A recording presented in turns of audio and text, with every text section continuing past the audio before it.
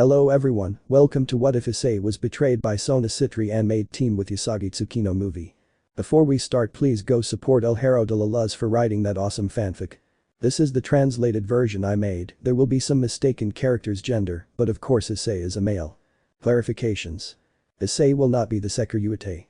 He does not belong to Ria's entourage, but to Sona's, but he will be exchanged for the current Sekiryuutei, Saji. He will be a good combat fighter and knows how to use magic, so combat challenges will be easy for him. Rias and the rest of her entourage will support him, since they do love him, but because of Sona they couldn't move forward. The challenges will be a mix of video games and anime. I will give clues about the next challenges. As in most of my stories, there will be a crossover with another anime regarding Issei's partners for these challenges.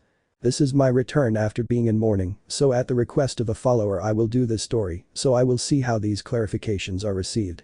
Prologue. A sad life in the challenges announced. Narrates. Hello, my name is Hyoudou Issei, I'm 16 years old, and I'm the pawn of the high-class devil who takes care of the city, Sona Sitri. Or rather, I was until recently. But to know what happened, let me tell you a little about myself. I'm in my second year of high school and currently studying at Kuoh Academy, which until recently was a girls-only academy, which I'm truly grateful for. As for me, well, what can I say? The truth is, I'm a bit of a pervert, but I manage to control myself when it comes to that, unlike the two older perverts in my class who, unfortunately, sit next to me. Luckily, I have the help of my classmates, Kadis and Murayama, to stay away from them, otherwise I'd be just like them. I do eki things, but in private. What can I say about my family? My parents aren't in the city much because of their jobs. My mother works as a programmer for a video game company and has to travel a lot to oversee release projects. My father, on the other hand, is a renowned manga artist, so time at home is limited, especially because his editor is in another city. The truth is, I've gotten used to not seeing them often. But if I do get to see them, and especially the two of them together, I make the most of it. But I'd better keep telling you what's been happening with my life. Halfway through the semester I was attacked by a fallen angel, her name was Rainer, who unfortunately fulfilled a goal and ended up killing me, something I didn't understand until she herself told me it was because of the magical power inside me and that I would be a hindrance to her plans. But that changed, as shortly after the attack, my savior and mistress, Sona Sitri, revived me using 8 pawns. Something that neither she nor I understood very well. At first everything was wonderful, I met the other demon who looked after the city, one of the most beautiful one-isamas that the city and the academy could offer, I mean Miss Ria's Gremory, who when she saw me next to Sona, for some reason became sad. I noticed it when she greeted me, but the truth is I didn't understand why. After that presentation, the fallen angels kidnapped a nun, who 2 days before her capture had helped. Her name is Asia Argento, a blonde girl who the first time I met her, was her buttocks and nice wide underwear, which caused a little blood to come out of my nose, but I managed to hide it. I remember that time I asked my master for help, but she flatly refused, which disappointed me, because I came to think that she was there to help, just as I help her with the contract she requests, but that was not the case. So I ended up asking Rias-sama and her peerage for help, which they did not hesitate to help me. Of course, this did not come for free since she asked me for a favor in return, which I accepted. After finishing rescuing Asia and after Rias revived her for her parody, things with my master Sona started to go wrong. I'll be honest, I loved Sona from the first moment I saw her. Joining her peer group and being part of the student council was the best thing that could have happened to me, especially when I saw how her other members approached me. Of course, I always respected them. I thought that the affection I showed my mistress was enough to make her fall in love with me since she treated me nicely. But everything went to hell when he arrived. Saji Genshiro, a new student who arrived at the academy, who is presumptuous and arrogant, especially for introducing himself to both groups as the current Sekiryuutei. That happened at the student council meeting, but the expressions he was looking for didn't quite come across, as Rias and her peers walked away without saying anything at the mere sight of him, something he didn't like, as I could see from his gaze. On the other hand, Sona was fascinated with him, inviting him to join the council, which I took as normal. I never thought it would change my life. Since I revived under Sona's command, I began my training in the use of my magic in my body, something that Rias noticed since she along with Akeno, her queen, would go see me at the academy field when I was training. Days after Saji's arrival, Rias went to Sona to ask her for a favor. Help with her forced engagement. I thought my mistress would cause a scandal or put up obstacles since she hadn't let me near her before, saying, everyone should be on their own. But that wasn't the case. She simply said yes, without objecting or reproaching me. For 10 days, Rias and I went to train for the game where it was decided whether or not she would marry a pedantic high-class devil named Razor. The truth is that I didn't get a good first impression of him since the day the game was agreed upon, he sent one of his pieces to attack me, but the girl was predictable, so I stopped his attack, but I'm getting off topic. During this time I trained with Kaneko Taojo, Ria's tower, and with her help, I reached a good level in terms of concentrating my power without losing too much energy when fighting. The 10 days passed and the game had been given, I along with Rias and Asia, managed to defeat Razor, who despite having a good ability in his regeneration, managed to defeat him and thus help my friend with her problem. After that, I headed to Sona's house, since she'd called me to come after the game was over, but I was surprised not to see her there as a witness that everything happened legally. I thought they'd have a surprise for me for winning, and boy, was I surprised but in a bad way. When I arrived at the house, I noticed it was open, so I entered quietly, but as I went deeper, an unpleasant smell reached me. As I stood in front of Sona's room, I saw her naked and on top of Saji, while the others were lying on the floor with silly smiles, sweaty and with traces of white liquid oozing from their private parts. Seeing this alone broke my heart, and even more so when I heard that they would trade me for him once he returned from the fight, since his parents had told him that having the Sekiryuutei was the best thing that had ever happened to him. I accidentally made a noise and they noticed I had arrived, to which they only gave me a mocking laugh, and Sona activated the punishment of demonic pieces on me, so that I would faint. When I woke up, I noticed I was in a different place, a castle to be exact. In front of me were Sona's parents, or so I assumed since the woman looked so much like her. My companions were also there, but they all looked at me with unfavorable eyes. In front of me was Sona being hugged by Saji, who only looked at me mockingly.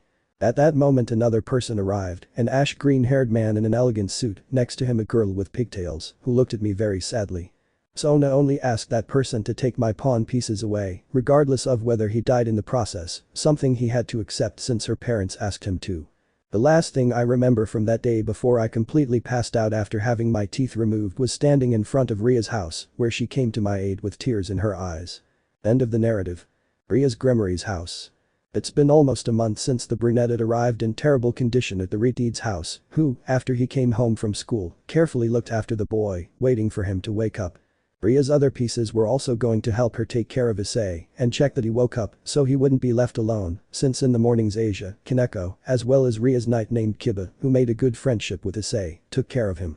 The day Issei arrived at the Retide's house, with that condition he knew that the demonic pieces were removed. It was a miracle that he was still alive, since most of the incarnated demons that go through that process end up dying. During the past month, several events took place, such as Gabriel's attack, which they managed to stop thanks to the help of one of Ria's brother's servants, and Saji was defeated at first by a spear of light. The alliance of the three factions was guaranteed after the Sekiryuutei had treacherously attacked their leader Azazel, and the day was saved by the three leaders, as Saji was once again defeated at first, something that did not go down well with the Retide. When the meeting ended, the boys returned to Ria's house to continue caring for Issei. But when they arrived home, they got a surprise. In the room where the chestnut tree was resting, they noticed that he was sitting with a blank stare. Rias. Issei, you finally woke up. Without thinking twice, the Retide ran to hug the boy, who still had a blank stare. He didn't reciprocate the hug because his mind seemed to be elsewhere. Issei. Rias. Rias. Issei, I'm glad you woke up. Issei. Rias, she changed me. The boy just started crying silently without moving from his position, while the girl just continued hugging him protectively and pressed him to her chest. Rias. I will always take care of you Issei, my precious friend Issei. The Retide just kept hugging the boy while looking at the sky with an expression of anguish upon seeing her secret love. The next day. After Issei had awakened and with Asia's help, he returned to school. Of course no one expected his return, since the student council president reported that Issei had changed cities, something that the principal did not believe, because before that Rias had arrived and told him that Issei was in terrible condition due to an accident in which he was involved.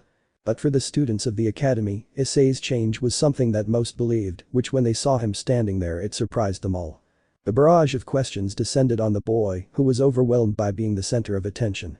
But thanks to Kiba's help, he made it through the day. In the afternoon he was called by Rias to offer him to be part of her party, which he accepted for having helped him in his healthcare, which unlike Sona, she waited for Issei to heal. Issei. I just ask that you give me permission to go home, I haven't been there for a month and it must be more than dirty. Rias. Don't worry, but please take care of yourself. The boy accepted and left the occult club heading home. On the way he continued with his thoughts about him because he was replaced by that idiot Saji, and more upon learning of the 2 battles he lost. At that moment he looked at the sky while still sunk in his thoughts. Issei. Why Sona-sama? The boy continued with that question in his mind until he saw a flash in the sky. Issei. What is that? The flash that was seen in the sky suddenly threw out 5 small rays of light in different directions, one of them looked as if it was going to fall on Kuoh, to be more exact. Issei. You must be joking, that's my home address. The boy ran towards his house and indeed, the ray of light fell into the small backyard of Issei's house, causing a hole in the garden. When he went to his backyard, the chestnut tree noticed the disaster that lightning had caused, destroying a small orchard that was there. Issei. Great, if I didn't die from the extraction of pieces, I will die at the hands of my father for not taking care of his garden. The boy approached and saw that there was a device on the ground in the hole. As he approached it he scanned it. Device. Participant recognized, codename Player 1. Issei was surprised by that, but the device quickly attached itself to his arm and transformed into a bracelet. Issei. What the hell is this, get off the damn thing. The brunette waved his hand desperately as he tried to remove the device, but out of nowhere a hologram appeared not only on his wrist, but in the sky itself. Greetings human race of this planet, my name is of no importance to us, but we have come here because we have accepted your challenge. People in every city watched this closely, as the theory of life in space was being presented to them. But at the United Nations, where they were also watching the broadcast, they were impressed by what he said. Note. I will put all the ambassadors' dialogues in Spanish since I am too lazy to translate it. US Ambassador. What do you mean, challenge?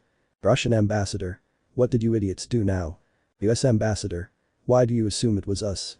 Chinese Ambassador. It must be because you start most of the wars. US Ambassador. There are some. Mexican Ambassador. Calm down and let's keep looking at this. The projection showed a small probe with a disc stored in it. US Ambassador. That device. Spanish Ambassador. Tell us, man, do you know that thing? US Ambassador.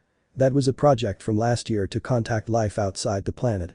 We thought we'd send samples of the planet's cultures with Japanese video games and anime. Chilean Ambassador. So these idiots think that. South African Ambassador. We declare war or fight. We saw your declaration of war through this video and we accepted the challenge. The images showed various war video game videos and scenes from famous anime, including Dragon Ball and Naruto, to name a few. But we have noticed that your race is far inferior to ours in terms of power and weapons, so to make this competition more interesting, we have sent 4 devices to your planet, where the players have already been selected to represent their planet and play this game. At that moment a song began to play, along with it the image of the chestnut tree and 3 other boys appeared, beneath the images a legend was written. Player 1. Player 2. Player 3. Player 4. They are your warriors, now the thing is simple, there will be several games, and they only have 3 lives, if they win we leave without saying anything, but if they lose we will keep their planet. Everyone was terrified by this fact, but the factions were alarmed by one thing. One of those players was Sona Sitri's former pawn. One more thing, both worlds will be participating in this, so hiding won't work at all. We know everything this planet has to offer. The game starts in 2 days, players, stay alert for the clues your device will give you and don't have a quick game over. Without saying anything else the image disappeared into the sky and into the chestnut tree's device. Issei. What have I gotten myself into? It was the only thing he said as he fell to his knees, his breathing labored, and at that moment his device glowed and a message icon appeared on the screen, which he opened. Device. A dangerous race is coming, losing is not an option, one item makes the difference between winning or losing. After that some coordinates appeared and the 4-piece symbol appeared. The chestnut just stared at the device and then looked at the sky. Issei. How annoying. The boy didn't know, but the power to keep his planet safe had come into his hands. This was just the beginning of a new war. In a deplorable castle, 2 silhouettes were seen, who were only looking at a crystal ball. This is interesting. Are we continuing with the attack on the factions? No, we'll see how this goes since that guy said both worlds, tell our allies to stay alert. Understood. One of the figures retreated while the other took a glass that was nearby and drank the liquid inside. Chapter 1. Let's get the team together, meeting and the rules. United Nations. We found ourselves at the UN headquarters where the chaos was evident as not long ago they had received a threat from a being from outer space. What they thought was a peace treaty ended up being a declaration of war between the 2 worlds. US Ambassador. We need to immediately find the participants that this guy chose. Mexican Ambassador. I understand, but there are millions of us on this planet, it's like looking for a needle in a haystack. Russian Ambassador. Unless we have a filter to distinguish needles from common straws. US Ambassador. That's right, the program we developed in secret, the Eye of God. At that moment the door opened, letting in several people, all of whom had the CIA symbol on their backs. Agent 1. Sir, this is the Eye of God, ready and operational to find the players. One of the agents took a suitcase and connected it to the UN screen. He looked like a typical computer nerd who began entering various commands into a program that appeared on the screen. Technician. Okay, everything is ready, let's start the God's Eye program. With that, the device activated on the room's main screen. Multiple images began to be displayed remotely. People walking, drinking coffee, strolling with children on the street, or celebrating with family in a family restaurant. At that moment, a photograph of the chestnut tree appeared on the screen, followed by a live image of its location, or the last known location, seconds later. Argentine ambassador. Sorry, but could you tell me what's going on? Agent. I'd be happy to explain. The program you see on the screen, which we call the Eye of God, works as follows. Using security cameras, cell phones, or any other device that can take a photo and is connected to the internet, we can connect to it to locate a person. In that case, with the images of the participants shown to us, we can find them quickly. The screen began to show various geographical points until it finished displaying all the boys' information. Objective number 1. Located. Name. Hyoudou Issei. Location. Kuoh, Japan. Last place where he was seen. 3rd district of the city. Israeli ambassador. Why didn't they mention this program? You know how much effort we would have saved in tracking down the terrorists attacking the holy city. Agent 1. In fact, Mr. Ambassador, this program is just starting to take effect, but we can't just abandon it because if it falls into enemy or terrorist hands, it would be detrimental to everyone. Technician. Sir, we have found the other 3 players.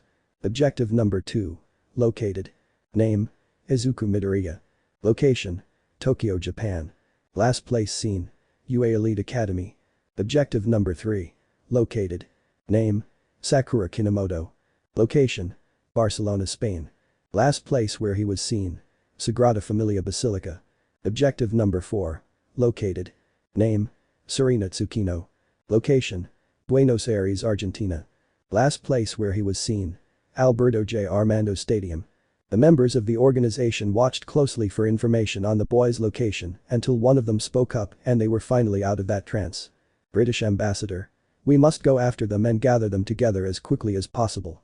The first test is in 2 days and we must decipher the message they received. Ambassador of Japan.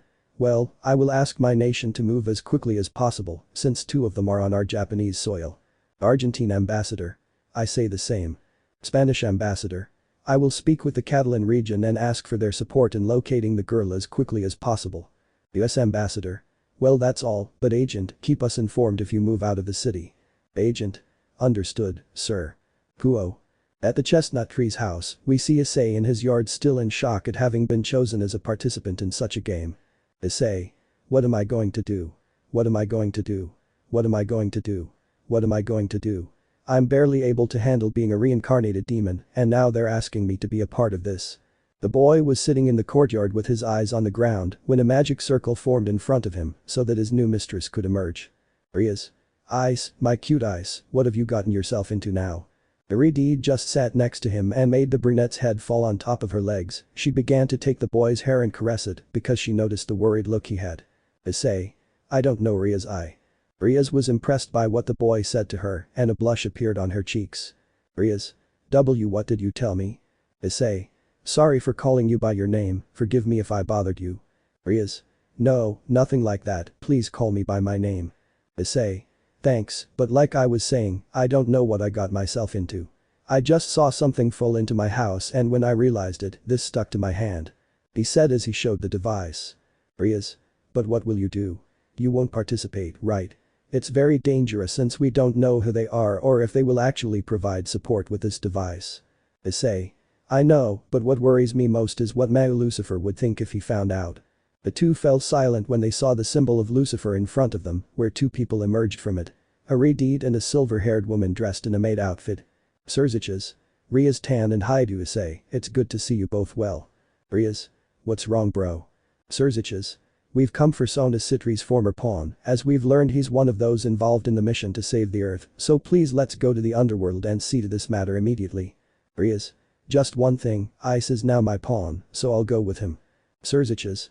Okay, let's go quickly, the leaders of the underworld houses and the leaders of the factions are waiting for us. The 2 boys nodded and stood up from where they were comfortable to go with the newcomers and leave the place quickly. Within minutes, several patrol cars were in front of the chestnut tree's house, where a girl in a suit was getting out of one of the trucks waiting for the boy to open it. After knocking a few times and noticing that it wasn't there, he picked up his phone and made a call. "Officer. Sergeant, we're in front of the boy's house, but it seems like there's no one there." "Sergeant. Okay, come back later. Now go to Tokyo and pick up the other boy. Wait until tomorrow to go for him because we know he's going to the Elite UA Academy." "Agent. Understood." Saying this, the trucks that were in front of Issei's house, as soon as they arrived, left quickly. Underworld. In Sirzechs' castle, a meeting was held quickly, where the leaders of the demonic houses looked seriously at the boy. As for Michael and Azazel, they looked at him calmly, as it was the first time they had seen him. Councilman 1. Okay, let's get started on determining the involvement of Sona's former laborer. Sirzechs. Sorry to interrupt, but I'm informed that you are now my sister's pawn. This statement caused the entire demonic council to quickly gather together. While that was happening, Lord Sitri looked seriously at Issei, next to him were Sona and Saji, who looked at the boy with superior eyes. On the other hand, Lord Phoenix gave the boy a curious look, since not long ago he was responsible for defeating his third son, who a few days later had a sudden change in his attitude and announced that he was marrying his queen. The other leaders were just waiting for the council to speak, since they had called the meeting. Councilman 1. Well, with this statement from the Mau, the matter of this meeting changes. Lord Phoenix. Excuse me, but what was the topic before? Councilman 2. Well, we had the information that that boy no longer belonged to the demonic faction and we had summoned him to erase his memory. Lord Gremory. For what purpose? Councilman 1. The purpose of not involving the supernatural world in this issue. Everyone was surprised by what was said. It seemed to be the first time the council itself had shown concern about something. Councilman 1. But since the issue still belongs to our faction, we must protect him and not allow him to participate in this. A bucket of cold water fell upon them upon hearing this. They were thinking of leaving the human world without one of their warriors to protect it. At that, one of the leaders of one of the demonic houses rose from his seat. Lord Agares. Excuse me for saying this, but your idea is nonsense. This comment clearly didn't please the council members, who took a dim view of it. Councillor 4. Explain why. Lord Agares just looked at his daughter and gave her a signal, which she understood and took a small robot out of her bag. The device only showed an image, which was the message that the challenger had given. Lord Agares. I want you to pay attention to this part of the message. One more thing, both worlds will be participating in this, so hiding won't work at all. We know everything this planet has to offer. The game starts in 2 days, players, stay alert for the clues your device will give you and don't have a quick game over. By returning their attention to what the image said, everyone present truly understood the message. Lord Agares. As you heard right, both worlds say. Azazel. So sooner or later, the human world will know of our existence through this challenge. Michael. This can't happen, we have to do something. Sirzechs. From what I see, we'll have no escape since this guy doesn't care about anything, especially when he says we shouldn't hide. Serafal. But what will we do then? At that Sona raised her hand to ask to speak. Sona. If I may suggest, we have the Sekiryuutei on our side and it's more than obvious that we can win. Serafal. You speak of that useless dragon that was defeated quickly and humiliatingly. Saji just glared at the Mau, who, sensing that, gave him another look of even greater anger, causing him to step back. Azazel. It's true, we were present that this boy despite having a celestial dragon was defeated quickly. I think we leave this boy as player 1 for this challenge. Councilman 1. Okay, the reincarnated demon Hyoudou Issei will be under the protection of the 3 factions. Issei. Excuse me, can I say something? Everyone looked at the brown-haired man and gave him the floor to speak at the meeting. Issei. I suggest that we talk to the humans and put the 4 players under the protection of everyone. Sooner or later the existence of this world will be known, and I think it is better to do it at once before they discover us in the worst way. Michael. We'll see about that later, first we must focus on the first challenge that came to you. Will please tell us what the message says. Issei. It's simple, the Mario Kart game, I don't know which version yet, but I have to think about all the possible scenarios that can appear. Azazel. Do you need anything from us? Issei. Not to take advantage of your help, but I'll need you to provide me with all the titles for this game. Honestly, I'm not as good with games as you think. Rias. That's not true, I've seen you sitting in front of your computer playing that dating game and… The boy quickly covered Ria's mouth, who was blushing immensely. Issei. Please don't say that. No one understood what the Redeed said, except for the leader of the fallen angels, who just raised his thumb in support. Sirzechs. Well, leaving that aside, don't worry if you need our help, just tell us. Azazel. For my part, I will give you my universal console, which is capable of reading any video game. Councilman 1. Well, that's all for now. Everyone left the room towards their homes, but both Sona and the Sitri family, except for the Male Leviathan, looked at Issei with a bit of contempt. Buenos Aires. In one of the main squares we see a girl with blonde hair and blue eyes, who was crying loudly. This was Serena, player number 4. Serena. Damn day, first Darien cheated on me with the one I thought was my best friend, and to top it all off I saw them leaving a hotel, and now I find myself involved in this whole thing. She said it to herself, remembering that scene, where she only saw them leave the hotel and kiss at the entrance of the building. The couple only felt a glance and noticed the blonde standing near them with tears in her eyes. Her boyfriend froze when he saw her, while her friend looked down, and tears began to flow from her eyes. The blonde just ran away from the place without paying attention to the boy's screams calling her name. The girl continued crying in the square remembering this, until she noticed that she was surrounded by men with firearms and dressed in army uniforms. The girl got scared and quickly got up with the intention of getting out of there, but she was already being surrounded, so her movements to escape were null. At that moment, a person wearing a CIA jacket approached her. CIA agent. Miss Serena, please accompany us to where player 1 is. It is of the utmost importance that the 4 players gather quickly. The girl thought about it, it was necessary to be part of this, the truth was she didn't want to, but when she noticed how her boyfriend was running in the distance in the direction where she was, she gave her answer. Serena. I'm going with you. The girl and the agent quickly got into the truck and headed towards the city's airport. Barcelona. In the Catalan city, we see a girl and an older young man, both of whom share the same hair color, walking home. Sakura. Brother Tuya. Tuya. What happened, monster? Sakura. Stop telling me that, but seriously, do you think this device thing is real? Tuya. I don't know, Sakura, that's why I told you not to take it. Tell me who in their right mind takes something that mysteriously fell from the sky. Sakura. Forgive me if first my relationship with Sharon ended and that left me still with my head in the clouds. Tuya. I know, but it's good that the kid left. I knew he wasn't trustworthy, what's with that? In the end it was only admiration I felt for you. Sakura. Let's forget about that. Let's go to the store. I'm craving something oriental. Tuya. Ha ha ha ha ha. Sakura. Did I say something funny? Tuya. No, it's just that we could have taken you out of Japan, but we'll never take Japan out of you. They both continued walking until they were surrounded by several patrol cars, this alerted the boy. Sakura. What's wrong? Tuya. I don't know, but this gives me a bad feeling. Just like with Serena, a person wearing a CIA jacket appeared in front of them. CIA agent. Sakura Kinomoto. Sakura. Yes. CIA agent. You must accompany us to Japan, since you are selected as one of the players, we must gather them all, and Japan was selected as the headquarters for this. Sakura understood what he said, to which she looked at her brother and he just gave her a confident smile. Sakura. Understood, I'll go with you. Sakura said goodbye to her brother with a hug and quickly got into the truck, he just raised his hand in a farewell sign. Tuya. Goodbye Sakura, please take care. The boy watched as his sister, after being chosen for something big, walked away from him. The next day. It was a new day for the brown-haired boy who was waking up in his room, next to him and with his permission, was Rias asleep in revealing pajamas. According to her, she told Issei that she had recently acquired a rare disease, that if she didn't sleep with him she could die, and even when he was in a coma, she slept with him, and she did it to cure him. Issei got out of bed and looked at Rias, who only gave him a calm smile.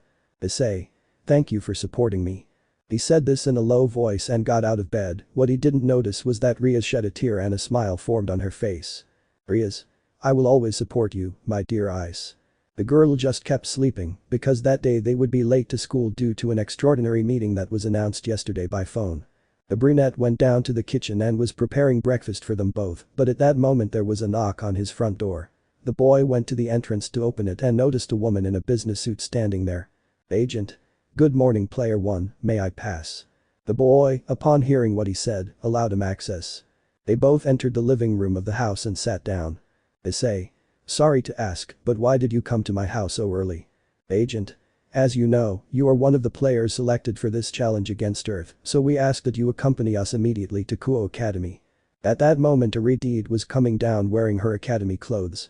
Rias. Issei, who is it? Issei. Rias, it seems the Japanese government has already come for me. The girl quickly went down to the living room only to see the agent sitting calmly in the living room. Agent. I see that everyone saw the message, well, miss, if you would like to join us, all the players will be gathered at the academy in the city. Rias was impressed by this, as her academy seemed to be a meeting point for everything. Rias. Okay, let's go, Issei. Tokyo. On the streets of Tokyo we see a green-haired girl deep in thought. Izuku. Why? With so many people, it should have been me. The boy was arriving at the academy when he noticed everyone's gaze, a look of concern. Izuku. Great, now I'm the center of attention, what else can happen to me? Without thinking, she ran out to take another route and get to her classroom quickly. At that moment, she turned a corner of the building and saw a scene that would break her heart. It was his girlfriend and his classmate who was holding the girl by the hands and was close to her face. So what do you say, Uraraka? Leave that bastard Deku and come with me, a real man. Uraraka. I already told you, Bakugo, that I. At that moment the boy just stole a kiss from the girl, who tried to quickly push him away, but they only heard a backpack fall to the floor. Noticing this, the Ashen-haired boy looked at the green-haired girl and gave her a mocking smile, while the brunette began to tear up. Uraraka. Izuku, this isn't what you think, this idiot forced me to kiss him and… Izuku. Sorry for interrupting you, I'll see you later, Bakugo. Uraraka. The boy just ran away with tears in his eyes. Applause. A loud bang was heard, which was caused by a slap that the brunette gave to the Ashen-haired boy, who was on the ground. Uraraka. You're a damn idiot, I told you that I only love Izuku and because of you he'll think I'm cheating on him. Bakugo.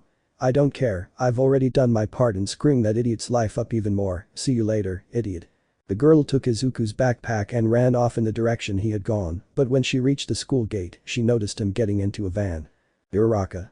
What's going on? Don't you remember what happened yesterday? The brunette was approached by a girl with jet black hair and a great body. Uraraka. Yesterday? Tell me, Momo, what's up? Momo? You weren't with Midoriya yesterday. Uraraka. Yes, we went for a walk in the park and to get some ice cream, after that he dropped me off at Sayu's house, because we had to do a project. Momo. Well, I don't know at what point after their date it happened, but Izuku was involved in something huge, what seems to be is that he is one of the warriors to stop the aliens who want to invade us. Uraraka. Aliens. Momo. Seriously, where have you put your head from yesterday to today? Uraraka. Well, in the Cement Professor project, it was difficult, we say, to isolate as much noise as possible for the project. At that moment another girl with green hair approached them both. Sayu.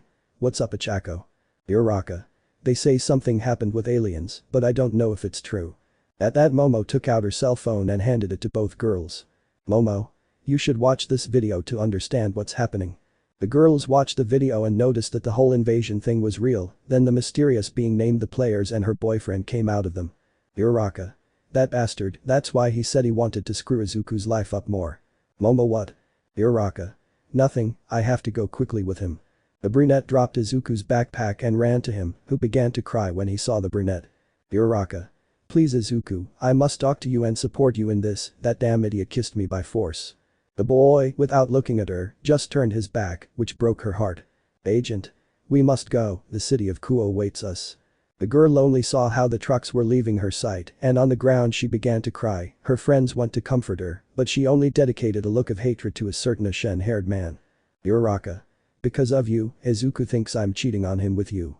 Everyone looked at the boy in a bad way, who just turned around and went back to the academy. The others stayed with Uraraka, who explained to them what was happening and how she was tricked into seeing Bakugo, since she knew about the alternate path that the green-haired man took when he wanted to spend a quiet moment. Kuoh Academy. At the academy, or more precisely in the school auditorium, a screen was raised to show the UN. In front of the screen, the three players were already more than ready. Issei, without noticing, looked at both girls, but Sakura made a silly face when she saw her completely. She noticed the look and gave him a smile, causing the brunette to look away. Behind them were the CIA agents. Agent 1. We are informed that player 3 has arrived. The door opened and showed a green-haired man who was clearly crying as his eyes were red and there were tear marks running down his cheeks. Agent 2. Well, the players are gathered.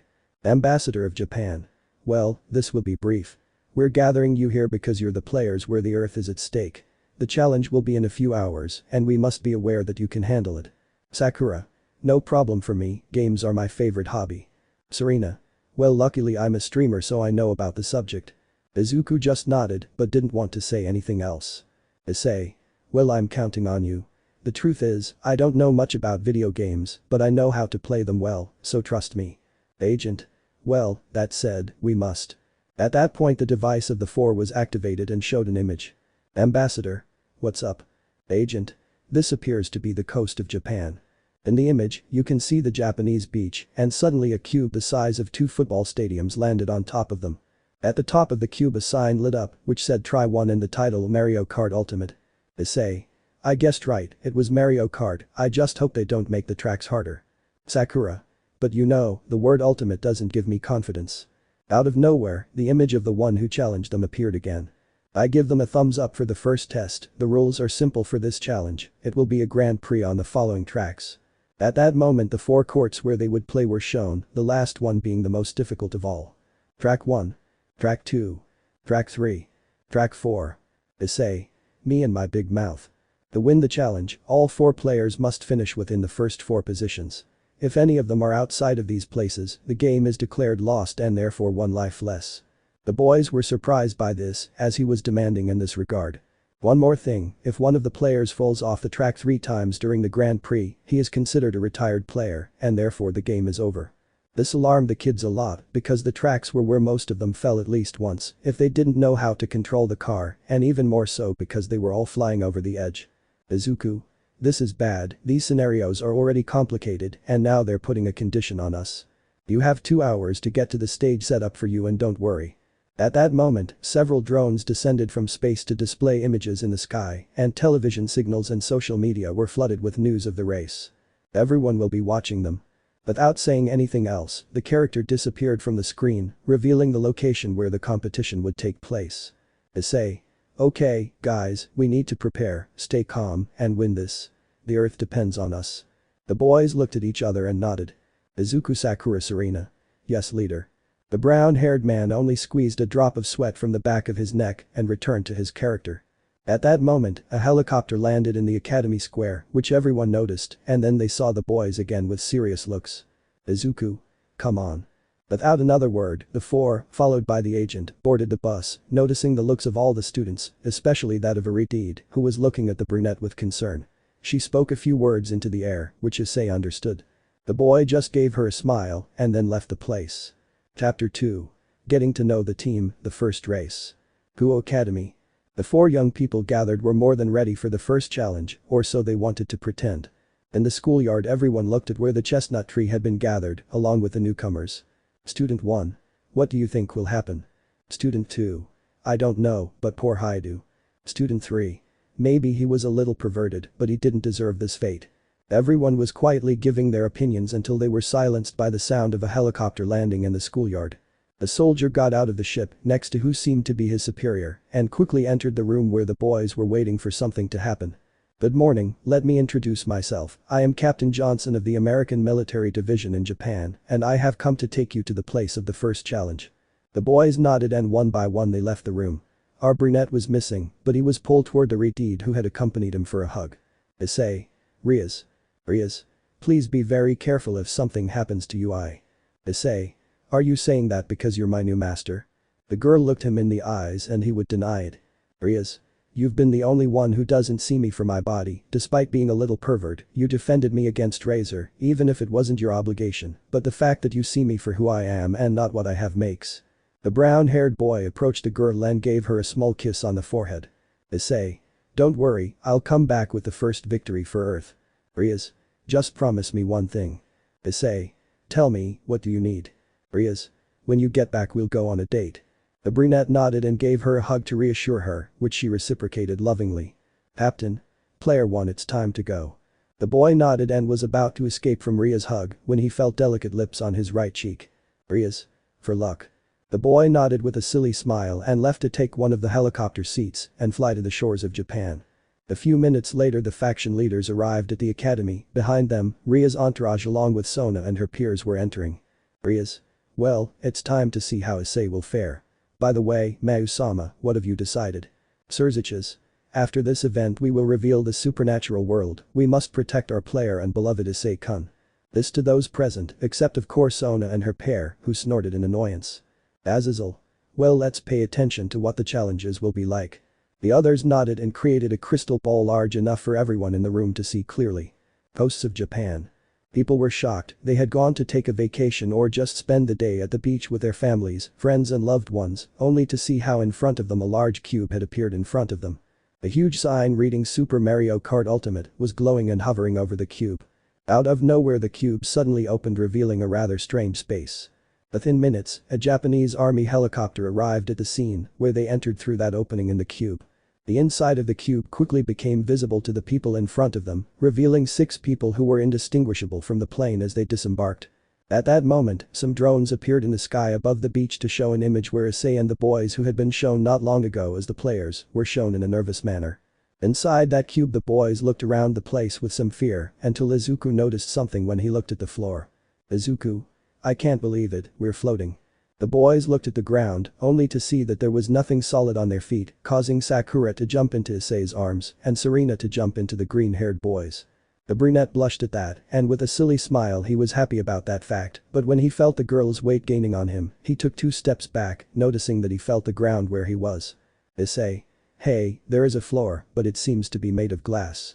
The girls calmed down upon hearing this, but quickly blushed when they saw that they were in the arms of the 2 boys, who immediately got down to stand next to the army captain who accompanied them. Captain? Okay, gentlemen, we must wait for the invaders to begin their challenge, so please focus and try to relax. The boys nodded and gathered in a group, and in that space a couple of armchairs had appeared. They looked quite comfortable, so they decided to sit down. Issei. Well, I think it's the best time to get to know each other. If we're going to be a team we must work as such. Serena. Sounds good to me. Issei. Okay, let's start with you. The brunette turned to look at a brunette who was still blushing and not paying attention to what they were saying. Issei. Excuse me. The brunette went to her to move her gently so that she would pay attention to him, causing the girl to return to reality. Seeing the brunette in front of her, she blushed again. Sakura. Sorry, what were you saying? Issei. Please introduce yourself to the others. Sakura. Yeah, sorry, my name is Kinomoto Sakura, I'm 15 years old and I'm from here in Japan, but these last 2 years I lived in Barcelona because of my father's job. Serena. Seriously, that is a beautiful city. Issei. Okay, now it's your turn. Serena. My name is Tsukino Serena, I'm 16 years old and I'm from Buenos Aires. I'm also originally from Japan, until recently I had a quiet life, but… At that, the girl lowered her head and began to tear up a little. Izuku noticed this and quickly handed her a handkerchief. Serena. Thank you. Izuku. Don't worry, I know what you're going through. The girl would just look at him, and even with the sadness she gave him a small smile, which he reciprocated. Serena. Sorry about that, as I said in my country I'm a somewhat well-known streamer, so if you have any questions about a game I'll answer them. Issei. Thanks for the help, well Bush it's your turn. Izuku. Hey, I'm not a Bush. Issei. He's sorry, but it's to break the ice between us. The green-eyed boy would only give a half-closed look at that comment, but he would let it go. Izuku. Well my name is Midoriya Izuku, I'm 15, I'm from Tokyo, and I study at the Elite UA Academy. I'm also a bit of a geek when it comes to games, and well, I'm not going through my best moment in my love life. The green-haired man simply looked down as he clenched his fist in anger, something the brunette noticed. He had clenched it when he had discovered Sona, and the others were similar to that idiot. Issei. I see, tell me it was someone important. Izuku. My girlfriend and my ex-childhood friend. Issei. Well you'll think about that later, now my name is Hyoudou Issei, I'm 16 years old and I'm from the city of Kuoh. I'm not very attached to video games, but that doesn't mean I should give up. Sakura. And tell me, do you have a girlfriend? Everyone turned to look at her in surprise at that question. Sakura. What? It's so we can get to know each other better. Issei. Well, that issue is somewhat complicated at the moment and… Before he could finish in the room, his devices activated, showing the being who had issued the challenge to humanity. Okay, players, the wait time is over. Now please choose the vehicle you'll be racing in today. The event is currently playing on your devices. Indeed, a small holographic screen emerged from the children's watches and displayed the title of the challenge. When they touched it, the participate icon appeared on all 4 of them and they were then given access to their vehicle selection. You have 5 minutes to choose your vehicle wisely. Once you've chosen it, you can't change it. When you're done, you'll head to the room's exit where your rivals are waiting. The boys just looked at the end of the room where there was a small light, strange for the place where it was since the cube was transparent. Participants would be looking through the large number of vehicles offered by the latest games in the franchise. Issei. Well I think I'll go for the only vehicle I know I can drive properly and I'll put Link's wing on it. Serena. Well, I'll choose the next combination. Sakura. I will do something similar but with the Yoshi cycle. Izuku. I'll go for something more conventional. As they finished choosing the vehicles and hitting start on the screen, small lights appeared from the device. The first one went towards the room where they had to go, while the second surrounded them, changing their clothes into sports clothes for motorcycle racing. It must be said that the girls' outfits outlined their bodies well, causing Izuku to blush and Issei to make a silly, slightly perverted face. The boys started walking towards the room, but Serena was curious about one thing. "Serena. Tell me Hyoudou-san, why?" Issei, tell me by my name, I'm not really a fan of manners, and that way we can get along better." "Sakura. I can call you that too." Issei. "Yes, no problem at all. Sorry to interrupt you, Suki." Serena. "Just call me by my name." Sakura. "Me too." Izuku. "It's no problem for me, besides we'll be a team, right?" Issei. "That's true, you really wanted to ask me." Serena. "So, why did you choose that particular bike?" Issei. "Well, I played up to the YE title, and the truth is that I felt very comfortable with that bike. Also when I came to play the 8 Deluxe, I couldn't find anything similar to it, only Link's bike, but for this type of competition, I decided to go for something that I know I can handle." Serena. "I see, but be careful with that one, if you don't know how to handle it, it will be unstable." Issei. "I know, thanks for your concern." The four continued walking until they reached that room, noticing a huge empty space where the beach and the sea were visible. Suddenly, the place went dark. How was that possible, the boys wondered. "Wow, so those are our rivals, they're not that great." Bruue. "With members of the Kuoh army it will be easy to win this." "Ha ha ha. Wario. We'll finish this race, right guys?" The yellow mustachioed man turned to see where there were 4 other characters who were laughing in a sinister way. The boys were impressed because in front of them were the main enemies of the Mario Bros. Saga. Serena. "It can't be, we'll compete against Bowser, Bosi, Wario, Waluigi, King Boo, Donkey Kong, a Koopa and Bositos." The 8 characters looked at them defiantly, then the screen showed up to make things worse. Issei. "This is not true." What worried the boy? Easy, the Team Grand Prix title was displayed on the screen. In the outside world. At UA Academy, the green-haired boys' classmates were worried because their friend and classmate had been taken away from school. A dark-haired boy with glasses and a full-bodied girl with jet black hair looked at the group with sad and angry expressions. "How do you think this Midoriya is?" Yaoi Rozu-san. "I don't know Iida-san, the truth is I'm very worried about him being a participant in this competition." Iida. "You're Raka-san, you know something about this?" The boy asked a plump-cheeked brunette whose gaze was lost in thought. Not long ago, her boyfriend had seen her forced to kiss an Ashen-haired idiot. Remembering his sad look and then the way he turned his back on her when he spoke to her made the girl feel the worst. Iida. "You're Raka-san." "You're Raka. I'm sorry Iida-san, but I don't know what happened, as I told you yesterday I went with Tsuyu to finish the cement class project sensei, so I'm not aware of everything." Iida. "I understand and you Bakugo-san, you know something." "Don't ask that idiot anything, Iida." The boy with two-tone hair approached him. According to rumors, he dyed his hair when he entered the academy in protest against his father, who was trying to set him up with a certain black-haired girl, but he already had a girl by his side. Iida. "Why do you say that, Todoroki-san?" Todoroki. "You didn't find out what this idiot did. First Midoriya is forced to participate in this game, and now he has to deal with the thought of his girlfriend cheating on him with this guy." Iida. "Is it true what they say Bakugo-san?" The aforementioned didn't say anything, he just stood up and left the classroom with the accusatory looks they gave him, especially a certain brunette who only looked with hatred. Across the room, a door opened to reveal a well-looking blonde man with an American-style tan. He was holding several sheets of paper in his hands, but his eyes showed that he had been crying a little, which the students noticed. Iida. "Everyone greet Professor Toshinori." The boys greeted them, but their spirits were clearly low. Toshinori. "Okay, let's start classes and open your electronic document on your tablets and." Uraraka. "Please, Toshinori-sensei, I couldn't say what happened to Izuku-kun." The blonde just sat in the teacher's chair and exhaled with great discouragement. Toshinori. "All I know is that he's about to start that fight." Iida. "But he hasn't heard anything else." Toshinori. "I'll tell you, as an adoptive father, I was pretty scared when I got here yesterday because of that device, and even more so when we found out what he'd gotten himself into. We just hope this ends as quickly as possible and." Out of nowhere, on the classroom's electronic screen, the lesson the blonde man was about to teach disappeared, now showing the logo of the course he was about to start. At the same time, the title and a short induction song for the upcoming event were displayed in cities around the world. But the factions. They were all attentive to what was coming as they gathered in the occult club room. They watched intently as the song played and the images of the tracks they were about to explore were shown. Without removing the images, the sound of the song lowered to reveal the voice of that being whose identity was still unknown.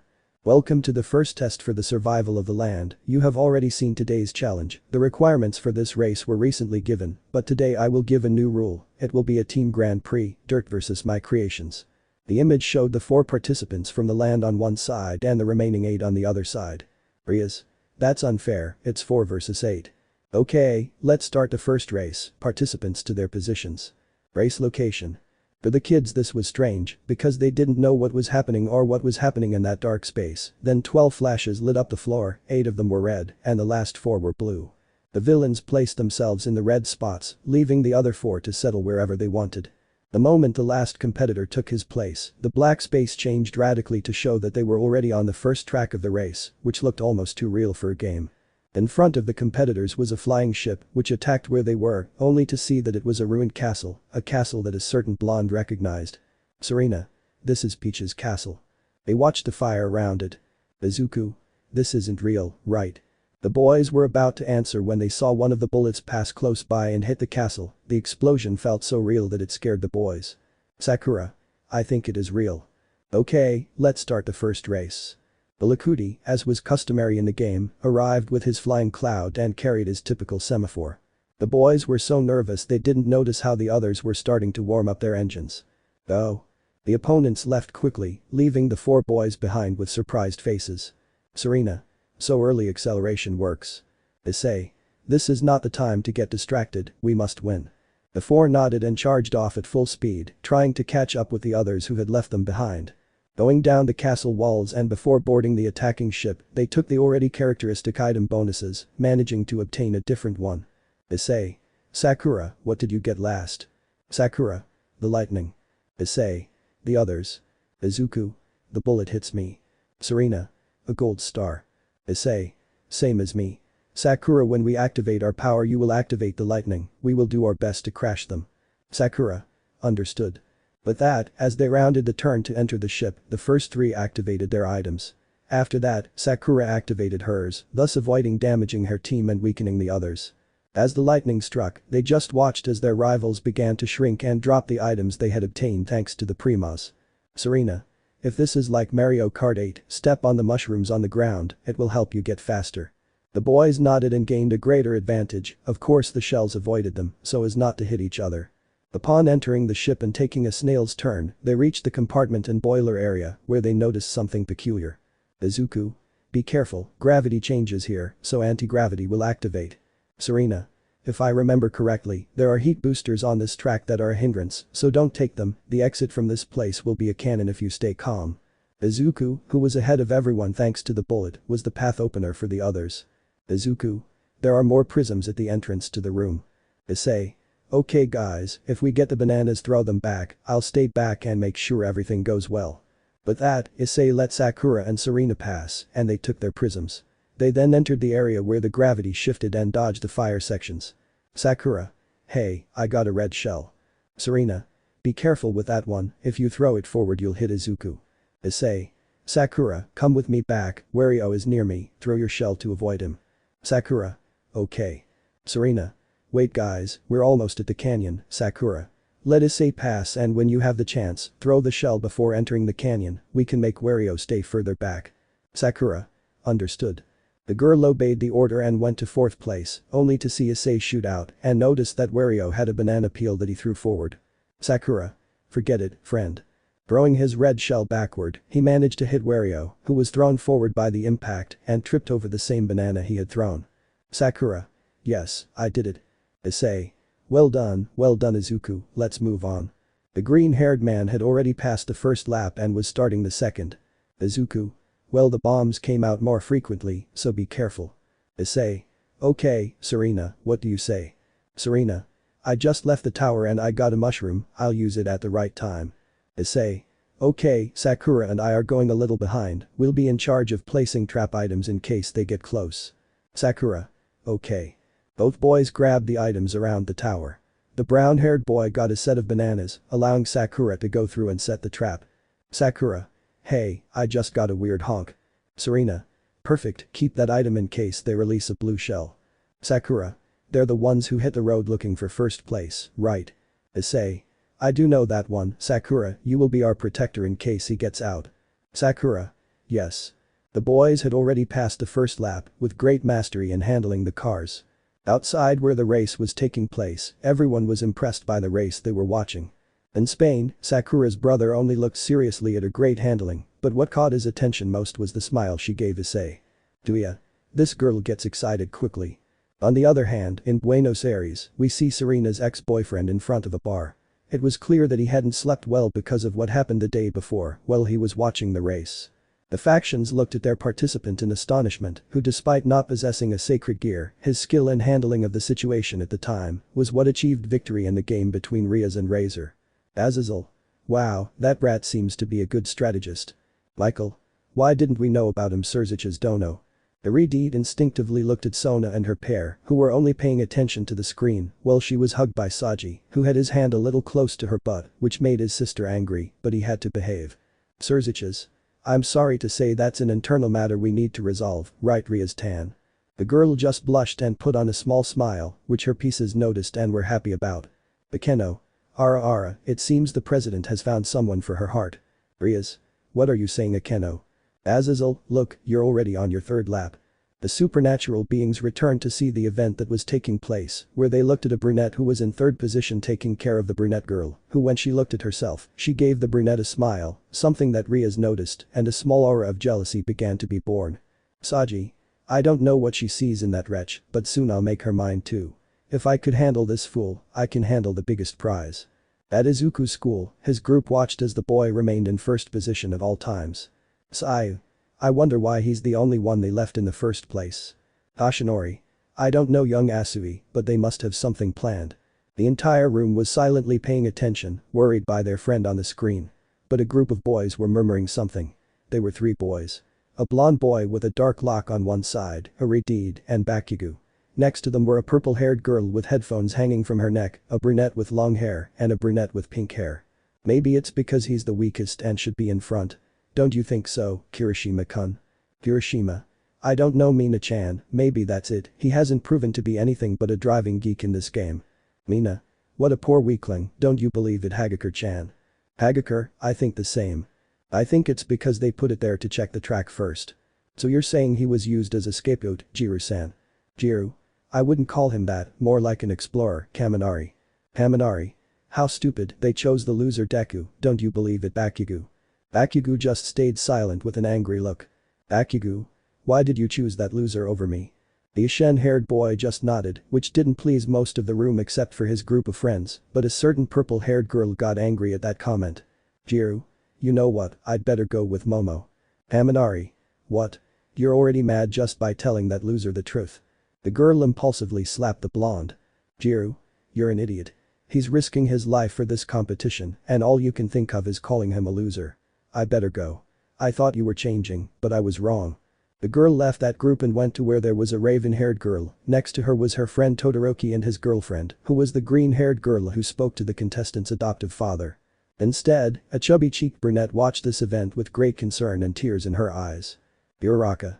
Please Izuku-kun, be very careful. I need to clarify everything that happened. Back to the race.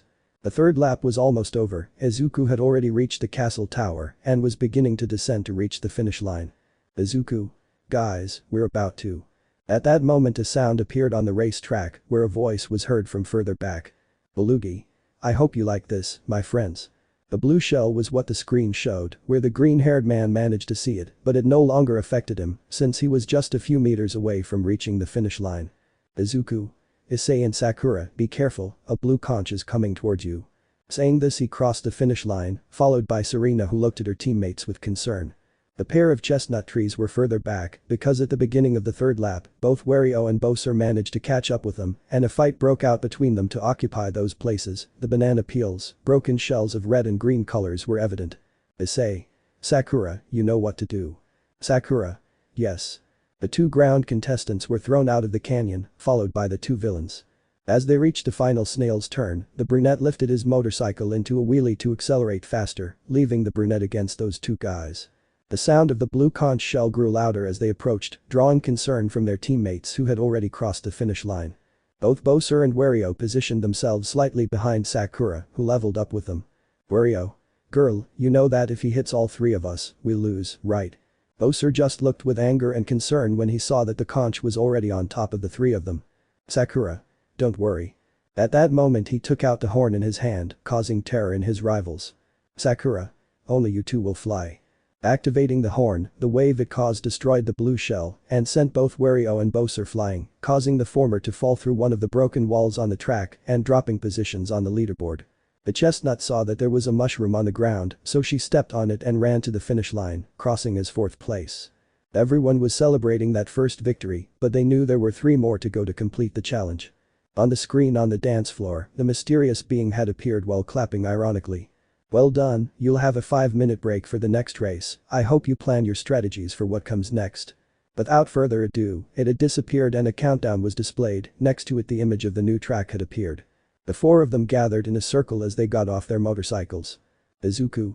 Okay, now how do we do it? Issei. We'll continue with the next thing. What's in store for the home team for the rest of the competitions? A little clarification with this story. As you know, I like to respect the essence of a universe when I write my stories, and in this case the harem is what abounds here, sooner or later my 2 male protagonists will have one. That's how Broccolito will make more than one girl fall in love, as in the same case of the Lost Hero, but respecting the original harem and Issei canon, of course if he managed to put everything in, anything can happen. As you know, in chapter 1, there is a misunderstanding, but I put it in to give more argument to the story. But don't worry, their harem is almost defined, why? Well, at some point in the story, in Izuku's case, he will be part of the supernatural world. Don't ask me. I want the story to develop. Without more to say, or well, unless you want to meet the harem of both, I would only show you a small part of it. Without more to say, the hero of light says goodbye and we'll see you at the master of the 4 elements. Issei and Izuku's harem, incomplete. How's it going, my dear readers? Today I bring you both Issei's and Izuku's harems. Why do I say incomplete? It's simple, as the story progress, girls from the games or other anime may appear, depending on what I say. So here I bring you the first part of Issei's harem, I will put Izuku's on the side. Let's put on some background music to see these beauties. Rias Gremory. Akeno Himejima. Asia Silver. Hineko Taojo. Zenobia 4th. Irina Shidu. Roswis. Hiroka. Sakura. Now I show you Izuku's harem, as I said in Issei's harem it is also incomplete for the same reason. Ichako Uraraka, keep calm, everything will be clarified later. Momoyoi Rozu. Ulisa Shield. Hayaka Jiru. Nijire Hado. Hendo Itsuka. Utakeyama, further story. Serena Tsukino. Now they will ask, author, why are you so active? Well, don't say it, but they're a little more relaxed in the office, and that allows me to write more. So enjoy my content. See you in the next chapter of this story. Chapter 3. The First Victory. Race location. The 4 boys who were competing for the land were resting in the room that had been designated for them. In front of them was a screen showing the current positions of the contestants. Issei. Wow, this race went well. I commented as the knitting table came into view. Izuku. 15 points. Serena. 12 points. Issei.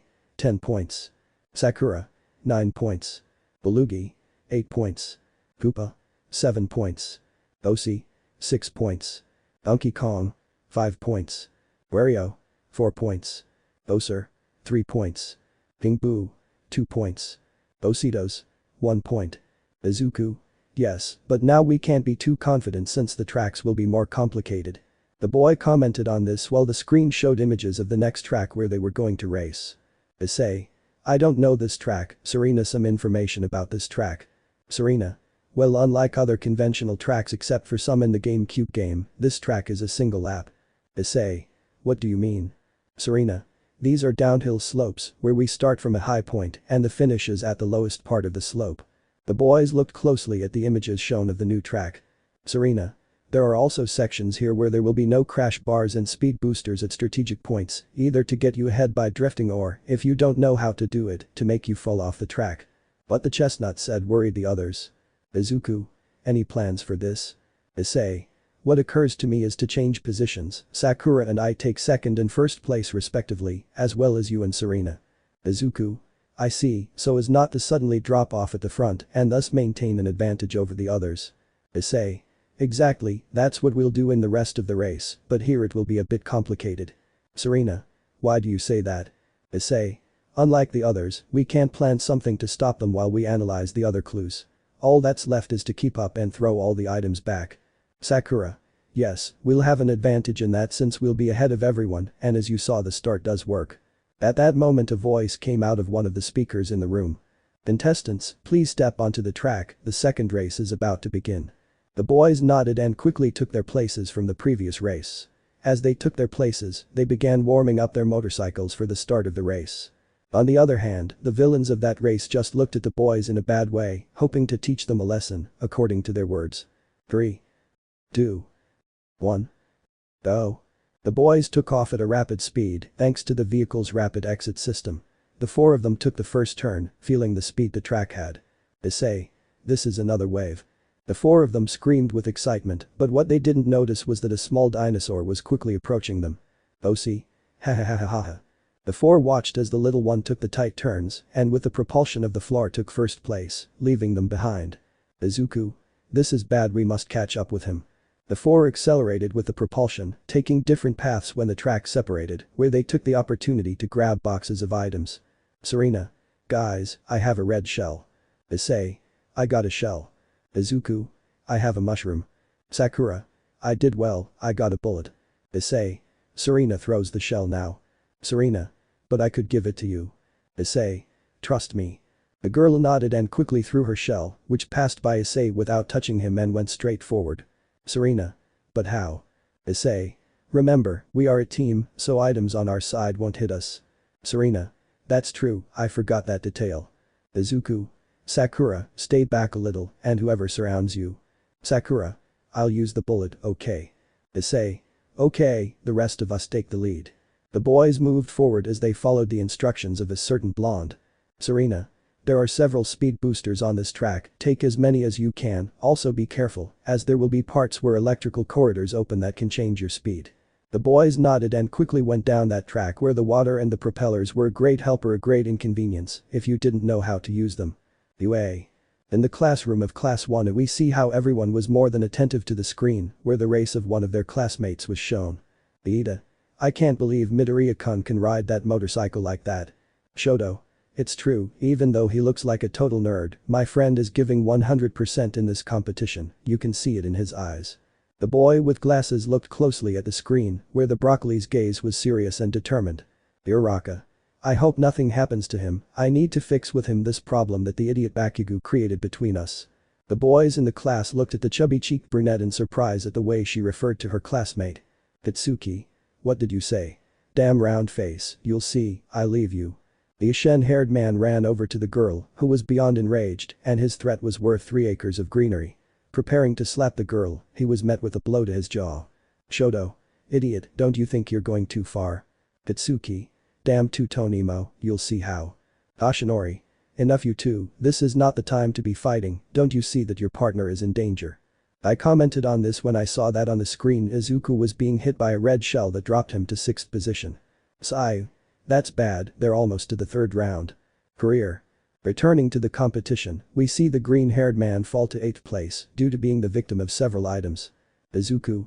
Damn, I have to hurry or else we'll lose this competition. The voices of his companions were heard in his ear. Issei. Izuku, please we need you to come in 4th place. Sakura. We trust you. Serena. Please Izuku. As he rode his motorcycle and entered the 3rd lap, the boy's thoughts focused on what he should do. Izuku. Don't worry, I'll be there. As if struck by lightning, the boy handled the motorcycle professionally, aided by the electric acceleration corridors and jumping the red corridors, the boy managed to overtake 2 competitors. Izuku. I must take the double item. He said to himself as he saw the last row of items approaching. Taking it and hoping his luck would change, he was surprised by what came out. Izuku. This is my day. Well, on his panel, a star and a golden mushroom had appeared. The happy boy activated the star and quickly shot off. Jumping and performing acrobatics to gain speed, he reached Bowser, whom he crashed into, knocking him off the track, thus securing 5th place. Izuku. I must hurry. But the star effect finished, that golden mushroom was activated, since Wario was the one who occupied the 4th place. Izuku. It's all or nothing. The boy accelerated every time he pressed the golden mushroom icon, achieving impressive speed, getting closer and closer to the chubby boy in the purple and yellow jumpsuit and observing the final row of items. Izuku. I hope I get something good. Because he still had the mushroom, he could only grab a box of items, but he showed him that item that many hated. Izuku. Well, this is over. After finishing the golden mushroom, he threw a blue shell. The boy watched as the object flew away, while his teammates had already crossed the finish line. On the other hand, the video game character was celebrating in anticipation as he was already close to the finish line and could only see that he had a lead in 5th place. Wario. Too bad, humans. We're taking this game, all because of that guy with the colored hair. The guy stopped talking when that shell exploded, leaving him momentarily speechless. Enough time to. Izuku. Yes, I did it. The green-haired boy had crossed the finish line in 4th place, leaving Wario in 5th place, all angry. Wario. Multi-Issei. The other contestants were arriving, looking at the green-haired boy in a bad way because he had pushed them or thrown them off the track. The latter was a dinosaur of bones who only looked at him with hatred. Okay, the second race is over, please go to the waiting room while we prepare the next track. The scoring goes like this. Izuku. 24 points. Serena. 22 points. Issei. 22 points. Sakura. 24 points. Bullied. 9 points. Koopa. 10 points. Osi. 7 points. Donkey Kong. 10 points. Wario. 12 points. Bowser. 4 points. King Boo. 4 points. Ositos. 5 points. UA. In the boys' classroom, half of his class was in disbelief at what had happened. Mina. I can't believe that useless guy won 4th place by recovering like that. Hagakure. That's true, what a race he had, I just hope his luck doesn't run out or it will be the end of our planet. In another part of the room, some kids were gathered around watching the screen. Zero. Is that the useless guy we stole Shoji's lunch from? Shoji. I can't believe it, I thought he was just a loser, no Mineta. Mineta. Yes, but with this his popularity with girls will grow, we should teach him a lesson when he returns, right Sato? Sato. You'll see what happens to that idiot for wanting to stand out. On the other side of the room, a dark-haired girl looked at the screen in a worried manner because her secret love was in that race when her friend arrived at her side. Jiru. Calm down Momo, you'll see how it will turn out well. Momo. I hope so, Izuku doesn't deserve to be there after the bullying he's received from this class. Jiru. What worries me is how his. He didn't finish speaking when the classroom door opened abruptly, revealing a woman with green hair and a large figure running to where the blonde teacher was. Ashinori. Inko dear, what's wrong? Inko. It turns out my baby is in that dangerous competition and you let him go alone. Ashinori. I actually didn't see him in the morning as the Japanese army had taken him away earlier. I stopped by for my morning coffee and when I arrived I just watched the van drive away. Inko. They already called me and told me that while the competition is going on, my Izuku will go to Kuoh, in that place they set up the base for the chosen warriors. Ashinori. And your studies? Inko. They will allow him to study at Kuoh Academy and if they see that he has good results they will enroll him there. The class was impressed by this fact because they knew that UA was the second best school in all of Japan, only below Kuoh Academy, and the fact that the boy studied there was unique. On the other hand, two girls were more than shocked because knowing that their love's secret love would leave, their eyes emptied for a moment. Ashinori. So that means. Inko. He'll most likely move to that city. Ichako.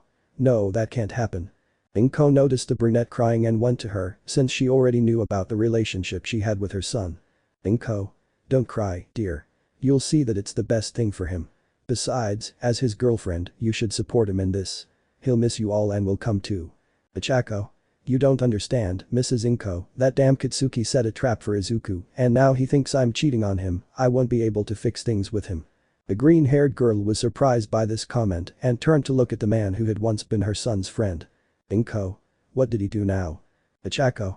He kissed me by force and Izuku passed by at that moment, he left with a broken heart. Inko. You'll see how you'll solve it, meanwhile let's see how the race goes.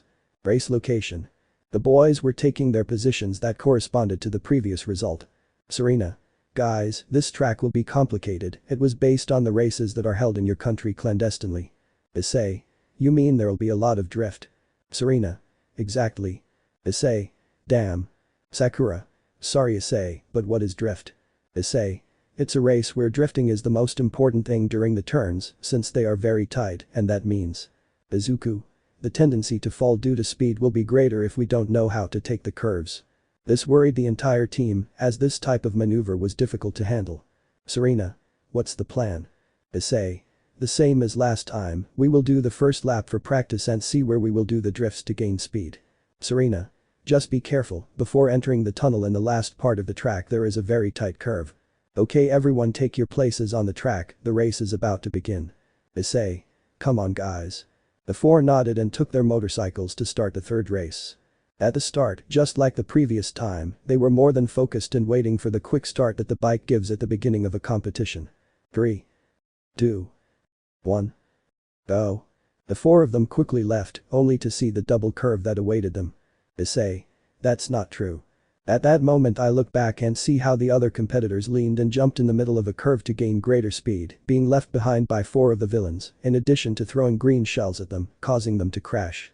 Sakura. That's not fair. Issei. Well, let's not waste time and try to control your bikes. The brown-haired man took his vehicle again and ran off, followed by the others, towards what seemed to be a slope, taking advantage of the jump to gain more momentum and speed with the acrobatics in the air. As they fell, they saw the others skidding their vehicles on a curve, which they did the same and took advantage of to take off. Izuku. This isn't over. He said this when he saw that when he left what looked like a building, there was more curve to skid. Serena.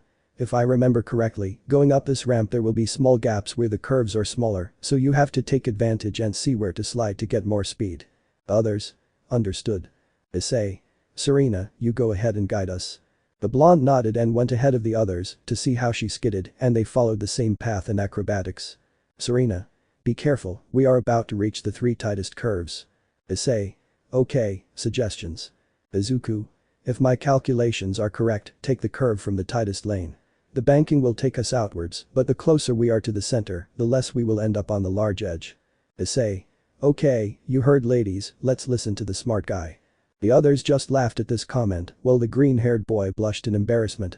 Serena was the first to take the turn, followed by Sakura, Issei and Izuku, achieving one of the best drifts ever seen. Issei. I don't believe it, we could have. Serena. But this isn't over yet. We need to pick up speed in the race. Coming out of the tunnel, there'll be one more corner, and from there we'll fly to the finish line. Sakura. Come on guys, this planet depends on us. Izuku. Well, this won't be easy.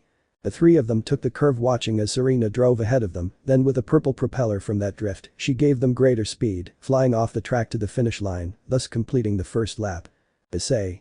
We've already seen what the track is like, now it's time to take the top 4 spots. The others. Yes, walking. Kuoh Academy. In the student council room, the leaders of the Biblical Alliance, along with the entourages of the owners of that place, looked at the race in a worried manner, while only the Gremory group and the leaders, the Sitri group, had a serious and disgusted look. Sirzechs. Wow, Issei-kun is being a good leader for them. Serafal. It's clear he's better than a certain person I know, he's a natural leader and empathetic. He made that comment while surreptitiously observing a certain dull blonde-haired man who smacked his tongue upon hearing this. Rias. Ice, please win this, otherwise we won't be able to have that date you promised. She accidentally said this out loud, which drew everyone's attention to her. Bekeno. Ara, so the president is already thinking about dates, she barely survived the Phoenix and already found someone to love, Yufufu. Asia. But I'm glad you found love.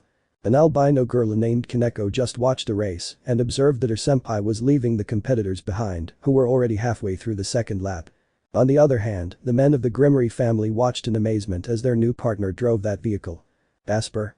Damn, I envy senpai, my dream was always to drive in a Mario Kart race in real life, and he's doing it.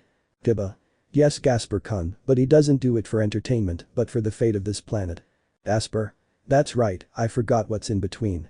As for his former mistress's group, the only male there watched the race with annoyance, given the expressions the brown-haired man made while driving. Saji. What's wrong with that idiot? Sona. What do you mean, Saji-kun? Saji. Look at him, he seems to enjoy the race and isn't worried about the fate of the planet. I, on the other hand, would take it more seriously. This comment caught their attention and they looked at Issei more closely, but then one of the leaders spoke. Azazel. Boy, refrain from commenting on anything stupid, it's obvious you're not paying attention. Sona. Listen, show more respect too. Serafal. No Sona, you and your pawn must respect the leaders, now Azazel, why do you say so? Azazel. It is true that Issei looks happy, but that is a smile of despair, notice how his eyebrows are, you're more than worried or scared. The others looked at him and it was true, despite giving that smile his facial expression indicated something else. Michael? I imagine he's laughing, but because of the adrenaline he's experiencing at the moment. Azazel? That's right. Sirzechs? This must be very bad for his blood pressure, I think we should help him relax when he finishes his race. Rias? Actually, brother, I was thinking of moving in with him, as my new pawn it's my duty to be close to where he lives. Sirzechs? That's a good idea, how about we give him a mansion? This of course angered the Sekiryuutei who was there. Saji? But what merits does that useless guy have to have? At that moment he fell silent as he felt the penetrating gaze of both mass who were there. Back to the race. It was the third lap, Issei and the others had managed to climb to position 2 to 5, having Waluigi in front of them, who had a great advantage. Sakura. Come on guys, we're almost there and the race is almost over, we have to make an effort. Serena. Here comes the last row of items, let's take advantage of this. The 4 of them each took a box and 3 of them only had a serious expression. Issei. Damn, I got a banana. Sakura. A red shell for me. Izuku. My green one. Issei. Serena, what item did you get? The girl just smiled when she saw that she had gotten something good. Serena. I'll go ahead, the others throw their things back. Issei. Well you heard, do it. The other 2 just threw their things followed by the brown-haired one, who looked ahead and saw how 3 red shells had come out. Issei. What a good item. Meanwhile with Waluigi, he was on the final curve, almost reaching the ramp to fly. Waluigi. With this we win and it's a point 4. He only heard a shell coming behind him, but it brought a smile. Waluigi. I had already foreseen it, with this they won't beat me. I placed a banana peel behind him to protect him, causing the shell to break with it. Waluigi. Wahahahaha, we did it, we won. Crash. Only the second impact was heard in this one, thus causing Serena and Izuku to snatch the place he had. Waluigi. Never mind, the others. Crash. The last shell had arrived, causing it to fall off the bridge and allowing Sakura and Issei to take positions 3 and 4. Okay, we'll take a 15-minute break. Please check the standings on the table. The participants looked at the table seriously, only to notice that they had a clear points lead. Izuku. 36 points. Serena. 37 points. Issei. 31 points. Sakura. 34 points. Waluigi. 17 points. Koopa. 18 points. Osi. 10 points. Donkey Kong. 11 points. Wario. 17 points. Bowser. 8 points.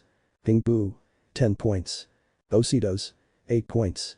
The boys were surprised by how they were doing in the competition, a surprise that ended when they saw the last race that was coming up. Issei. Well here comes the hardest part, we must win this, but not fall, we have managed to save lives, but here it is something else.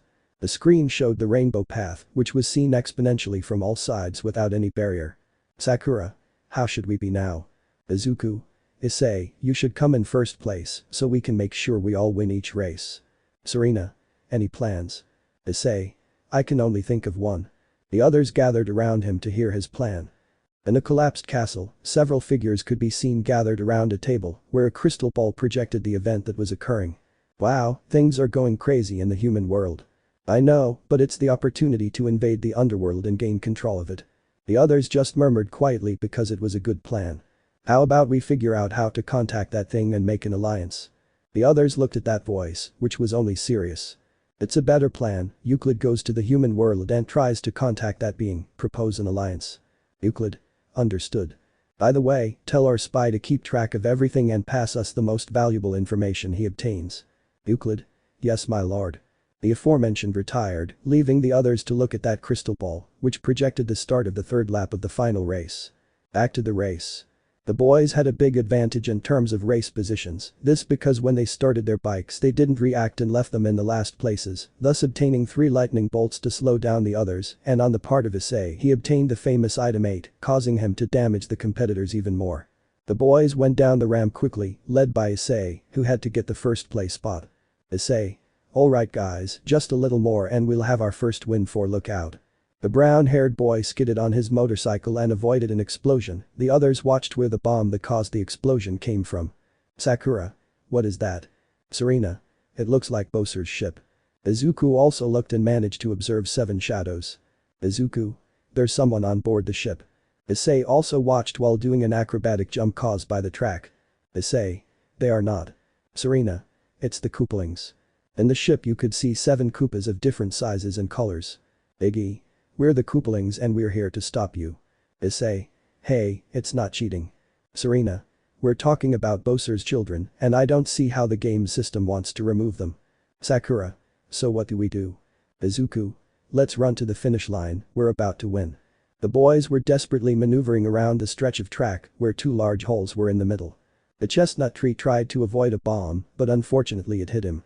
Issei. No. The boy fell in the middle of the track, being left behind by his team and a Donkey Kong hot on their heels. Izuku. Issei, we must. Issei. No, go ahead, I'll catch up with you.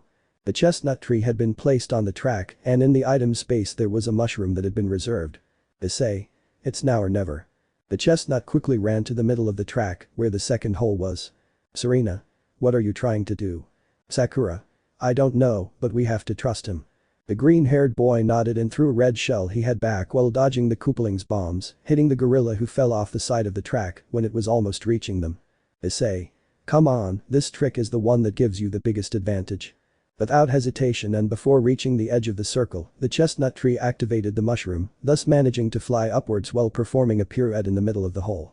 All the viewers watching the race were left with their mouths open at seeing such a feat, only to then land on the bank and thus gain greater speed. Issei. Alright guys, see you at the finish line. The chestnut-colored boy grabbed another item and luckily it was another mushroom, which gave him the advantage in the final part of the track, giving him first place. He was followed by Izuku, Sakura and Serena to complete the podium. As the last participant passed by, all the spectators shouted with joy at the different points where the broadcast was being watched. UA. The brunette, along with a green-haired girl, shouted with joy while hugging the boy's stepfather. The boy's friends were happy about his first victory, while the others were dying of jealousy when they heard the girls at school cheering the name of the one who, for them, was a loser. Inko.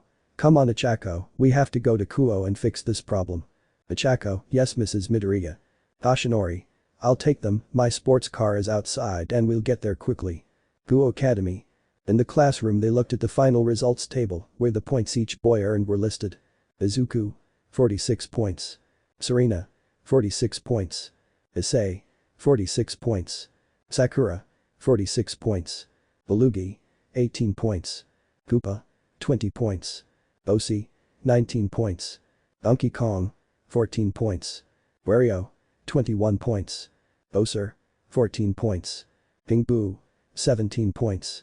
Ositos. 13 points. Rias. Ice, my eye successfully achieved him.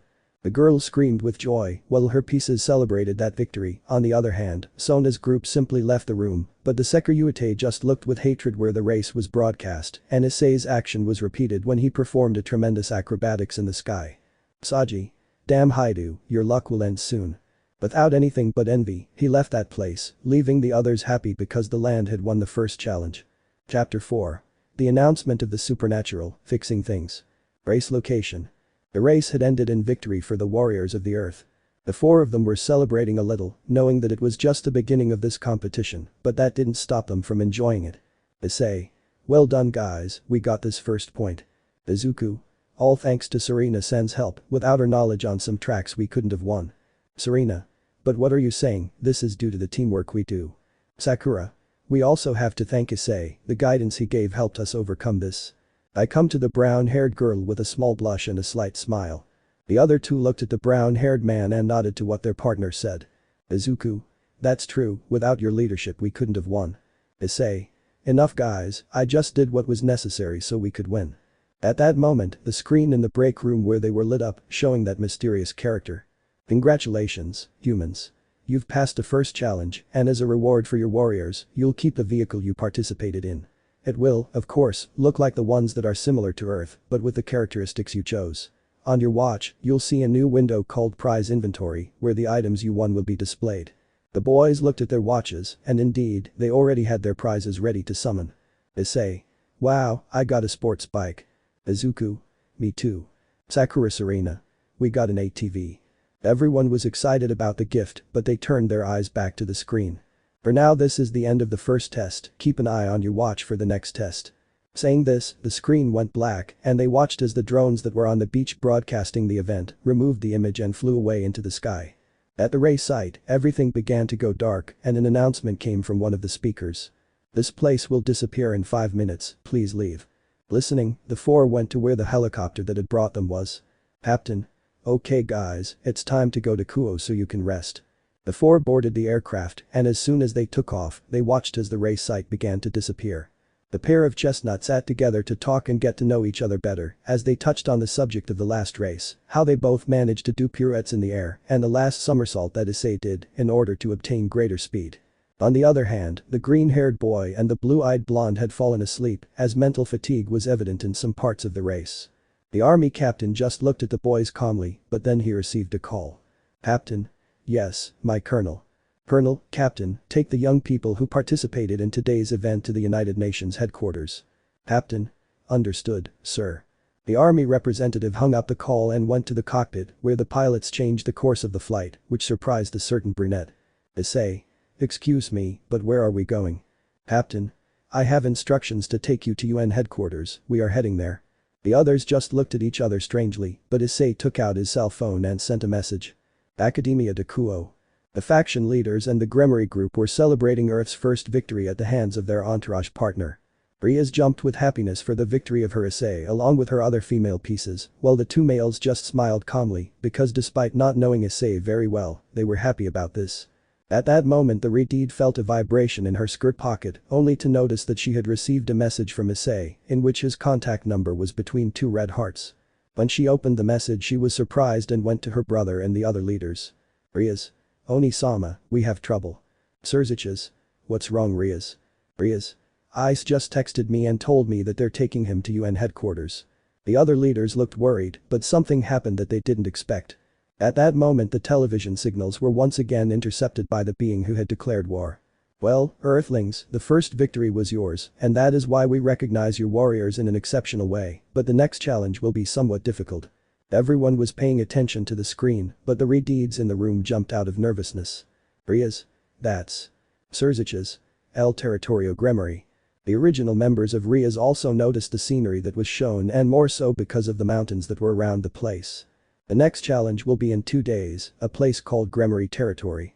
This is so that those beings who think we don't know about its existence are mistaken. For warriors, this challenge will only be for 2, so choose carefully who will go, and like last time, this will be explained in a paragraph." Everyone watching the message was impressed by the place, but what left them most unsure was the phrase "we know of its existence." The message ended again like the previous time, but the leaders were more than angry. "Michael. That cheater, I don't expect anything, and he just revealed the existence of the underworld." "Bekeno. Excuse me, but what are we going to do now?" "Sirzechs. There's no other choice. It's time to reveal ourselves to the world and work together. By the way, Rias, what happened to Issei-kun?" "Rias. That's true, he sent me a message that they would take it to the UN." "Sirzechs. Perfect, we'll reveal ourselves there." Tokyo International Airport. The boys had gotten off the helicopter and had already boarded the plane to take them to their next destination. But all 3 of the 4 boys were thoughtful about the message. "Sakura. What does he mean by beings?" "Serena. I don't know, but I'm sure of one thing. That place he showed me isn't from this planet." "Izuku. That's true, I haven't seen that kind of sky anywhere, what do you think Issei?" The chestnut tree just remained silent because although it didn't recognize the place, the sky around it did. "Issei. I have no doubt that place was the underworld and even more so when mentioning Ria's surname." At that moment, the green-haired man took out his cell phone to search for information. When he turned on the screen, he looked at his wallpaper where he and his girlfriend were affectionately embracing each other. This made his heart skip a beat. "Izuku. I need to clear things up with Ochako," he told himself as he was leaving in the army truck that picked him up from school. He turned to see the brunette crying on the ground and hit him. At that moment, anger and shock from what he saw clouded his judgment and he didn't want to know anything else. Entering the search engine he put the word Gremory, but the results shocked him. "Izuku. Guys, you're not going to believe this, but I looked up the word Gremory and found something disturbing." The 2 girls went to the freckled man, but Issei put on a face of anguish. "Serena. And what does it say?" "Izuku. According to this, Gremory is a demon belonging to the 72 pillars of Christian hell." "Sakura. How strange. Why would he mention a demon?" "Izuku. What do you think Issei?" At that moment, the brown-haired boy was about to speak, but he received a message on his cell phone, which alarmed him even more, but he had to remain calm. Issei. I say we should decipher the paragraph that came to us and see what the next test will be about. Serena. That's right, we haven't opened the message we received yet. At that point, each one touched the message they had received and read what had just arrived. Admirable warriors who have fought against demons, beings from another planet, emperors of universes, modified humans, and even the gods themselves, it is time for them to rise again for a fight like no other. People to participate. 2. Izuku. Admirable warriors. Serena. Is it a game? Sakura. The message says they fought with emperors and gods, which occurs to me that it could be. Issei. I think so. Serena. But who's going? It'll be difficult enough if they send dangerous enemies. Izuku.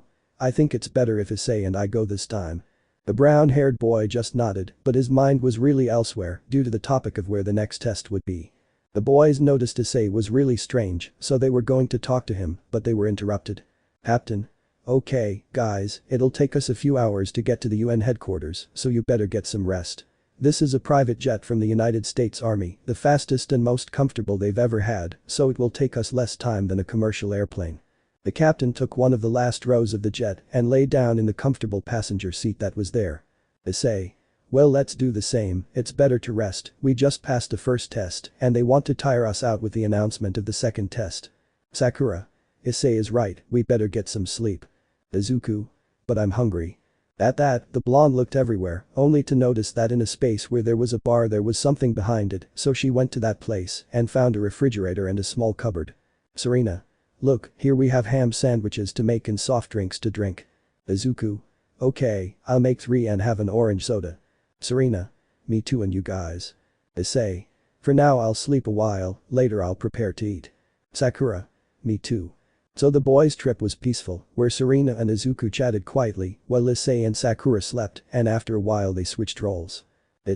After a few hours the boys had arrived in the great city of New York, headquarters of the United Organizations. The boys marveled at how huge the city was, but there was no time to see the place. Captain. Quick, gentlemen, we must get to the headquarters. World leaders have been waiting for us for 20 minutes. The 4 of them boarded one of the armored trucks at the airport, then quickly departed for the next point of visit. The brunette only looked at his cell phone to see that he had received a message from Rias, where she told him not to worry, because the Biblical Alliance was already in the city. After an hour, due to traffic in the city, the boys had arrived at the UN, where hundreds of reporters were already waiting for them. With the help of the American army, the 4 were able to get past that wave of reporters and cameramen, who were bombarding them with flashbulbs and all kinds of questions. The event was live, so all the newscasts were covering the news of the children's arrival, which was broadcast to all the homes of the families watching. In Japan, Izuku's students and friends watched this news in the academy's cafeteria because classes were suspended due to the events that had happened. Returning to the UN. The 4 of them were more than nervous, since, in front of them, all the ambassadors of the different countries were there, looking at them in great detail, because the future of the world was in them. UN President. Well, ladies and gentlemen who make up this assembly today, we would like to introduce you to the 4 young men who have been chosen by the invaders to defend our planet. Everyone looked at the boys, not with superior eyes but seriously. Mexico. It is a pleasure to have you here. On behalf of my president and the Mexican nation, we offer you the necessary support for your fight. The other ambassadors from Latin America and South America also gave their support. The Argentina. In our case, having a warrior from our country, don't hesitate to ask for anything that is necessary for the upcoming challenges. Serena just nodded at what was said with a smile. Spain. Just like us, Miss Sakura, if you need anything, please let me know. Your participation in this challenge is important and we owe it to you to support you in any way possible so that you don't get distracted by anything else. Sakura. Thanks, I'll keep that in mind. UN. Okay, now let's move on to the second point of the meeting, the location of the second event and what he would mean by beings that hide. According to what that invader said, the event will be in the Gremory territory, so we must look for that place and… At that moment, the door to the assembly hall opened, where everyone turned to see the newcomers, revealing 3 people who came in elegant suits. Excuse me for intruding like this, but I heard you talking about the Gremory territory. At that moment, one of the observer countries requested the floor, and this person looked seriously at the newcomer. Vatican City. Sorry to interrupt, but I have something to mention. UN. Go ahead, observer. Oh, the Vatican. Thank you, as you can see the Holy See has knowledge of the Catholic Christian hell, and that territory as such makes mention of a demon, Gremory. UN. Sorry, but I don't understand your point. Vatican City. What I'm getting at is that the next challenge will be in hell, according to our data. To be more exact, the demonic underworld, but yes. UN. But what does it say? Well, it's time to introduce ourselves properly. We are the leaders of the underworld in heaven. A pleasure. My name is Sirzechs Lucifer. With me I am accompanied by the angel Michael and the fallen angel Azazel, leaders of their respective commands. Everyone in the room was silent for a few minutes, then laughed wildly. Be from Russia. What are these crazy people saying? Michael. I see you don't believe us. Be from the United States. Well, it's obvious that a trio of drunks come to this headquarters and tell us this nonsense. At that, the three of them turned to look at each other and nodded. Be from the United States. I've never heard crazy people and dreamers in my life, but this is ridiculous to have them kicked out of the room and. At that, everyone in the room stopped talking and laughing because the three of them took out their wings, 6 pairs of wings to be exact. UN. But how? Azazel. What we say is true, we are those beings that cursed invader mentioned. Vatican City. So everything is true, the supernatural world does exist. Be from Mexico. This is true, because they are here. Sirzechs. That's due to 2 points, the first being that one of its participants belongs to our group. Everyone turned to see the boys, whose faces were in shock, well 3 since Issei just looked at their leader and he nodded, showing a pair of demon wings. Just imagine him without the glove. Sakura. Issei ears. Serena. A demon. Izuku. Genius. The other ambassadors and observers in the room looked at the boy in amazement because to them and in their eyes he was just another boy. Be from Chile. But why are they presented now and not before? Michael. That's because, in order to protect them from this world, it was necessary to remain anonymous, but because of this guy who came to invade the planet, both realms, the human and the supernatural, became involved. Be from Argentina. Well, knowing this, could you tell us where the next test will be? Sirzechs. It will be in the demonic underworld, to be more exact, my family's territory. Be from the United States. But how is that possible? Azazel. That's what really concerns us, how they got or will get to the underworld and setting the next challenge in that place. Sirzechs. That's why we came here, to make a pact with the human nations and work together to support the children. UN. I understand your point and I think it's valid. It's best for everyone to support and work together with the kids. My question is how we'll take them to the next challenge. Sirzechs. Don't worry about that, we'll take on the challenges in the supernatural world. UN. Knowing that, the third point of the meeting is to see where the children's base will be for their next challenges. I believe that. Sirzechs. So don't worry, we will put a big mansion in the city of Kuoh. This is because Issei-kun is from that city and belongs to my sister's group, which takes care of the city, so it seems fine to me that they are under the protection of the new headquarters of the Biblical Alliance. Azazel. In addition to having one of the best academies for them to continue their studies while they are in the challenges, if they want to stay in school, they will see that later. Be from Japan. I agree with him, Kuoh has a great academy, which only has competition from UA Academy. UN.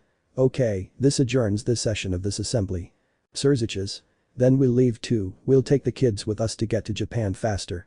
The brunette walked over to the brigade, followed by the other 3, who were excited by what they'd said. Behind them was the captain who had taken them to the UN and then disappeared in a magic circle, silencing everyone. Be from China. Wow, you don't see that every day. Like this. In the city of Tokyo, specifically in an apartment, we see a brunette who was holding a frame with a photo of her and her boyfriend, in front of her was a large suitcase. Ichako. Don't think I'll let you go that easily, I must fix this with you. At that moment, he heard a knock on the door of his house and he went to answer it and looked at an older green-haired woman with a smile. Inko. Come on, you're Rocket-chan, we must go with my son, Tashi is waiting for us downstairs. Ichako. Yes ma'am. Kuoh. The boys had arrived at Kuoh Academy, where the Gremory group, who had also seen the broadcast of what happened at the UN, were waiting for a certain brown-haired boy. As a magic circle appeared in the occult club room, Rias paid attention to whoever appeared. The moment a chestnut-colored hair appeared, she didn't hesitate and ran towards it. Rias. Ice. Without being able to react in time, the brunette left the circle and was tackled by the brigade, who hid in his chest while hiding tears of joy. Issei. Rias, are you okay? Rias. Yes, I'm very relieved to see you safe and back, I'm really surprised by what you did in today's race. The brunette only caressed the girl's hair, which drew everyone's gaze, some of surprise and others of amusement, but there was one of jealousy, which corresponded to his teammate. Sakura. Issei, who is she? Issei. Sorry, let me introduce you, this is Rias Gremory and… Rias? His next girlfriend. The girl said it confidently, to which the brunette went blank. The girls of her parody were surprised, but the brunette's jealousy grew for some reason. Sakura? I don't believe you. Rias? Nope.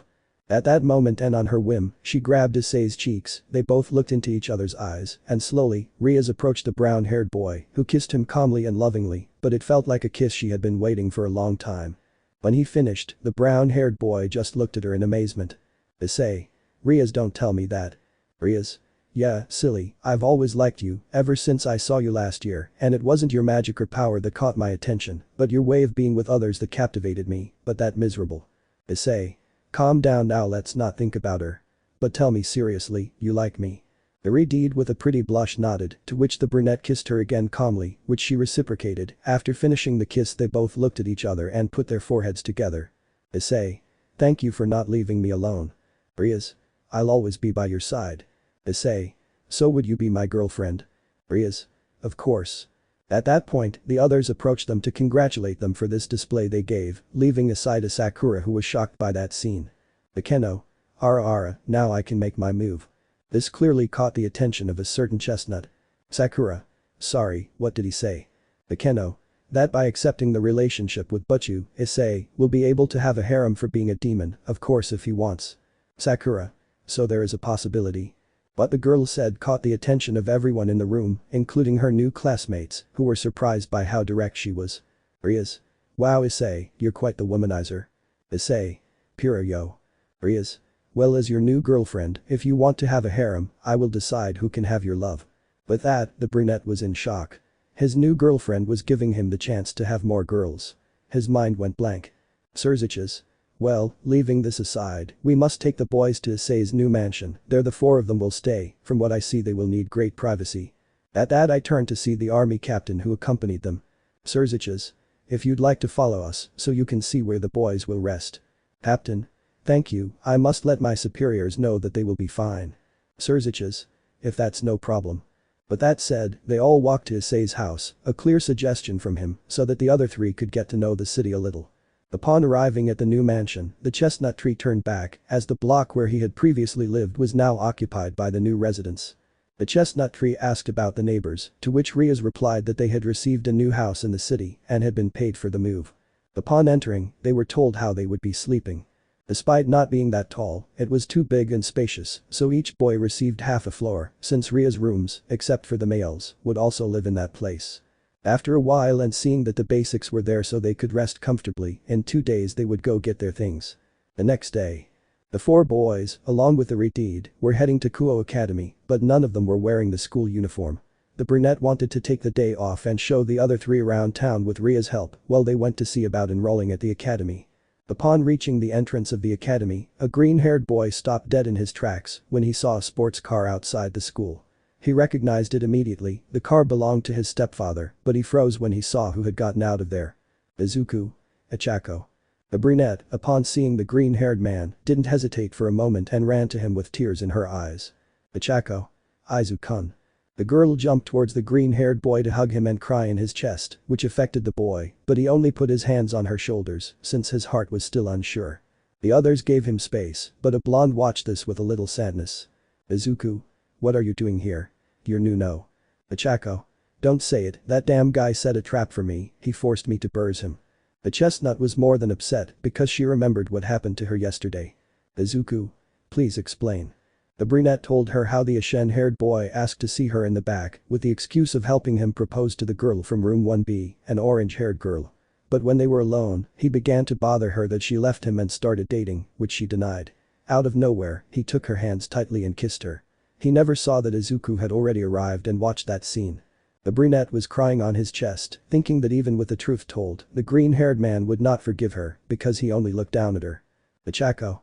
Please forgive me, Sniff, if I knew that that damn intention of his would not have gone with him. The green-haired man didn't answer anything because his mind was more than clouded by anger from knowing that the girl was forced, which made the brunette think something else. Ichako. I understand, Sniff, I know you don't want to see me anymore, sorry for. He didn't say anything else as the green-haired man bravely grabbed the girl's face and gave her a kiss, one that showed affection, but above all, possession. After breaking the kiss, the boy placed his forehead against hers and they looked into each other's eyes, both lost in each other's gaze. Izuku. I hope this erases that kiss Bakugo gave you or I'll have to give you another one until you no longer remember it. The girl blushed bright red at that statement, babbling, causing the freckled man to laugh, and he kissed her again. After a few seconds, they were hugging while Izuku rested his chin on Ichako's head. Izuku. Better Acha-chan. Ichako. It's me, Izu-kun. They were so lost in their own world that they forgot there were other people there. Issei. Cough if you're done making love, it's time to go enroll at Kuoh Academy, Izuku. Both boys returned to reality with their faces redder than the hair of a certain girl who was with them, which caused them to start babbling in a comical way, thus causing the others to laugh. Inko. It's a good thing you were able to fix this in time, right Tashi? Tashinori. Seekvaira. Serena. Ahem, it's better to go ahead and sign up for classes, plus we have to be ready for tomorrow. Izuku. That's right, tomorrow's event. By the way, Mom and Tashi-san, what are you doing here? Tashinori. We found out yesterday that you would be enrolled in this academy due to the events you were involved in, so I decided to request a transfer to this school. Izuku. I understand, but what about you Acha-chan? Ichako. Same here, I talked to your mom yesterday and decided to follow you to fix this and not leave you alone now that you need support the most. Izuku. But where will they sleep? I mean I don't think hotels.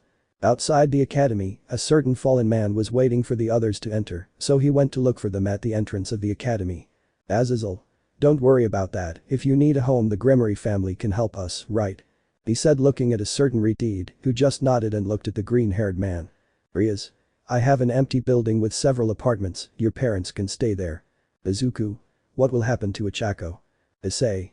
Well, the mansion is somewhat large and what better company and support than having your loved one by your side. Rias. That's true, they can sleep together in your room, I mean there's nothing wrong with that. Both from the UA were only left red-faced by it, but accepted what was said. After enrolling them, where Serena stayed in Issei's class in the second grade, while Izuku, Ichako and Sakura stayed in class 2 of the first year, they went to the city to take a break and check out the nicest places to go on dates. This would serve as a distraction for tomorrow. The next day. It was Saturday, a day when students don't go to school unless they have workshops or sports clubs and must go for some activity.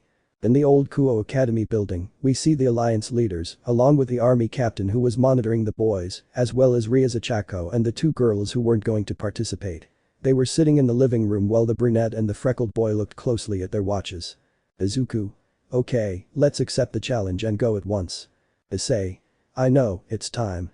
They both went to the challenge screen and saw that there were indeed only 2 spots, which were filled by the time they accepted the challenge. Sirzechs.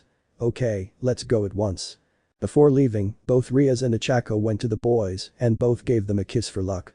Territorio Gremory. The boys had arrived at the mountains that were in the territory of the Gremory house. Out of nowhere, several drones and cameras began arriving in the mountains, where some kind of platform had been created that only displayed a logo. Dragon Ball Super. Both boys looked at each other and nodded, only to walk towards where the second fighting place was. Chapter 5. The Fight of the Strongest Warriors. Territorio Gremory.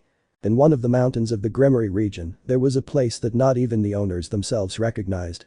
On a plain in the middle of the mountains there was a quadrilateral, the floor seemed to be made of white stone, and around it 4 pillars.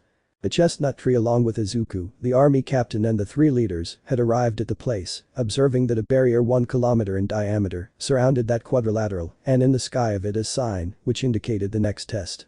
Dragon Ball Super. Issei. I knew it, this was going to get heavy. Izuku. The problem is knowing who they will put as opponents. Suddenly the clock began to glow, showing the event that was about to begin, to which they both nodded and confirmed their participation. At that moment, all televisions in the human world began to lose signal. As before, the main squares of each city, as well as the factions' key locations, were invaded by drones, which began projecting the 2 boys. Their image shrank to reveal the invader, who was once again hiding behind that mask. Welcome to this second challenge. Everyone watch the creature closely. This second challenge will be a battle between 2 of your warriors and 2 of those I created. The place is known as the Cell Tournament, but that doesn't mean the person involved will fight. United Nations. In the Hall of United Nations, the ambassadors of each country, as well as Seraphol and the other leaders of the biblical factions, looked on with appreciation at the fight that was about to begin. Japan. So they chose Dragon Ball Super as the second challenge. Seraphol. They'll have a tough time. Baraquiel. Do you think we'll win with those brats? Be real. I'm sure they did, they already managed the first challenge. Serafal. And knowing Issei, he'll have a strategy for this fight. Battle arena. The boys were more than focused on what the next fight would be, while the characters to choose from were unlocked. Okay participants, you have 2 minutes to choose your character. Once chosen, go to the center of the combat platform. I will give you the rules of the battle once both of you are in place. The screen went black and then they saw the event about to start on their watches. Once they had chosen which event to participate in, a huge list of fighters had appeared. Issei. Wow, there are so many, but I already had my choice since I saw the title. Izuku. Me too, with him I know we'll have a big advantage. The two boys looked at each other and nodded, only to press the image of their chosen character. Once they selected the character, a glow surrounded them, changing their clothing, but still retaining their appearance and height. Traheda Issei. Izuku's suit. Academia de Kuoh. In the occult club were the Gremory parody, the two tournament participants, along with the new civics teacher Toshinori Yagi and the newly enrolled student Ichaku Uraka. The aforementioned observed how the attire of their friend's secret loves had changed radically, removing the Kuoh uniform to a battle one. Rias. Wow, my Ice chose that character, she has a great advantage. Ichaku. Izu-kun looks very handsome in that suit, but his expression changed radically. Serena. That's right, why is he angry? Sakura.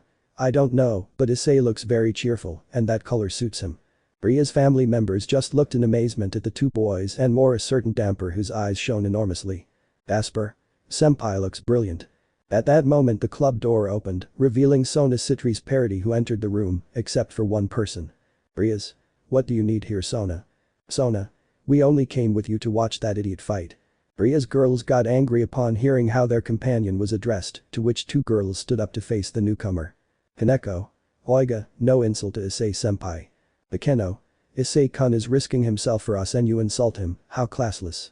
This angered the girl with glasses, but two girls of her same age came to her rescue. Baruko. Don't talk to Sona-sama like that. Tsubaki. That's true, she can say that to the inept because she didn't see the potential to be on his parody and that's why she kicked him out. On the other hand, Saji-san, that one is a man. Rias. A man who was defeated by Gabriel on the first try, but no one remembers that. By the way, where is he? Sona. He's busy being the next pillar of the factions and went to the underworld. But Sitri said left the others with doubt as they were just waiting for the competition to start. UA Academy. In the classroom of Class 1A, everyone was waiting for the fight to start when they saw that the electronic board began to broadcast the event that was about to begin. Iida.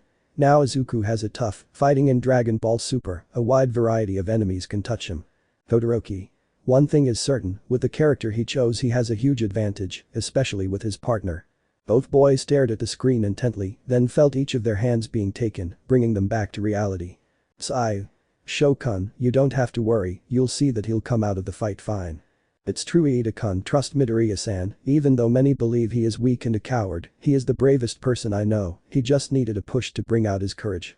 The girl with pink hair, wearing contact lenses that made her look cute, was the one who took the hand of the boy with glasses and kissed him on the cheek. Iida. I know Mei-chan, I trust that he will come out of this well, I just hope he doesn't get hurt. That useless guy has it tough. The four turned to look at the door and saw that Bakugo and his group of friends were there supporting him. Iida. Great, they've finally come to ruin the day. Bakugo.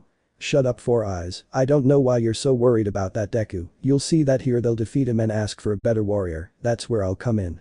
Mina. It's true, he's a poor devil who will lose with the first blow that the opponent he touches gives him. Hiroshima. Hey Mina, don't you think you're already going too far? Mina. Please Kiri-kun, I know very well that Crybaby doesn't stand a chance. Iridi just made a face of disgust and decided to go to his place, which was strange in his behavior among the others in his group. Once again the door opened, revealing a teacher with uncombed hair and signs that he hadn't slept well in recent days. Iida. Everyone sit down and greet Isawa-sensei. Isawa. Okay, sit down and pay attention. As your new tutor, I have several announcements. The entire classroom sat down and followed the instructions, but they were surprised to see an empty spot besides Izuku's seat, which was distinguished from the others by the messages written on it. A purple-haired rocker and a raven-haired girl looked at the extra empty place. Jiru. Hey yeah Momo, what happened to Ichaku? Momo. I don't know Jiru, ever since she and Midoriya fought because of that jerk, she hasn't been well. Iida. Sensei, excuse me, but where is Toshinori-sensei, he is our tutor. Isawa. Well, as I said, I have several announcements to make. As you will see, one of your classmates, as well as your tutor, are not present, and that is because they will no longer be at this institution. Murmurs began to sound in the classroom, to which the black-haired man slammed his hand on the desk in front of him. Asawa. Keep silent. The students fell silent again. Let me finish speaking. As I said, both the student Uraraka Achako, as well as Professor Yagi, requested to be transferred to Kuoh Academy.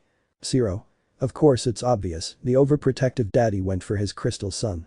The boy began to laugh at what he said, followed by his group of friends, but he stopped when he felt a blow to his forehead, caused by a piece of chalk thrown by the teacher. Asawa.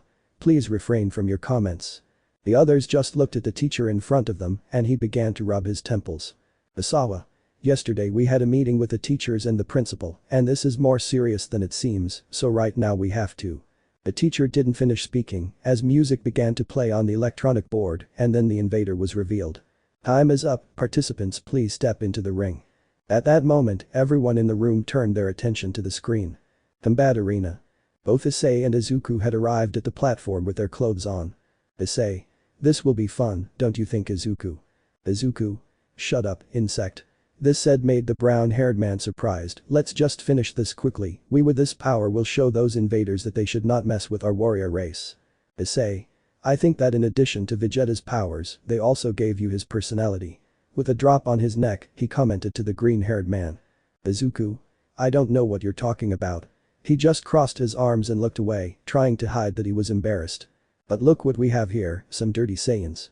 Son Goku, today is the day I will defeat you. Issei. Genial son Black Y Broly. Izuku. This is perfect, I'll get the chance to kick your ass Kakaroto. The brown-haired boy looked at his companion, who, despite not having changed in appearance, had a different personality. Issei. Seriously Izuku, I'm worried about you. At that moment, the screen on one of the walls protecting the place showed the invader with his mask on. Since both teams are ready, here are the rules. The only team standing is the winner, they have 10 health bars, if the bar reaches 0 they will be disqualified. Both Issei and Izuku noticed that their watch displayed 10 large differently colored lines, with the last line being red. Without further ado begin. The four flew off to a clash of rivals. Issei punched the one from Universe 11, while Izuku kicked the god, sending them both flying in different directions. Note. The fights are named one by one, but they happen at the same time, until both join.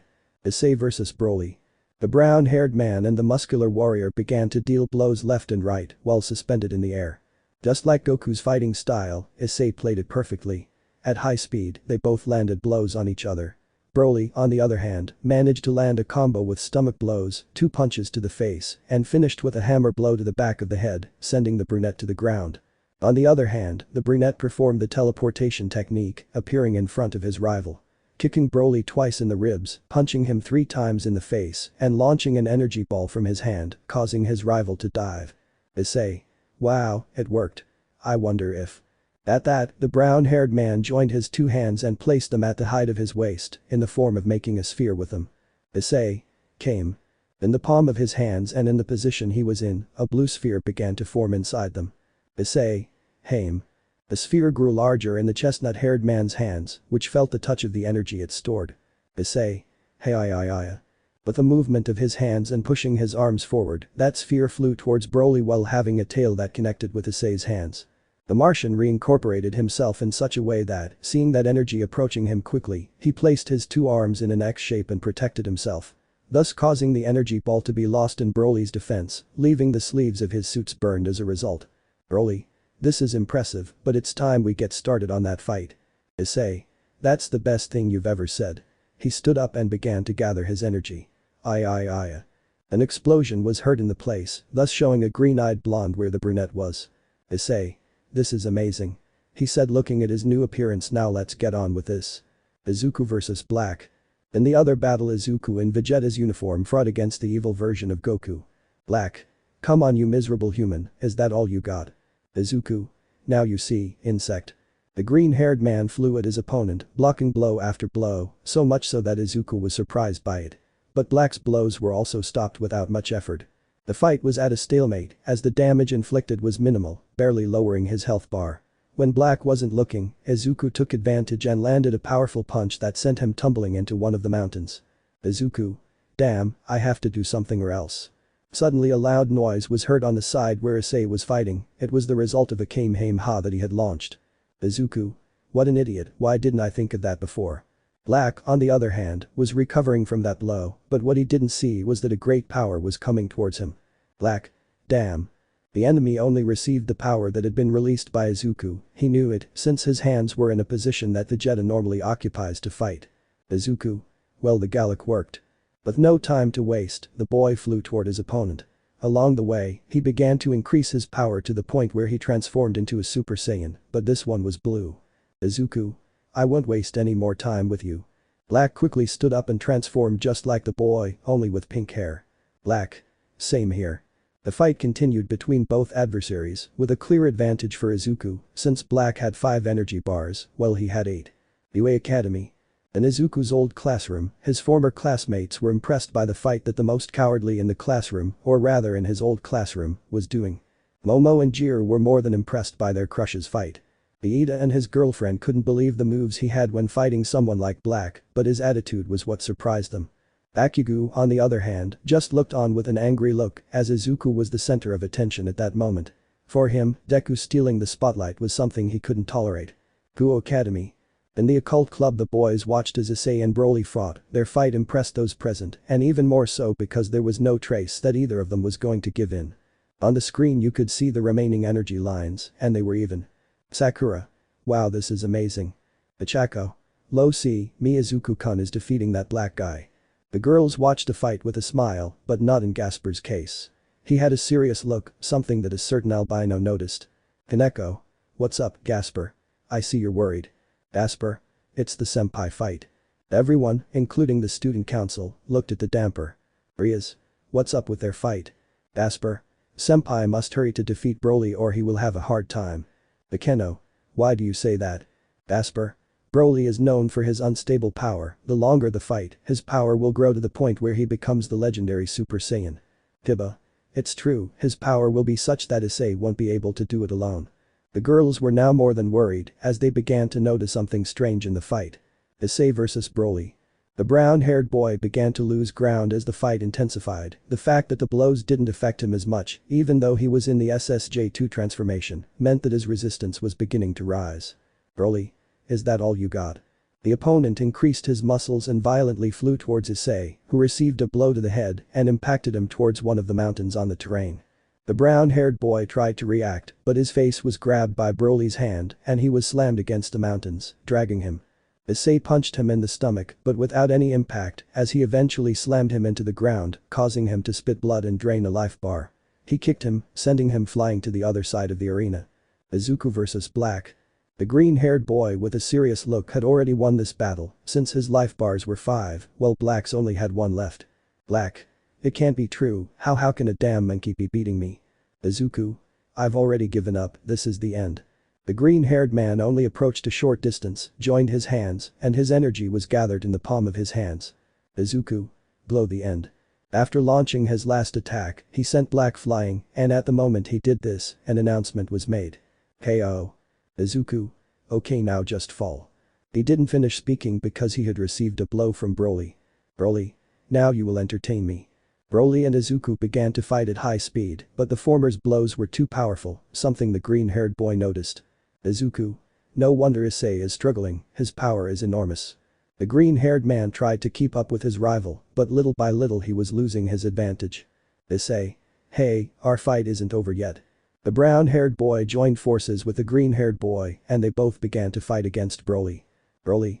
Come on, give me a great fight. Throwing a pair of energy balls at the contestants, he forced them to retreat. As he did so, he took advantage and began gathering his Kai. Issei. This is bad if it continues like this. Izuku. He's going to reach legendary status. What do we do? They both watched as his power grew, to which Issei released energy from his hand, but nothing happened. Issei. I can only think of one thing, but we only have one chance, but I don't think you like the idea. Izuku. Speak now. Issei. Let's do the fusion. Izuku. Which one? Vegetos or Gagettas? Issei. La de Gagetta. Izuku. What? Are you expecting us to do that ridiculous dance? Issei. If we had the Pataras at hand we would do that fusion, but since we don't have them and see that Broly is increasing his power, there is no other choice. Izuku. Damn, this is going to be embarrassing. Issei. Seriously, I think you acquired something else besides Vegeta's power. Izuku. Shut up and teach me the steps already. Academia de Kuoh. The girls were more than red from Issei's embarrassing movements. Rias. What are you doing? Asia. I don't know, but those steps are funny. Everyone looked at that in a funny way, but not the student council, especially its president. Sona. What's wrong with this idiot? How dare he start dancing in the middle of a fight? The others just nodded at what was said, which made the others angry, including Izuku's stepfather and his mother. Asper. With all due respect, Sona-sama, but don't speak. What you're about to do, senpai, will decide the fight. Everyone saw the trans damper, who was staring intently at the screen. Rias. Gasper-kun, do you know what Issei will do? Asper. Indeed, Rias-sama, Issei-senpai and Izuku-senpai are about to do something amazing or terrible if it doesn't go well. The others watched cautiously as Izuku moved to Issei's rhythm. Tiba. Gasper-kun, it seems you know about this subject.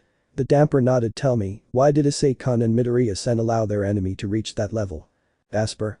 I think it could be for two reasons. The first is that the DBZ game allows the player to transform without being interrupted.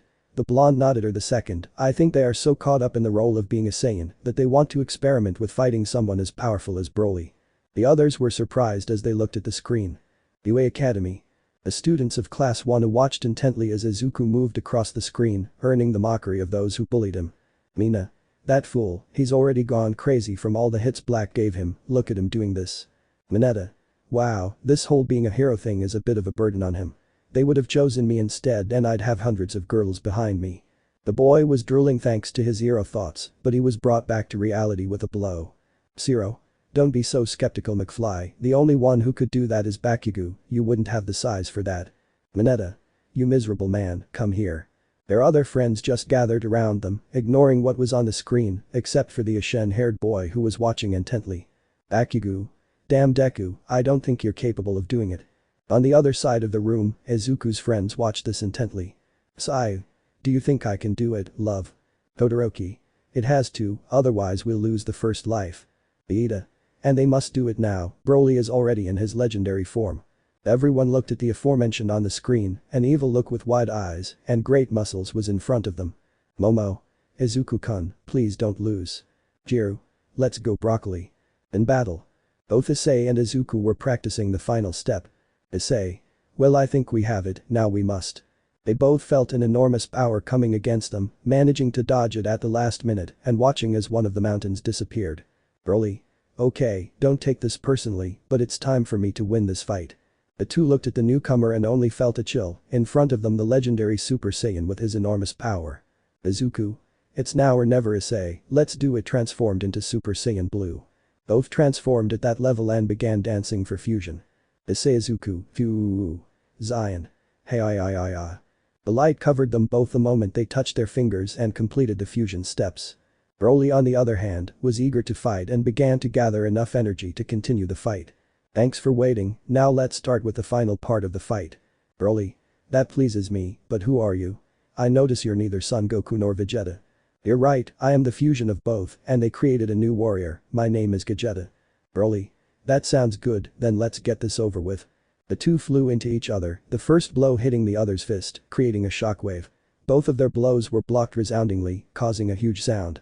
In a flash, Gogeta managed to kick Broly, sending him sprawling to the ground. The now blue-haired man took advantage of the distance he had from Broly and launched an energy ball, which split into many parts like a meteor shower. Meanwhile, the blonde man gathered an energy ball in his hand. What was unique about this one was that it gave the illusion that reality was corrupting and that the energy balls gathered in the palm of his hand. After launching his attack, the two collided. Vegeta, seeing this, flew towards his enemy and began to fight physically, receiving a response with similar blows. The combination of physical and Kai blows began to be noticed on both of their life bars. Little by little, Broly was losing ground in the battle as his movements were slower and he managed to be hit more than once by his rival. Vegeta, on the other hand, by gaining more advantage in the physical fight, managed to land a rainbow-colored Kai ball, thinking he would win. The response he got impressed him, as it only weakened Broly. Vegeta. I see you have no bad thoughts and emotions, so why are you fighting? Broly. I only wanted to fight strong warriors. I don't care about the ambitions of those who brought me to this stage. But now I just want to defeat you. Vegeta. We are of. The blue-haired man approached the blonde and once again the physical blows began. Broly punched the blue-haired man twice in the stomach, knocking the wind out of him. He received a double punch to the face and a kick to the arm in response, sending him flying. The life bar was at its lowest point, which Vegeta saw. Vegeta. Well, let's get this over with. Oh hattie hi. From Vegeta's hand, a powerful Kamehameha shot out swiftly, enormously, and powerfully toward an already weary Broly. As a last resort, he launched a green power ball, but it disappeared upon contact with the energy wave heading toward its launcher. KO. That was what was heard when seeing how Broly was thrown towards one of the mountains and impacted against it. Vegeta just fell to his knees from the effort, then separated and showed the green-haired and brown-haired boys in their Kuoh school clothes. Game 2 concluded, victory goes to the land. Just upon hearing that, the barrier protecting the battlefield in the Gremory territory disappeared. But the main screen changed to show the host of said games. Well done to both players, your reward will be to retain the power of your chosen character. The next game will be announced in 2 days. Enjoy this victory while you can, we will emerge victorious in the end. Without further ado, the screen disappeared, leaving the 2 participants and their companions in place. Both Issei and Izuku clapped hands in congratulations and fell to the ground due to the exhaustion of the battle. Chapter 6. An intraterrestrial invasion. Territorio Gremory. The fight had ended in favor of the Earth gamers. Both Issei and Izuku were more than exhausted from the fight, the energy expenditure evident as they were unconscious. By this time the leaders of the supernatural world had arrived quickly. Sirzechs. Issei-kun, Midoriya-san, are you okay? The chestnut tree that was face down began to babble things that were completely incomprehensible. Issei. Office. Sirzechs. What? Issei. What a tenagid. Azazel. Boy, you speak well, you are hard to understand. Issei. I'm hungry. The leaders just looked at each other and started laughing at that answer. Izuku. I'm hungry too. He said this while his gaze was towards the sky. Michael. Don't worry, we'll take him to the hospital in the Sitri region and… Issei. All but that place, remember I'm not very welcome. Michael. Then we'll ask my sister to cure them at your mansion, there'll be no problem with that. Izuku. Don't worry about me, I'm just tired. Issei got the worst of it since he fought for a long time alone against Broly and look how he left him. Azazel. Speaking of that rival, what happened to him? Sirzechs. I don't know, but… At that, a magic circle appeared in front of him, where several low-class devils came out, it's better to check the area. Saying that, the demons that appeared began to walk around the place where the battle took place, to see the damage caused by it. It took only 15 minutes for most of the demons to return, except for 2. Sirzechs. And the others? Demon 1. We don't know, they went to the indicated coordinates, but they were late. Demon 16 and 18. Lord. The others turned to look in the direction where the scream came from, they saw that the 2 demons had 2 bundles on their backs, one of them with the Kuoh school uniform, the other was wearing very tight rebel clothing and had albino-colored hair. Azazel. Saji and Vali. Michael. What happened to them? Sirzechs. You two, tell me, why are you bringing the pawn of the Sitri house and the Hakuryuku like that? Demon 18. We found them lying on the edge of the barrier that was put up for the event a few moments ago. Demon 16. That's true, it seems they were attacked, but because of the barrier, since I saw it. He pointed at Saji's clothes, it seems they were damaged by electricity. Azazel. It's noticeable, but the question is, why are they like this? Sirzechs. We'll ask them tomorrow, especially Vali. What was he doing here? For now, take them to Sitri Hospital. Demon 16 and 18.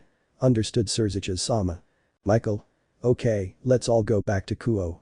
Nodding, the other 2 leaders and with the help of the other low-class demons, they took each boy to transport them to the occult club. Buei Academy. The fight was over, everyone was more than impressed by the fight of their former classmate, even the teacher himself, who helped him on occasions when he received abuse not only from his classmates, but also from Room B, especially from a not very nice boy named Monoma, was impressed by the performance of his former student.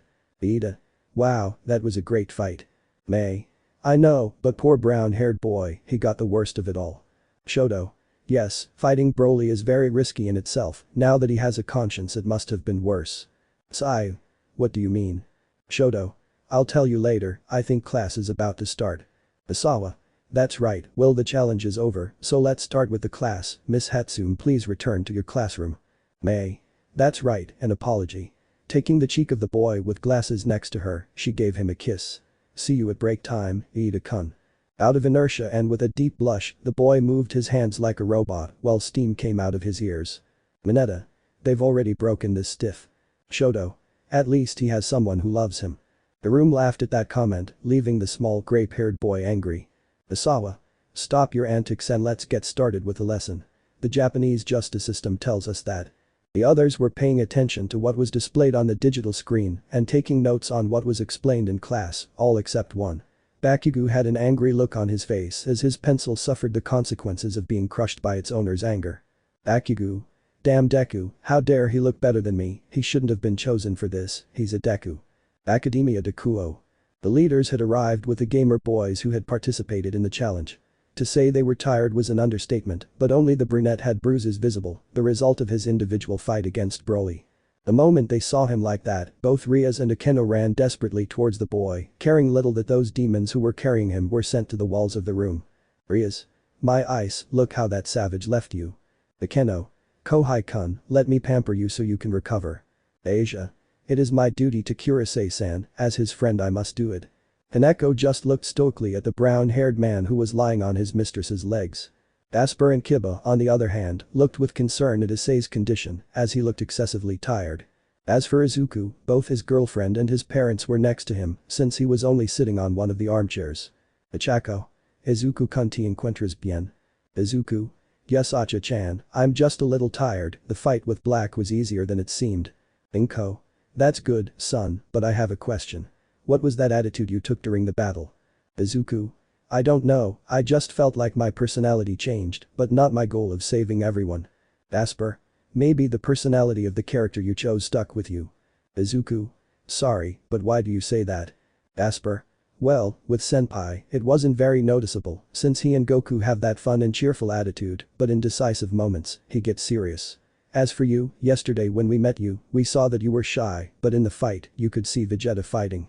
The green-haired man just put on a shocked face upon hearing that his personality changed so quickly.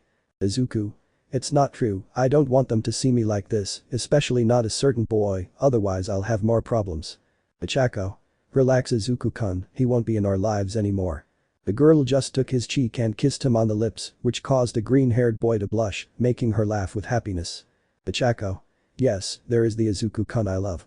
But Issei and the others, they were around the brown-haired boy since Asia was healing him with her sacred gear. At that moment the student council approached where the boy was. Sona. Wow, it seems the idiot made it through his second fight, but what a state he's in. Look at you. This clearly angered those present, including the other two contestants. Sakura. Hey, don't talk like that about the captain. He gave his all to win today's fight. Serena. It's true, he and Izuku risked themselves too much for their lives. Momo. Please, is that taking a risk? If Saji-kun had been in the fight, it would have ended quickly. Zenobia. Yes, with a defeat for the Earth. This comment annoyed the girls on the council, but it brought back to a certain fallen person the thought that had escaped him upon arriving at the hall. Azazel. That's right Sona, your pawn is at your family's hospital. Sona. What? But how? Sirzechs. That's the same thing we want to know, since it was at the limits of where the fight was, so tomorrow I'll wait for them along with him and Vali, so they can tell me why they were in that place. Tsubaki. Come on Sona-sama, we must go see Saji-san. Sona. Yes. I pointed at the lovely Asia. You come with us to cure. Rias. Sorry, but she is my peer and therefore helps me heal my family and especially my boyfriend. This shocked the student council, and even more upset Sona. A pang in her heart was what she felt when she heard that, but she didn't pay attention to it. Sona. But this guy doesn't matter, they must cure the Siki. Sirzechs. As my sister said, that's the Sitri household's problem, so go see what happened, and tomorrow I want to see you in your council hall. Saji must clarify why he was there. Without further ado, the entire student council left the room in a magic circle. Sona just glared at Rias, who continued to comfort Issei's head. Later. Already at Issei's new house, he and the group of players, along with Rias, had returned. A grand banquet had been held for the players' great participation in the DPS fight. Akeno, along with Sakura and Serena, happily prepared the food. Asia with Kaneko prepared the table to eat.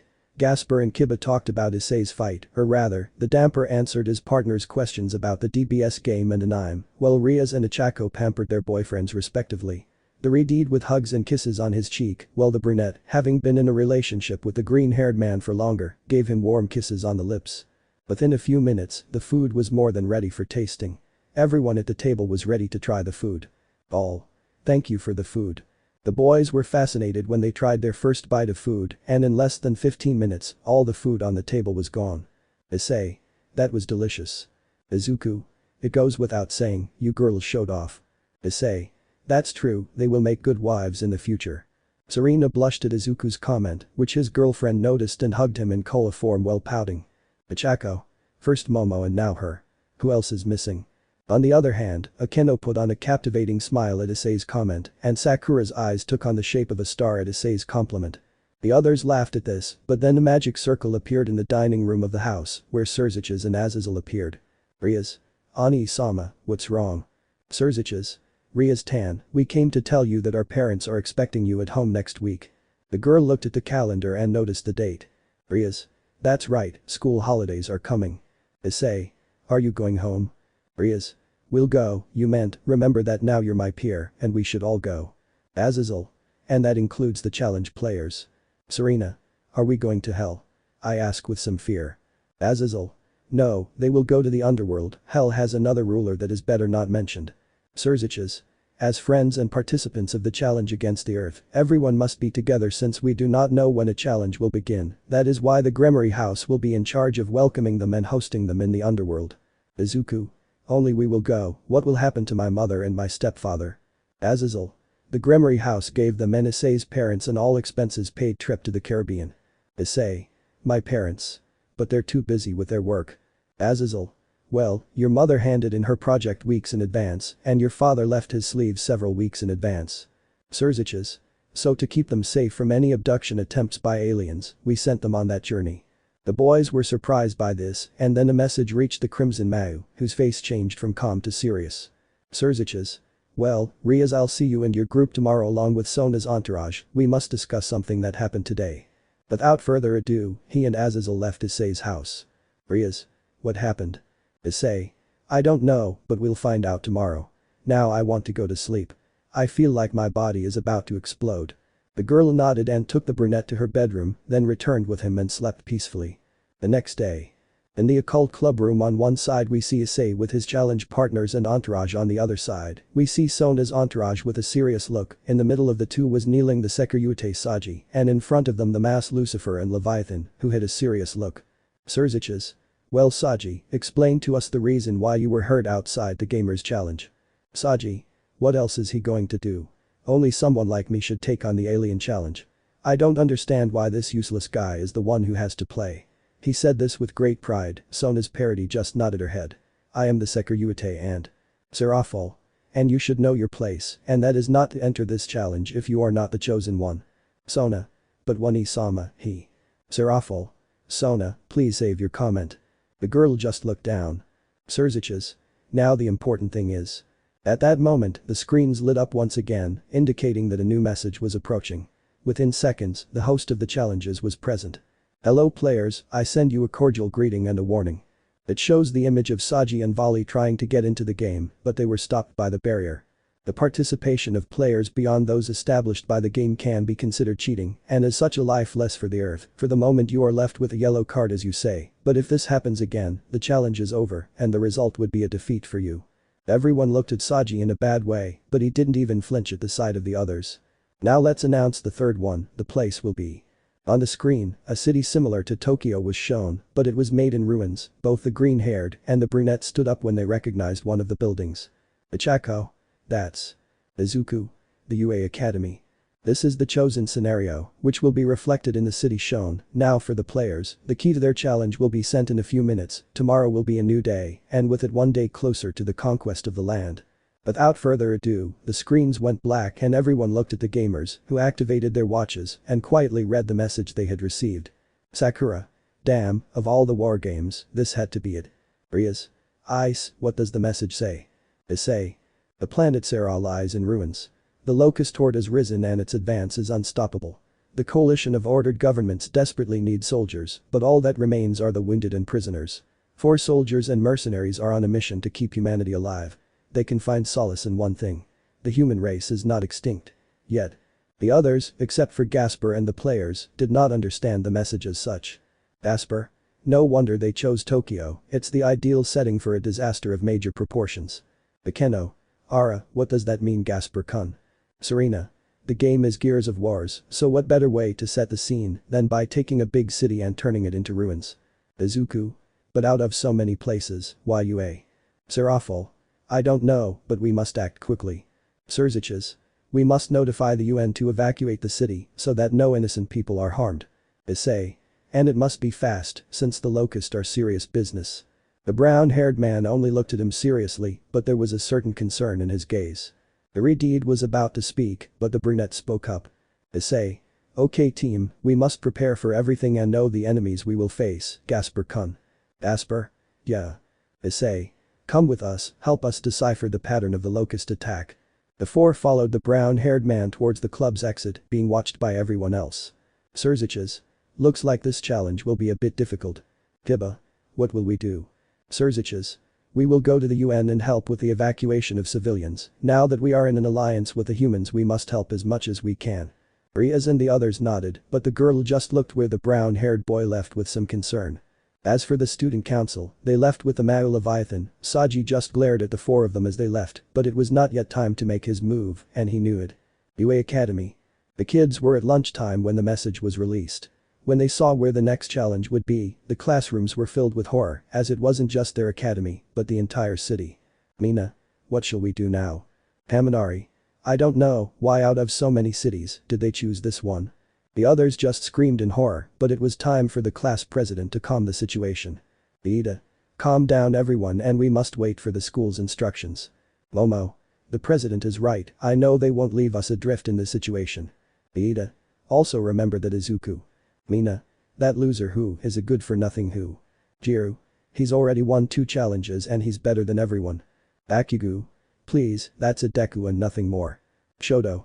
Well, he's done better things than you, don't think we don't know you've been clinging to his academic results. The ashen-haired man just grunted and left. At that moment, the teacher had entered the classroom, along with a short man with a thick head of hair and a beard, who you'd think was a mouse. Asawa. Okay guys, the academy director, Master Nezu, has come to give us an announcement. Nezu. Hello everyone, first of all, we must remain calm. The Japanese government has informed me that tomorrow morning an orderly evacuation of all students from the academy will take place. For your safety, if you live near the city center of the academy, it is best to come here for the evacuation. Otherwise, if you live on the outskirts of the city, go directly to the meeting points that the Japanese government will announce this afternoon. The boys were a little calmer, but nodded at what was said. Nezu. Now if you'll excuse me, I'll give this announcement to the other classrooms. The principal left the class, leaving the students a little calmer. Asawa. We don't know what might happen tomorrow and how our city will be left. It's best to pack the essentials, stay in touch via cell phone, and we'll see what security point they'll give to the academy. But if it's far from where you live, don't think twice and go to the nearest shelter. But that said, and on the director's orders, all the students at the school went home to gather the essentials. In the afternoon, both the Japanese government and the faction alliance established refuge points for the city of Tokyo. According to the plan, the game would start at 9 AM, so everyone should evacuate 10 minutes in advance. As for the players, they were reviewing all the titles in the Gears of War saga, learning about the possible enemies and how to face them, in addition to the additional challenge. After finishing studying the possible enemies they might face, the brunette and the others went to sleep. Of course, the brunette was next to Rias, who tried to relax him, knowing it would be a big challenge tomorrow. A short session of kisses and hugs was enough to calm him down. The next day.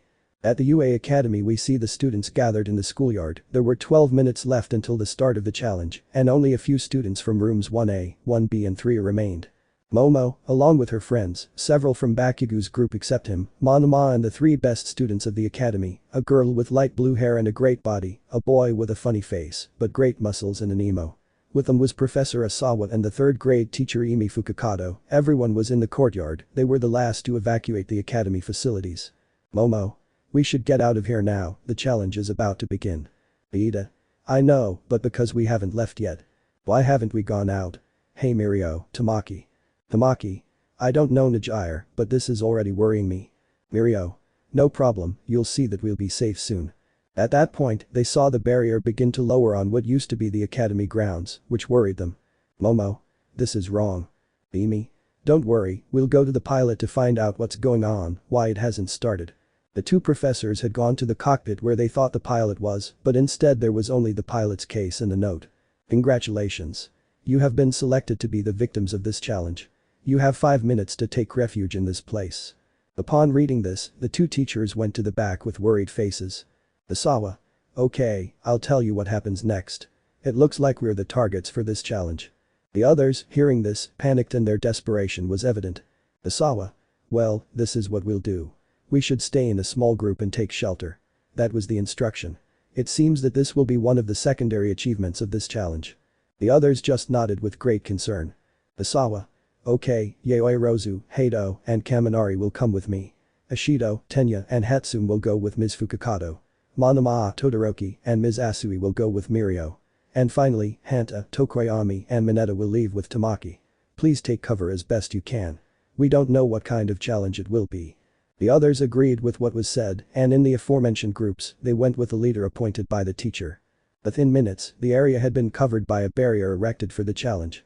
When it ended, a massive earthquake struck, revealing several beings quickly emerging from the city center and the courtyard. Mineta. Awesome Gears of Wars, we're lost.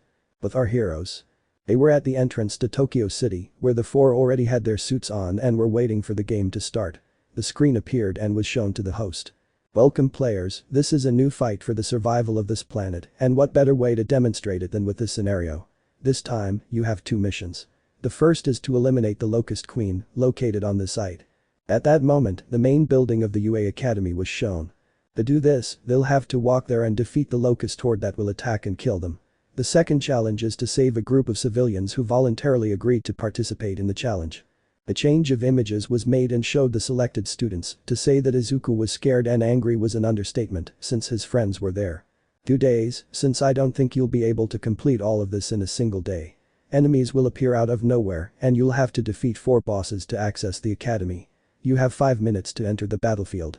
Without further ado, the 4 of them looked at the entrance, already with their outfits on, or rather the chosen avatar. Note. I have not played the other Gao, so I chose the characters at random, except Marcus. Issei. Calm down Izuku, we'll be able to save them. Sakura. Issei-kun is right, we can handle this challenge. Serena.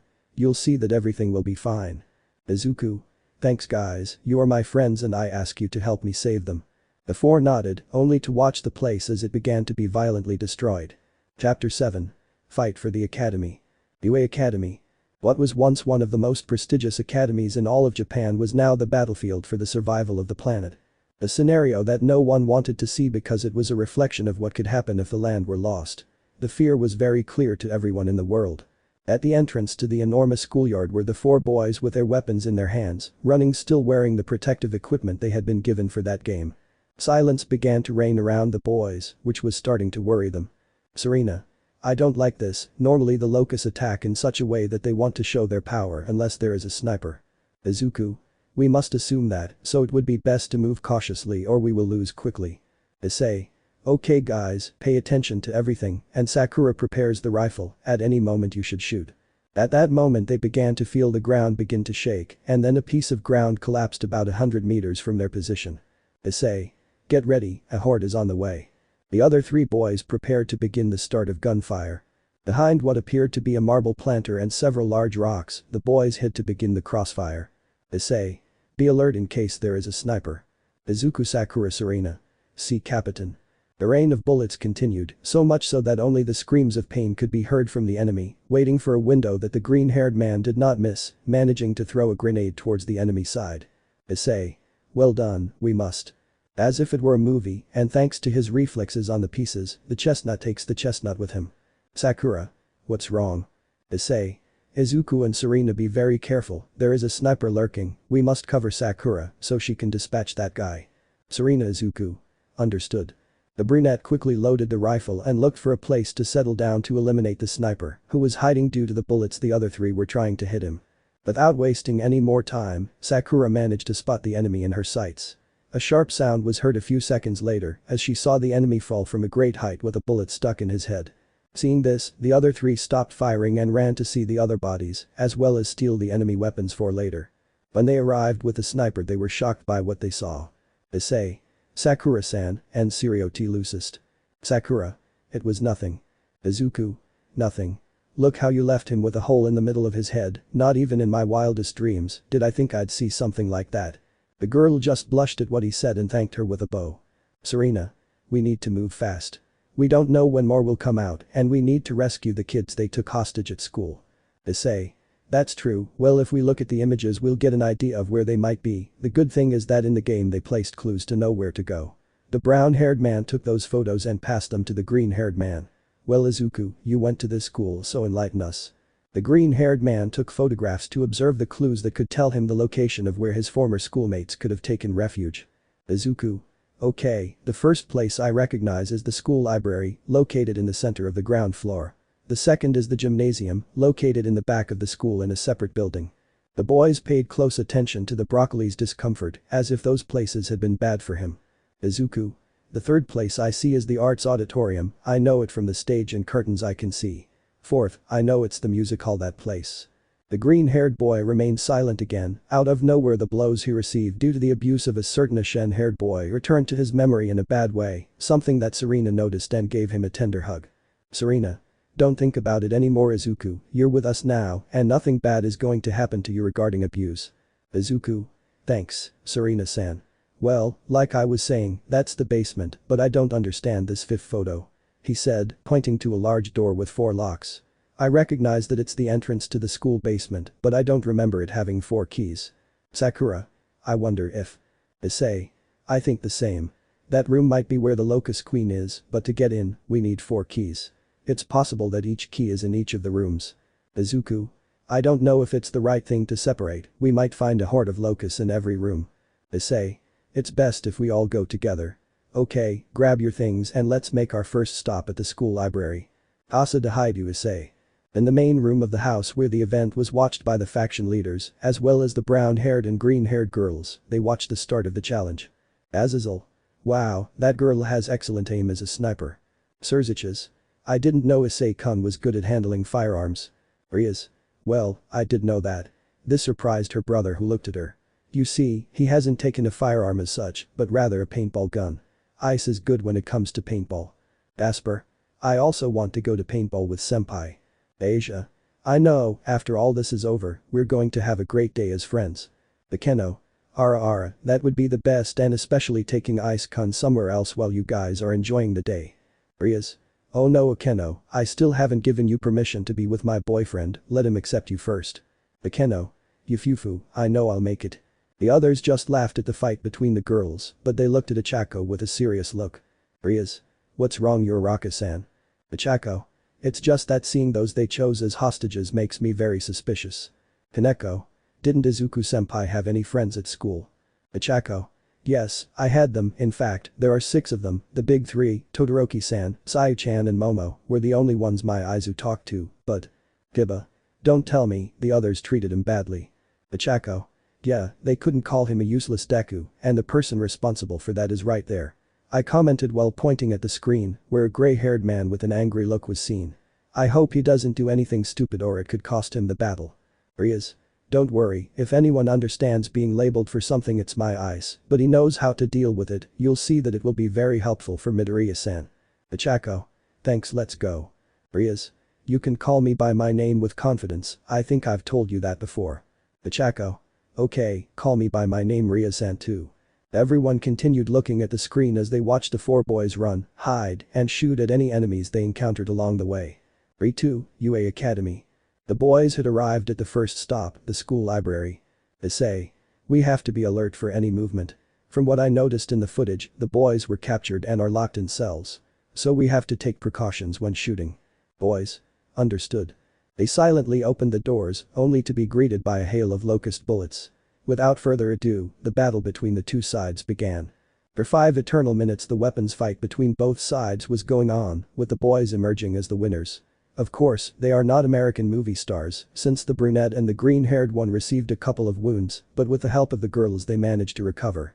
Once they were done fighting and recovering, they went to the next room where the first hostages were locked up. Issei. Are you okay? Get us out of here, I'm too young and beautiful to die like this.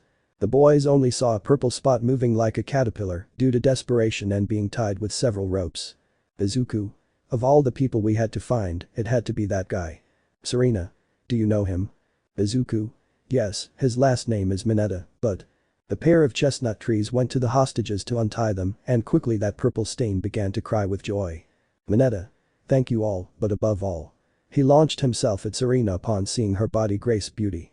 5. It was only seen that the little boy with purple hair was kissing the floor with his face, in front of him Izuku who had his hand on his head. Izuku. Don't even think about it, you perverted beggar. Mineta. What's wrong with you, Deku? He asked angrily, raising his gaze, then turning to terror in his expression. Izuku. Did you say something? He comments with the gun pointed. Mineta. What thank you. Izuku. I thought so. The other three who were tied up stopped to see their former partner, except for one. Izuku. Tamaki-senpai. Tamaki. Izuku, how nice to see you well. On the other hand, a boy whose hairstyle resembled a bird looked seriously at the green-haired boy since the latter only spoke to him for school reasons. Participating in bothering his classmate was not his thing. The other dark-haired man, on the other hand, just looked at the boy with a hint of guilt as he was one of the main ones who bothered him. Upon making eye contact with him, he simply looked away. Izuku. Tokoyami Hanta. Tokoyami. It's good to see you well Midoriya. Izuku. Same here. Issei. Okay, enough with the weird reunions, you four go down the main hallway towards the academy exit, the path is more than clear. The four nodded, but not before the little pervert gave the brunette a hug, then went for Sakura, but just like with Serena, she was sent to the ground now by Issei. Hanta just carried his friend without saying anything other than thank you as he passed by the broccoli. Issei. It's time to move, Izuku tell us which place is recommended. Izuku. To avoid any problems with their recapture, it's best to go to the music room. It's on the second level and will clear the way for the others to leave without any problems. Serena. Sounds good to me. Issei. Okay, let's get going. Sakura. I already found the key to go to the basement. Issei. Perfect, then reload your weapons and let's continue. So the boys continued on their way to the music room where the second locust horde was, who were already waiting for them with flashbang grenades and a hail of bullets. To say they escaped unharmed was a lie, like the love their ex swore to them. On one occasion, the brunette was seriously injured but was quickly treated by his teammates. The same healing they used in the game was implemented at this time. Issei. Wow, I thought you didn't count that. Sakura.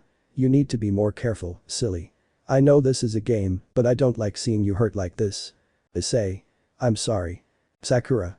Calm down, I just hope Rias doesn't see it or else you'll be in trouble. Issei. It's true. Already with a face of terror he imagined a scenario of reproaches and punishment for exposing himself like that. With Rias. To say the Redeed was angry was an understatement. She knew the competition was going to be very dangerous, but… Rias. Ice Baka, how could he run like that in the middle of a pitched battle? Bakeno. Ara, it seems that my Kohai-kun wants to have a lesson about taking care of himself so as not to leave us alone. Ichako. Don't worry Rias-san, everything will be fine. Asia. It's true, and we can't tell him something, Issei-sen has always been like that in caring for and helping those who need it most. Rias. I know, it's what I like most about him, but he shouldn't expose himself like that. She said with a pout. Asper. Senpai looks great when he goes to help others. Hiba just put on a calm smile as he continued to stare at the screen. Like this. On the outskirts of the city, where the residents and students of the school had been evacuated for their safety in case something bad were to happen, Bakugo watched angrily as his former childhood friend acted. Bakugo. That miserable person who thinks he is by making himself known like that is just a miserable Deku. So you don't like that guy huh? The Ashen-haired boy turned to see where the voice spoke to him, only to see a silver-haired boy in an elegant suit. Bakugo. Who are you and what do you want? My name is not a priority right now, but what I want might appeal to you. I'm looking for people to change this world. Bakugo.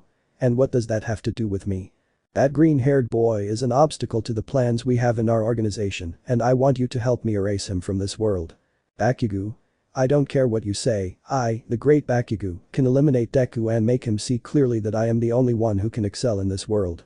Fine, I respect your choice, but if you change your mind, with that, he throws her a card with a symbol in the middle of it, just shed a little of your blood and I'll talk to you. Without further ado, that character just walked towards the crowd to get lost in it. Bakugo. Loco. Re2, UA Academy. The boys had finished off the second locust horde that had appeared in the music room, only to go where the hostages were in that room. In the room where the instruments are kept, the brunette with pink hair could be seen with tape on her mouth, her hands tied and her expression angry. Next to her we see another girl with pink hair but white skin, who was hugging a pink-haired girl, and in front of them a teacher with green hair and wearing a bandana. Izuku. Iida-san, Hatsum-san, it's good to see you all well. Iida. Izuku-kun, brother, it's good that they came for us. Both the boy with glasses and the pink-haired girl went to give their friend a hug. Sakura. Wretched locust, look at you covering this girl's mouth. Hatsum. It wasn't them, it was us. Issei. What? Hatsum. He kept saying that we would die because of Izuku, since they would lose this game quickly. Iida. And as always, you don't stop being useless and stuff like that. The others just looked at the girl in a bad way, who tried to hide behind the teacher due to the shame of her words. Serena. I say we leave it here. Sakura. It's the best. Issei. Hey, I know she's a bad girl. This made the pink-haired brunette pout. But leaving her here isn't what a hero would do, don't you think? Izuku. We've already wasted more than half a day on this, let them go. At that he turned to see his friend Iida-san, the path is more than clear for you to get out of here without problems. Iida. Thanks for the help Izuku-kun. At this I take his girlfriend's hand sensei, it's best we leave at once, before more of those things appear. Fukakato. Okay guys, it's time to go. The three students continued on their way, but not before thanking the green-haired boy and the others for that act. Well, the pink-haired brunette was a little more stubborn with Izuku, but in the end she thanked them. Serena. It would have been better to leave that girl called Izuku. His last name is Ishido. Serena. That same one in this place. Sakura. Yeah, she looks like a despicable girl, and Issei. Leave that for later, we have to go for the third group and the third key, by the way, you already took it right. Izuku. Yes, here it is. He said while showing the key in his hand. Now let's go to the auditorium, it's at the back of this building. The four of them started running with their weapons on them towards the ground floor of the place, shooting at the enemy along the way. When they reached the third destination, they couldn't believe what they saw. Issei. That's not true, it's General Rom. Rom. Well, look what fate has brought, this is where your participation in the game ends. Raising his weapon, a large horde of locusts began to emerge from the ground in a frenzied manner. Issei. Cubrance. The brunette took Sakura and took refuge with her in a small bunker there. Meanwhile, Izuku and Serena stood together trying to repel the massive attack. Izuku. I think it's time to use the second weapon that rifle has. Chainsaw sound. The green-haired man, seeing how one of the locusts approached quickly, cut off its feet with the saw and gave it a coup de grace in the head. Issei. We must finish this quickly and confront the general. Little by little the boys were approaching, using as shields the bodies of their rivals who had the misfortune of going first to kill them. That was until Sakura reached the general, but a kick from him sent her flying. Issei. Sakura. Serena. I'll go heal her. Issei. I'll take care of that. Without further ado, the brunette and the green-haired man began shooting at the general, who either dodged the shots or his life was slowly going down. Issei. This is bad, if we continue like this we'll run out of ammunition. General Rom. Surrender now or this girl will pay with her life. They both tried to figure out what he meant, and that's when the green-haired man's anger surfaced. In the locust's hands, he held a black-haired woman with a ponytail. Type. Izuku. Izuku. It's miserable. Issei. You must be calm, look, I will distract him, and you must cut off his arm, so he releases her. Izuku. Good. Following what the brown-haired boy had said, Issei began to leave little by little, with the motive that the general would only pay attention to him, so that the general would pay attention to him. As for Momo, she was desperate for the situation she was in, which she didn't notice how her former schoolmate and secret love came to her rescue. General Rom. Stop playing games, kid, or else this girl will suffer the AAAAA. Quickly and because of the pain he turned to see where his arm was already detached, next to him a certain green-haired man with an angry look observed him. Izuku. Ahora Sakura. The last thing that Locust saw was the angry look from his rival, and then he fell dead to the ground, this as a result of a bullet that went through his head. Sakura. This was because of the kick idiot. Both Issei and Serena went to help the other boys who were locked up. Instead, the raven-haired girl jumped into Izuku's arms with tears in her eyes. Momo. Thank you Izuku-kun. Izuku. You're welcome, I wasn't going to let you. Silence filled the room in shock at seeing how the girl had taken Izuku's lips in a tender kiss, her hand resting on his cheek as she enjoyed it. On the other hand, the green-haired man had his eyes wide open, his thoughts gnawing at what his girlfriend might think. Izuku. Echako mi va matter. Issei and Sakura were just praying for their new friend and what might happen. Serena was beyond jealous of this, since they had gotten there first. Momo. That was my first kiss and it was reserved for you. Izuku. I. Momo. I'll have to talk to my parents and Echako, but I'm sure how I feel about you. Izuku. You. Issei. Great, they've already broken it down. Sakura. You are a true teacher. Isawa. Yes, I'll take you to the school exit to get you to safety. Turning to see the other two students. Let's go, guys. The other two students just followed the teacher without saying anything as soon as Momo gave the boy another kiss on the lips and went behind the teacher. Issei. Hey, wouldn't you like to be part of the supernatural, then you'll have a harem and it wouldn't be frowned upon anymore. Izuku. What are you saying? Acha's going to kill me for this. We recently fixed that idiot Bakugo thing and now this happens. Sakura. You'll see that later, it's time to go for the last key. Serena just had an aura of being jealous and left the place dragging the freckled man who was still in shock from what had happened. With Rias. The red-haired girl turned to look at her new friend who had a slightly lost look on her face. Rias. Are you okay? Ichako. Isamomo. Rias. I don't see you that upset. Ichako. I already knew this, she herself told me that we could share it. Rias. Well, this is not frowned upon in the supernatural. Ichako. What are you saying? Rias.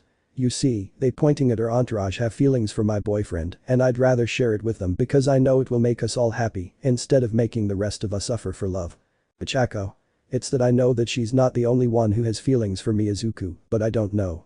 Rias.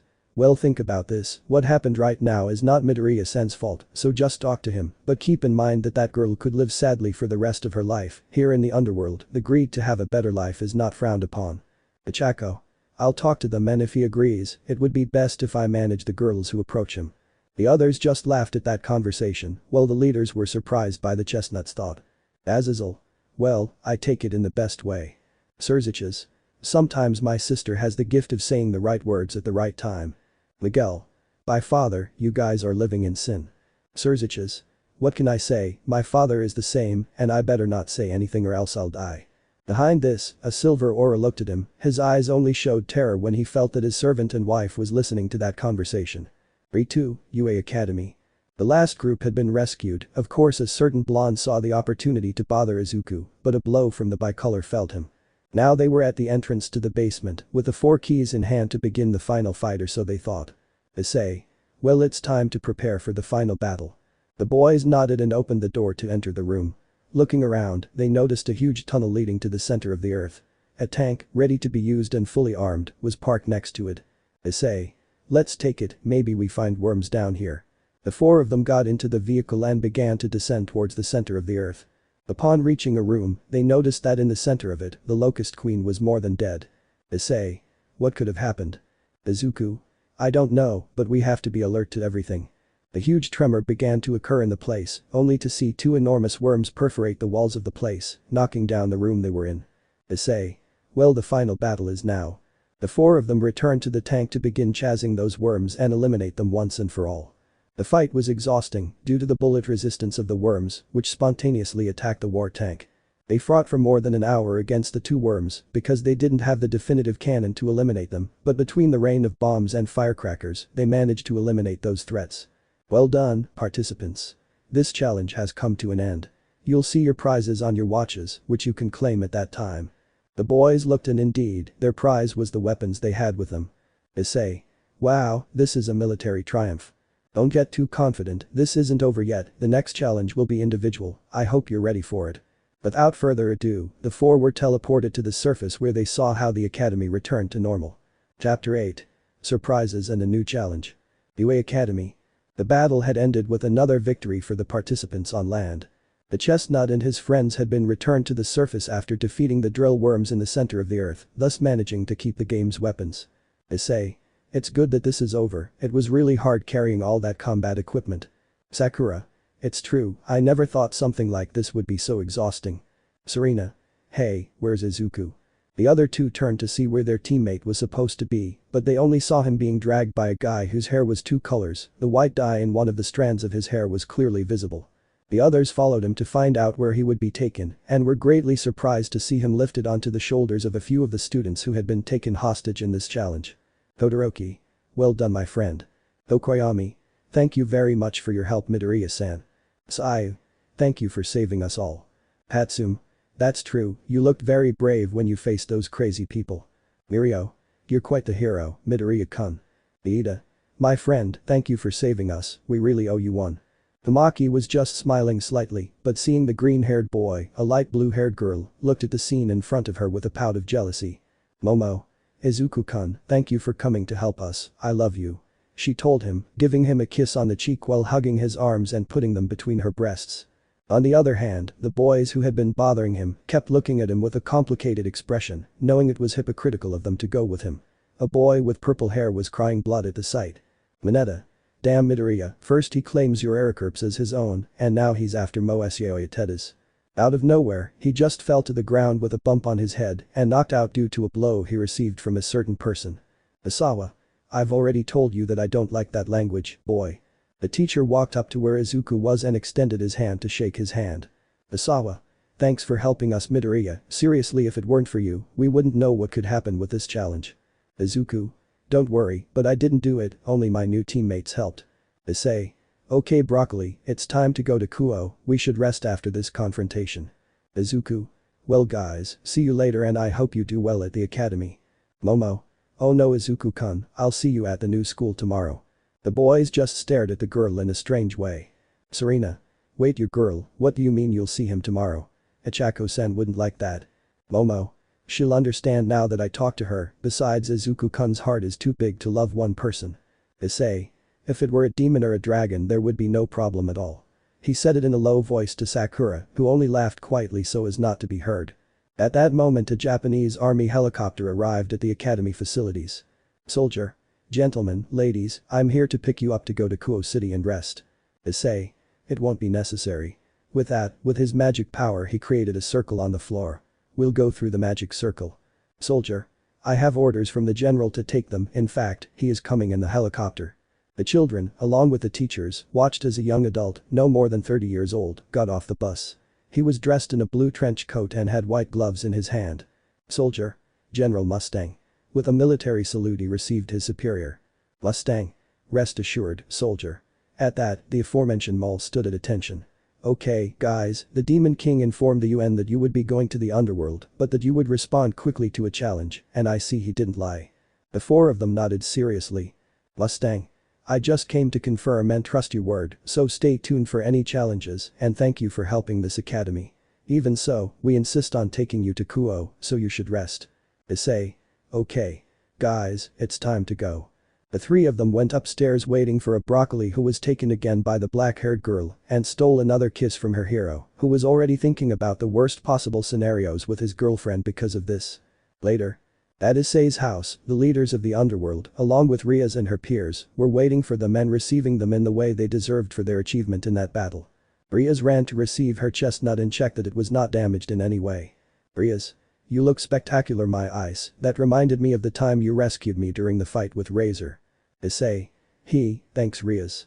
Instead, Izuku with all the fear in the world got off the helicopter, where he saw his girlfriend with a wide smile, but the aura of jealousy and anger was what surrounded her, like the Kai of a Saiyan.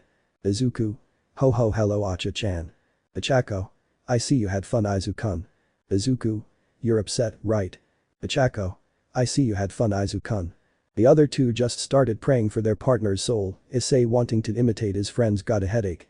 Issei. That's true, praying is dangerous. Sirzechs. Wow Issei-kun, looks like you've mastered the shooting game quite well. Issei. It was with Gasper's help in knowing all the enemies that could appear. The others only said good things about the damper, who, with his head bowed, thanked them. Sirzechs. Well now it's time to go rest, tomorrow will be the last day of classes, and then you must prepare everything for your trip to the underworld. Azazel. If there is no more, we will retire and see you tomorrow for preparations. Rias. Preparations. Azazel. You'll know. The others just remained with a lot of doubt, but they turned to see a scene that the bride and groom from Tokyo were making. Izuku. Acha-chan, I'm sorry for. Ichako.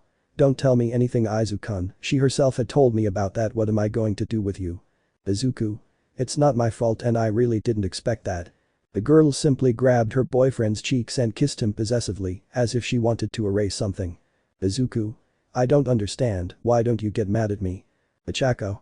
Unlike what happened with that idiot Muslim, Momo had already told me that if we shared you, the truth is I felt strange about that subject, but Rias told me that this is normal in the underworld. Izuku. But I'm not a demon. Issei. But you're already part of the underworld. The other two turned to look at him the moment he spoke. Not to butt into this conversation, but in a way, you're already part of the underworld. Izuku. But how? Issei. Well, you're now fighting for the underworld in this challenge, which makes you under its protection, so in a way this doesn't look bad anymore. Izuku?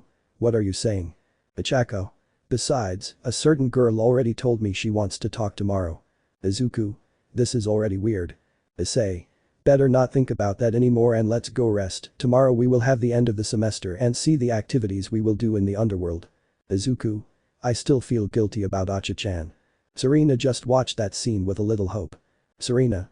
I hope what Issei said is true. The next day.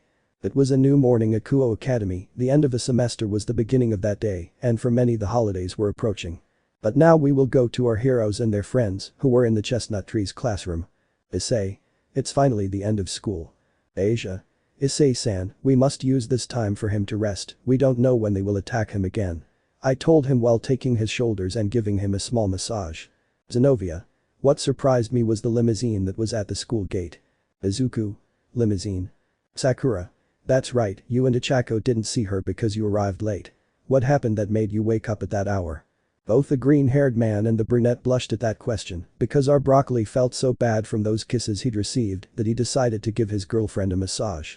A massage that turned into gentle touches with a bit of lust on both sides and ended with each of them watching the other reach ecstasy. Izuku? Nah, nothing in particular. Asper? Midoriya-kun, you're Raka-san, Kaneko tells me that the teacher is about to arrive in the classroom. Ichako? Well, see you in the afternoon Hyoudou-san. Issei? Yes, go to the club in the afternoon. What was supposed to be a sight of simple friends, the rest of the class, especially two boys, didn't like it. He saves a school and already thinks he's popular, that idiot thinks he's better than us, I think it's time to remind him of his place, don't you think Motohama? I know Mitsuda, we should talk to the boy from the student council, he will help us save the beating that is due. What they didn't count on was that two girls heard that. Murayama. We must notify Issei-kun. Hadis. That's true. Izuku's hall. The boys had arrived at their classroom and sat next to Kaneko. As they took their seats, they noticed an empty spot in front of Izuku. At that moment, they saw the new teacher in charge of the class, who was known as Izuku, walk in. Yoshinori. Okay, guys, this will be quick. The academy director informed me that we'll only have half-day classes since it's during the grade checking period and when students can sign up for their makeup classes if they failed any subjects. Therefore, if you haven't failed any subjects, you can go to your clubs for your final activities, or if not, go home. Most students threw their notebooks at the news, while others simply banged their heads on the desk where they were studying for failing their subjects. Yoshinori. Another announcement.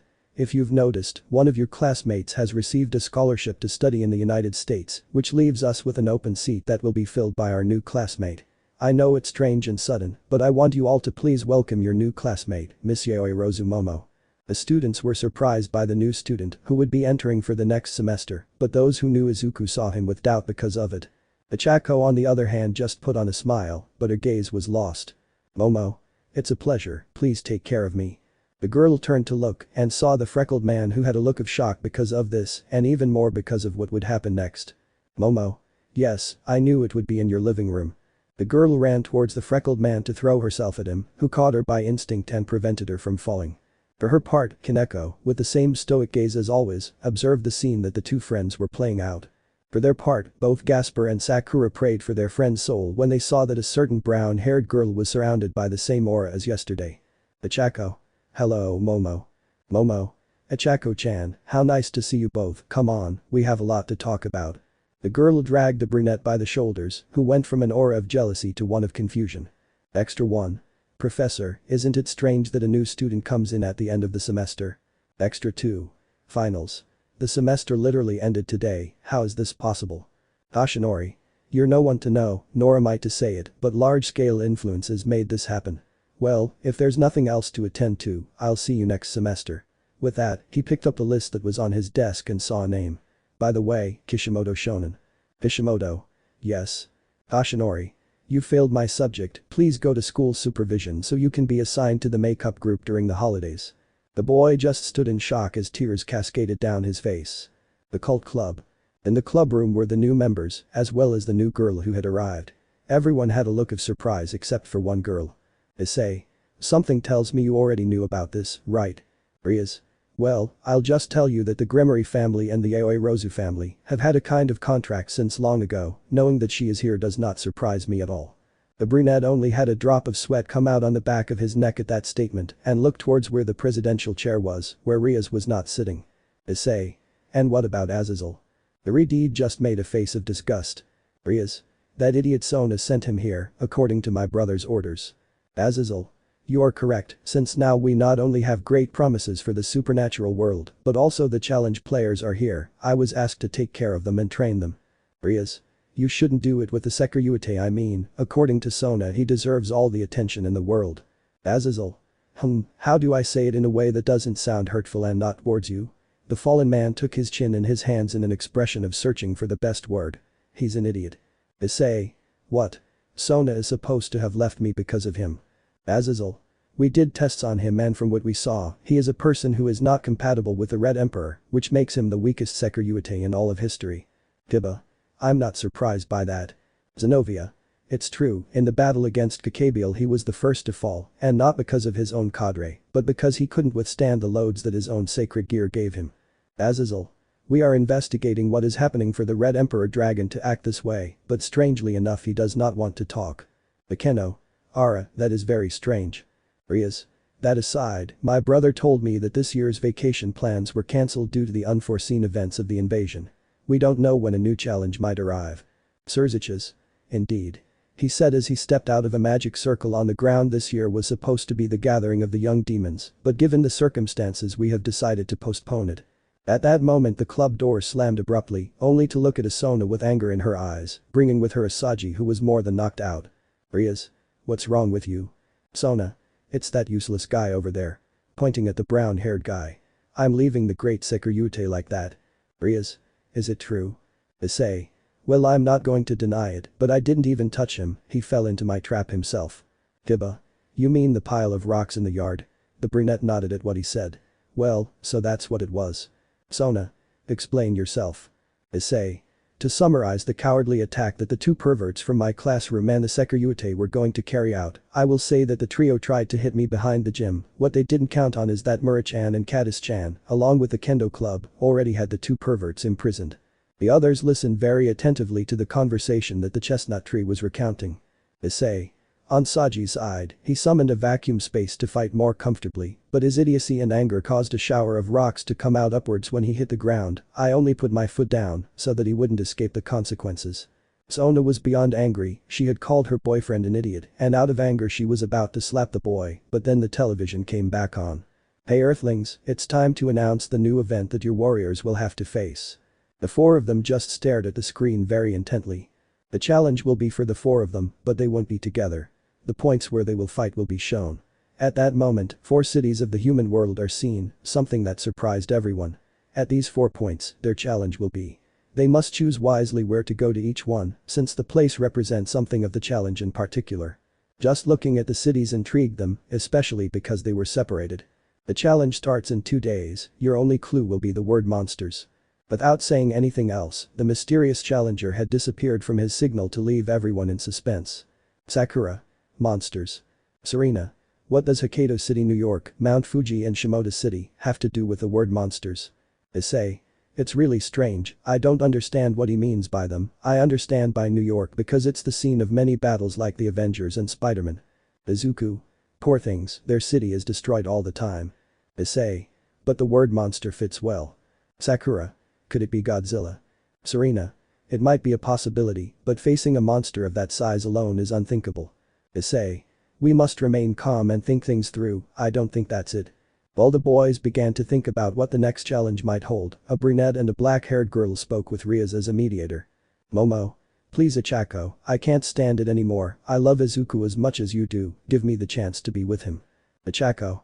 But he's my boyfriend, although I know he loves me very much and has shown it. He's one of those people who doesn't like to see someone sad, especially if it's his fault. Momo. So we share it. Achako. I don't know, it's not just you, several girls at UA have already told me the same, even senpai. Besides, you're not the only one here who wants that. She said, surreptitiously pointing at a certain blonde. Rias. Well, as Achako told you, since Midoriya is under the protection of the underworld, he can be granted the right to have a harem. Achako. Okay, we'll see if Izuku wants to, but I'll be the first in everything.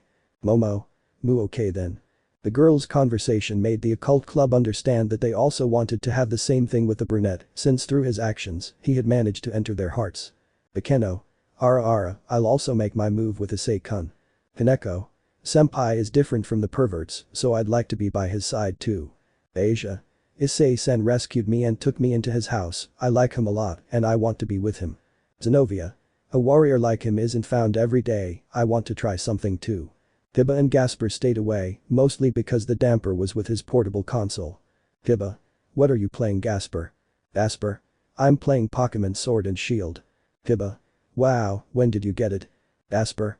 Hardly, the truth is that it hadn't caught my attention much because they removed the evolutionary stones and the Z crystals, but knowing that it is inspired by the United Kingdom and the mechanics of going in a group to play, attracted me a lot. This last point caught the attention of the gamers, who hit themselves on the head because it hadn't occurred to them. Issei. Of course silly, the next challenge is Pokémon. Serena. How do you know that? Izuku.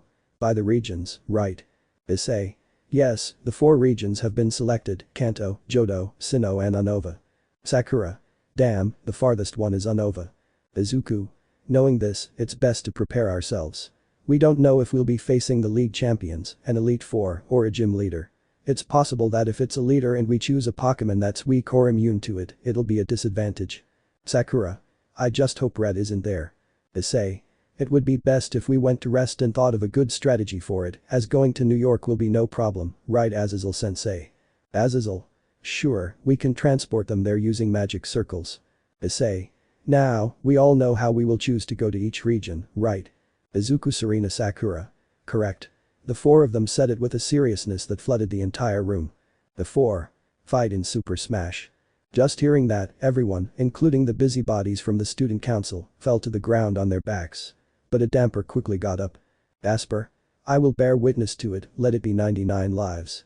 Without further ado, the 4 of them ran towards Issei's house, leaving everyone with a big drop of sweat on their necks. When the brunette left, he noticed the 2 perverts from his class tied up and hanging near the kendo club. All he did was greet the captain and vice captain, who returned the gesture. Rias. Brother, it's best to go with them. Sirzechs. Yes Rias, and don't forget, tomorrow Grayfia will be waiting for you at the train station to go to the underworld. Without further ado, he and the other 2 leaders of the alliance left through the magic circle. The girl turned to see where her former friend was with a serious look. Rias. From what I noticed, my brother let that awkward moment with your new piece pass, but I'm warning you, tell that idiot and pervert Saji to leave my ice alone. Sona. I'm not scared of your threats Rias, I know what I have and I'll gladly give you a lesson in power. Rias looked at her queen, who nodded and asked the brunette and the new companion who arrived to follow her. Rias. I'm just telling you to calm down, besides I know that Ice will be able to wipe out Saji, even without using his new power. Sona. What are you talking about? Rias. Just think about it, before Issei arrived you only had a pawn, with Saji's arrival, he gave you the opportunity to revive another person. Sona. Where are you going? Rias. That Issei is a diamond in the rough in potential, and you never saw it as a dragon that is clearly not compatible. Without further ado, the Redede reached her pieces and they went to the brown-haired man's house, leaving a very angry Sona who was not thinking clearly about what the Redede had told her. Sona. Stupid Hyoudou. For the rest of the afternoon, Issei and company held the Smash tournament where the winner was Sakura, who chose the legendary rat killer as her character. In contrast, the freckled boy finished in last place with Kirby on his side, who nicknamed him after his girlfriend. Issei. Well, that's how the tournament ended. Sakura, you choose which region you want to go to. Sakura. I choose Unova. Serena. Damn, I wanted that one, no way I was the second, so I chose Johto. Issei. No way Izuku, I think you're staying in Kanto, I'm going to Sinnoh. Izuku. It's not fair. Rias. Wow, 5 hours in this tournament, well let's go rest. Then she sees Momo Yaoi Rozu-san, do you have a place to stay? Momo. Don't worry. Rias. Well, since she's a Chaco's friend, I'd like to invite her to the underworld, anyway, my parents and hers already know each other. Momo. I'd be delighted. Rias. Okay, then I'll wait for you at the train station tomorrow so we can leave in the morning. Momo. Thank you very much, I'll be leaving, my limo is at the door. Without further ado, the girl said goodbye, but not before stealing another kiss from the green-haired boy, who was in shock, and even more so when he noticed that his girlfriend didn't say anything. Izuku. Achako-chan, what just happened? Achako. I'll tell you later in bed, we have to go prepare things for tomorrow. She took the boy's hand and stretched out to give him another kiss on the lips and walked towards the room. A question, Izu-kun, why did you name Kirby after me? The green-haired man just hugged her from behind and pressed his cheek against hers. Izuku. He reminds me a lot of you and he's my favorite character. Ichako. Because she's chubby and pink? I asked with a fake pout of annoyance. Izuku. No. Then he kisses her on the lips because she's tender, adorable and unique. The brunette just blushed and they kissed again. The others just watched the scene fondly and went back to their rooms to rest for tomorrow and the challenge in 2 days. Chapter 9. Memory, Journey and the 4th event begins. Kuoh City. In the city center we see the 4 players along with the occult club, Izuku's girlfriend and the newcomer from Tokyo City at the city train station.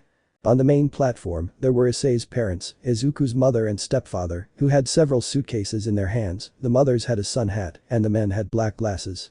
Issei. I hope you have a great time on this vacation. Izuku. Tashi-sen, I entrust a lot to my mom. Miki. Don't worry, son, just please take care of the challenges that follow and don't forget that you are our greatest pride. Boru. Rias-san, please entrust our son to you now that you are going on a trip. Rias. Don't worry, Odo-san, he and I will spend a few days of rest at my parents' house and you should also rest well today for tomorrow's challenge. Izuku's parents looked at their son with great joy and above all in Inko's hand there was an envelope. Tashinori. Son, I just want to say that you are the pride of your mother and me, you just need to trust yourself more and this challenge will bring out the best in you. Inko. You've proven to be a great guy by setting an example and I'd like you to continue being that way. Ichako. That's right, Izu-kun, keep up the good work, first and foremost. Izuku. Thanks everyone.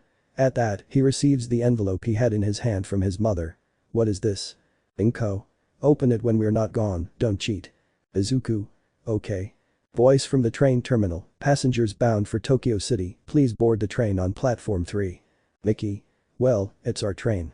Without further ado, the parents of both boys hugged their sons with great affection and concern.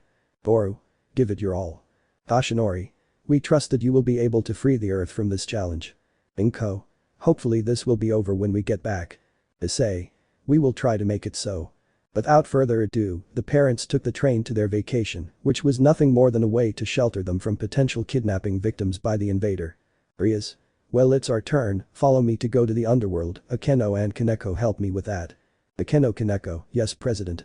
The boys followed Rias with their suitcases in hand, they arrived at the elevator of the train terminal, something that surprised several.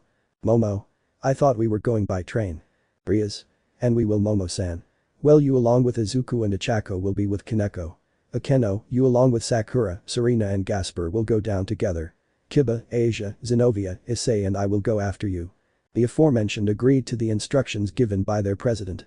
The first to get on the elevator was the albino with her assigned group, followed by the raven-haired girl who went with her assigned group. After several minutes, it was the Retide's turn and the 2 stayed with her.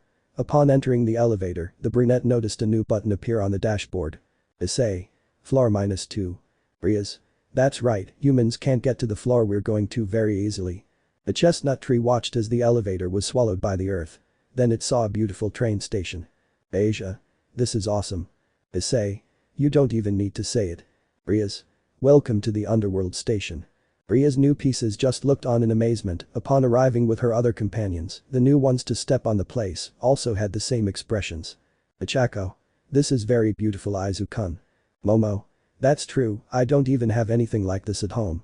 The family's private station isn't as ornate as this one. The humans and their companions looked at her with an expression of astonishment. Izuku. Private station. You mean a subway station? Momo.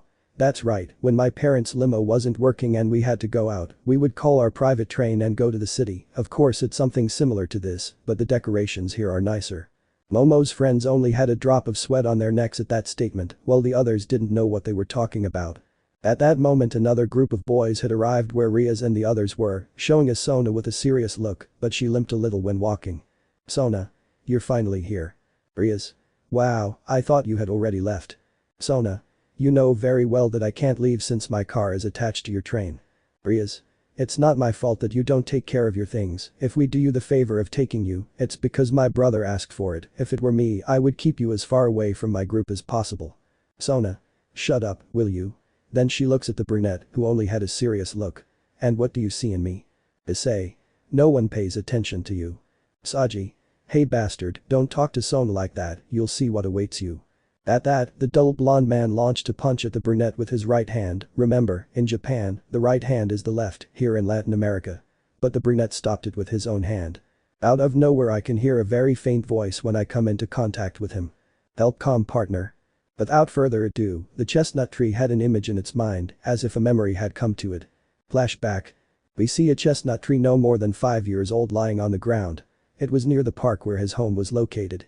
But around it, there was a layer of purple in the sky. So this is the bearer of the Red Emperor Dragon, it's a shame he's a child. At that the brown-haired boy just watched as a green orb appeared behind his back. Don't worry, kid, your life will be normal, and you'll no longer be a threat.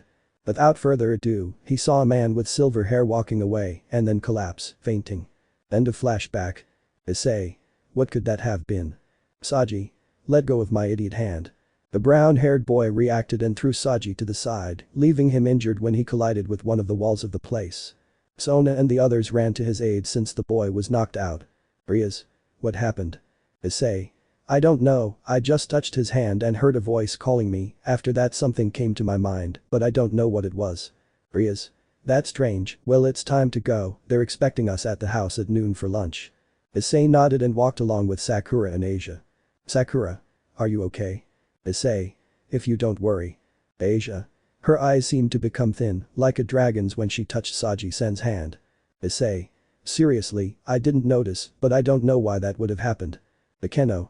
Ara, I hope my Kohai-kun doesn't become a dragon, because quenching his thirst for lust would be very difficult, even so, I would like to try Yufufu. Issei.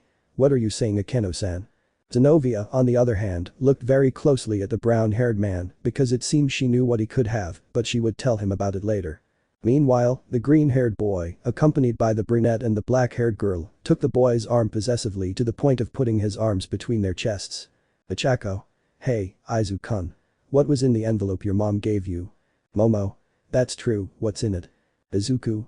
I don't know, but I'll check it out when we're on the train.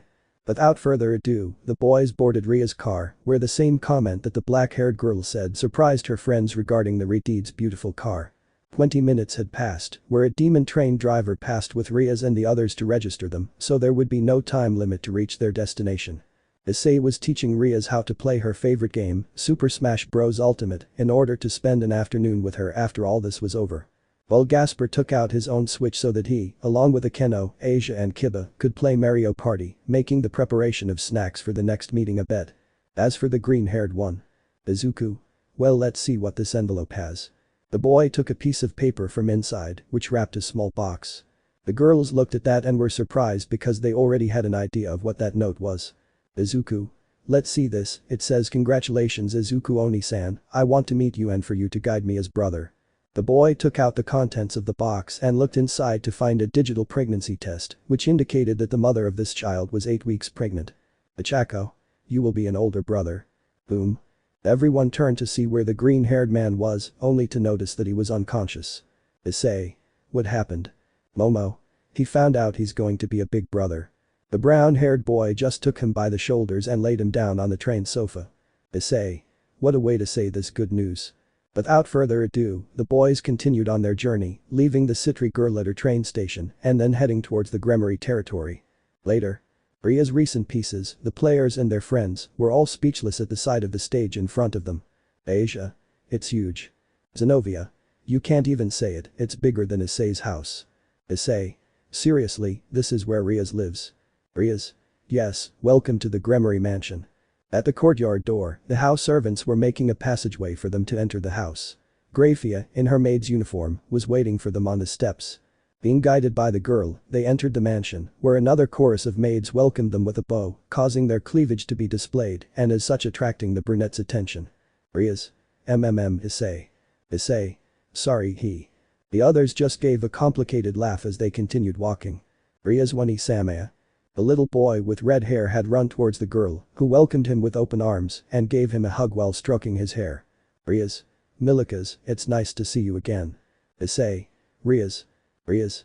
That's right, let me introduce you, his name is Milikas Gremory, he is the son of my brother Sirzechs. Milikas. It's a pleasure to meet you. He said with a small bow, then looked at the brunette. You must be my Ria's boyfriend, it's a pleasure to meet you. Issei. It's a pleasure. Milikas. I've heard a lot about you from my grandmother and you're also in the challenge of saving both worlds. You're fantastic. Issei. Thanks. Milikas. Come on, they're waiting for us in the living room. The others followed Rias and Issei, who were holding hands, until they reached a room where a young woman with brown hair, a beautiful dress with a deep neckline, was waiting for them. Issei's mouth fell open and Rias reprimanded him with a handshake. Issei. I'm sorry, but you never told me you had a sister. Rias. Don't even think that would work for you, besides, she's my mom. All but the first pieces. Mommy. Rias. I want to introduce you to my mother. Nice to meet you all, my name is Venelana Gremory. At that Ria's mother went to the chestnut tree and took both of his hands. Venelana. It's a pleasure to finally meet my daughter's boyfriend, Rias has told us so much about you. Rias. Mom. She said it with a blush on her face. Venelana. I also thank you for helping my daughter with that commitment. Honestly, my husband and I were against it, but those idiots on the council thought it was a good idea. Issei. Don't worry, the truth is Rias has helped me a lot since Sitri-san. The boy just remained a little silent and with his gaze lowered, remembering how he saw Sona limping. Venelana. I understand, you had a tough time with her. At that moment she turns to look at her daughter Rias, take good care of him. I see he's a boy worth it. Rias. Yes mother, I love him madly and he does nothing to make anything bad happen to him. The others smiled as they watched Rias give him a kiss on the cheeks. Venelana. Well, it's time to go to the dining room, it seems that tomorrow you have a challenge, right? Issei. That's right, we'd like to get a good rest and think about tomorrow's strategy. Venelana. Sounds perfect to me. Without further ado, the boys enjoyed the delicious food that the Gremory cooks had prepared, then went to the central room of the house and took out the games that corresponded to the challenge. Serena. What do you think the rules will be for tomorrow? Issei. It can vary, or we can choose all the Pokémon for the team, or we will only have to choose the ones that correspond to the region we choose. Sakura. If it is the second option it will be somewhat difficult and limited. Izuku. Okay, let's plan 2 teams, one with Pokémon from all regions and another with just a regional team. Issei. Now we won't know if it will be legal to use equipped items on Pokémon. Sakura. Just like the Mega Evolution Stones or the Z Crystals. Izuku. Let's plan everything as best as possible and check out potential rivals. Issei. Well, let's spend the rest of the afternoon planning all this. Without further ado, the boys stayed up until midnight, already with several contingency plans, in case the worst case scenario occurred, especially for the brunette and the green-haired boy. The next day. In the courtyard of the Gremory mansion, there were 4 magic circles on the ground, one for each participant, which were just waiting for the start and exact location of the challenge. Rias and Akeno were with the brown-haired boy, encouraging him while he was hugged by them. Izuku was the same with Momo and Ichako, both of them showering him with kisses on the cheek. Sakura and Serena were with the others watching the beautiful garden of the house until a signal from the screen they put in that place began to transmit. Welcome to your 4th event, today's event takes place in the following locations. Showing the center of each location except for Izuku, his location would be Mount Fuji, or the summit to be exact. The rules will be given to you on your devices. You have 15 minutes to check in and 10 more minutes to choose your team. We'll be waiting for you. Izuku. They changed my battle headquarters, I saw the others, but not mine, why? The others didn't know what to say, but there was no turning back. The boys looked at the name of the event and it was indeed Pokémon, when choosing the event 4 options opened. Issei. I knew it, they are Pokémon Diamond, Black, Red and Soul Silver. Serena. Well the rules. Only regional Pokémon can be used, or if you have an evolutionary line from another region, it will be allowed. Kanto and Johto, being sister regions, will be able to share Pokémon among those elected by the Game Master. The use of equipped items is allowed, including only 1 evolutionary stone or Z crystal. The team will consist of 5 Pokémon of your choice and a secret Pokémon that will be given at the end. Items given during battle, such as potions or other similar items, will be prohibited for both sides. Only the challenger will be allowed to switch Pokémon during battle. Sakura. It's just like the anime, but with Pokémon tournament rules, we should go back to our places. The 4 of them logged in and chose a game, and as they chose, the rest of the titles disappeared on each other's devices. Rias. Please be careful Ice. She said to him while taking his hand. Issei. Don't worry, you'll see that I'll turn out fine. Without further ado, the 4 with the help of the leaders who were there watching the event, teleported them to their destination. But Sakura.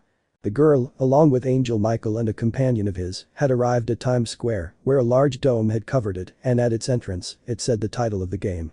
Sakura. Well, it's about time, thanks for bringing me Michael-sama and… Sorry I didn't introduce myself, my name is Arina Shido, I'm a childhood friend of Issei-kun. Sakura. It's a pleasure to meet you. Michael. Okay Sakura-san, we'll wait for you here. Sakura. Thank you. Without further ado, the girl entered the dome and saw that her device was displaying the start of the event. Upon accessing it, a list of the region's exclusive Pokémon was displayed. Sakura. Okay, I only have 5 slots for ordinary Pokémon, maybe the 6 can be a legendary, but let's see, here they are, I'll choose Volcarona, Amoonguss, Kinkeldor, Landorus and Haxorus. Without further ado, the 5 Pokémon he had chosen were put on his belt and then a purple Pokeball appeared. Sakura. I knew it. But Serena. The blonde had arrived at the Western Temple in Kyoto Prefecture.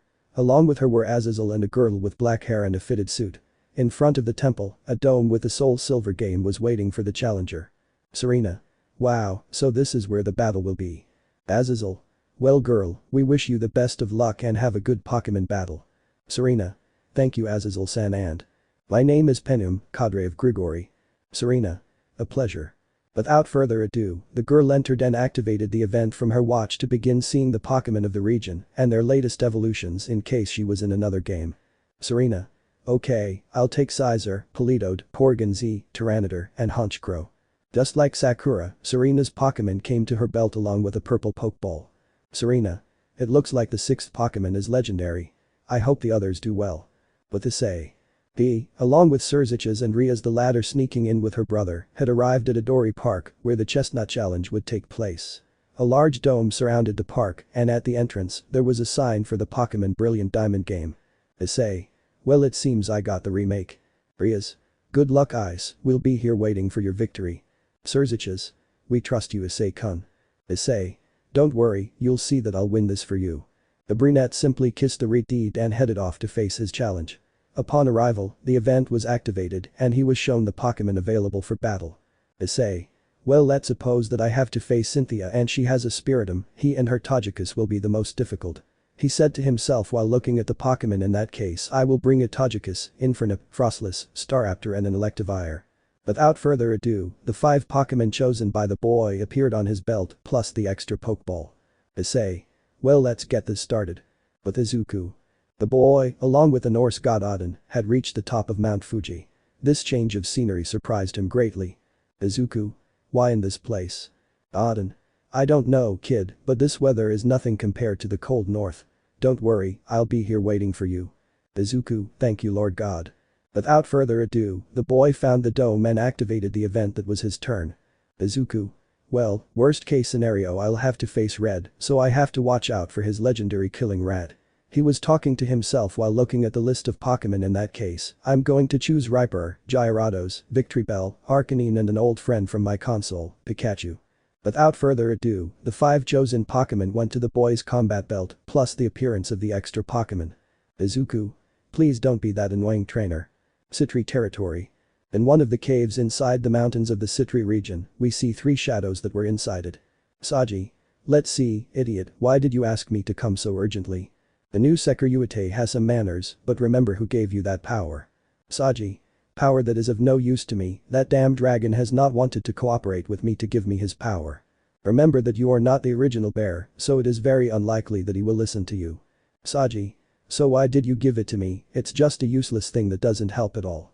Your only duty is to cause chaos among the faction alliance and take advantage of this, and I came because I want to introduce you to our new collaborator. Saji. What, a grumpy blonde who only knows how to say that we are all inferior to him.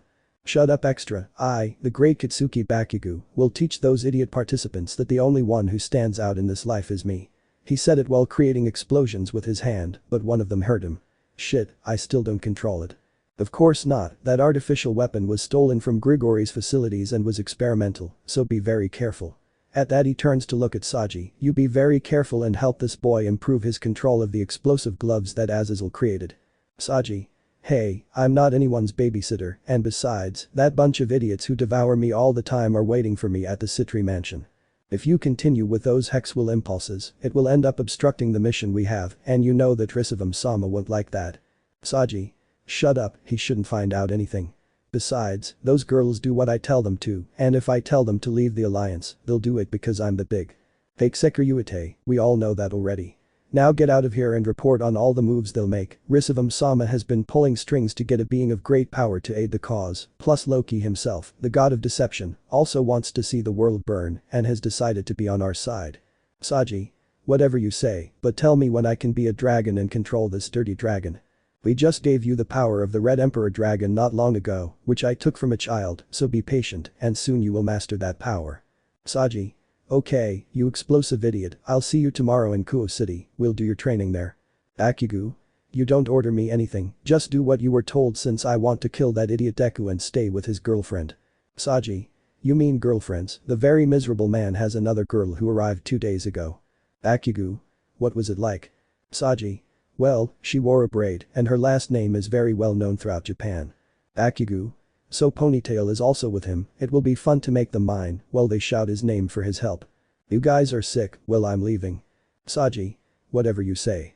Without further ado, that being whose face had never been seen had left, taking Bakugu with him. Saji. What a strange guy that idiot is, but oh well, I want this stupid dragon to give me his power. With that, he took a purple jewel out of his jacket pocket. The idiot Vitra will never be my level.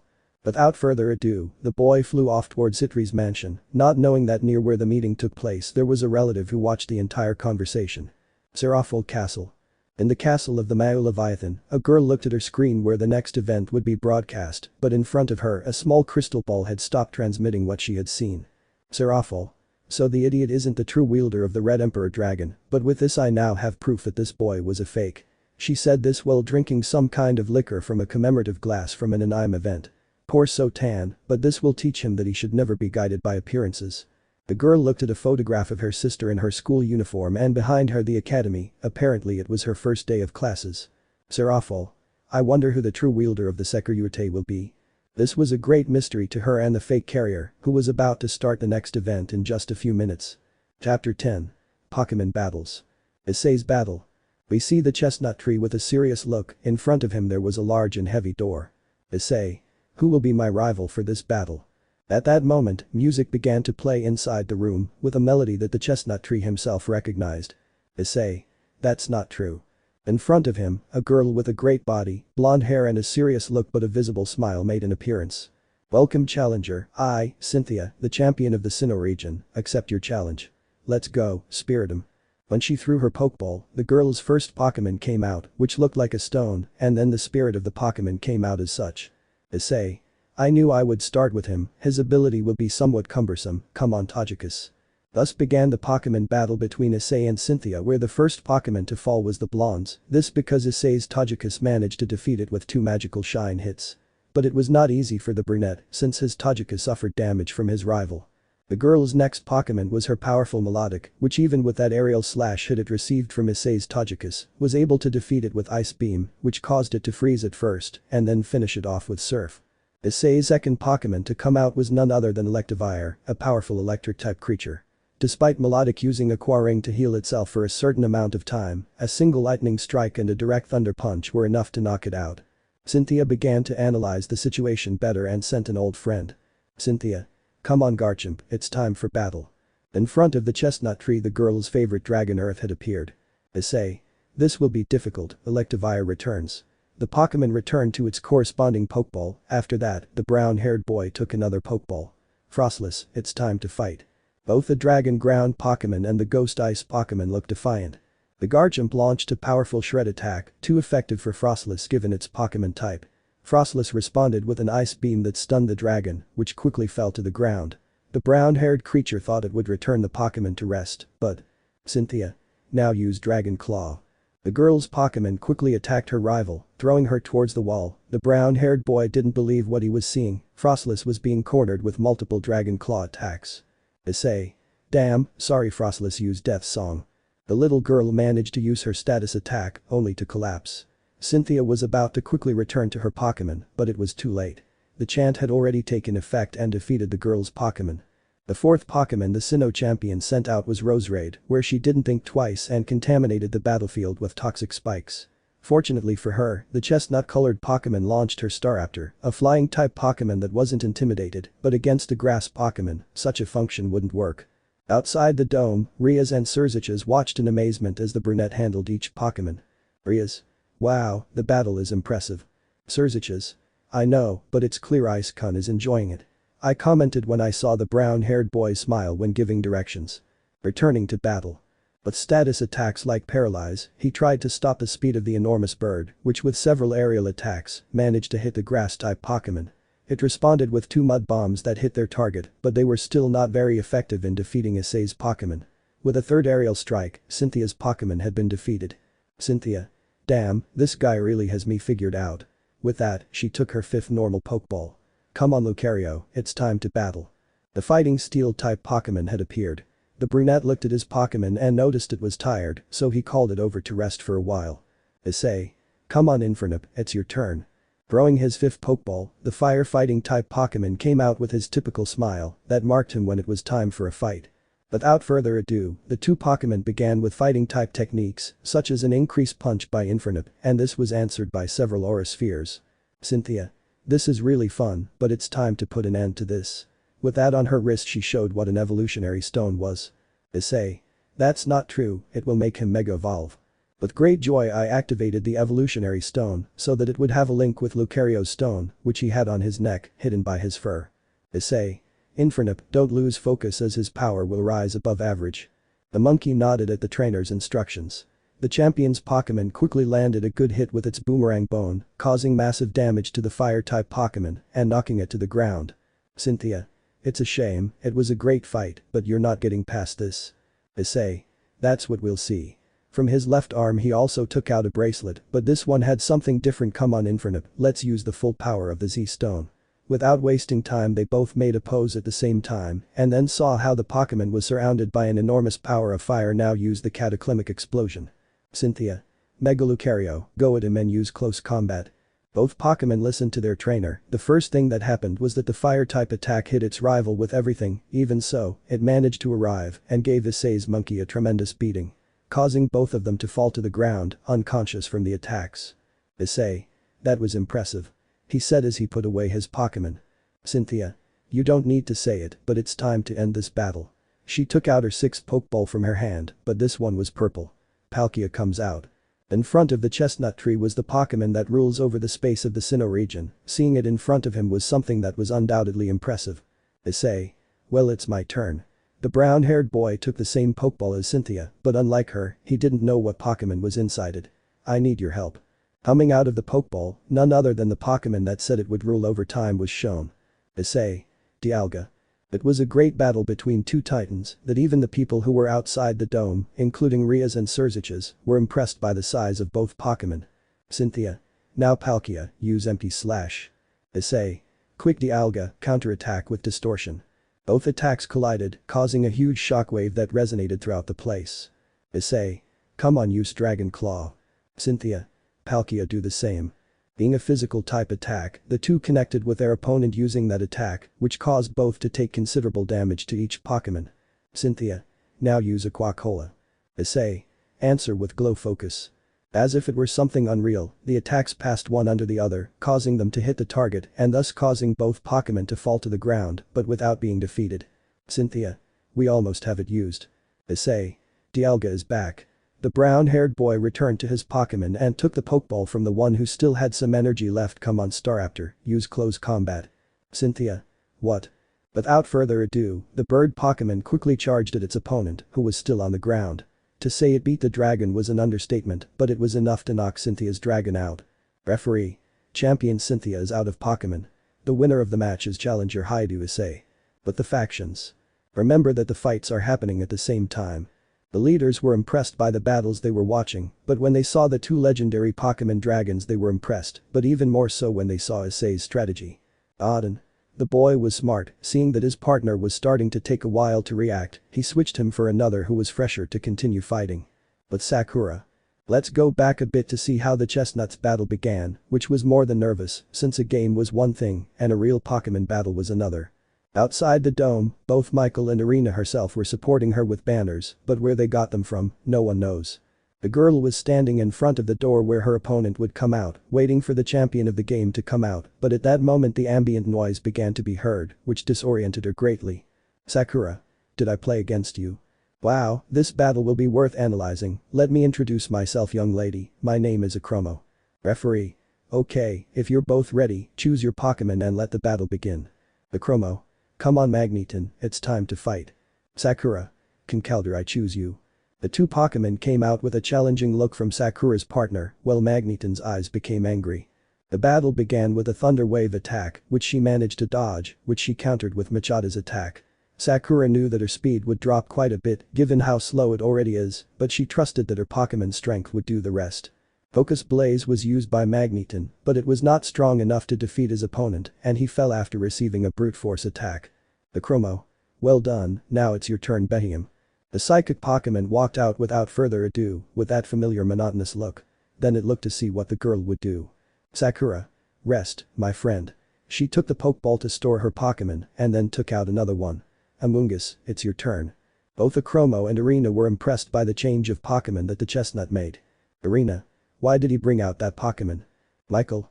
Sorry, is there something wrong with that? Arena.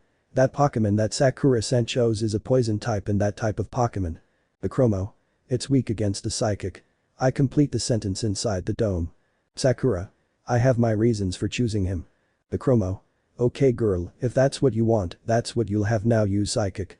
Without further ado, Behium's attack hit its target, causing the Pokemon to fall backward. Thinking it was a fool's errand, a Chromo waited for it to bring out the next Pokemon, but it didn't. Sakura. Good thing the tape worked, now use revenge. Without further ado, the grass Pokemon made its attack, such that Behium was removed from the fight by that sinister attack, which was too much for the Pokemon. A Chromo. How? Referee. Please bring out your third Pokemon. The Chromo. Okay, go Rotom, it's your turn. The small electric-type Pokemon quickly entered the battlefield. Sakura. Amoonguss is back. Returning to her tired Pokemon, she left it in its Pokeball to take number 3. Come on Landorus, it's your turn. The mythical Pokemon was in a normal Pokeball, so it wasn't listed as the 6th surprise Pokemon for the girl. This battle was very uneven for both Rotom and Landorus, as neither ground-type nor electric-type attacks were effective. However, Landorus would have the advantage in one attack. The Chromo. Use Shadow Ball. Sakura. Counterattacks with Crush. Rotom's blow landed on Landorus in his totem form, but this was no impediment for the latter to approach him, and with a single blow, he almost knocked out his rival. Sakura. Finish it with Psychic. The Chromo. Damn. Was the only thing he said when he saw that his third Pokemon was already more than defeated. This is getting out of my calculations, come on Metagross, it's time to battle. The fourth Pokemon came out with a look of fury, which the brunette noticed. Sakura. Landorus, use Living Earth. A Chromo. Agility. The Pokemon took the full attack from Landorus, but it was clear that despite being effective, this feat held. The Chromo. Use Avalanche. As the Mexican song would say, it didn't fall from the sky, but rather a shower of rocks, which managed to hit Landorus and leave him on the ground. The Chromo. Meteor Punch. Landorus only received that attack, which sent him flying and crashing into the dome that protected the Pokemon battle. Sakura. That's not true. She picked up her Pokemon that had been defeated by Metagross and took another Pokeball. Okay friend, it's your turn, let's go Volcarona. The Chromo. Use Avalanche once more. Sakura. Resist and use Flutter Dance. The metal Pokemon's quick attack hit its target, but just like it, Volcarona managed to withstand the blow it had received. Afterward, it was seen dancing, and its stats were seen to have increased. Sakura. Finish it with Fire Wave. Without wasting time and due to his increased speed, the attack hit his opponent squarely, who only fell back after receiving the heat stroke that defeated him. The Chromo. Well played, girl, but this battle is almost over. Go Klinklang, it's your turn. To say it was a desperate move by the scientist was an understatement, as the moment he hit the arena, he took another hit from Volcarona, making his run shorter than Santino Morella's at the Royal Rumble. The Chromo. This is humiliating, but I won't let it stay like this. Taking the purple Pokeball, he just stared at it, as if he knew who was inside it. Let's go, White Kyurem. The pressure grew when he saw that fused Pokemon in front of Sakura. Sakura. Amazing. The girl was shocked that she didn't notice that her Pokemon had been defeated by the past power attack. Referee. Please bring out your next Pokemon. Sakura. Amoonguss returns to battle. The Pokemon left its Pokeball but was also impressed by the opponent in front of it. Sakura. Quickly use Toxic. A Chromo. Ice Beam. The Amoonguss had barely launched its attack when it received that blow from Kyurem, which caused a cloud of dust to fly up. A Chromo was satisfied with what his Pokemon had done, but then he noticed that his Pokemon was poisoned. A Chromo. This can't be. Sakura. Okay, let's get this over with. Taking out the same purple pokeball, she threw it onto the battlefield. I need your help to finish this. In front of her, Kyurem appeared, nothing more and nothing less than the other legendary dragon, but without merging. Sakura. Zekrom. It was the only thing he left behind when he saw his legendary companion. The Chromo. Finish it off with Fusion Flame. Sakura. If that's how you want to end it. Showing her Z bracelet and activating the stone she had placed, so be it, let's go. Zekrom used the Gigavolt Destroyer. Both attacks, both equally powerful, collided, but because the white Kyurem was weakened by the poison, it was not strong enough to repel it and received the full Z attack, which left it defeated. Sakura. Yes, we did it. Zekrom just roared at the sky as Akroma was shocked by his defeat. Without further ado, the girl, along with the angel and her companion, returned to the headquarters in the underworld where the brown-haired man had already returned. Underworld. The brunette had returned to his girlfriend and brother-in-law, but he decided to stay in the garden for a while staring at his left hand. He remembered how that voice had called him, and it felt so familiar and nostalgic. Issei. What could that voice have been? At that moment, she felt hands cover her eyes and breasts placed behind her back. That's who I am. Issei. From your voice and your little hands I'd say you're Sakura. Sakura. Moo, I don't have small hands. She answered with a small pout. Issei. Of course you have them, How did the battle go? Sakura. Great, I never really thought I'd have to face a Chromo, I thought it would be against a champion or a gym leader, but this guy is really weird. Issei. You did better than me, in my case I had to face Cynthia, and the truth is I thought I would lose at any moment. Sakura. By the way, taking advantage of the fact that we are alone, I would like to ask you something. Issei. Yes, tell me what it is. Sakura. Actually, I already heard that you're a demon and that you'll be allowed to have a harem. The brunette opened his eyes at that statement, especially because he said it as if it were nothing. That's why I'd like to ask you out. Issei. A date. Sakura. Yes, it's not new that I have feelings for you, and I confirmed it by talking to the other girls, that's why I want to have a date with you to clarify these feelings. Issei. Wow, now you really caught me thinking. The brunette closed his eyes and placed his hand on his chin, which worried the brunette a little. Okay, when this calms down a bit we'll go on a date. Sakura. Great, now I must ask Rias for permission. Issei. What? The brown-haired boy was scared by what he said. I thought you already told him. Sakura. No, I'll tell him right now. Rias. No need, I actually heard everything. The redhead just approached the brunette and pulled his cheek. This is for accepting a date as if it were nothing. Issei. Hey, that hurt. He was suddenly silenced by a kiss on the lips, in fact there were 2 kisses received. Rias. And these are so you remember that I'm your official girlfriend and so I don't break Sakura-chan's heart. To say that the chestnut was red was an understatement, but at that moment Kiba along with Kaneko ran to where they were. Kiba. There's trouble. Issei. What's wrong? Sakura. Is it Serena? Kiba. No, she already finished her fight. According to Gasper she managed to defeat Johto's champion, a certain Iko. Issei. So what's up?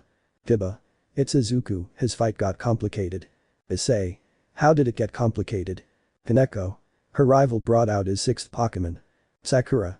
Pikachu. Kaneko. No, it's Mewtwo. The pair of chestnuts opened their eyes when they heard that name and quickly ran to the room where the fight was being broadcast. Issei. How's it going? Asper. Bad senpai. First he had a big advantage by eliminating his 5 Pokemon, but when he brought out the 6th, everything went to shit. Bakeno. Gasper-chan language. Asper. Sorry, but they turned Izuku-senpai around. Issei. What's left? In Izuku's battle. Izuku. This is complicated, especially with Red as an opponent. Izuku. Come on, Pikachu trusted you. The little mouse, who no longer wanted to return to his Pokeball after defeating Red's Pidgeot, jumped from his shoulder with that defiant look. But the factions. Issei and the others watched the atmosphere of that fight. Each one had only 1 Pokemon left, but in Izuku's case, his Pokemon was a Pikachu. On the other hand, Red had a Mewtwo with a Mega Evolution Y. Issei. Gasper, how did this happen? Asper. Vera-senpai, the Gyarados that Izuku selected was with a self-esteem ability, he only needed a Dragon Dance to leave out most of Red Sen's Pokemon, his Pikachu was the only one that defeated him, but Izuku's Raiper managed to defeat him. Issei. I understand, but everything went downhill when Mewtwo came out. Asper. Yes, Izuku-senpai faced a legendary Mew, but it wasn't strong enough to stop the attack of an already mega-evolved Mewtwo, hence each of Izuku-senpai's Pokemon have fallen. Issei. We must trust that Izuku will succeed. He said while looking at the screen. Returning to the screen. The green-haired man looked defiantly at Red's Mutuo, who just kept a serious look. Izuku. Come on Pikachu, use Iron Tail. The little mouse ran to his rival to perform that attack, but Mutuo just looked at his trainer and he answered with a psycho-slash-attack. The little mouse flew off, still hitting the target with his attack, only to be lifted off by his opponent's psychic attack. He was then sent flying from the sky to the ground, leaving the Pikachu severely injured. Izuku. This is bad, Pikachu uses Volt Tackle. The mouse ran with all the speed it had at that moment and covered by a layer of electricity hit Mutuo, causing him to fly towards the wall due to the blow received. Brid. He just looked at his Pokémon, only to open his eyes and notice that Mutuo was paralyzed. Izuku. It's our chance. The boy, upon arriving at the battle, wore a cap and then called his Pikachu and put it on his head. It's time, my friend. From his wristband he took out the Z crystal, but unlike the others that were used during the Pokémon battles, the stone that Izuku had was shaped like a Pikachu tail. Izuku.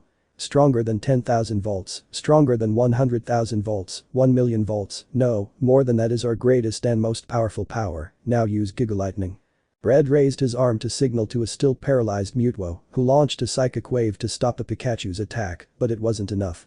The legendary Pokémon had been enveloped by Pikachu's attack to the point that only its silhouette remained in the middle of the attack. Odin, who witnessed this, was simply impressed. The power of the lightning that creature used was at the level of his son Thor. Odin. What was all this? The glare from the attack had disappeared, revealing only a Mutuo, no longer Mega Evolved, lying on the ground. Red simply stuffed the Pokémon into his Pokeball and left, not before bidding the green-haired man farewell by tipping his cap. Izuku. I won. The Pikachu ran to his trainer and he gave him a hug out of happiness for having won not only the battle. Well done, players. All 4 of you have defeated your chosen opponent. All I have left to say is congratulations on your victory. Your prizes will be the Pokémon team you chose for this battle, as well as any Mega Stones or Z Crystals you selected. The green-haired boy just looked at the Pikachu and hugged him. He responded with a thunder impact, not to harm him, but out of joy at being there with him after the fight. Odin. Well boy, it's time to go home. I told him as I arrived with him and looked at both of them happy with the result they both had. Sitri territory.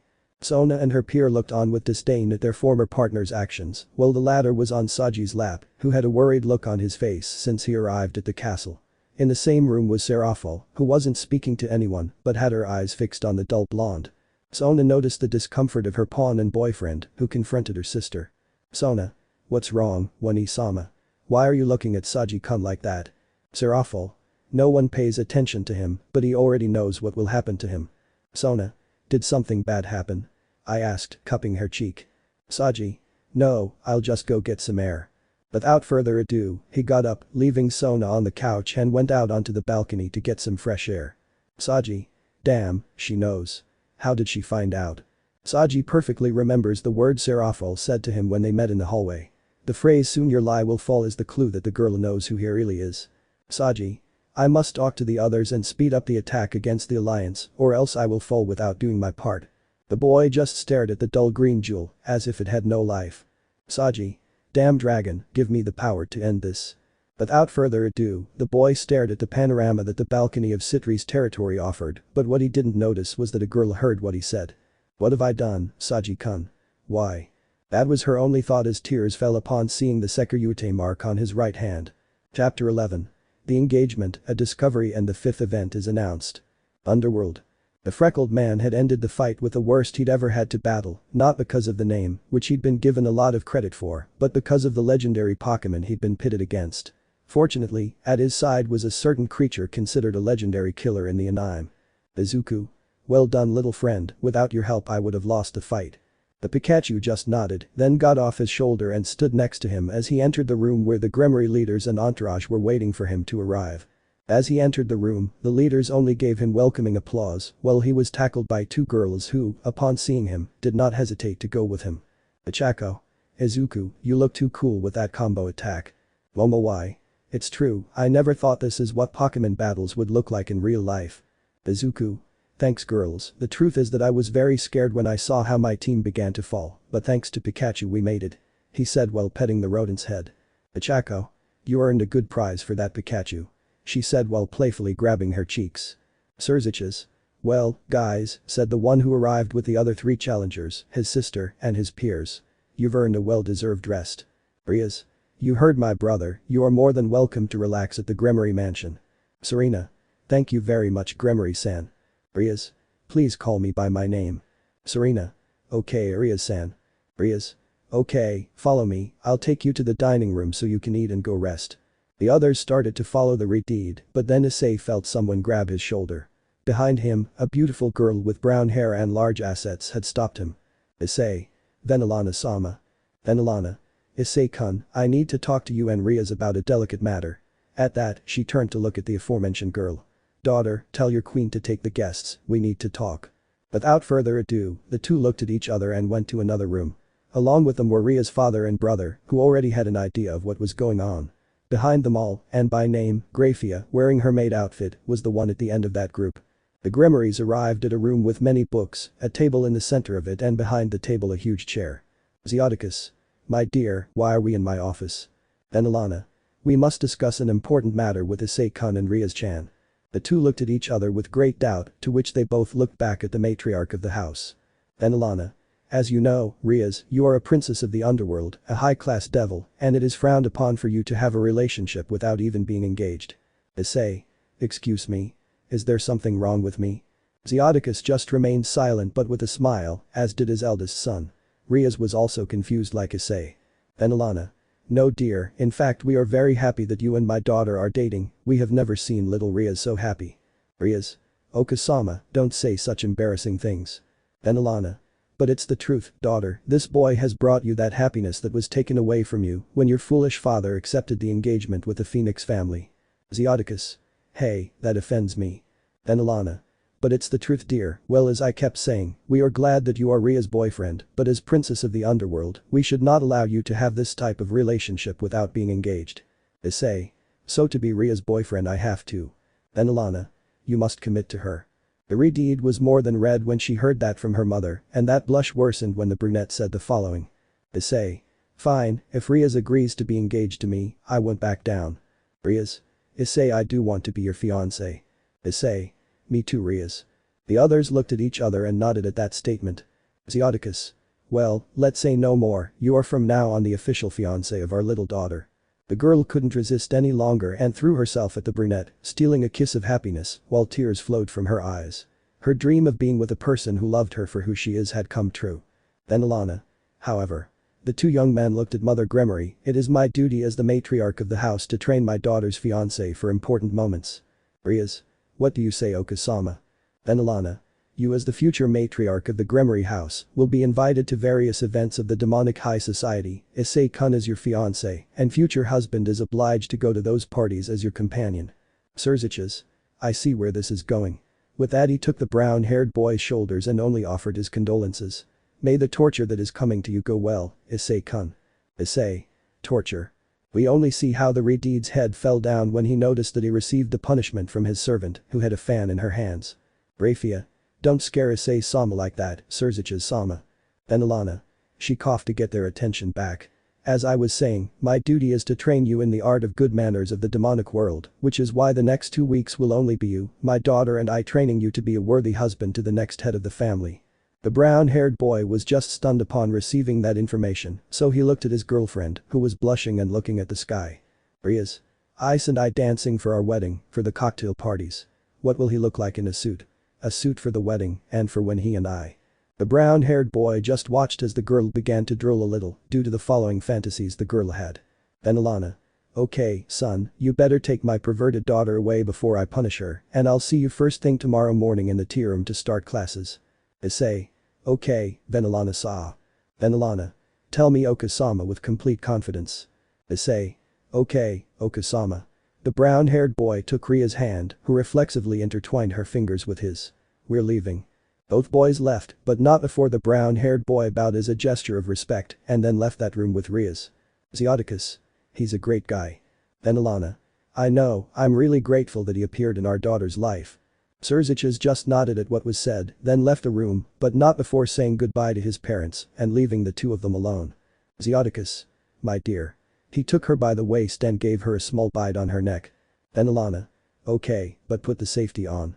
The acts that both husbands committed in the older Redeed's office are only for themselves.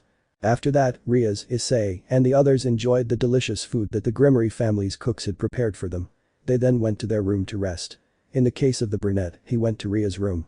The next day. Sitri Mansion. Since they arrived at the Sitri family's house, Sona noticed how her pawn piece, Saji, was acting differently than he normally did. He no longer woke up with her in bed after a night of hex, he was a little distracted during training time, and lately, every time his older sister came over, the boy tried to get out of the room where she was as quickly as possible. The day was no exception. The girl woke up alone and naked from her bed without that boy by her side. Truth be told, she was starting to feel a little bad about Saji's actions. Sona. You must have some worries, but it's not fair to leave me like this. Without further ado, the girl got up and went to wash and then had breakfast as usual, just them and their feminine clothes. Upon arriving at the dining room where the food was already waiting for her next to her pieces, she greeted her courteously, almost everyone returned the greeting except for one. Sona. What's up, Tsubaki? Is everything okay with your mark? I asked when I saw that the aforementioned girl looked with disdain at the mark that Saji placed on her when he made it his. Tsubaki. It's nothing, Sona-sama. Sona. By the way, have you seen Saji? He got up early again and left me alone in bed. The questioned woman only made a gesture of disgust. Tsubaki. No, Sona-sama, I haven't seen it. Tsubaki. And I hope I never see it. Sona. How strange. Well, it's better to continue with our training, although there won't be a tournament because of that stupid invasion and the participation of that idiot Hyoudou, we must strengthen ourselves. Momo-s. That's true, Kaicho, maybe Saji-kun left to train early. Ira. As the Sekiryuutei and next pillar of the factions, he must always be alert and with enormous strength. The others continued to talk wonders about Saji and curse the brown-haired boy who was risking his integrity for the world, but Tsubaki only thought about the mistake she made by messing with this guy. But Saji, the one wanted by the heiress of the Sitri house, was in one of the lakes within her mistress's territory, as every day she met with Bakugo, whom she trained to control the artificial sacred gear of explosions, which was stolen. Saji. Come on, idiot, I need you to get better with this thing. Bakugo. Who are you calling an idiot? You're just an extra in this world. Saji. What do you say? Bakugo. What you heard, apart from extra, deaf. Saji. Enough, idiot. Without further ado, both boys began to fight among themselves, but after a few minutes they were separated by the albino who had just arrived. Euclid. You two idiots, stop all this. The two looked at each other and then turned their backs on each other. Euclid. It's more than clear that neither of them wants to cooperate to make this work. Saji. I remind you that I am the powerful Sekiryuutei, I can't be wasting time training a stupid child, I must go after the girls of the Gremory family and mark them as mine. Euclid. And so it shall be, since a message has reached my boss from those invaders. Bakugo. And what do the bucking aliens say? Euclid. They want our support so they can lose in the next event. Saji. Do you want us to join them? Euclid. That's right, I'm actually here for you, Saji-kun. Bakugo. For him. Saji. You see, I'm more important than you. The Ashen-haired boy with a single character just made an annoyed joke and looked away. Saji. What do you want? Euclid. They need a final boss for their next event, so don't waste any more time and go to them so we can finish this quickly. Without further ado, the boy nodded and left without saying anything else to the address that the albino had given him on a piece of paper. Euclid. You and I will move from here, if someone finds out everything will go down the toilet. Bakugo. Whatever you say, I couldn't stand being in this cave anymore. Euclid. I'll return you to the human world so they don't suspect your disappearance. Bakugo. Knowing my witch of a mother, when she sees me she'll just tell me if I was okay and that's it. Euclid. Then I see why you're like this, you just want others to pay attention to you and not. Bakugo. You better shut up. The albino simply took the boy by the shoulder and they left the Sitri region. The bad thing, and due to everyone's carelessness, Seraphol had seen everything and recorded it thanks to her familiar. But Seraphol. The girl, who was wearing a magical character costume, looked at everything through her crystal ball. Seraphol. I must inform the Alliance, but only the Men Ice-kun's team. They must know what they're up against. Without further ado, the girl requested an emergency meeting with the other leaders through a communication circle. The meeting would take place in about 4 hours because the others had matters to attend to. For example, Sirzechs supports Issei with his table manners training. Michael, as always, had a pile of papers on his desk waiting for his signature to be able to take each action. Azazel, on the other hand, remained in his laboratory creating new artificial devices while several fallen angels inspected the cellars. Some time later. The faction leaders along with Ria's entourage and those chosen for the challenge were in the conference room in Serafol Castle. Everyone had already arrived at the room without any problem except for a certain brunette who had bandages on his hands. Azazel. What happened to you? Sirzechs. He had a fight with the meat cutlery. Azazel just laughed a huge laugh while Michael, more discreetly, gave small chuckles. Rias. How long will Serafol Sama take? Serafol. Sorry for the delay. Said the newly arrived girl, but this time with a more serious outfit. Sirzechs. Well, we're all gathered in the living room as you requested. What's the urgency? Serafol. For days I've been wondering how the Chaos Brigade found out about our meeting to make peace between the three factions. How did they know where and how strong Gasper Chan's power was since he was in Rias Chan's club? Azazel. You're telling me there's a traitor among the alliance? Serafol. Exactly, and I know who the idiot is who betrayed us. Michael. How do you know? Serafol. For days I was investigating, gathering information thanks to my relative, and unfortunately I found the culprit. Rias. By the way, where's Sona? Serafol. I didn't call them for one simple reason, the traitor is in my sister's group. The other leaders, including the Norse god who had just remained silent, spoke. Leaders? How do you say? Serafol. One of the pieces is the traitor, or more specifically, the pseudo-Sekiryuutei. Azazel. What do you mean pseudo? Serafol. The truth is they never wondered why the boy never reached the Sekiryuutei's balance break. Rias. It's true, he never showed his true power. Serafol. It's because he's not the real Sekiryuutei, or so the next person said. On a huge screen where Saji's photo was, it changed to that of an albino in an elegant suit. Sirzechs and his maid turned back when they saw that the boy was none other than Grayfia's long-lost brother. Grayfia. It's a joke, he's supposed to be dead. Serafol. Well, he isn't. This kid has given Euclid information to attack us, and that's not all. I changed a photo to show a gray-haired boy with a friendless face. This kid is a human who has been recruited. Izuku. Bakugo. Serafol. Do you know him? Ichako. He's an idiot who has made my Izuku's life miserable. Momo. Why? But what is he doing there? Serafol. Apparently he is a member of your team, but let's go back to Saji. From the information I gathered, in a few days, Saji will participate in the event as the final boss. Azazel. We must waste no time and lock him up as soon as possible. Sirzechs. Unfortunately we can't. Everyone in the room looked at the Redeed strangely because of that comment. Rias. Why Oni-sama? Sirzechs. However you look at it, he's still the Sekiryuutei, so we can't act against him without clear evidence. Michael. Also, if what Serafol says is true, he himself will fall for allying with them, so we must wait for them to make their moves and for the third game to be announced. Azazel. It's true, I didn't think about that boy's situation. The fallen one only brought his hand to his chin for the moment. We can only trust in the gamer team so they can defeat him in whatever comes. Rias. Sorry Serafol-sama, but that idiot is still in his sister's territory. Serafol. No, since yesterday he has not set foot in Sitri territory again, so without thinking about it, Sona was worried about that idiot's well-being. Sakura. One question. What did he mean by not being the original Sekiryuutei? Azazel. Unfortunately, we don't know exactly what he's talking about. I'll have to investigate further. He looks at his brother. Michael, doesn't the system tell you who the sacred gears were assigned to? Michael. Without a father here, that information is unknown. He was the only one who could access such information. Sirzechs. If only we knew who the true wielder of the Red Emperor Dragon is. For some reason, the brown-haired boy felt that some of this was too familiar. But he didn't want to say anything. Sirzechs. Well, for now we must wait for the next announcement to be made. At that time we will know that the false Sekiryuutei will reveal himself as a traitor. Without further ado, the other leaders along with Ria's entourage and the gamer team left the room. We found ourselves near an abandoned lot where we saw Saji looking up at the sky. It was nighttime, so his silhouette was not distinguishable. At that moment a light absorbed him and without further ado left no trace of him. The only thing left on the ground were 4 pawn pieces. 1 week later. Things have been quiet on the Gremory family's side. Izuku, along with Serena and Sakura, enjoyed their stay at Ria's house. They went for walks together with Ria's friends, and even Milikas joined them. In the afternoons, in the little Redeed's game room, the gamer team, without Issei, but with Gasper, would challenge each other with Mario Party, Mario Kart, and even Just Dance, where Momo didn't waste any time and stuck very close to the green-haired boy during those dances, which caused that tender pout on the chestnut. The brunette, on the other hand, spent that entire week studying the history of the underworld, table manners, and even practicing ballroom dancing, all under the supervision of Ria's mother. The Redeed was also with him, but studying fighting strategies. She was assisted by her brother and his wife.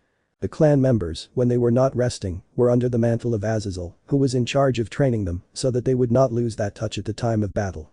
Instead, in the Sitri territory, Sona has been very depressed since 2 days after Saji disappeared from the territory. Sona and her other pieces, except for the queen of the entourage, were more than worried. Using the location spell for the servant pieces, they led her to that abandoned lot where she could only see the 4 pawn pieces lying around. The girls were immediately overcome with sadness at the thought that their beloved had been kidnapped or murdered. But Tsubaki knew the truth about his disappearance. That was the week for both groups, but out of nowhere all the televisions in the entire underworld, heaven, Gregory and human world had turned on. How are you, warriors of the earth? I hope you have rested well this week that has been given to you, but now it is time for us to resume the challenge that we have against your planet. Everyone was looking at the screen intently. The next challenge will be in 3 days, the location is shown in the following image. As with every challenge, here are some clues for what's next. A machine created to bring peace and order to the world has been stolen. Hawks and sparrows must unite to stop a coup d'etat and recover that weapon. I'll see you in 3 days, and you'd better get ready, because you're in for a nice surprise. Without further ado, the television turned off at the end of the broadcast, leaving everyone with a lot of doubt. Rias? Birds. What are birds for? Issei. I really have no idea what it refers to, you guys can think of something. Izuku? I'm the same as you, I really don't know what you mean. Sakura. Hawks, could it have something to do with fox? Serena. I don't think so, since the region he chose for the assault is in India. Tiba. Something occurs to you, Gasper. Gasper? Not really. The kids were really wondering what the retro they got could be, so they went to the library room and thought about the possible scenarios that phrase could bring. The whole day went by and he had no idea what game to choose for this challenge. At that moment Milikas ran to the chestnut tree since he promised him that he would play with him in the arcade they have in their game room. Milikas. Let's go, Issei Nai-sama. Rias. Wait, Milikas, don't you see that they are thinking about the next challenge? Please wait until they at least have some idea of what they are going to face. Issei. Don't worry. He got up from his seat and went to the little reed. It'll help if I can distract myself for a while. Without further ado, the little boy brightened and took the brunette's arm to lead him into the living room. Rias and Milika's parents simply smiled at their son-in-law's brother-in-law's efforts to make sure the reed was well and happy. Without further ado, they both went to the boys' arcade and the one who chose the game was Milika's. Milika's. You know, I love this shooting game, I can really spend hours playing it and not get bored. The brown-haired boy smiled at how the boy behaved and without further ado waited for the arcade to load the game. When he saw it, the title was Metal Slug X. At the time of character selection, the brown-haired boy had a thought. Issei. Wait, that's it, Milikas, you are a genius. The reed was left with many doubts because of what his aunt's fiancé said, and even more so when he saw that he came out into the hallway. Guys, come, decipher the next game. Everyone in the house ran to where the brunette and the reed were, seeing that on the screen they were both already playing the selected game. Izuku. Did you find out which one it is? Issei. Yes, look, the next game is Metal Slug. Sakura. Metal Slug. Issei. Yes, in this game the characters belong to 2 military affiliations, the Sparrows and the Peregrine Falcons. Serena. Hawks and sparrows, that's true, and the hijacked machine is indeed the Metal Slug. Issei. That's right, and the scenario is as follows. He said, showing mission 3 of that game. Izuku. Of course, that's why the train tracks. Issei. Well, now we know what we have to face, and all thanks to Milikas. At that, he turned to look at the boy. Without you, I couldn't have found the game. Milikas. Don't worry, Issei Nai-sama, but don't get distracted because they've already killed him twice. Issei. What? He asked when he saw that his character had already died for the 3rd time. Everyone in the room laughed at the chestnut's actions, but one thing was certain. The next retrograde would have serious consequences for the Alliance. Chapter 12. Metal Slug, an already anticipated enemy. Territorio Sitri. The nobility of the next heir to the house was gathered at the Sitri family mansion, with the exception of her servant, who had been kidnapped, according to the girl. The patriarchs of the house were also present, along with the eldest daughter, but this time she came as the Mao Leviathan. This is Sitri. I don't understand. Why was Saji-kun kidnapped? Mr. Sitri. We don't know, my dear, it's a sensitive loss not only for the Sitri family, but also for the entire underworld.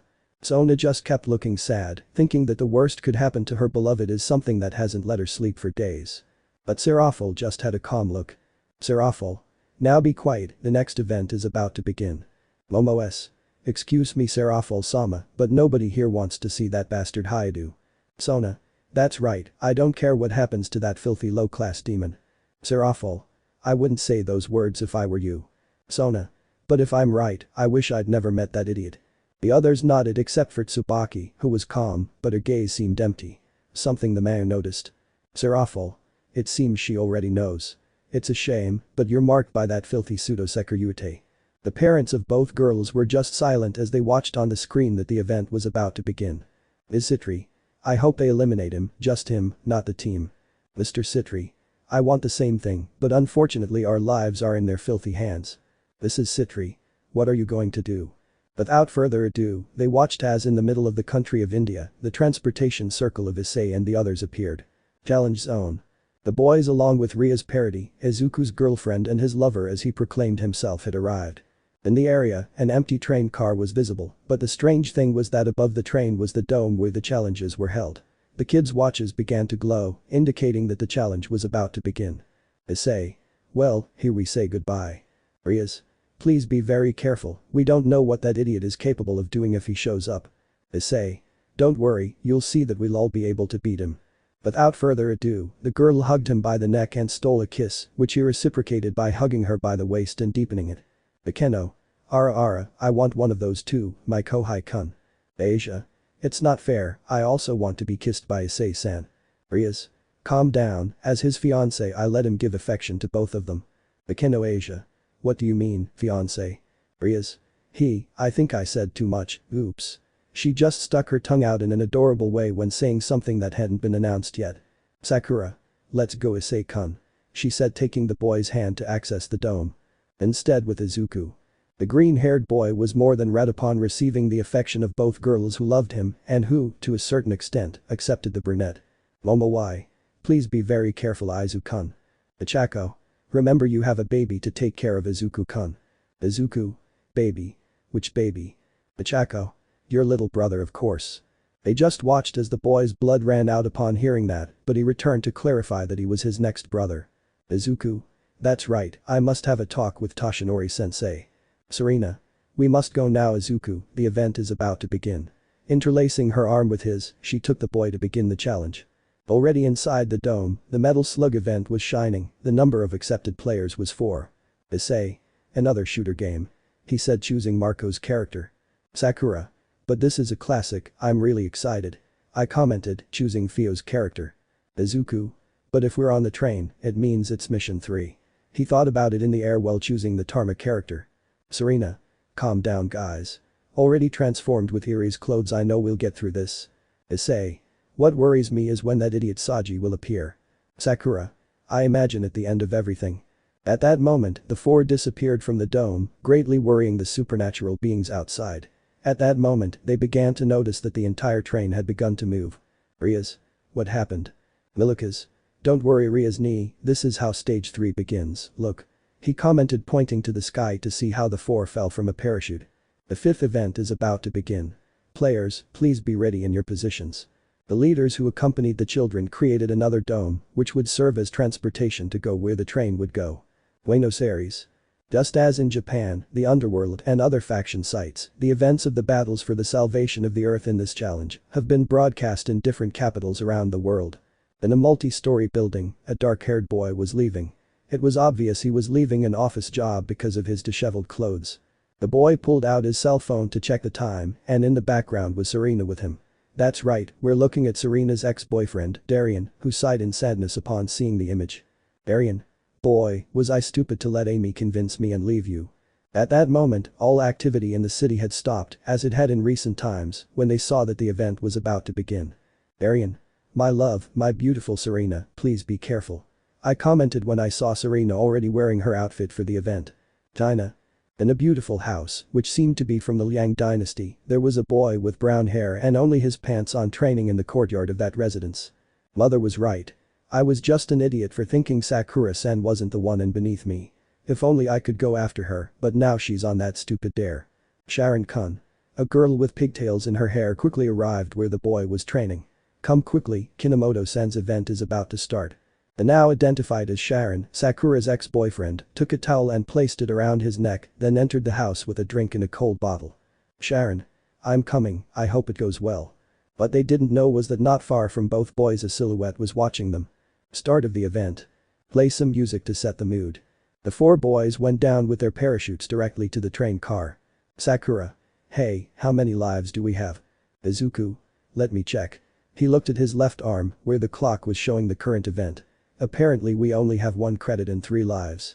Serena. We must be too careful. The girl looked down and noticed a soldier in underwear sunbathing. Do you think he's like the Locust? Issei. What do you mean? Serena. You know, they're not real. Without thinking, the brunette shot his weapon downwards and hit the enemy in the head, watching as he dissolved into several fragments of light. Issei. They're like the Locust, so there's no need to worry. Without further ado, the four of them got off until they touched the train's freight car, and that was the moment when the transport began to move. The boys tried to keep their balance in the car, since unlike the game here, you could fall off the side of it. Izuku. Be careful, the motorcycles are coming. Without further ado, Izuku and Issei took care of the motorcycles that were on the floor shooting at them, while Sakura and Serena eliminated the soldiers coming from the other cars. Serena. Myron is one of the prisoners who give weapons or gifts. The chestnut-haired man ran to him to untie him with his pocket knife and, as expected, prisoner won. The others just laughed at that gesture and continued with the challenge. Little by little they left the loading platforms to reach the freight cars, which were guarded by dozens of soldiers. Issei. Well, it's time to test this new baby. In his hand he had a heavy machine gun, the weapon he received from the prisoner, and began his rain of bullets. The leaders following the train from outside the event dome observed the power of that weapon. Azazel. Wow, that gun is terrifying. Sirzechs. I can't imagine what he'd be capable of if he fell into the wrong hands. Returning to the boys, I had finished off the soldiers who were protecting that area, then jumped to the next part. Sakura. That's not true, they're tanks. In front of them a pair of tanks were waiting for them, their shots were straight ahead, so they crouched down to start shooting at them. Izuku. Be careful not to crush them. The boys continued shooting at the tank, but at that moment Issei turned to look back. Issei. We must hurry, a truck is approaching, and it brings more soldiers. Serena. Careful up there. The others turned to see how some paratroopers came down with trash cans in their hands. The chestnut-haired man simply threw a grenade at the tank, which exploded, revealing its pilot, who was dead inside. Serena. Sakura, you and I will take care of any soldiers who come down or approach. Sakura. Understood. Izuku. Okay Issei, you and I will destroy the vans. The brunette nodded and continued shooting at the assault vehicle that arrived in front of the boys. They didn't know where those objects came from, but there was no time to ask. Sakura and Serene did a good job of not wasting bullets and connecting accurately with the soldiers, so that they fell one by one. After destroying the trucks, the soldiers, and grabbing upgraded weapons like a shotgun and a flamethrower, they continued on their way. When they reached the boxcars, they noticed that the doors were closed. Issei. Let's stay alert. He commented while already aiming his starting gun, just like in the game, only this one had infinite bullets. Sakura. I'm surprised they made this challenge so faithful to the game. She commented, holding the flamethrower. I only have 5 shots left. Serena. You better save them, if it's like the game we'll have more problems later. The boys watched as the doors of the 2 cars opened, revealing a squad of soldiers who began firing at the boys. The others counterattacked with gunfire and grenades at the soldiers, who cried out in pain at being shot down. Serena. Oh my god, even the screams copied the game just like that. Issei. Okay, let's get on with it, we must win this challenge. The chestnut tree gave the signal for them to continue forward, passing through those wagons and rescuing the prisoners who were in their path. After passing the cage-shaped car, they arrived at another platform where more enemies were already waiting for them. Izuku. Be careful, it's the planes and the watercraft. Issei.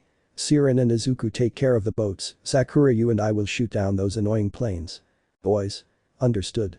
The shots did not wait, and with a hail of bullets they hit those weapons that had them occupied. The leaders were shocked by how all this was happening within the leadership, and even more so when they saw that wherever the leadership was removed, everything else disappeared. Rias. When do you think that traitor will come out? Sirzechs. I don't know, but we must be careful to capture him when he falls defeated. Returning to the boys, they dodged missiles that were coming towards them and exploded them near the planes so that they began to fall. Izuku and Serena thought it was over and sat down on the platform for a moment to rest, but 2 more boats appeared out of nowhere. This caught the boys off guard and a missile nearly hit the blonde. Issei. You have to be careful. Izuku. Sorry, let's go Serena and finish this. He told her while offering her his hand, which she gladly accepted, and a blush appeared on her cheeks. They continued for several minutes, destroying the enemy that appeared before moving toward the front of the train, where they saw they were already at the engine's entrance. Several soldiers were waiting for them, but they were no match for the boys. As they reached the front of the train, they noticed another platform had appeared. Issei. Be careful and let's jump. Without further ado, the brunette was the first to go to the next platform, followed by Sakura, who fell into his arms, smacking her chest against the brunette's. The girl was more than red from that contact. Issei. Are you okay? Sakura. See Issei-kun. The green-haired boy and the blonde just watched that and laughed at their classmates' actions. Izuku. Well, it's my turn. I jumped towards the other car to fall heroically. Izuku. Superhero fall, bad for the knees. Serena also jumped towards the car, but a bad move by the engine caused it to move further away as she jumped. Serena. No. The girl just watched as the platform moved away, but at that moment she felt her hand being taken by someone. Izuku. Izuku. I won't let you fall. With his strength, he pulled her to then fall on his chest. Their faces were more than close, and their gaze connected with each other. Without further ado, the girl, hypnotized by the boy's green eyes, took his face and stole a small kiss from his lips. Ichako and Momo, who were with the leaders watching the event, became angry with the girl who had done that act. Ichako. The earth will lose a warrior, it's a shame. Momo. What does that girl think she is, doing that? Rias and the others just had a complicated smile because of how the two were looking angrily at the blonde, who stood up and was ashamed of what she did. Returning to the gamers, Issei and Sakura just smiled at how the blonde was, and not to mention the broccoli, which began to babble. Issei. Okay, let's get on with this, the mission is almost over. They continued on their way, which didn't last long as several soldiers began to leave, and a helicopter arrived to stop them. It took them several minutes to defeat the enemy and then continued on their way. It wasn't long before another obstacle appeared, which was a warplane, whose propellers could kill a person. Sakura. Why did it have to be X, Metal Slug 2 is simpler. Issei. There's no time to complain, let's get on with this. The four dodged the ship's thrusters and the bullets fired by the turrets. This took them longer to bring down the ship because it was well armored. After defeating the plane, they decided to rest for a while, as the challenge itself was difficult. The chestnut-haired man spotted some passenger cars in the distance. He knew it was the last thing before the final part of the mission. Issei. Alright guys, we must hurry to get to the end of everything. Listening to and defeating the last soldiers in the passenger cars, they reached the platforms where an empty plane and tank were waiting for them. Izuku. Let Sakura and Serena take care of them. Issei. Yes, girls, get on the transports, we will be your support. The two nodded and each took a vehicle. Serena took the plane, while Sakura took the tank. As they took them, several enemy planes arrived to attack the boys, using heat-seeking missiles to shoot down the girls. Issei. Izuku, you and I will destroy the missiles. With that he took his radio from his waist. Girls, take care of the planes, completely forget about the missiles, we will take care of those. The four of them coordinated as indicated by the brown-haired boy, who together with the green-haired boy hid behind the tank and exploded the missiles that were sent not only by enemy planes. Armored tanks had arrived in order to defeat them, but nothing worked against the boys, who managed to defeat every enemy vehicle. Issei. Stay tuned, we are about to enter the final phase. The four were more than attentive when an evil laugh caught their attention. In front of everyone, a four-legged machine and something large appeared. A silhouette stood on top of it. Ahahahaha, finally the useless Hyoudou and his pathetic friends arrive. Issei. Saji. In front of them was that boy who made their lives miserable when he appeared. Sitri Mansion. The girls were impressed that their love had appeared there, which made them happy. Sona. I knew it would be okay, now he'll take care of everything. Momo. Come on Saji-kun, defeat that machine and show that useless Hyoudou what you're capable of. The other girls were happy, complimenting the boy, while the parents were relieved that their son-in-law had shown up. They listened attentively to what was said inside the event. Issei. What are you doing here? Saji. What am I doing here? It's simple, I'm here to kill you and give the Conqueror and Risevim-sama a chance to rule this world. Sona and the others didn't believe what they heard. Sona. What did he say? Sona's parents began to fear the worst with that statement. Issei. So it was all just a facade. Saji. Of course it was, being part of the alliance was to weaken it, but this didn't happen because of you. I thought I would be named the pillar of the factions, but this stupid event forced me to do other things. Issei. And the girls. Saji. I just played with them, making them mine while you watched was the best thing I ever did, but if you want to keep them, well, if you survive. I'm fine with those idiots dying. And to think their stupid parents asked me to take care of them, hahaha. It was a fact, except for Serafel, they were with a lump in their throats, seeing the boy's real face at that moment of the competition. Challenge. Saji simply entered the machine, which began operating once he started it. Issei. Well, we have to be careful with this thing. Without further ado, the girls got as close to the machine as possible to avoid the enormous bullets it launched. The brunette and the green-haired boy climbed onto the machine to shoot as close as possible. Izuku. Issei, we must go down. He said when he saw that under his feet circular compartments opened, letting out balls of fire and going towards the sky. The boys took refuge under the feet of the machine to try to avoid being hit by the fireballs, but their salvation didn't last long when they noticed that the legs of the machine began to release steam. Issei. Let's get out of here. He shouted as he saw how that machine came down with the intention of crushing them. Sakura and Serena continued their bullet and missile attacks towards the machine, hoping it would fall soon. This continued for several minutes until the machine began to collapse. The girls left the vehicles on the platform and began to celebrate, but then they saw the machine Saji was operating explode, revealing the boy lying on the ground. Issei. This is over. He walked towards his companions, but in that and in a worried manner he turned to see where the boy was. What's wrong? The brown-haired boy felt Saji's magical power begin to increase and a cry of pain accompanied him. Saji. They didn't beat me. He said, showing his scarlet glove, which had another device on top of it. With this power I will kill you. Balance breaker. The boys were impressed to see Saji in front of them wearing the Sekiryuutei armor. The leaders were not far behind and were also concerned when they saw him in that form. Sirzechs. How was that possible? Azazel. Look in his glove. Everyone followed what was indicated to observe a black device, apparently that was what helped him reach the BXB. But the boys, they were shocked by what they had seen, but at that moment the brunette quickly slapped himself. Issei. We must stop him. Without further ado, the now enemy of the phase began to fire scarlet rays at his opponents, who responded with bullets from the different weapons they managed to obtain. Sakura and Serena were about to take the vehicles again, but they were taken by the boys. Sakura. Why did I stop? He didn't finish speaking when he saw that the vehicles had exploded thanks to Saji's rays. Izuku. We must continue our attacks. Without further ado, the fight continued, trying not only to dodge Saji's beams, but also the attacks he delivered with his suit's propellants. He was hit by grenade explosions thrown at him. The ash-brown boy began to get annoyed that it wasn't going as he had planned. Saji. Maldito sees Hyoudou. At that moment a black mist began to cover him, and from that mist several voices could be heard. I, the one who will awaken. The boy stopped firing when they saw the Sekiryuutei begin to change shape. I am the heavenly dragon who stole the principles of God's domination. The boy began to grow in size and shape to that of a dragon. I laugh at infinity and despise dreams. The hands began to turn into very sharp claws. I will become the red dragon of domination. The shadow that surrounded him began to cover him, changing its color from crimson to a paler red. I will sink you into the depths of crimson purgatory. The now dragon fell to the ground with his gaze downcast. Juggernaut drive. As he finished saying that, a mighty roar sounded towards the sky, showing that things had just gotten worse. Izuku. This is bad, we only have the basic pistols left. Issei. There is no other way, we must stop him. The boys continued dodging and shooting at the dragon in front of them, which kept shooting fire from its mouth and lightning from its claws. In one of the attempts to charge them, Sakura jumped wrong and hurt herself. Sakura. My ankle. As she shouted that, she noticed the dragon go to where she was and grab her with its claws. No. That grip never came, seeing that the chestnut took its place, which made the dragon roar and rise into the sky. Izuku. We must help Issei. The three continued shooting at the dragon, which was beginning to have a faint glow. Issei. Damn, this hurts. He shouted while continuing to shoot at the dragon's face.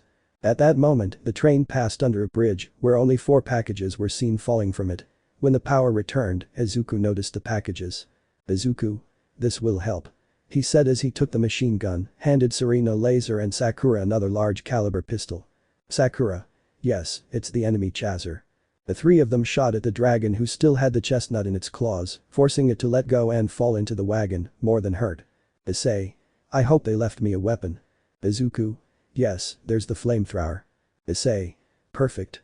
Now the 4 of them, with each high-powered weapon, continued their attack on the dragon, which began to fall little by little, roaring in pain.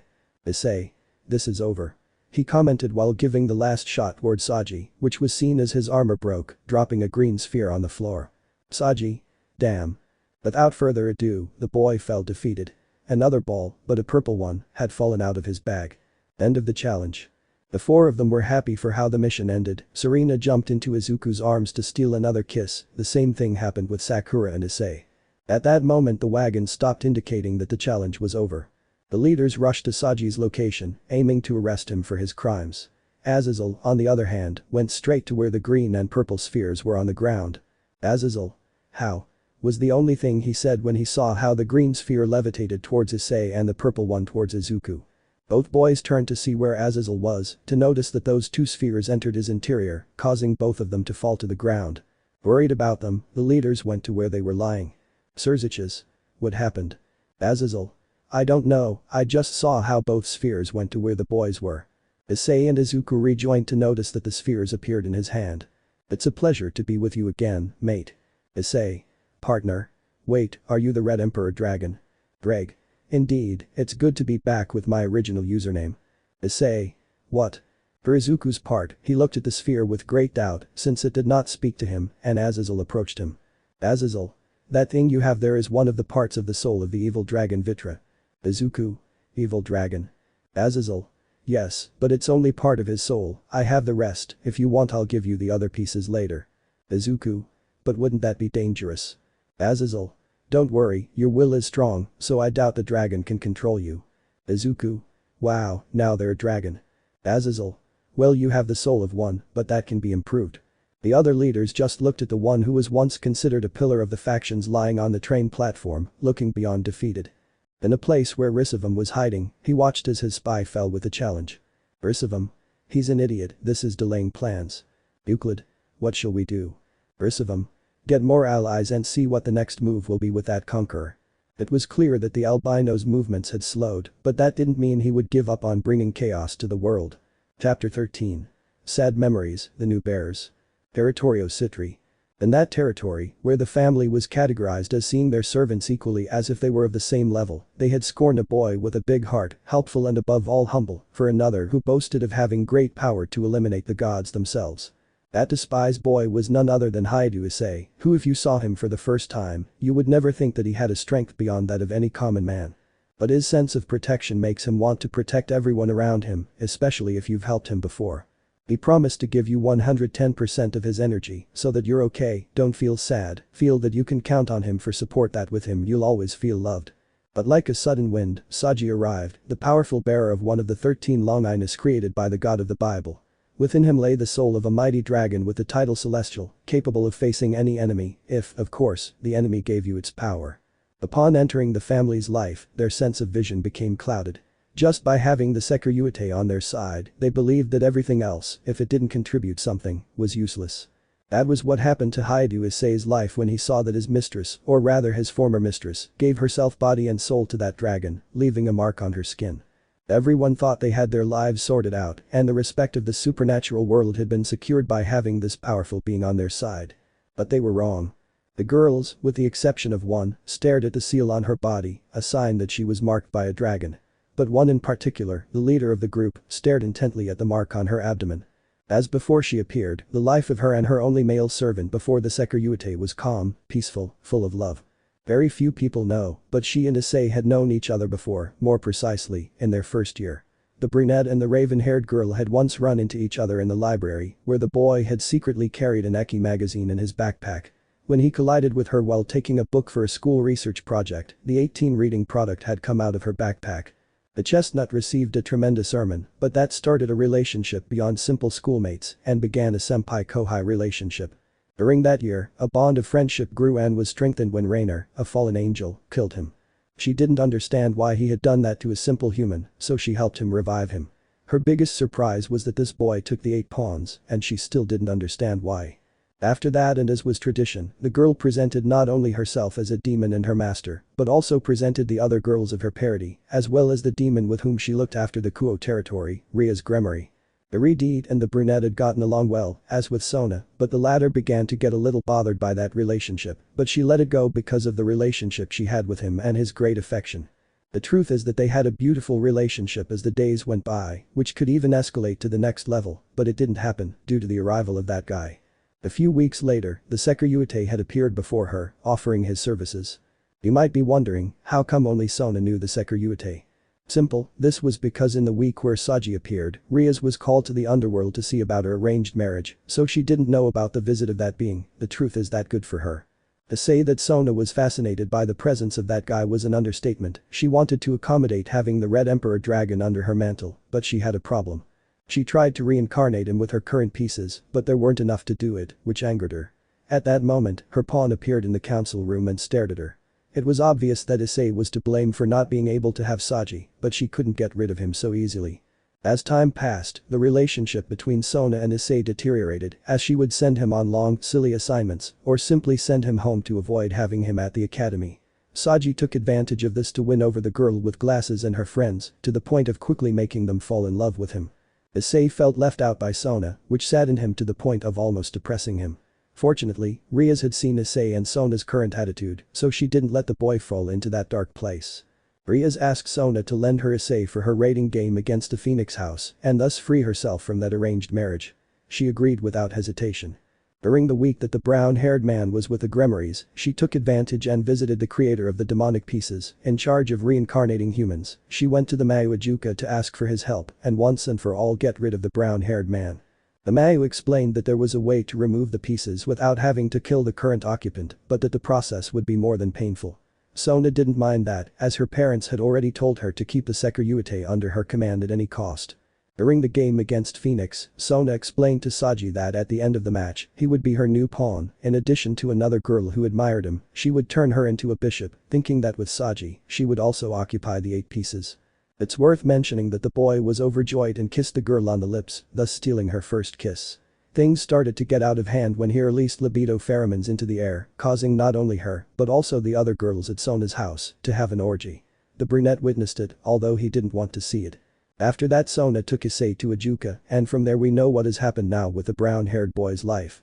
But with Sona it was different. She felt superior and powerful by reincarnating Saji with only 4 pieces, which was enough for Haruko, the new girl, to also be her pawn. All the girls were proud of their brand and even more so her.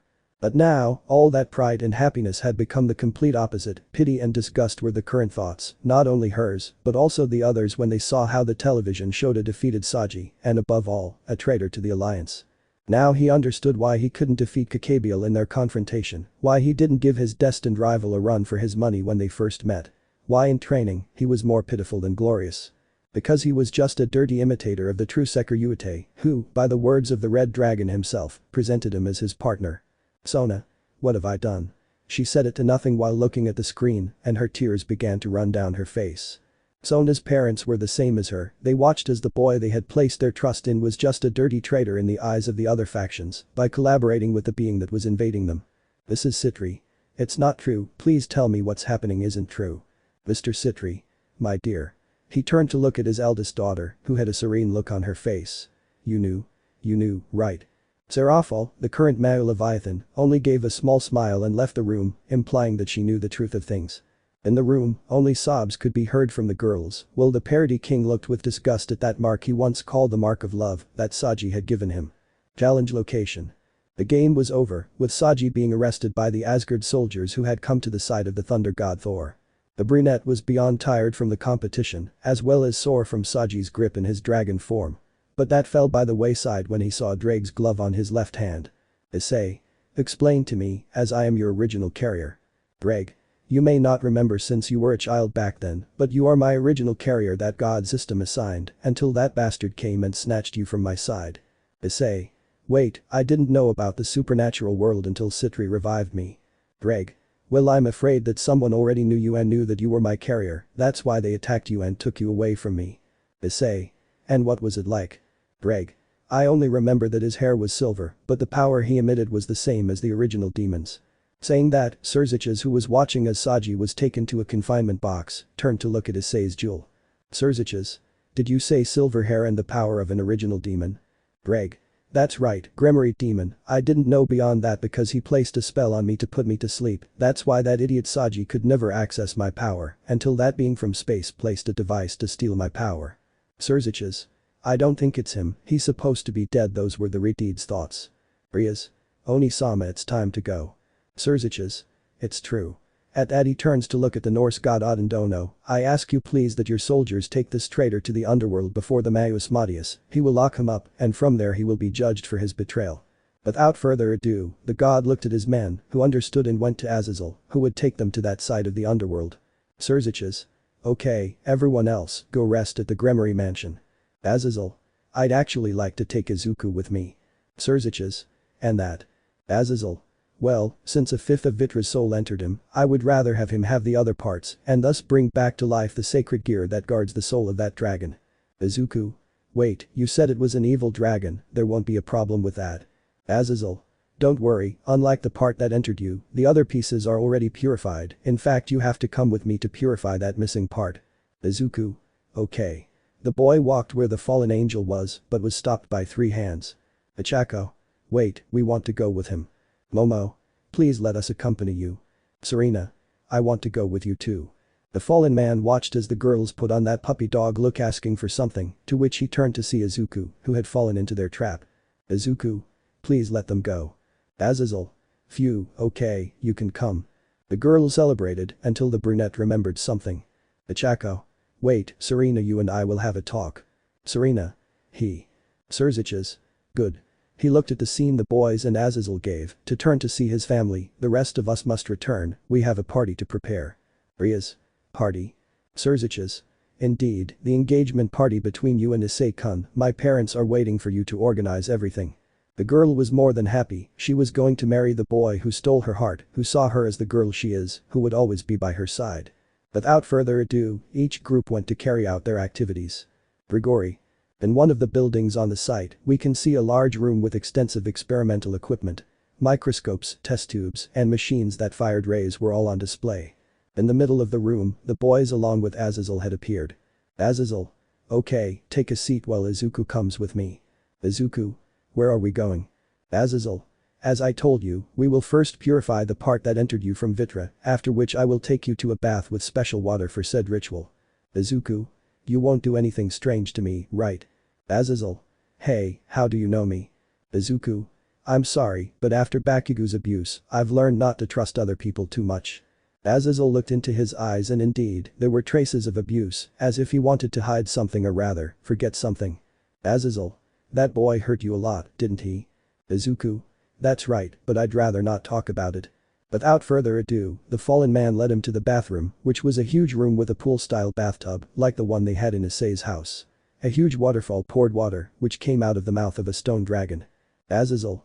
Just come in and relax, this water has purifying properties, you'll be here for at least an hour, so rest and I recommend you stay in shorts only. Without further ado, the fallen man left the bathroom, leaving the green-haired woman wondering why he had made that comment. Without further ado, he went straight to the bathtub to rest in the water.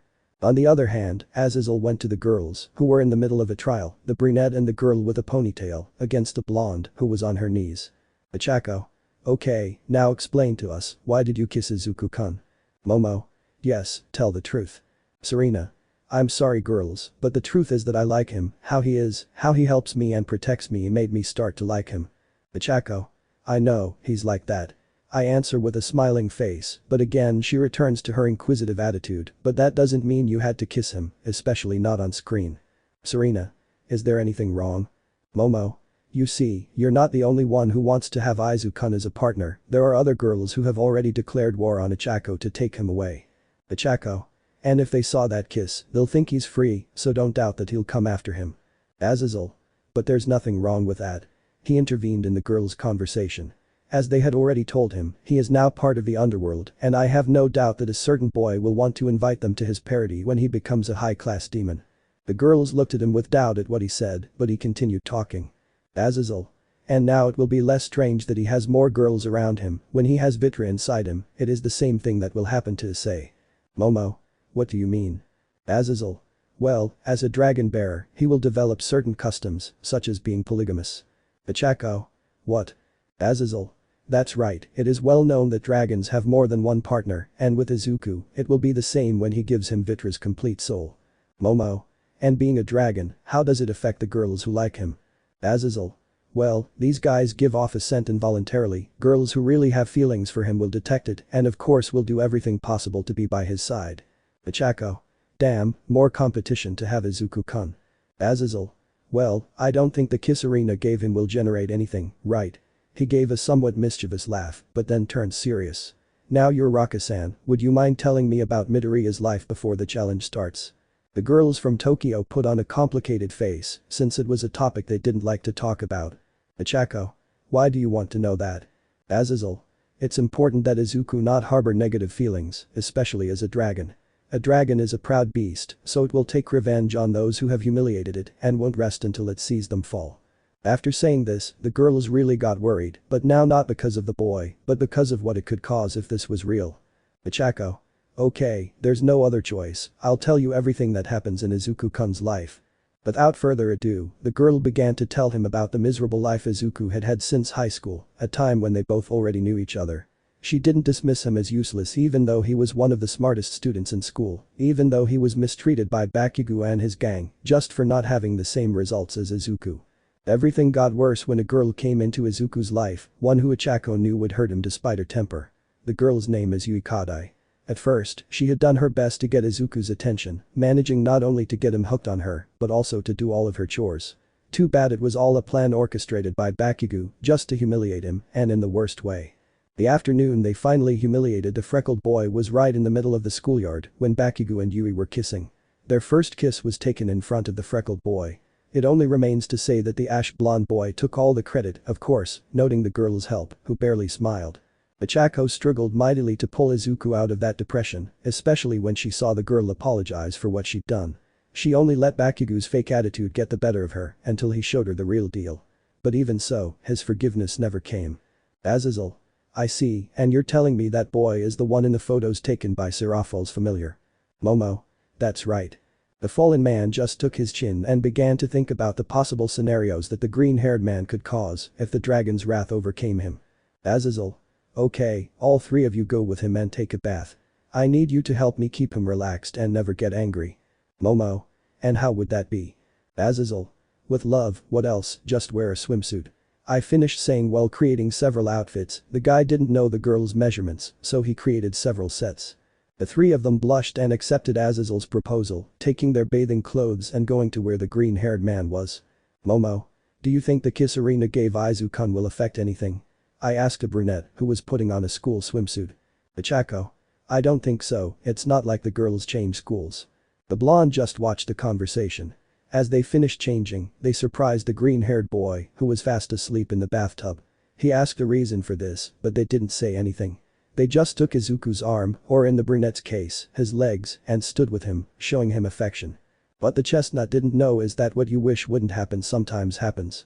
Like this. In that city where people never sleep due to the activities it offers, a group of girls had gathered at a karaoke bar. Well girls, you saw what I saw in today's challenge, it's not like that. That's right Kendo-san, it seems Uraraka and Midoriya are no longer in a romantic relationship because of the kiss that girl gave him. Kendo. Exactly Jiru-san, that means it's our chance to have a relationship with Midoriya. The bad thing is that he is already in another school, it is a disadvantage for us, and even more so if she wants to get him back. Hijiro-senpai is right, what will we do to be closer to Izuku? Kendo. What occurs to me is to ask to transfer to Kuoh Academy, classes start next week and we'll see there, it's a good idea, don't you think, Melissa-san, Nijiro-senpai. I've already applied for a job at the academy as the new physics teacher, I'll be very close to my cinnamon roll. Nijiro. I still don't understand how Takeyama-sensei fell in love with him. Takeyama. He helped me not give up on my dream of being a teacher when I met him during my internship at his high school. Kendo. Well it's more than decided, may the best one win to conquer Midoriya and let's agree that the one who stays with him will allow us to get closer. The girls. Yes. Without further ado, they continued with their meeting, ignoring the new status that Izuku would obtain in 2 days. 2 days later. We find ourselves in Azazel's laboratory on the fallen angel's side of the underworld. In the hospital-style bed we see a green-haired man asleep while having cables to monitor his vital signs. In front of him, his 3 girlfriends stood with calm expressions. Also standing were the Gremory girls, along with Sakura, and behind them, the brunette, who were observing the green-haired boy's condition. Issei. What happened to him? Azazel. Nothing really, we just put this on to check that your intervention is successful. Rias. Intervention. Ichako. Please Azazel-sensei, don't scare them. She scolded him while giving him a sape with a fan, which we don't know where she got it from. What happened to Izuku-kun is that he was already given the other parts of Vitra's soul. Momo. We only have him here to rest and make sure he doesn't go beyond the fainting spell he suffered when he obtained the remnants of that dragon's soul. Greg. Wow, it seems you've studied a lot of Vitra. Momo. Yes, my sense of knowing what Izuku would get made me investigate to obtain information. Serena. That and he threatened Azazel. Issei. What do you mean, he threatened him? How did it happen? That happened because I helped him. Behind the boys a new person had appeared. It was a girl with dark hair and a great body. Nice to meet you, Hyoudou-san. My name is Penum, Grigori's cadre. Issei. The pleasure is mine. I still don't understand. Why did they threaten him? Penum. Well, I wasn't going to leave a kid who obviously has a big heart in the hands of this slacker leader. Ichako. I don't want to sound rude, but what did you come for? Rias. That's right, you're invited to Ice and I's engagement party tomorrow. Ichako. Thanks for the invitation, but I don't know if I should attend. I'd like to stay with Izuku until he wakes up. Momo.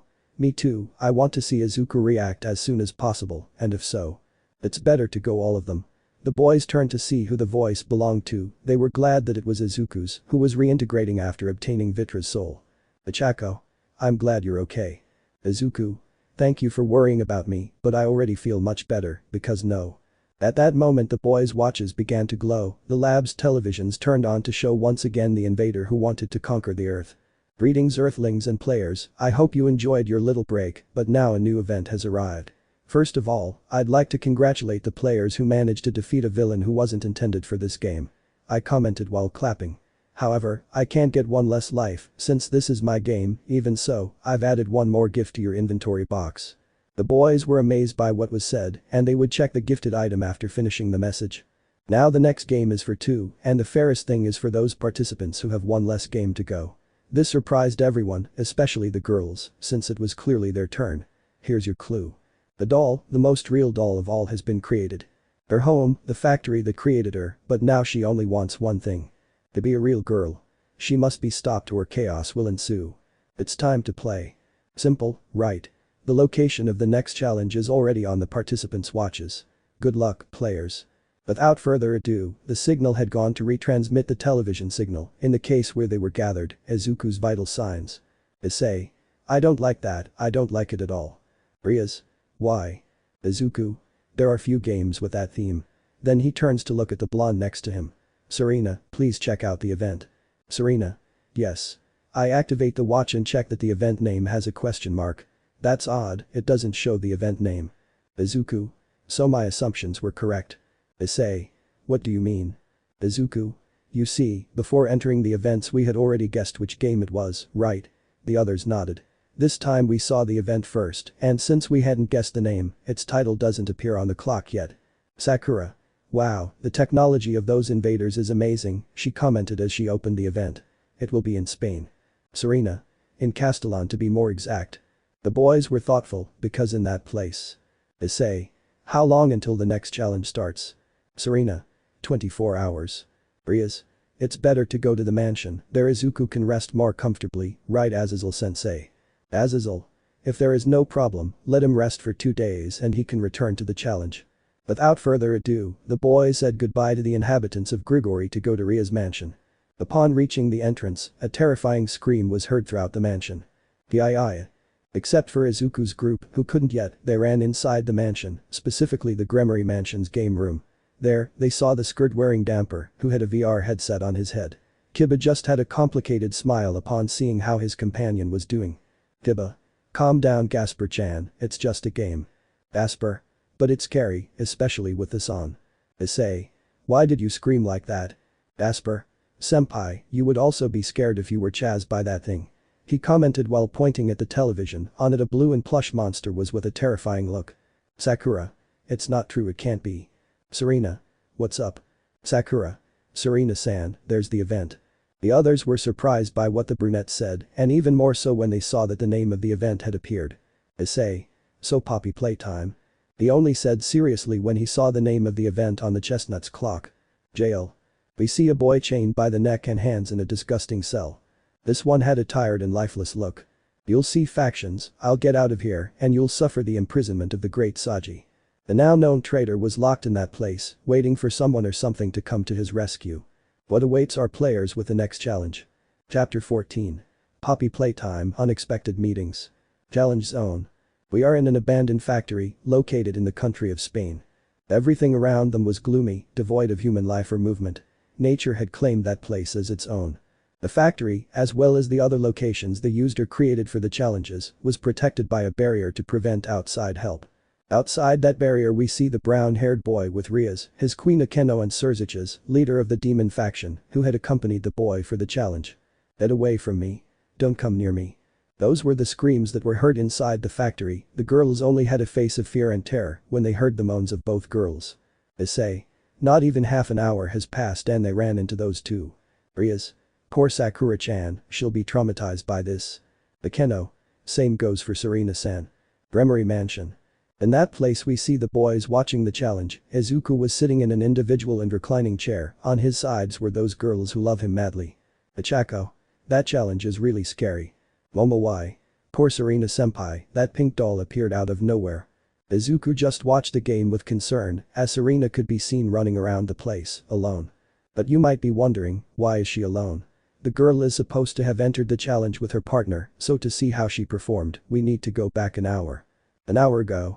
The brunette, along with Rias, Akeno, and Sirzechs, led the girls to the challenge site located in Spain, but not before the blonde, who ran up to Izuku and stole a kiss. For good luck, according to her excuse. At the chestnut suggestion, they arrived half an hour before the challenge to see the facilities used for the competition. Once there, they saw that it was an abandoned factory. It looked terrible, but what worried them most was the person from that country. Sakura. Why out of all the abandoned places locations, they chose this place. Issei. You know this place. Sakura. Yes, what you see in front of you is one of the creepiest abandoned doll factories in all of Spain. Serena just stared at the place, getting a blue color on her forehead as fear began to invade her. Akeno. Ara, Serena-san, are you okay? Serena. Yes. Issei. Do you dislike scares? Serena. Not at all. At that moment, a crystal fell from its place, causing an echo throughout the place. Kaiaya. Without thinking, he ran to where Sakura was, who was also in the same situation. Issei. It's obvious it's not his game. At that moment, the girls' watches, as well as the brown-haired man's, began to transmit the challenger's message. Welcome to the next challenge, so you haven't figured out the name of the current competition. So, without further ado, welcome to Poppy Playtime. At that moment the whole place began to be covered by the now famous dome of challenges. This time, the challenge of the game isn't what you're used to. In the abandoned factory, the doll is already loose, so you'll have to find it and place it in its safe. Remember, this is teamwork. The girls were relieved, same for Rias and Akeno. Rias. That's great, they'll be able to work together. When I say that they must work as a team to get to where the doll is, I mean that each one will take a different path. Everyone fell silent at that statement as they saw how the dome had two entrances, which said Chapter 1 and Chapter 2. Sakura. Nuo, this is a disgrace. To reach the final room, each player must activate a mechanism that will open the other's door, ensuring they both reach the exact spot. Choose your chapter carefully, because the challenge you'll face will depend on it. You have 5 minutes. Both girls had tears in their eyes, mostly out of fear of what could happen in each chapter. Serena. Well Sakura, there's only one way to choose who will take the chapter that suits them. Sakura. Sounds good to me. At that, both girls brought their right arms back, as if they were going to hit each other. Rias. What will they do? Akeno. I don't know, I hope they don't get hurt. Issei. Don't worry, you won't get hurt. Sakura. Ready? I asked as I looked at the blonde in front of her. Serena. List. Sakura. Serena. Rock, paper, scissors, rock, paper, scissors. Both Rias and Akeno stepped back as the girls began to play rock, paper, scissors to determine their entry into the game. After 2 minutes, there was already a winner. Sakura. Yes. 5. Sakura. Ouch, why did Rias-senpai hit her? The girl asked while rubbing her head. This was due to a blow she received with a fan from the brigade. Rias. How could they decide something so important with child's play? Akeno. Well, this is all a game, The others only agreed with the black-haired girl, which caused the brigade to sigh in exhaustion. Issei. Well Sakura, have you already chosen where you're going? Sakura. Yes, I'll take chapter 1, at that point the doll isn't moving yet. Serena. No way, I'll have to go to chapter 2. I commented when I saw the passage to that chapter.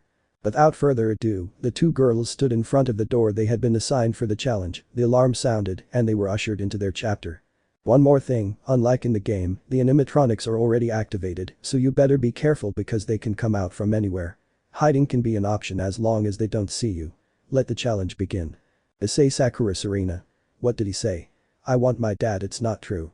Without further ado, the girls, their fear now activated in their bodies, began walking along a path that the dome itself had created. Sakura entered through the factory's main entrance. Serena, on the other hand, walked around the back of the company and noticed that her path led to a hole in the wall. Serena. Seriously. Without further ado, both girls had started their own challenge. Gremory Mansion. At the Gremory family house, Rias and Sona's pieces, as well as Izuku, Achako and Momo, were watching intently the start of the challenge. Asper. This is unfair, that from the beginning those animatronics were already there wanting to eliminate the senpais. Achako. I just hope nothing bad happens to Serena. Momo. It's true, this game is already difficult, I remember the times when the servants would scream around the mansion when playing this at home.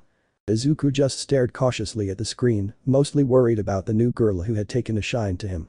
Then, a voice inside him tried to get his attention. Vitra. Tell me, child, what bothers you? That's right, the one who was trying to talk to him was none other than Vitra, now with her soul complete and inside Izuku's body. Izuku. I don't know, I feel like this will be something different, like what happened with that Saji. Vitra. You mean having someone else participate? Izuku. Or intervene, the fact is that I feel that same sensation when they told us that Saji would appear in the challenge. Vitra. Don't worry, have faith that they will get through this.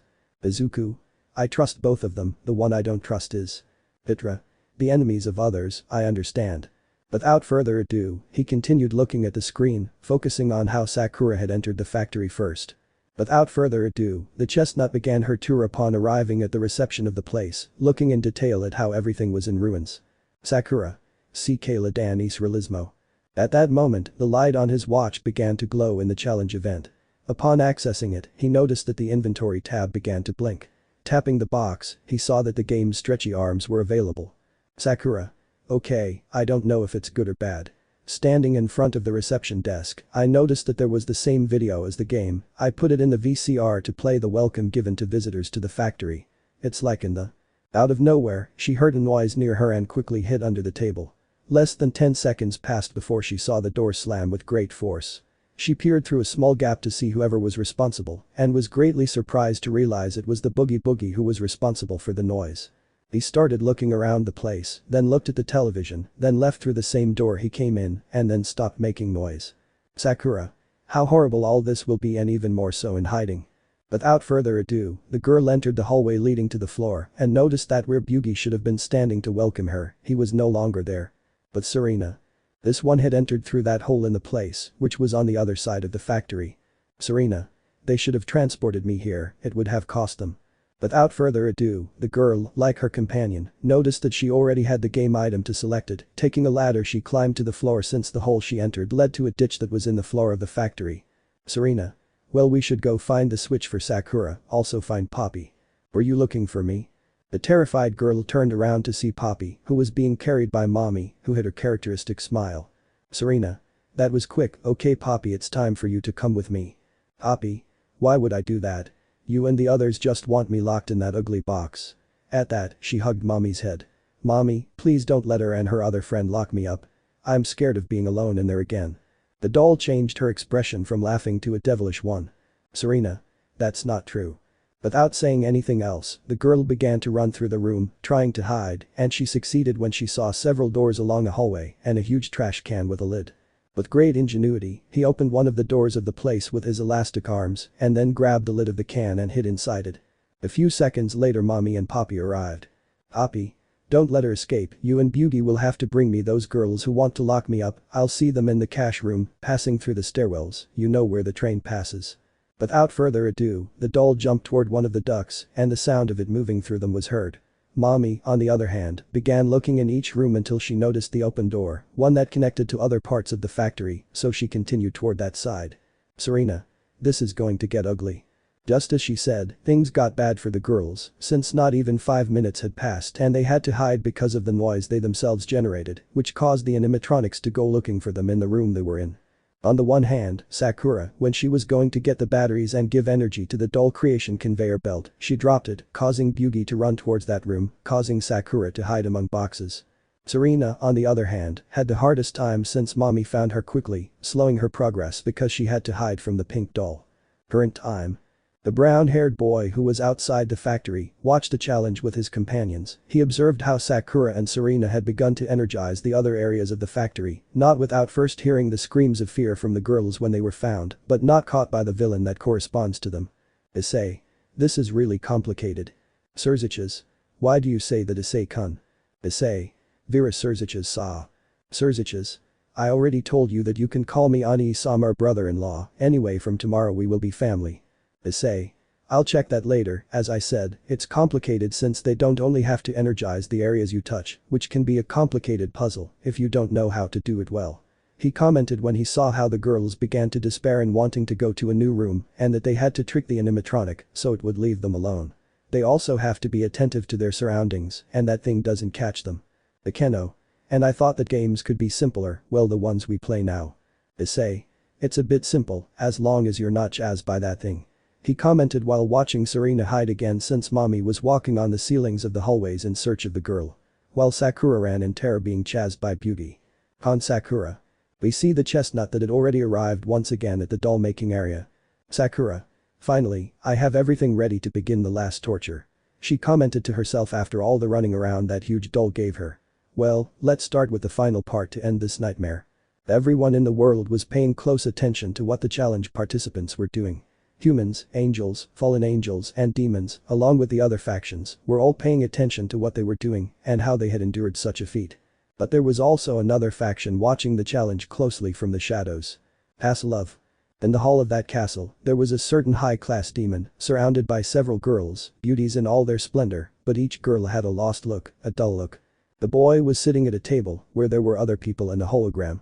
Among the guests were that explosive boy who made the green-haired boy's life miserable, the silver-haired man wearing a suit, one of the descendants of the original Lucifer, and leader of that organization that was beginning to wreak havoc, as well as that mysterious figure who challenged the earth. This last one was the hologram at the table. Risevim. Well, tell us what this meeting is for.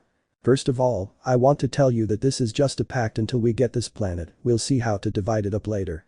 Risevim. Yes, I like that idea. Now I just have to introduce you to the new member who will support you in causing chaos in the challenges. I present to you Diodora Astareth. Seeing him at the table, both Risevim and Euclid got angry because not long ago they had a conversation with the same boy. Risevim. You really have the guts to show yourself in front of my boyfriend. I recently offered you to join the brigade and you told me that you preferred to continue with this regime instead of helping old mummies. Diodora. It's true I said it, but I already saw that you lost to MMM. I don't know if I should call it a big piece, because he was an idiot, even so you lost to Sekiryuutei. Itsuki. That idiot lost because he was overconfident, it's a disgrace to lose to a Deku like the green-haired idiot. Anyway, he's helping out with the current challenge right now, right? Diodora. That's right, those dolls you see there have a demonic spell, which will not rest until it kills its enemy, and will not stop hunting him. Risevim. This is splendid, with them out of this game the other two idiots will fall fast.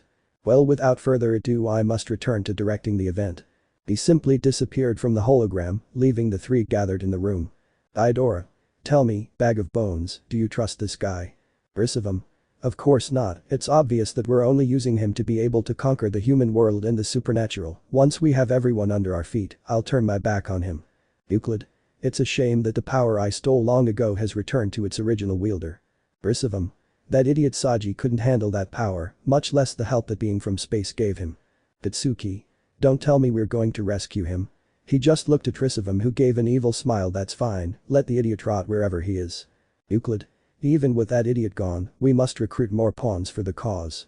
At that Diodora looked with great interest at the image in front of him to distinguish a certain chestnut who was running terrified. Diodora. I've seen that girl before. He rested his face in his hands. It's true, I saw her once in Spain when I recruited my bishop, she was paired with another kid, it's a shame that happened later. Euclid. Why do you say that? Diodora. I'll just say that on the street they called her Cornelia after a girl came to the place and kissed her boyfriend in front of her. Risevim.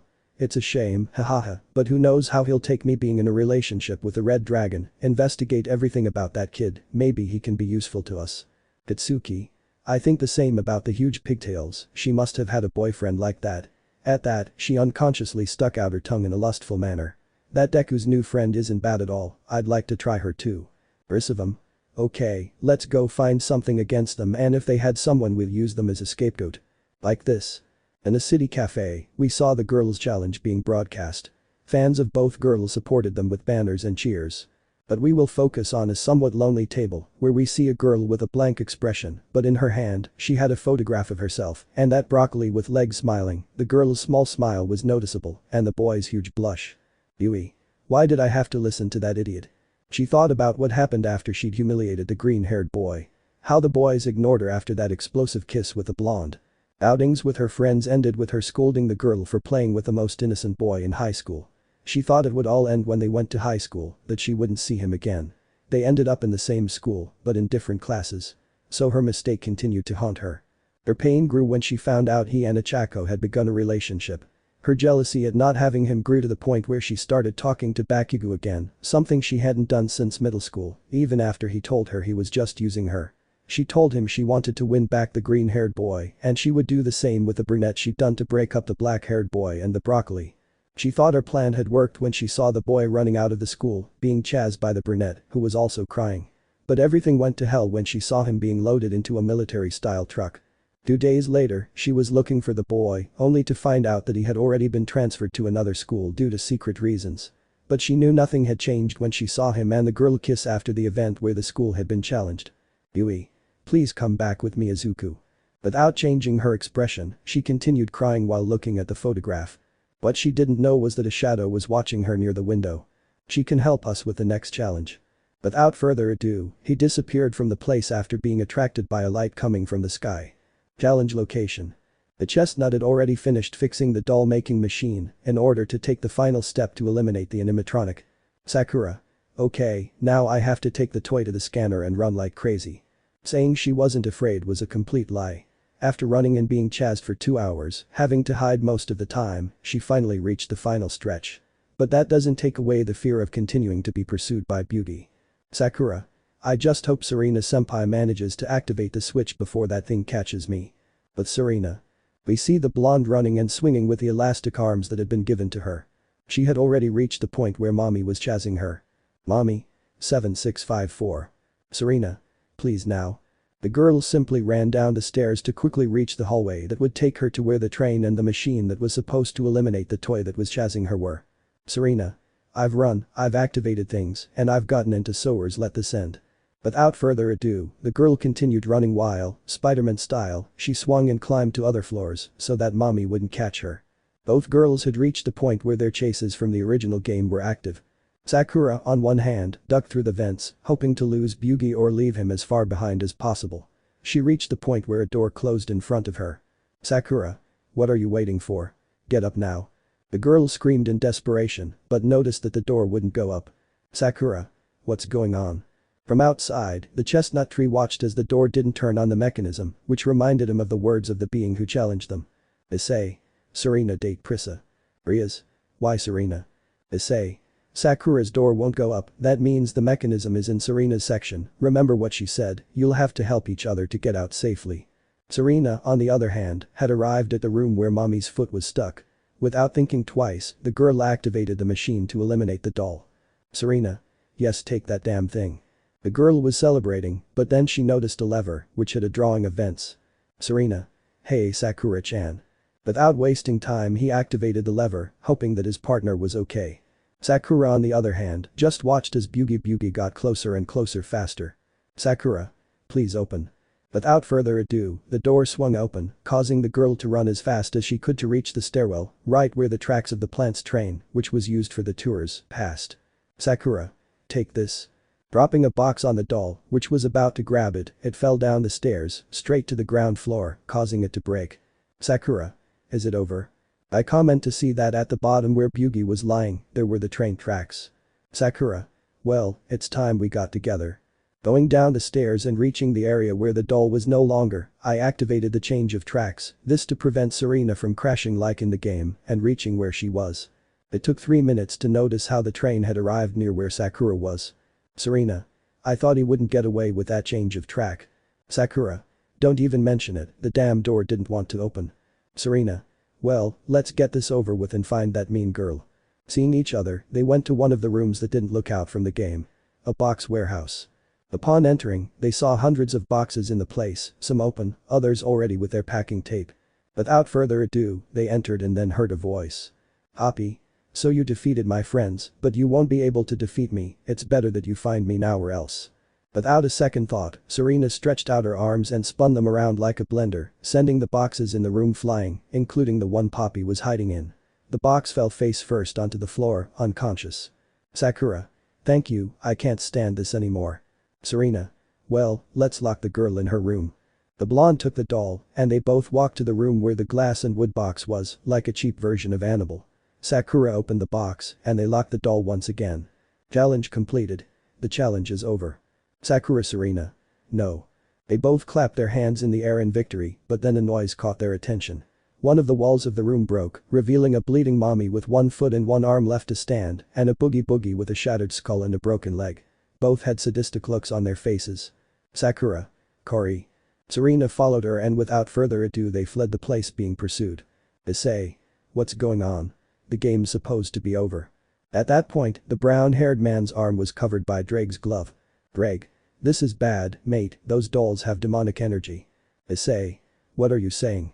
Drake. I feel an evil energy coming out of them. Sirzechs. So you noticed it too. Rias. Brother. Sirzechs. We must quickly help them or both of them will be killed. Without a second thought, the chestnut-haired man entered the factory once the competition dome had been removed, revealing the place's true appearance. The same thing happened inside the factory. Both the hallways and the machines returned to their original state, including the animatronics, which had turned into rogue demons. Doctor. Let me kill them. The girls, seeing the creature's real face, became even more terrified. Sakura. Serena. Help us. At that moment, a circle appeared behind the renegade demons, who stopped walking when they felt a rope around their necks, a rope that was slowly weakening them. The girls stared at a silhouette with disheveled hair. Now is. Dragon shot. The crimson ray passed over the girls, who watched as the renegade demons disappeared. The brown-haired man took the brown-haired woman by the shoulders, along with a metal glove. Issei. You're safe. Sakura turned around to hide her face in the boy's chest, who silently began to cry out of fear. Serena on the other hand ran towards that bush that she recognized, it was the green-haired one, who was still a little weak, so she fell to the ground to sit down from exhaustion. Izuku. It's good that you got here. He didn't even finish his sentence when he felt that Serena had tackled him and had hidden in his chest to cry anyway. Rias along with Akeno and Sirzechs arrived to see what remained of that rogue demon who had attacked the girls. Rias. What does this mean, Ani-sama? Sirzechs. I don't know, but it's more than evident that there are demons helping them. Akeno. Could that be a terrorist brigade? Sirzechs. I hope not. At that, a communication circle appeared in the Redeed's ear. Grayfia, call an urgent meeting, the leaders and representatives of the land. The three of them just watched as the gamer boys gave their support and comfort to the girls, who were more than terrified by what they had experienced. Sitri Mansion. In one of the rooms of that place we can see a girl with glasses and short hair, who was taking a bath and desperately carving that tattoo into her skin. Sona. Why won't it disappear? He said bitterly as he wanted to remove the symbol of the Sekiryuutei, which he once proudly showed off. Sona. Why did I abandon you and go with that idiot? Issei, please come back to me. Without further ado, the girl continued crying and moaning in the bathroom. Her parents only listened to her cries, with great sadness and self-hatred, they didn't know what to do. Mrs. Sitri. Now what? Mr. Sitri. The only thing I can think of is to prevent young Issei from marrying Gremory. Mrs. Sitri. Then we'll go and stop the party tomorrow. Mr. Sitri. That's right, dear. The morning had only just begun for the Sitri family, but the worrying thing was that the rebel faction and the Conqueror had joined forces for the challenges. What will happen? Chapter 15. Death, Commitment and Challenge. Challenge Zone. We are in an abandoned factory, located in the country of Spain. The challenge had already ended with the terrible surprise that the animatronics, which should have been, as in previous times, particle beings from the invaders. But this time it was different, in front of them were renegade demons who had transformed and attacked the girls once the challenge was over. This really bothered the brown-haired boy and the green-haired boy, especially because of the action they took after the game. Issei. This is not fair, why attack if the game is already over? Izuku. This is very strange. Sirzechs. The strangest thing is that they are renegade demons. He commented as he and the girls arrived where they were. This is unheard of. Issei. Do you think they betrayed us? Rias. Well, with what happened with Sona's piece, anything can happen. Akeno. That's true. Sirzechs. For now, this will have to be kept between the leaders of the human and supernatural worlds. In fact, I've already requested a meeting with them and it will be in 20 minutes. The others were surprised as they continued to comfort some girls who had fallen asleep in their arms. Sirzechs. There's nothing we need to say for now. I don't want to upset the underworld if we share this information. So, Rias, you and the others, head home and see about tomorrow's party. Rias. Are you sure about the party? Sirzechs. We'll really take care of it so they don't focus on this issue, especially when they see the girls arrive like this. Issei. I think it's the right thing to do. Izuku. Same here. Rias. Okay Mausama. Turning to look at her queen, she gave her the signal to create the transportation seal. We'll see each other later at the mansion. Without another word, the boys disappeared, leaving the Redeed standing there as he looked back at the bodies that were slowly disappearing. Sirzechs. This is a nightmare. Without further ado, he also disappeared from the place, leaving the factory increasingly abandoned. What he didn't notice was that from the shadows, a small robot had recorded the entire conversation, which flew into the sky. Astaroth Castle. The people who had been gathered there not long before were about to leave. But at that moment, the invader's hologram came on. Invader. You really are an idiot Diodora. Risevim. Why do you say that? Invader. The very stupid one sent renegade demons to be the villains of the challenge. We agreed that my robots would have a spell. Diodora. The truth is your idea seemed stupid to me. How was I going to waste my magic on those stupid robots? The best thing was to send mid-range renegade demons. With their thirst for food, it was obvious that they would always hunt them down. Invader. It's the stupidest idea ever heard. Diodora. Say what you want, it was a GR. Without further ado, the device projecting the hologram detonated near Diodora, causing parts of the device to become embedded in his chest. The others would think it was stupid. But what they didn't expect was. Diodora. Damn, this burns. The image of the invader was projected again on the screen in the room. Invader. That's what you get for believing that your actions will have no consequences. My devices as well as their technology are designed to cause harm to the opponent. In your case this was bathed in holy water. Diodora. This was something infallible, was I wrong? Risevim. You are right about this, if you had put a spell on it, it would easily be removed from the robot or go with it. With this you are implying that there really are demons that support it, and not idiots like Saji. At that he turns to see Bakugo, who put on a psychopathic laugh. Bakugo? You will be the first to feel this new power. Without further ado, the boy placed his hand on Diodora's head as he was dying. Shine. Without further ado, the blonde gave off a huge explosion, causing Diodora's head to fly across the room, but at the same time he was injured by the magnitude of the explosion. Bakugo. Damn, this is incomplete, I hurt myself. Risevim. Even so, this was an impressive result, you will soon be able to master it. Euclid. So what's the next step? Invader. For now, you'll all be on the fence. The next event will be a real nightmare for them if you're afraid of time. He commented, holding something in his hand. Tell your teammates not to make a move until this challenge is over. I promise these kids will be beyond exhausted. Without further ado, the invader disappeared from the place, leaving the others in the castle of the now deceased Diodora. Risevim. After all, he was just another pawn. I turned to see where Bakugo was standing. Take all the riches you find there and leave, we don't want to raise any more suspicions. Bakugo. What do we do with these bitches? I pointed Diodora's pieces. Risevim. Do as you please. Without further ado, the two demons left the boy there, who only put on a sick smile. Bakugo. Don't worry, I'll take you to a better place. Without further ado, he gathered them in a single place and then took the little gold that was in the castle, since the rest was unknown where it was, and without further ado, he disappeared from the place. UN headquarters. The representatives of the countries that were allied with said organization were already there, as well as the leaders of the supernaturals, except for Sirzechs, who was the last one who had not yet arrived. RUSA. Tell us what the board is for, Azazel. Azazel. I also have doubts that it is the board. Spain. Only Lucifer is missing, right? Sirzechs. Sorry for the delay, he commented as he took an orb out of his hand. But I needed to prepare the topic to be discussed urgently. Michael. Is it something dangerous? Sirzechs.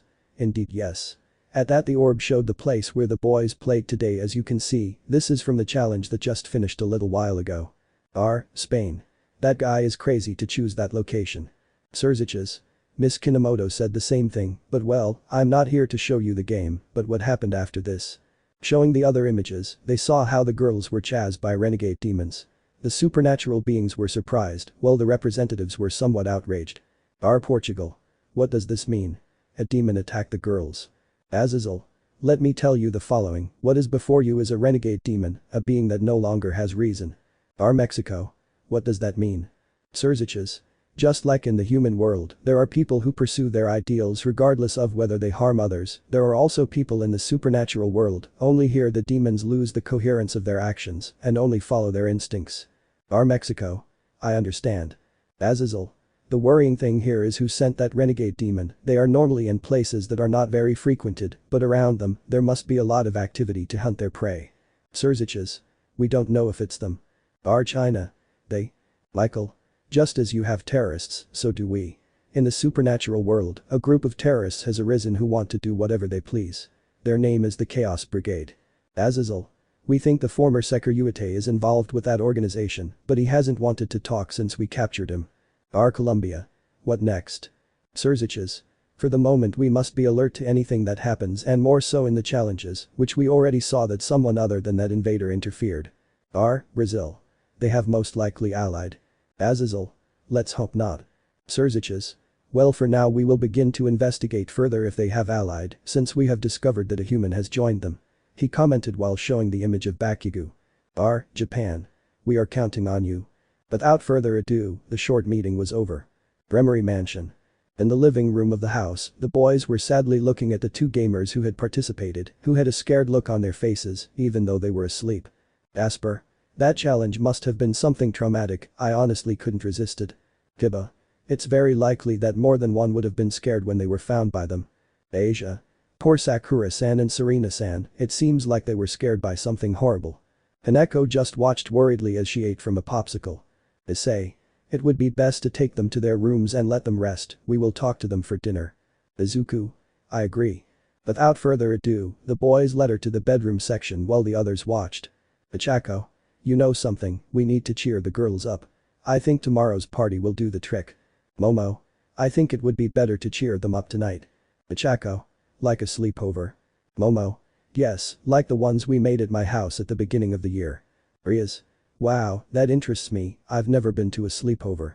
Ichako. Really? It's fun. We wear masks, talk about things, and the guys we like. Ikeno.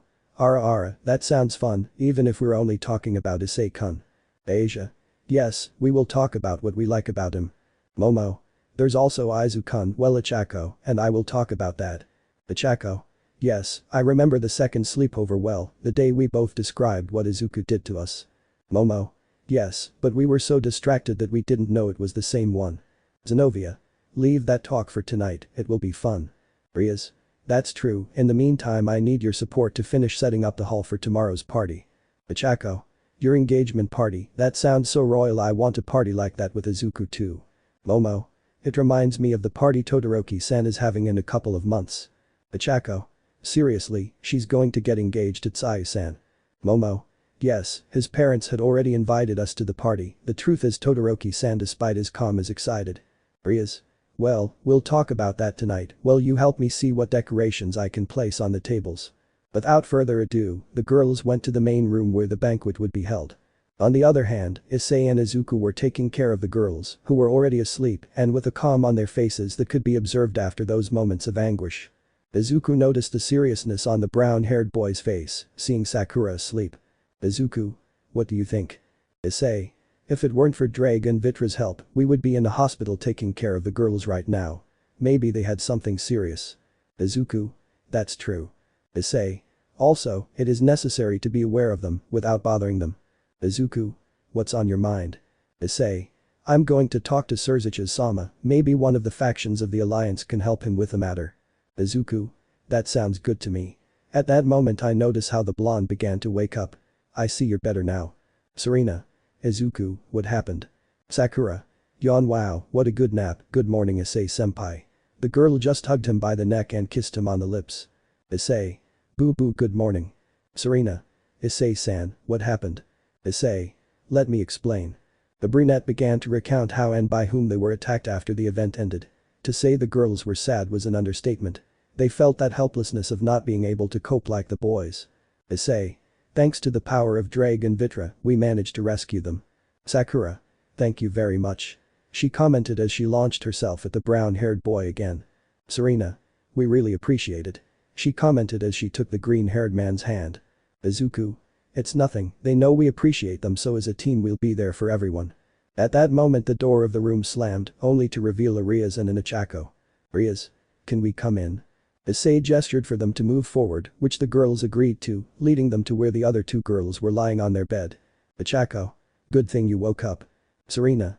Why? Ichako. We wanted to invite you to the sleepover in Ria's room. Iridide just nodded. Both the green-haired and the brown-haired boy looked at each other, thinking that it wasn't what it was at the moment. Izuku. I don't think so. Serena. Sakura. Sure, let's go. Without saying anything else, both girls took Ria's and Ichako's hands and, like lightning, went to the Iridide's room, where the others were already waiting. Issei. What just happened? Izuku. I don't know. Without another word, the boys went to their rooms to rest while the girls had fun on their special night.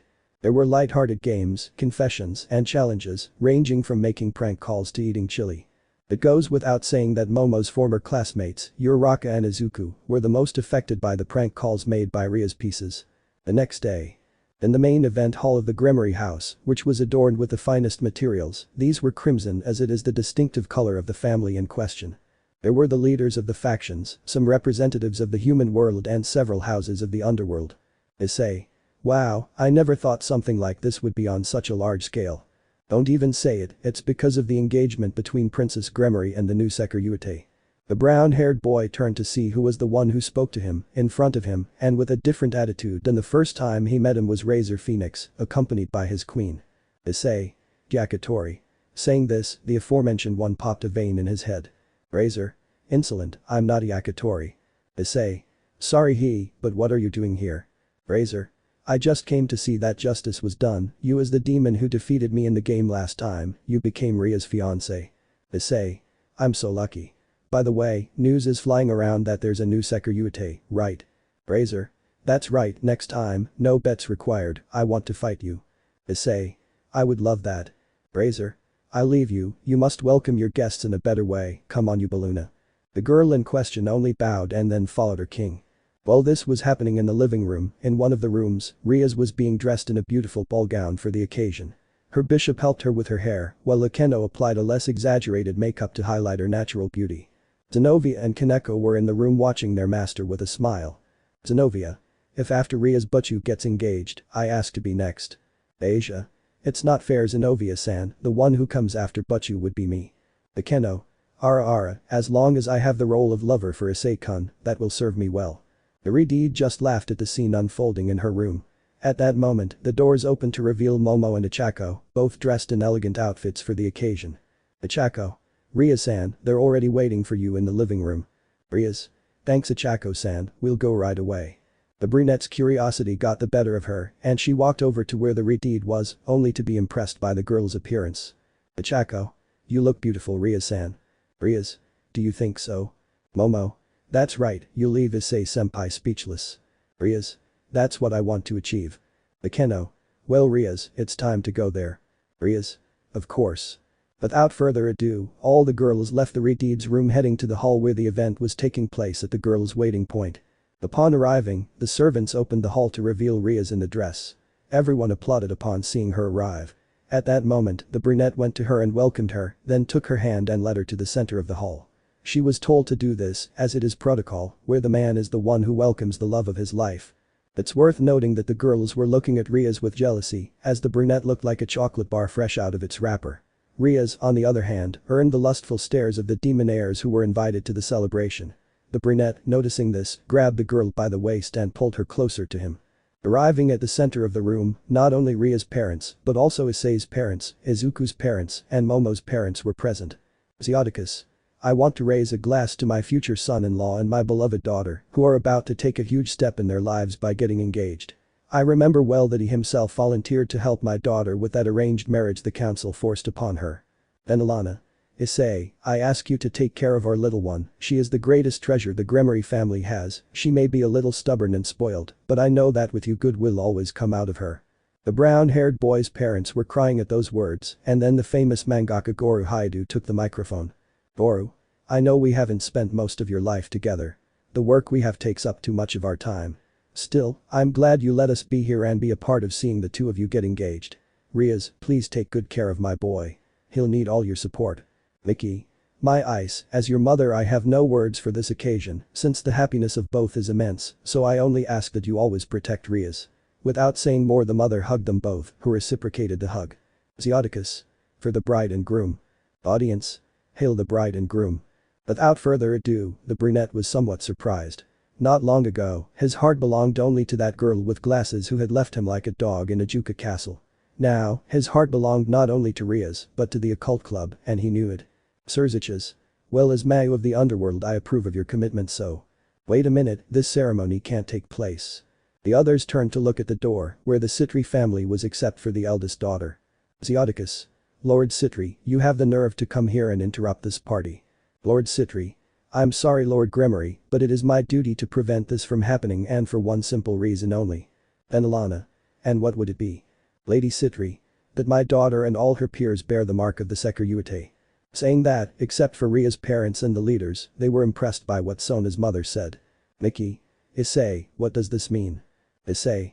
This is simple, ladies and gentlemen, as you know until recently I became the new bearer of the Red Dragon, or rather I recovered my power. Boru. Recover. Issei. I'll explain later, the point is that you pointing at Sona come to a private party to demand something that isn't yours. Sona. What are you saying? If this is your mark, it's the mark of love that we both have. It was clear that the girl was no longer as sane as she used to be. Issei. I don't think so, I'll tell you why, my dragon mark is a beautiful crimson dragon that looks to the right side.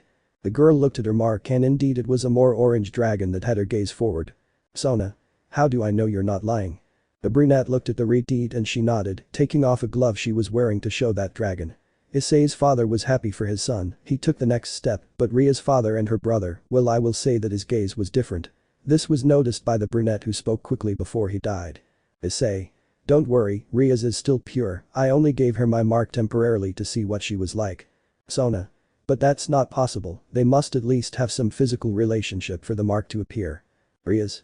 I'll just tell you, long live the Soviet Union. The others didn't understand except for the Sitri girls, because they had done countless things with Saji. Issei. It only remains to say that it is my obligation to remove that mark from you. The blue-haired girl smiled for the first time, but it disappeared when she heard the following. But Leviathan Sama herself told me to leave that mark on you, so that everyone knows the mistake they made by messing with a traitor of the factions. Sona. That's not fair, we didn't know he was a traitor, and we only love you. Issei. Well, your mark says otherwise, that's why you'll carry it for the rest of your life. Sona. No please, take it away I hate this thing that. Without further ado, the brunette took the redeed's hand and they went to the center of the room, seeing that the house guards had arrived. Zeoticus. Since your presence was not required at this meeting, I ask that you leave, otherwise my guards will remove you by force. Sona's parents wanted to resist, but there were more guards than them, so getting them out of the place was easy. Sona was staring at the ground while looking at that mark on her abdomen. Sona. Please I don't want this I want my pawn. The girl's parents and her pieces could not tell her anything else, so they left that place. From afar and as has become customary, a shadow watched the movements of the factions, so a smile appeared from it. We now have new pawns for the invader. Without further ado, he left. The party continued very peacefully. Rias stood with the girls, showing off the ring the brunette had given her. To Ria's surprise, it belonged to Issei's grandmother, a family heirloom. Rias was moved to tears of joy by the gift. On the other hand, the brunette was being interrogated by Ria's father and brother, they didn't know what he was referring to regarding the Soviet Union, while the brunette had a beautiful memory of Rias at the height of his hip and a lustful expression. Izuku was with his mother and stepfather, both talking peacefully while holding his idol's shirt asking him when they were going to tell him about the green-haired girl's pregnancy. Momo and Ichako were talking with the former's parents. Momo. So Ria's father is the company's main partner. Mr. Yaoi Rozu. Yes, without him the company would never have existed, we have good relations with them since your ancestors. This is Yaoi Rozu. By the way, daughter, you and your Raka-san have already solved Izuku's problem. Ichako. Yes indeed, Izuku became a dragon, so polygamy is well accepted in his race. Mr. Yaoi Rozu. Momo, are you sure you want these conditions? Momo. I love Izuku madly, and we are not the only ones. Ms. Yaoi Rozu. Are there more girls? Ichako.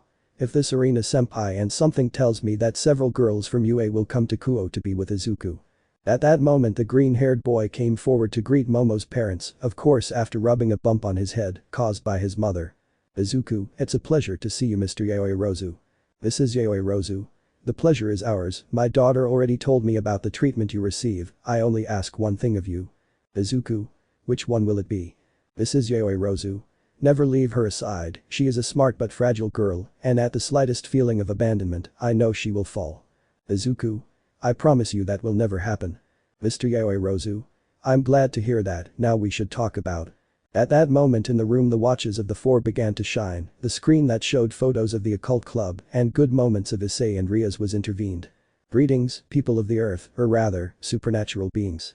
I'm honored to be in your territory and know that it's what I'm also about to conquer. Everyone present was on edge as they witnessed the announcement of each challenge.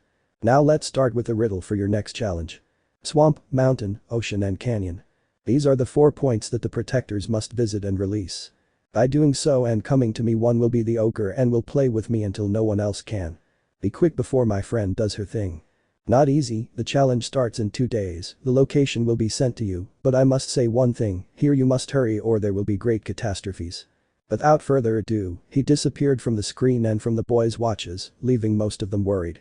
Issei. Will there be catastrophes? Izuku. I really don't like this. At that moment one of the guards ran into the room, the horror on his face evident. Guard. Sirzechs-sama, something terrible has happened in the human world. Sirzechs. What thing? Guard. I was watching my favorite show in the human world. This made the Mayu grimace in disgust. That's not important, what matters is what's happening on the news, it's an emergency. Sirzechs. Put on any news channel in the human world quickly. Without further ado, the alarm sirens came out of the television, the emergency panels were present. Reporter. This is unprecedented. There are 2 moons in the sky. He pointed to the sky and showed both stars, but one had a peculiar appearance. What's surprising is that the second moon has a face and appears to be coming toward Earth. The boys were terrified to see that scene, which gives many of them nightmares. Issei. It can't be. Serena. The next challenge. Sakura. It's the Legend of Zelda. Izuku. But it had to be Majora's Mask. The demons were impressed by that celestial star, but one thing remained. The challenge would be somewhat difficult for the boys. Chapter 16. Searching for locations, kidnappings. Tokyo. We were at an orphanage. Normally, these kinds of places are neglected, but this one was the exception. The UA Academy had a foundation for this place, so neglect was minimal, and the students, as part of their service or volunteer work, spent quality time with the children. In one of the rooms of that place, we can see a white-haired girl looking at the window while holding a green rabbit which had been given to her by a first-year boy with whom she became fond of. Imagine her without a little horn. Why hasn't Mr. Izuku come to play with me anymore? Are you still awake, little Eerie? The girl turned to the door to see who had spoken to her, to notice a long-haired teacher wearing her school uniform. Eerie? Professor Kayama. Namuri. I've already told you that you can call me Namuri, no problem. Tell me what's wrong. Eerie. The truth is I miss Mr. Izuku a lot, it's been a while since he came here since that being appeared in the skies. For the safety of the children at the orphanage, it was requested that everything that happened at the events not be shown to the children. Mainly so they wouldn't be worried. Namuri. You'll see that he'll come soon, I see that he has the gentleman hugging you. Eerie. Yes, he and Miss Uraraka and Miss Yaoi Rozu gave it to me as a gift. Namuri. How nice. Then she checks her watch. It's time for you to go to sleep. I'll give you 5 minutes to lie down while I check the other rooms, so go to bed now so you don't wake the others. Eerie. Yes teacher. Without further ado, the teacher left the room to go to where the others were, leaving the girl looking at the window again. Eerie. How I wish to see him again. That's what you want. The girl turned back to look at the door, thinking it was the same teacher trying to play a trick on her, but she was surprised to see a boy, one she had never seen before, with a mask in his hand. Tell me, is this what you want? Eerie. Yes, I would like to see you again, all 3 of you. If you wear this mask, your greatest wishes will come true. I point to the mask I was wearing, a mask that causes terror when you see it. Eerie. Really? I don't lie. The little girl longed to see her best friend, so she didn't think twice and took the mask offered to her. Without another word, the boy disappeared. When she put it on, Eerie's eyes changed from red to dark black. It's time. She said with a distorted voice, to leave through the window while throwing her stuffed rabbit. A few minutes later, teacher Namuri had returned to see that the girl was already asleep. Nemuri. I hope you're already in bed. She was only in shock when she saw that the window of the room was open, that green rabbit was on the floor, and above all, little Erie's bed was empty. Erie. The girl said no more and ran out of the building where the rooms were to warn of the girl's escape. In a tall building, the shadow of an adult watched as the little girl jumped and ran between streets to where another hooded figure was already waiting for her. Well, the first step is ready, Risevim will be happy to see that we are gaining the trust of those invaders. Without further ado, a transportation circle appeared beneath it, the symbol similar to Sirzechs. But it differed in some ways. Gremory Mansion. The party continued at its peak, Rias and Issei greeted and thanked the good wishes of some of the high-class devils, while others only had jealous looks for the new couple. The other gamers, on the other hand, were near the snack table, once again enjoying the food prepared by the house cooks. Izuku. This is delicious. Ichako. It's true. I commented while trying the matchas they gave as appetizers. Momo. By the way, Sakura-san, Serena-senpai. Sakura. What's wrong? Momo. What was your prize? Izuku. That's right, because of the rampage of that rogue demon they didn't have the chance to check it. The two girls looked at each other in surprise while they had a bite in their mouths, then they took their watch and went into the prize section. Sakura. Well, I was left with the mechanical arms. Serena. Me too, those devices will be of great help to us. Sakura. I believe it. While they were having their peaceful conversation, on the other side of the room, a small group of high-class demons looked at the Beelzebub with pity. BCA1. If you heard what happened to your brother. BCA2. I heard they found your brother dead in his castle. BCA3. And their parody disappeared out of nowhere. BCA1. But the worrying thing is that they found evidence that he had ties to the ancient demon faction. BCA3. I heard from them, they want to bring chaos to the underworld. BCA2. But who will be the new heir to the House of Astaroth?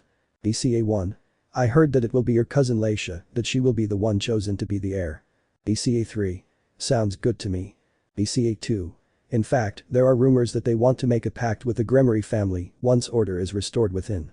Without further ado, the night continued with that party, between gossip, wedding rings and, above all, celebrating the newly engaged couple, who were more than happy with that response from the underworld. The next day. At the UA Academy we see that there was an emergency meeting, this because of what happened the night before. The school principal, whose name was Nezu, looked worriedly at little Erie's report. In the classroom were Izuku's former teacher, the person in charge of Class A, as well as the kindergarten teacher. Nezu. So it took you no less than 5 minutes, and the girl was gone. Nemuri. That's right, I went out to look for any signs of forced entry or fingerprints on the walls, but nothing. Nezu. What do you think about this Asawa? Asawa. It really worries me a lot, she's a very good girl to run away like that. Nemuri. The truth is that since student Izuku left because of this challenge, the girl stopped smiling like she did before. Nezu. Do you think he went looking for him? Nemuri. I hope not, Kuoh is too far from Tokyo and it's easy to get lost. Asawa. Also, she didn't know that he went to that city, so we avoided mentioning that information to the children in the orphanage. Nezu. We need to inform the teachers and students about the volunteer program to help search for little Erie. I'll call Toshinori so he can keep an eye out for her in Kuoh. Nemuri Asawa. Noticed. Without further ado, the teachers left the principal's office to give notice to their classes. Asawa only had to notify one person in particular. The green-haired and brunette's friend. His movements occasionally cheered the boys up when they were with him. Asawa. Tenya, come here please. Iida. Tell me Asawa-sensei, what do you need? Asawa. I have to tell you something urgent, it has to do with the girl who became fond of Midoriya. Iida. Eri. The professor nodded and began to recount what had happened the night before. The boy with glasses was impressed, but at the same time he knew that this made sense, because like the little girl, he also missed his friends. Asawa. So please, if you ever find out anything about her or bring her back, then we will contact Midoriya to help us with the case. Iida. Okay, professor. But the others shouldn't know. Asawa. You know they see to it themselves, that's why you, Midoriya, Yaoi Rozu and Uraraka were the only ones of my students in this program. Iida. Yes, I understand, well if I see something I'll let you know. Asawa. Thank you, you can go home now. Without further ado, the boy left school to catch the train home. The route he took to get to the station meant he had to pass through the middle of the city, including its somewhat dark alleys, of course, due to the lack of lighting. The boy looked at his phone, which held photos of him and his girlfriend, their dates, and beautiful moments. He then moved on to the photo album he had with his friends, their trips to the park and their Sunday hangouts. It was the early days of high school where they met and their friendship was born. Iida. Guys, how I miss you. So you miss them too. The boy heard that voice coming from one of those alleys. Turning around, he saw a girl wearing the same clothes as Zuko and the girls had bought for her. Ida. Eri. Come with me, your wish to see them again will come true. Ida. Hey, don't you kid us. Everyone in the orphanage is. Come, I can help you with your greatest wish. Hearing that voice again, the boy was mesmerized.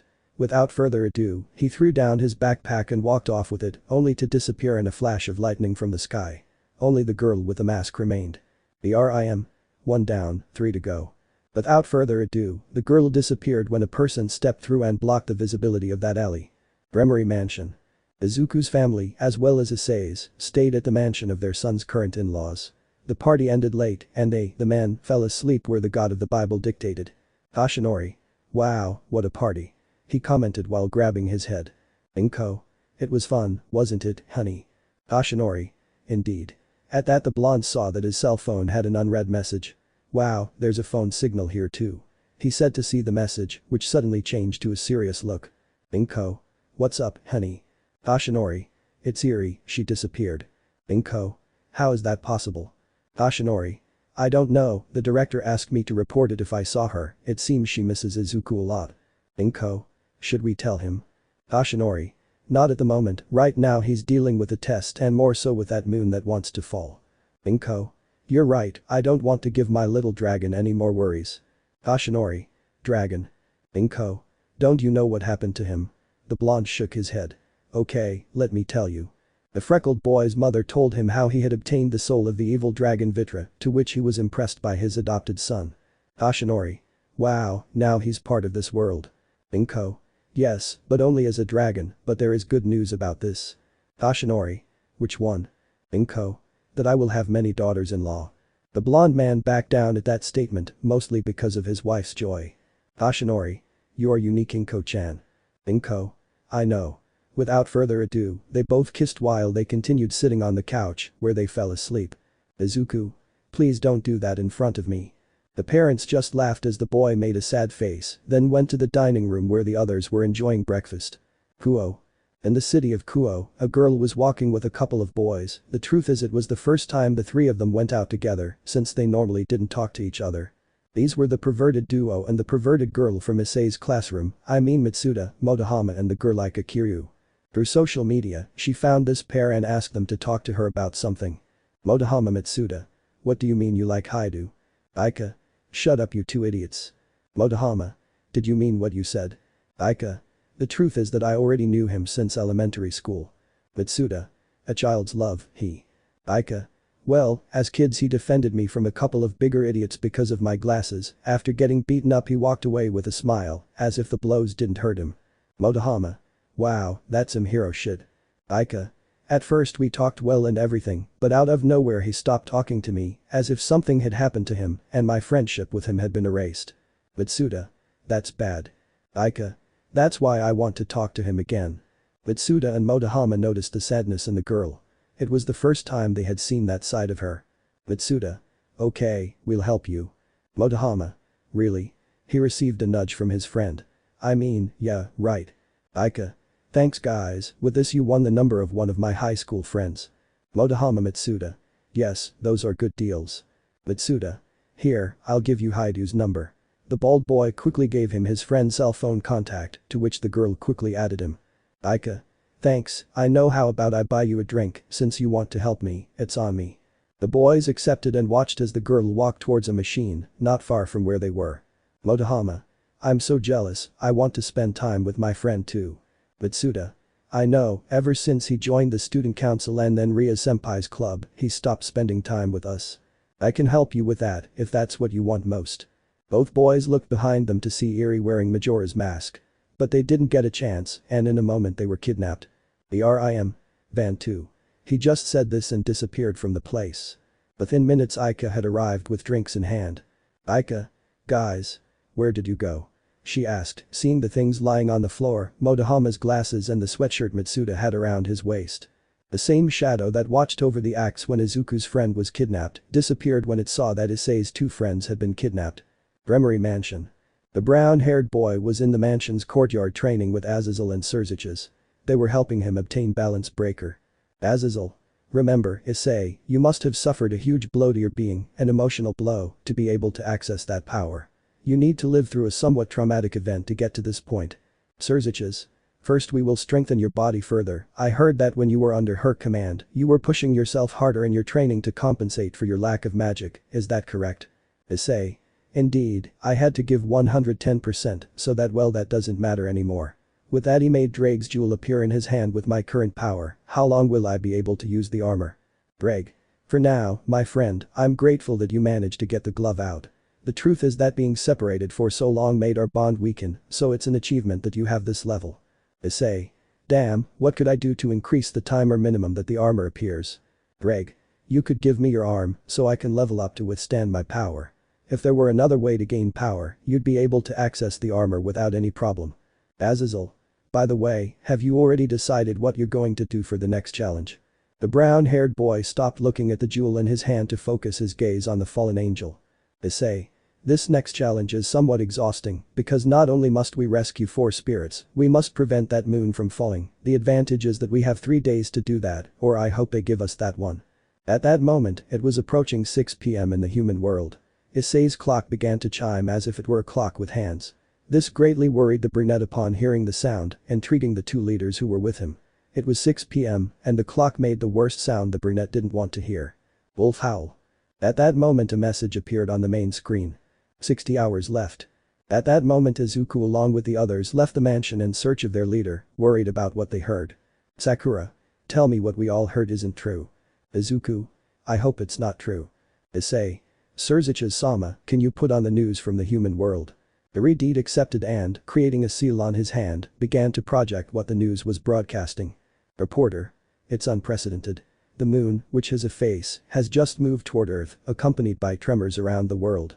Astronomers are checking that this star is heading toward Mexico City, where it is thought to collide. The boys were surprised that he would go that far. At that point, the other girls, along with Kiba and Gasper, went out to the courtyard to meet their classmates and ask what had happened. Izuku. Momo. Momo. Tell me Izuku-kun. Izuku. Can you tell me everything related to Mexico please? Momo. What do you need me to look for? Izuku. Anything related to a swamp, a canyon that's a bit dry, a snowy mountain and its seas. The girl nodded and began searching on her tablet, which had a complete encyclopedia, which she normally uses to study for her exams. Momo. Well, I found the following. In the south of the country, there are several swamps on the peninsula, in the state of Merida. Canyons like the one in the movies are found in a state called Chihuahua. Pachaco. He, like the puppy. Momo. I know it's funny. The others also laughed at that comment.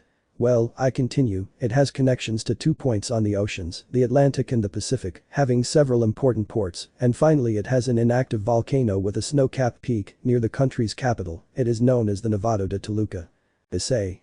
No wonder it will go to that point. In addition to having one of the largest towers in the world, I can conclude that the 3rd day's event will be there. Serena. What do we do? The event won't be active until the 3rd day, from what I'm seeing. Sakura. I think we should first look at where each of the events will be and choose where each one will go. Izuku. Sounds good to me, but I want to tell him right now that I'm going to the swamp. Serena. Why there? Izuku. Because if the chosen place will be given to us a mask of the region, I want to prove to a certain person that his nickname is not an insult.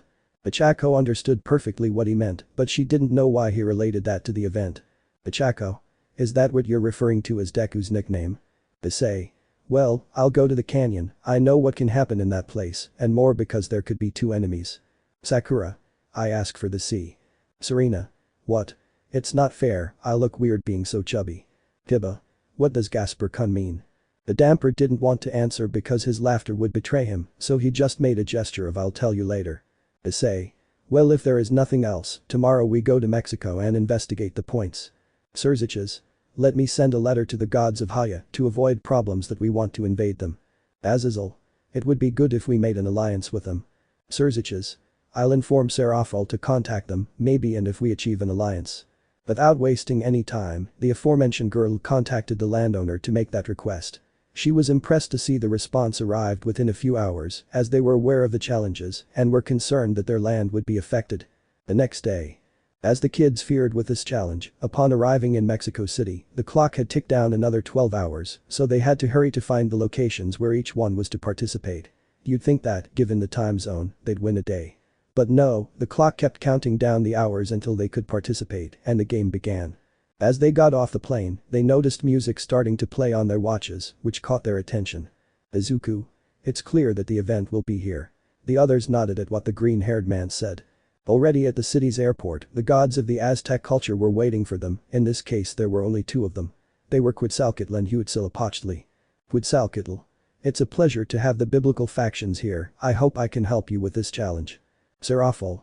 Thank you for the welcome. Huitzilopochtli. What do you need from us? Sirzechs. We should look for locations with the following characteristics. A swamp, a canyon, a mountain, and a port where there were pirates or something similar. Quetzalcoatl. Well, that would be a bit complicated. Mexico has a great variety of ecosystems, so you would need to see every corner. Issei. Excuse me, I'll make a comment. The Aztec god nodded. The game they used for this challenge has the following characteristics. There should be a swamp near ancient buildings, a snow-capped peak, a port with a fortress nearby, and a somewhat dry and lonely canyon. They both looked at each other and nodded. Quetzalcoatl. The truth is that your request is very difficult, but we will do our best to help you locate these places. Huitzilopochtli. Well, the snow-capped peak could be the Nevado de Toluca or the Nevado de Colima, you can't go wrong with that one. The mountain passes with fortresses could be in Veracruz, where one of the most important in the country is located. Quetzalcoatl. As for the canyon and the swamp, it might be a bit more complicated. Since we have a wide variety of locations, as requested. Another thing. Issei. No. He said, looking at the sky and seeing that the face of the moon was facing exactly below the city. I feel like we've already found the tower where they'll receive us. Sakura. So what do we do? Serena. I'm thinking about going all together to the Toluca snow-capped mountain and see if they give us any clues, you know, a dome or something, and find out if it's the right place. Izuku. Sounds good to me. Sirzechs. Okay, if you allow us. Quetzalcoatl. Quetzalcoatl. Yes, I will only ask 2 more gods to come and accompany us. Seraphol. It will be very helpful. Without further ado, they waited for 2 more gods to arrive, and without wasting time they went to the city of Toluca, to the snowy mountain to be more exact. Barcelona. On one of the streets of that beautiful city, a tall, short-haired boy with a serious look walked with a shopping bag and his work uniform. This boy was Sakura's older brother. Duya. Wow, the monster hasn't been gone long to help with this challenge, and I already miss her. My dad's away too, and it really does feel lonely here. Without further ado, the boy continued walking until he noticed that people had stopped passing by on the street he was wandering down. That's your greatest wish, to see your little sister. The boy turned around and saw Eri, standing in the middle of the street with her mask on. Duya. Girl, did you get lost? Rim. Do you want to see your sister? Is that your greatest wish? Duya. I don't know who you are, but this isn't funny.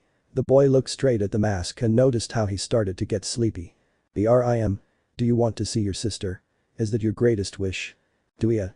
Yes, that's what I want most. Rim. Then follow me. Like the others, this one disappeared, leaving his belongings lying around. In this case, his identification was what was left in the middle of the street, which was once again busy. Rim. Only one left. The girl disappeared once again from the place after completing her task. Nevado de Toluca. The boys arrived with the leaders and gods of the region to look for a possible location for the event. Issei. Wow, it sure is cold up here. The others nodded and began to walk around the area, carefully observing any clues or anything of the sort that might indicate the location of the fight. At that, their watches began to make another sound as they approached. Serena. It's this way. They continued walking until they reached the lake. But before continuing, they were stopped by the event barrier. Serena. Here it is. The entrance was visible, but not accessible, so they knew the event had not yet been activated. Sirzechs. Well, Serena, you will stay with Asia, Kaneko and Gasper, as well as Azazel and Quetzalcoatl. Tlaloc, please stay with them. Tlaloc. Okay. Issei. Okay, we already know the clocks will guide us to be closer to the events, so we have to split up and not waste any more time searching together. If the weather is like this, the event will start on the 3rd day. Sirzechs. I think it's only right. Rias and Akeno will go with you and me to the north of the country. Quetzalcoatl. I will accompany you. Sirzechs. Achako, Momo and Kiba, along with Michael, will go to Izuku in the south of the country. Quetzalcoatl. Tanadia will go with you. The god just nodded. Sirzechs. While Zenobia, Roswis who was sent by Auden and Irina, Michael's companion along with Serafal, will accompany Sakura to search for the other site. Quetzalcoatl. Huitzilopochtli will guide them. Everyone nodded and left Serena's group to prepare for the upcoming fight. Tlaloc. Let's go to the town to rest well. Boys. Okay. So each of the boys went in search of the place where each of their games would be. Issei found his location in Huapoca Canyon, Chihuahua. Sakura had an easier time knowing her event would be near the San Juan de Ulua fort. Izuku had a more than complicated time navigating the archaeological site and wetlands of southern Mexico until they reached Chichen Itza. Without further ado, the boys rested near the nearest city or town so as not to waste time since the event began at 6 the next morning. Buenos Aires. In the city best known as the great capital of the South, night had fallen. Young people were out having fun while others were out to relieve stress because of the moon in the sky. The black-haired girl walked with a sad look on her face.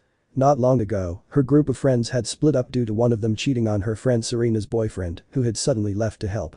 Her name was marked on her backpack, which identified her as Rei Hino. Ray. Silly Amy, if it weren't for her and that idiot Darien, Serena would still be with us. The girl only had that angry thought, which little Eerie noticed. Rim. Tell me, do you want to see your friend? The girl turned to look at the girl with the mask, which she found both cute and disturbing. Ray. Yes, but I don't know where she is. Rim. I can help you with that. The girl nodded and threw away her backpack because her greatest wish was to see her friend once more. Disappearing, Eerie just walked down an alley. Rim. There are 4 of them. Without further ado, the girl disappeared. 6 p.m. struck the boys' watches, sounding the howl of the wolf that indicated it. There were 36 hours left until the end. There were 12 hours left until the challenge began. Chapter 17. Toph's Majora's Mask, a supreme being appears. Like this. At the UA Academy, they were holding an emergency meeting because 2 students and a girl from the orphanage had disappeared. It was 7:30 p.m. Nezu. How is it possible that young Bakugo, young Tenyu and little Eerie are missing? Asawa. We know that young Bakugo ran away from home, but young Tenyu and Eerie disappeared after the announcement of this event. Namuri. Do you think he's involved in this? Nezu. Let's hope not, we've seen how young Midoriya and the others have been hurt by these events. Asawa. Especially against that black guy in Broly. Namuri. We just have to wait for the event to start. I commented while watching the news of that moon as it approached Mexico City faster. Mexico. It was 5:30 in the morning, but the boys' clocks showed that they were about to reach the 3rd day. The night before, the kids began preparing for the event by remembering if any items were needed. The character masks were given.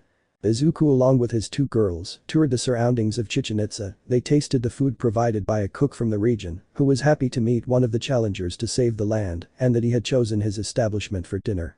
Sakura was in the port of Veracruz enjoying a local festival. She had fun with Issei's other classmates, eating local food and dancing with each other, but that feeling still didn't go away. Serena, for her part, was in the town closest to the Toluca snow-capped mountain. She was trying to remember how to defeat the monster she'd been given. Plus, there she learned another language that really caught her attention, something the locals called Alber. The girl didn't understand when they told her to sit down for a head taco. Finally, Issei enjoyed the calm of the canyon where he was located. The silence and the food cooked over firewood were what he enjoyed most about being there, especially with the company he had. Meanwhile, Sirzechs and Quetzalcoatl enjoyed the tequila, something new for the redeed and which caused him to fall asleep quickly. Issei was receiving the care and pampering of Rias and Akeno. This is how they spent their last quiet hours before the Majora's Challenge began. Kuoh. In Issei's hometown, activities were already underway. The kids were playing in the park for the holidays while their mothers watched them. There were people exercising or going on dates with their partners. But at Kuoh Academy, which was supposed to be closed, we see activity in the management. Principal. Well, the truth is that I am very happy that you want to be part of our institution, ladies. But there is something that makes me curious, and more so about you too. He said, looking at the older girls who were present. I understand that Miss Jiro and Miss Kendo wished to study at the school while still in their 1st grade. He commented while the girls smiled. But you, Miss Shield and Miss Hado, are already going to finish your stage at the academy since you are in your last year. Why change schools when you are going to finish? The 2 girls mentioned just looked at each other and nodded. Melissa. We've actually heard that Kuoh University is one of the best in the country, but getting into it without being part of the academy is very difficult. That's why we want to be accepted so we can be at university with you. Najir. The university offers some of the best courses, its teachers are highly qualified in terms of academic performance, and I truly would like to be part of this institution. The principal only looked at the grades of both girls, the average of both would put the school in a better position nationally, and he knew it, in addition to the fact that both girls were daughters of large company owners. Principal. Okay, welcome to Kuoh Academy. The girls were happy to be accepted and all four clapped their hands in victory. Director. As for you, Miss Takeyama-sensei, I am very glad that you have accepted the job offer for the academy. Thank you principal. I'm very grateful for accepting me as a teacher at the institution. I'd just like to know if anything can be done about being a teacher in charge of a group. Director. What do you need? Well, I want to be in charge of Group 1A. Director. If that's not a problem, I think the challenge guys are in that group. Really? Wow, I'm glad to hear that. Director. Well, I'll see you next week when classes start. Girls. Thank you, Director, we're leaving. Director. Yes, by the way Takeyama-sensei. See Director. Principal. I expect your school program in 2 days. Hearing that, the girl fell into a depressing aura because that was what she didn't like about her job. Okay. Without further ado, the 5 girls left the school, trying to hide their joy at having managed to get into the academy where their love was studying. A few meters away from the academy, the girls shouted with joy. Girls. Yes, we did it. The 5 were more than happy and went to celebrate this with a coffee, courtesy of the blonde with glasses, who was more than happy that they didn't say anything to her. The girls arrived at a coffee shop and sat down to enjoy it. But at that moment, an earthquake began to shake the entire city. Melissa. What's up? Kendo. I don't know. Out of nowhere, and as has become customary, the televisions began to interfere, showing the start of the challenge in 4 frames. Challenge. The rooster had crowed at 6 in the morning, showing on the boys' watches that there were only 12 hours left until the moon would set, but this marked the beginning of their challenges. Each one stood in front of the door of their corresponding dome. With Izuku, the grounds and temple of Chichen Itza had been surrounded by the competition dome, which changed its appearance with several flowers on the ground. With Serena, the plain near the lake at the top of the volcano was filled with the battle dome, a huge space for free running, and several green jugs were also placed there. In Sakura's fighting space, the San Juan fort had been covered by the dome, changing its appearance to have a part flooded with water, implying the beast was already in its surroundings. Lastly, Issei's space was the largest in terms of space, as they took the entire canyon, reshaping it so that it was in a desert. Note that each one already had their link suit and weapons that would help them. Welcome to this new challenge. As you'll see, it's divided into 4, 1 for each player. The mission here is simple. You must rescue the guardians who have been possessed by the masked demons. Once this is done, you'll be transported to the tower and must stop the child who brought this misfortune to Earth. To help him, you'll need to heal his heart. The boys were paying attention to their watches the moment they passed the image of the boy to Izuku, a pang in his heart hit him. Izuku. Why do I feel like I know him? Once you've done this, you'll have to eliminate the evil from this challenge to win. But I warn you. The moon won't stop here even if you've rescued the guardians. You only have 12 hours to complete the challenge before the moon impacts Earth. Let's begin the test. By the time he finished giving the message, the event had been activated and all 4 of them entered the dome. Except for the brunette, the other 3 had a mask at the entrance to the dome, so each of them took their assigned mask. Once inside the dome, the boys' outfits changed to the tunic that distinguishes the warrior who once saved the lands of Termina and Hyrule. Note. The events will be narrated one by one, but will happen at the same time, and enjoy the music selected for each fight. With Izuku. The green-haired man entered and took the mask of that character that distinguished the place on his way to the center of the dome. Izuku. Well, all that remains is to wait for the first corrupted guardian to arrive. The music started playing, and he was surprised to find it wasn't from the original game, but he didn't care. At that moment, a warrior in the Mayan style had appeared before him. He was wearing a mask, and what distinguished him was his enormous eyes compared to the green-haired man. Izuku. It's huge. Suddenly the rival struck with his sword, which Izuku barely reacted to by putting up his shield and avoiding being hit by his enemy's weapon, but the force of this was too much, which caused him to be thrown with force. Izuku. Damn, that hurt. Without wasting time, the green-haired man ran to hit him with the sword he had in his hand, but before even making contact with the giant's weapon, he disappeared and stood behind his back, giving another sword blow, which Izuku barely reacted to blocking. Izuku. This will be harder than I thought. He commented while holding the mask he had on his weapon's belt. From outside the dome, the girls who accompanied him noticed the great disadvantage their boyfriend had. Ichako. Izuku, please be strong. Momo. Come on Izuku, you can take on that giant. Without wasting time, Izuku ran towards one of the yellow flowers, since he knew well what the flowers were for. Izuku. This is going to get ugly. Without another word, the boy put on the mask he'd been assigned. As he did so, he began to act strangely, a purple aura surrounding him. Suddenly, a terrifying scream was heard, and then a small wooden creature wearing a green hat appeared. Canadia. What is that thing?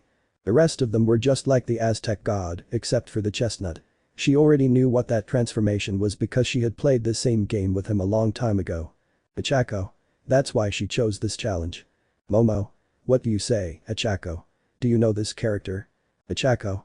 Yes, you see it in front of you, it's a Deku. Momo, what do you call him that? She got angry because she thought he called her by that nickname that the blonde with an explosive character had once given her. Achako. I'm not lying and I'm not trying to insult, but the race you see there is called Deku. The others watched Izuku's transformation, how he shrank even more than he already was, and his small hat distinguished them. From another point, a gray-haired man only mocked the transformation of the one who was once his childhood friend and was now his victim and punching bag. Returning to the fight, we see how the Deku hid inside that flower, avoiding the blow of that warrior. Izuku.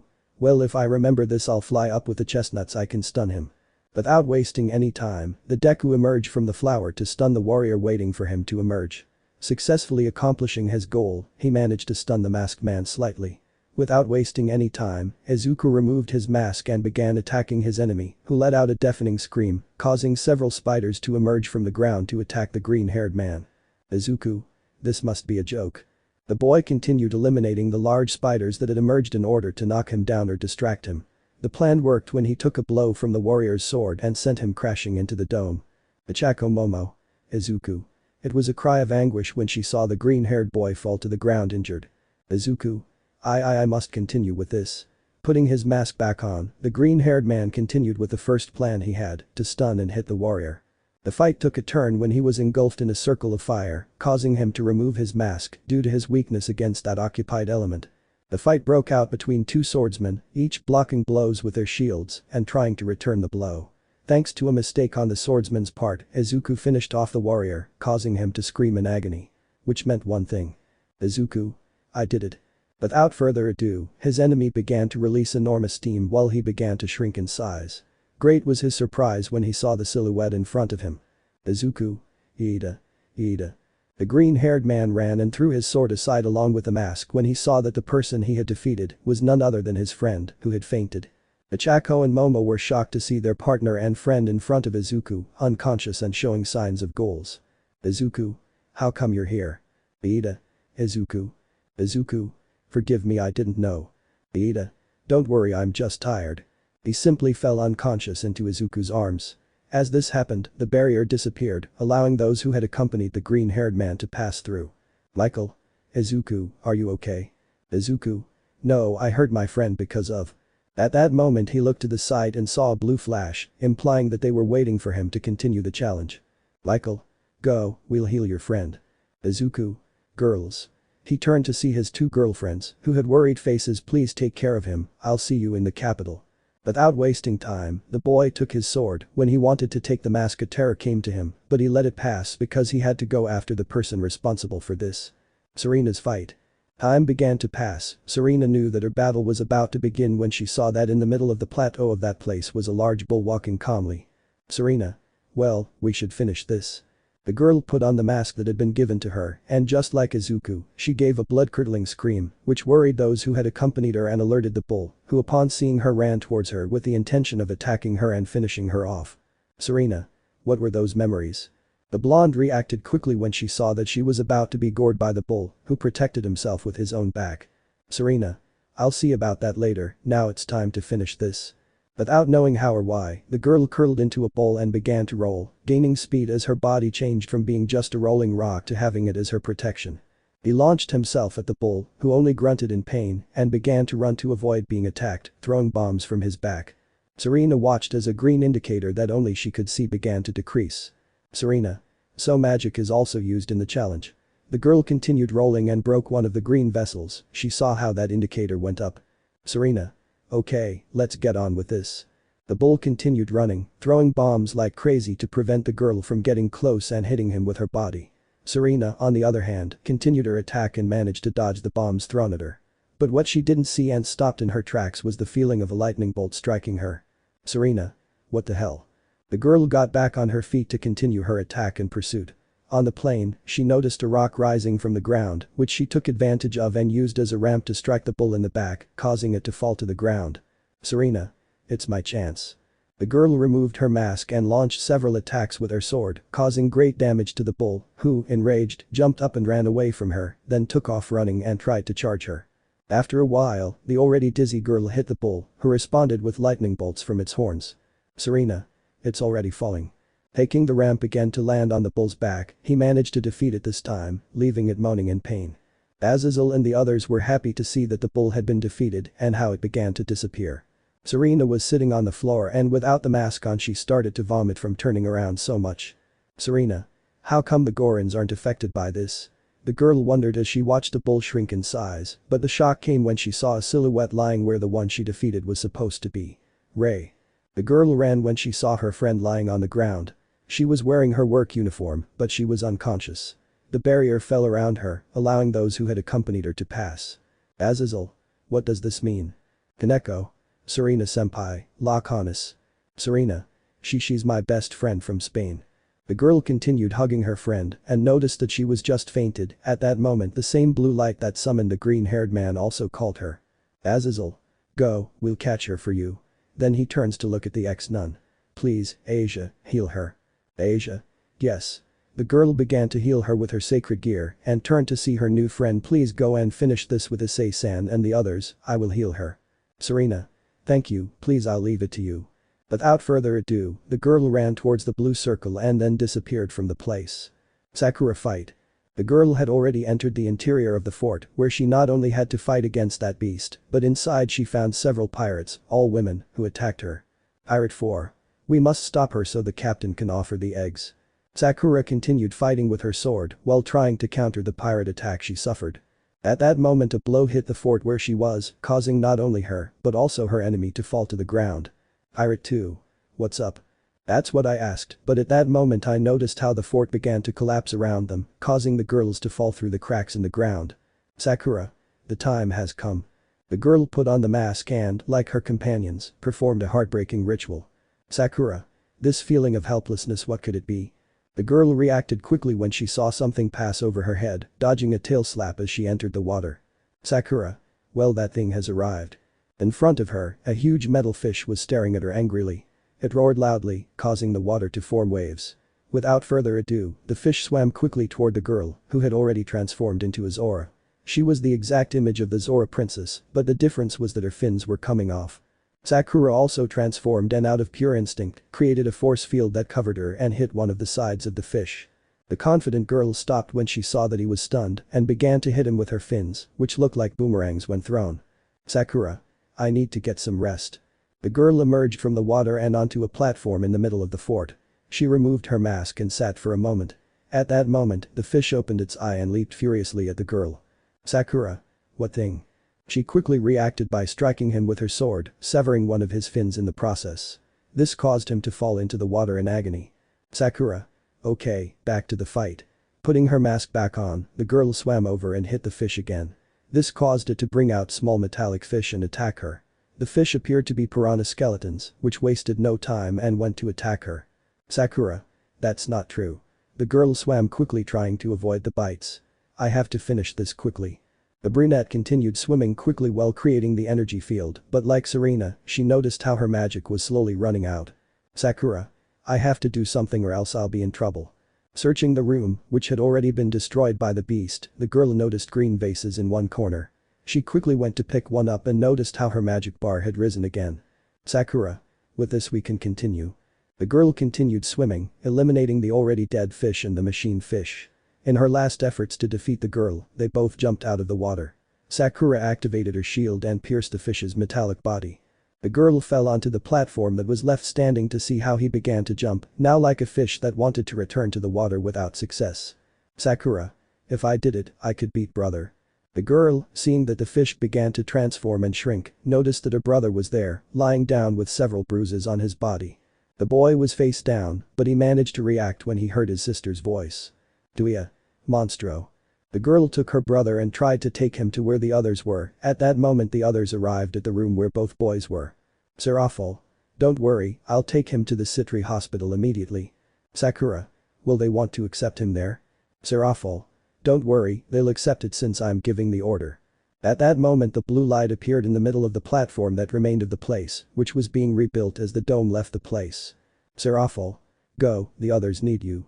The girl nodded and entered the portal, to be taken to the final challenge. Battle of Issei. The chestnut tree was the one that had it the hardest, since when he entered he noticed that it was a huge desert, the wind was extremely aggressive, and the worst thing was that his item bar didn't have anything essential for him. Issei. What? I have the hook and not the mask to make myself giant. The brown-haired Link wearing a hat was serious as he felt an earthquake in his feet. He only managed to see two enormous worms emerge from the ground and begin to fly over his head. Issei. This must be a joke. Taking out the hook, he hit the body of one of the worms, noticing that it could anchor itself, he made it go up and climb onto the body of one of the beasts. Attacking desperately, he began to cause damage to the body of one of the worms, when he noticed that it was beginning to bury itself, he jumped towards the other worm that was still in the sky. For the chestnut, it was one of the most difficult fights, because when he jumped onto the other worm or vice versa, he would get hurt or hit by one of the worm's tails, and the result was that he would fall from them directly into the sand. Issei. If I continue like this, I'll lose. He continued his attack, climbing onto the worms' heads and continuing to attack their vital points. They continued with their jerky movements, pulling the chestnut from their bodies. This fight took the longest because it wasn't just one enemy, but two he had to face. But in the end, he managed to defeat one of the worms and watched as its body began to explode into 1,000 pieces, leaving its head in the middle of the arena. Issei. Well, there's one more missing. Using the same method to defeat the first, the chestnut managed to destroy the second worm. When he saw its body begin to explode, he jumped into the sand to protect himself from the blast. The second head landed next to the first, and both began to change size until two silhouettes appeared lying on the ground. Issei turned to look at the silhouettes, but was shocked to see one of them. Issei. Mitsuda. Motohama. The brunette ran to his friends as the dome and the landscape began to change back to their original state. Rias and the others ran to the brunette when they saw that he was standing in front of two bodies and immediately recognized them when they saw that it was the perverted duo, Issei's friends. Rias. What happened? Issei. I don't know. At that I turned to look to the side and noticed a blue portal, but I'll find out immediately, for Rias and Ani-sama, I'll leave it to the boys, I'll see you in Mexico City. Without saying anything else the chestnut-haired man ran and entered the portal to disappear from the place, leaving the others in the desert. Sirzechs. Did you hear that Rias-tan, Ani-sama told me? Rias. Behave yourself, brother, and let's go with ice to the tower. The Aztec god just looked with a drop on his neck at the behavior of the Crimson Mau, and even more so when he saw that his sister felt ashamed of him. Quetzalcoatl. Let's go to the Latin American tower. Without further ado, they also disappeared from the place, leaving the key intact. Latin American tower. The boys were waiting for Issei, who, upon appearing, they noticed was the most battered of the three. However, when he arrived, he also noticed a certain trembling in them. Issei. What happened to them? Izuku. I don't know, after I put on the mask several memories came to me, memories that weren't mine. Serna. The same thing happened to me, I saw the life of Agor in the moment I put on the mask. Issei. Sakura, did the same thing happen to you? The girl nodded. Most likely they are the memories of the characters' lives, you know how in the game. At that moment they saw a small silhouette flying above them, which all four of them looked at in a bad way. Sakura. You, because of you I hurt my brother. Brim. I just wanted to see my family again, they promised me if I beat them, so that's what I'll do. The girl raised her hands to see how the moon, which was still at a reasonable distance, began to descend towards the tower. Serena. We have to do something. The girl was about to draw her sword, but at that moment she was stopped by the green-haired man. What's going on? Izuku. I feel like I know her. At that moment I noticed the little dress she was wearing, and then I noticed the color of her hair. Izuku. Different. The boys turned to look at him because they had identified the enemy. The others also arrived near the event to notice the little girl in the sky. Ichako. Isn't that eerie? Momo. It's her. What's she doing there? Returning with the boys, they saw the girl again, and they began to notice tears coming out of her. Issei. We must stop her. We must heal her heart. The song of healing is true. Quick, check if you have the Ocarina of Time in your inventory. Sakura. I have it. Izuku. Please play the song. Following his request, the girl began to play a song with a sad melody. But from second 27. The atmosphere changed around everyone, not just the kids, but also those watching the end of the challenge. Everything was sad and nostalgic. Brim. Mom, Dad. The girl began to cry as she looked back at her memories, one of her being a little girl loved by her family, then a memory of a car accident, and another of her in the orphanage. These were sad memories that changed when she remembered the arrival of the freckled boy in her life, along with the girls in Iida. As the song continued to play in the air, the girl slowly began to peel off her mask, causing her to fall from the height. Izuku. No, Eri. Without thinking, the green-haired man jumped and caught the girl, who was still crying, and hugged his chest. Eri. Dad, please don't leave me. The green-haired man couldn't stand it any longer and hugged her while crying with her in his arms. The others watched that scene and then noticed that a purple mist began to release from Izuku, Serena and Sakura's bags. Serena. What's up? Issei. It must be the memories of the masks, with the song they just cured them. The boys thought that with this the challenge was over, but Sakura's scream caught their attention. Sakura. What? This is supposed to be over, why hasn't time stopped? Because this isn't over yet. The others looked up, where the mask was in the air, but out of nowhere a shadow appeared next to it. They thought that by arresting a stupid girl this would end. No, it ends with her death. The others glared at the shadow holding the mask, then dropped something else from the moon. Now it's time for us to play ogre, so whoever wants to go, I'll wait for you inside the moon. Without further ado, the shadow entered the moon, leaving the boys there. Izuku.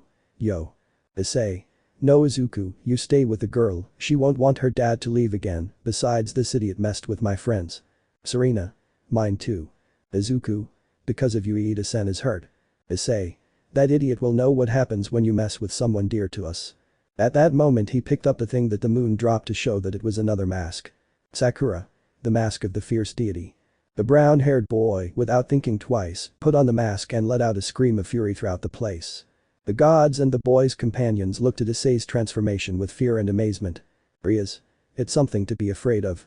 The Keno. But it commands respect. Sirzechs. What could it be? Without saying a word, the brown-haired boy turned to look at his friends with that fierce deity's expression. He just nodded and ran toward a flash of light that shone toward the moon. Rias. No way to say. The girl wanted to go where the chestnut tree was, but she was stopped by her brother while he hugged her. Sirzechs. Let's trust him. The others nodded as they watched the moon begin to get closer and closer to Earth. Top. The fierce deity arrived at a vast field, the view beautiful for being inside the moon. At that moment, 4 children approached, but they were wearing the masks of those who controlled their friends. Child 1. The ogre is coming. Child 2. Don't let the ogre catch you. Of course these weren't children, and the chestnut tree knew it, so without hesitation he cut them with the sword he had in his hand and walked towards the shadow that was waiting for him. So the ogre came to play. The silhouette removed the cloak that covered him to reveal another chestnut tree in a demonic suit. Let me introduce myself, ogre, my name is Shalba Beelzebub, the original demon. What they didn't know was that this part was also being broadcast, so the others saw the identity of the person who was responsible for this event. Sirzechs. So your assumptions were correct, Seraphol. Seraphol. Yes, that terrorist group joined the invader. Back with the chestnut. Shalba. Aren't you talking? What does it matter? This will be your grave and the grave of your friends. With this, we can conquer humanity and the supernatural world, and all thanks to a stupid little girl. The deity could not stand it and ran against the demon, who put on his mask and began to fight. Shalba. Not bad kid, let's start this fight. The fight between them began, causing the environment they were in to change drastically. Sword blows, kicks and demonic powers were what could be seen on the screens when watching the fight. The chestnut-haired man dodged each bolt thrown by the demon, and the demon responded by slashing him several times. As the fight progressed, the demon began to lose ground. Shalba. You'll see. Thanks to the mask's power, Shalba unleashed tentacles from his hands and began attacking Chestnut. They were cut down as if nothing had happened by the powerful sword he wielded. Shalba. Damn kid, you'll see. As he said this, his body began to change size, surrounding itself with the mask until it absorbed it. Suddenly, a new voice appeared in the room. If I am finally free, I, Majora, will bring destruction to this place. The power he displayed now was something to worry about, since even on Earth the power and evil intentions could be felt. At that moment in the hand of the fierce deity, Drake's glove appeared. Drake. We have to do something, buddy, or this could end quickly. Without saying anything, the deity looked at the jewel, but at the same time it was as if he was trying to communicate with it. Drake. You're crazy, buddy, but if this works, you'll be known as the most feared Sekiryuutei of all time. The brown-haired boy just raised his left hand and a crimson light covered him. Boosted, boosted, boosted, boosted, boosted, boosted, boosted, boosted, boosted, boosted, boosted, boosted, boosted,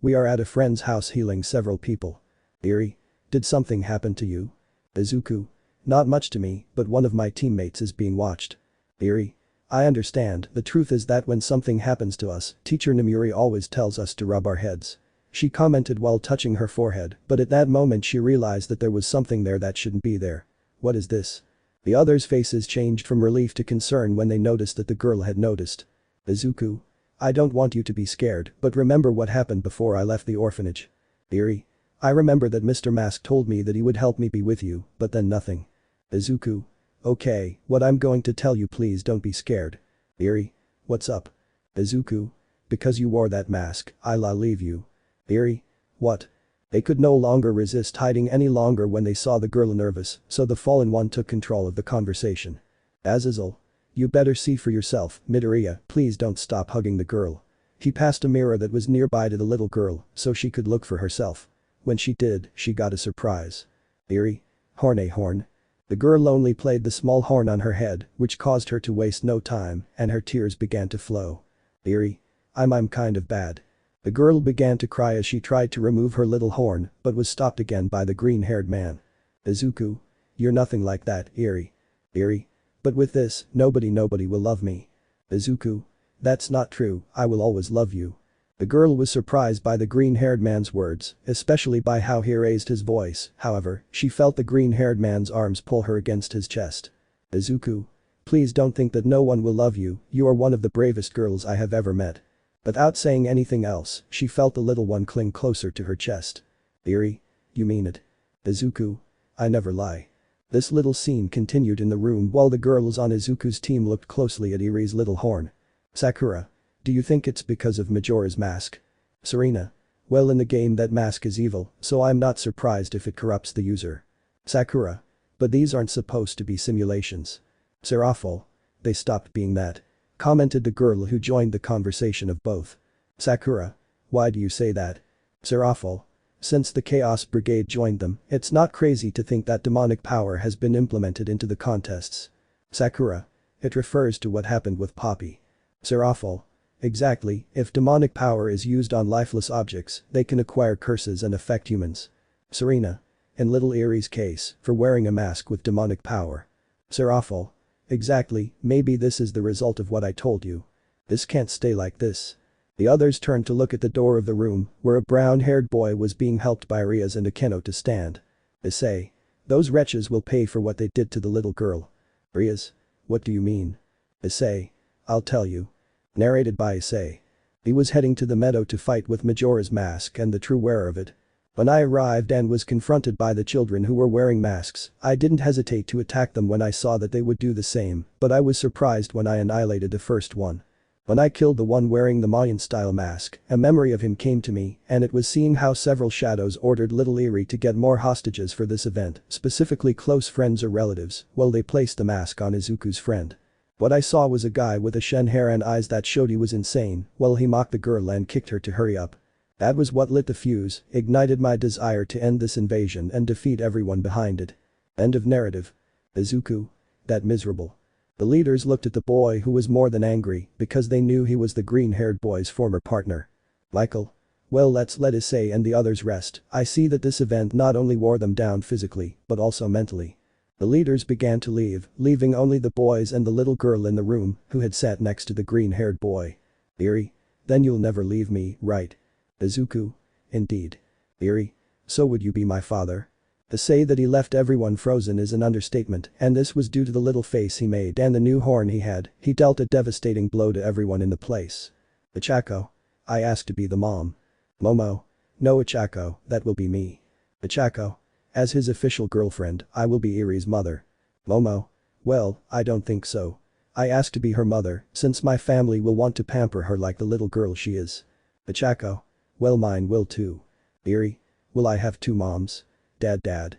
The girl looked doubtfully at the green-haired boy who just stared into space as he began to babble the word dad repeatedly. Rias. Well, let's leave that topic for tomorrow. Today we have to get ready to return home since classes start in 2 days. Without further ado, the boys enjoyed their last weekend in the underworld, resting. The brunette had the fewest fun activities as he still hadn't recovered his energy after using the mask and his sacred gear together. Sunday. The children were ready to return home. The people who had been kidnapped for the event explained to them where they were and who had been responsible for the act in which they were involved. Seeing the little girl behind the green-haired boy's legs, they were overcome with tenderness. "Mitsuda. How can you get angry with her? Motohama. I know, she's the least guilty of this. Ray.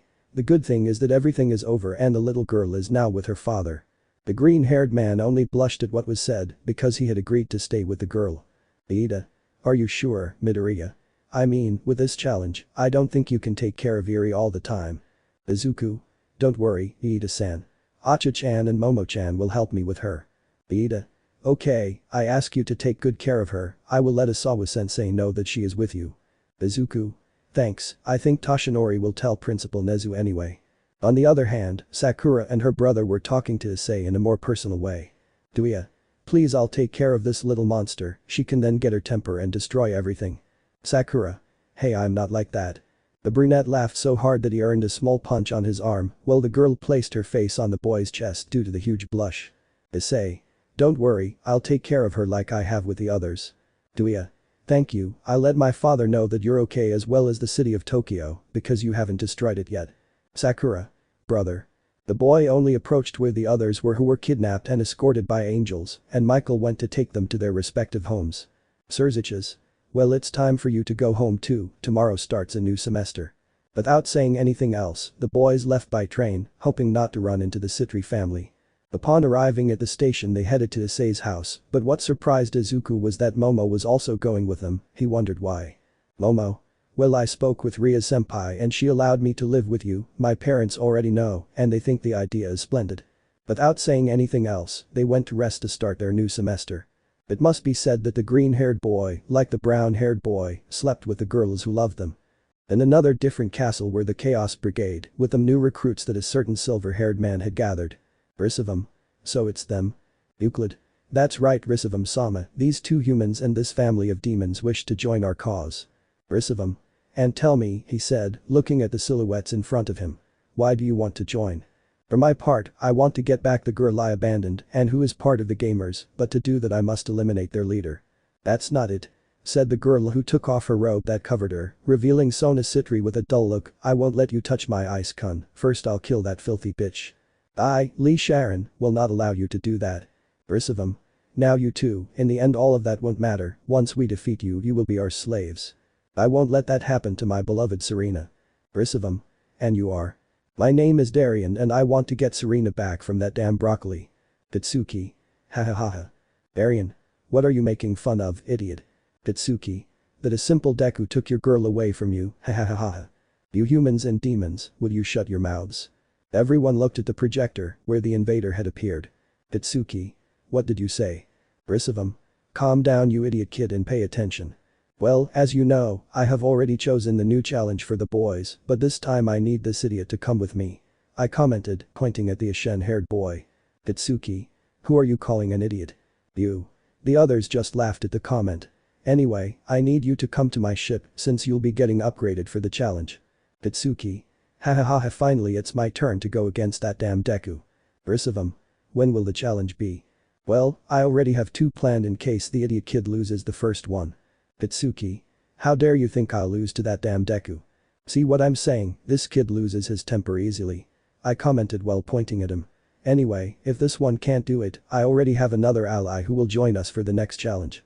Behind the invader, a new image appeared, showing another albino who had his hands behind his back and Nordic symbols on his forehead. Risevim. "So Loki, I thought you wouldn't want to be on our side." Loki. "All I want is to bring Ragnarok to Earth and with the help of this invader I will achieve it." "Fine, let the idiot kid come to my ship and tomorrow I'll announce the new game. You old albino, you take charge of training these humans to see if they can help us." Without further ado, the project was shut down, leaving the brigade alone. Risevim. "I hate this guy, I want all this to be over so I can betray him and take over the human and supernatural world once and for all." Turning to see the Ashen-haired man who was more than furious at the comments he received, go with Kitsuki at once. Kitsuki. "You don't have to tell me, I'm going." The boy was walking, but at that moment he stopped his pace. "What assures me that you won't leave me like they did with that idiot Saji?" Risevim. "You say that this Deku can." Kitsuki. "That will never happen. But the other idiot, I don't trust his power, that's why I'm asking you." Risevim. If I see that they are about to kill you or arrest you, I will send for you." Without saying anything else, the ashen-haired boy continued on his way towards the castle exit. "Itsuki. You'll see, damn Deku, I'll kill you and stay with my girlfriends." The other members remained in the room, watching Sona Sitri with her parents. Risevim. "Well, it's better if you tell me why you betrayed the alliance." "Mr. Sitri. I have my reasons." "Mrs. Sitri. Same here." "Sona. We just want to make sure that if I'm on the winning side, I'll have my ice come with me." Risevim. "Well, for now I like this, having them as spies will be very useful to us in knowing the actions of the alliance." The albino and Sona's father only shook hands, hoping that this would be beneficial for both of them. Monday. The day a new semester began at the academy. The birds sang with joy, and the young people walked straight to their schools to reintegrate. At the Hyoudou family mansion, breakfast and cleaning activities had ended and they were walking towards the academy. Issei was carrying a cane to lean on because he still hadn't recovered his energy from using two outstanding powers at the same time. On his left side was Rias, intertwining her arm with his, on his right was Akeno, smiling while holding Issei's backpack, and behind them the entire cult club. On the green-haired boy's side, he was walking with Momo, Achako, and Serena, talking about what could happen to them in this new semester. But one person was missing from that group. Sakura. "It can't be, I fell asleep again." That was the enormous scream that was heard about 3 blocks from the house, a scream that the others heard. Issei. "Are you sure it was a good idea to leave her at home?" Asia. "We tried to wake Sakura-san up in different ways, but we couldn't." Issei. "The good thing is that his breakfast was left on the table." Rias. "That's what happens when you stay up reading at night. I told him that story won't leave the portal, but he didn't listen to me." The others just nodded at what was said, but as soon as they crossed the street, a cloud of dust surrounded them. Izuku. What was that? In front of them was the silhouette of Sakura, wearing her uniform and taking a deep breath. Sakura. I did it." Issei. "Did you really finish your breakfast quickly?" Sakura. Aye. Without saying anything else, the girl fell back from exhaustion, trying to catch up with her companions and friends, leaving the others with a drop of sweat on their necks. At the academy. In the teacher's lounge were 4 girls and a teacher, very nervous and excited because according to them they would have a chance with the love of their life when they saw him kissing another girl, assuming he had broken up with his current girlfriend. Hendo. "How exciting, we will finally meet Izuku-kun again." Jiru. "And we won't let your Raka hurt him again by cheating on him with someone else like she did with that bastard." Najire. "Well, it's not like that, remember that it's Bakugu's fault for cheating on her." Melissa. "That's a shame, I was looking forward to seeing it, but it won't be until lunch." Hendo. "If that gives me an advantage." The other girls looked at her with some anger. "I thought that out loud, right?"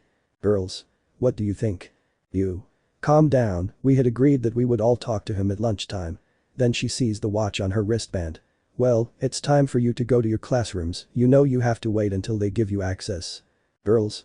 "Yes." Without saying anything else, the girls waited until the others entered their classrooms.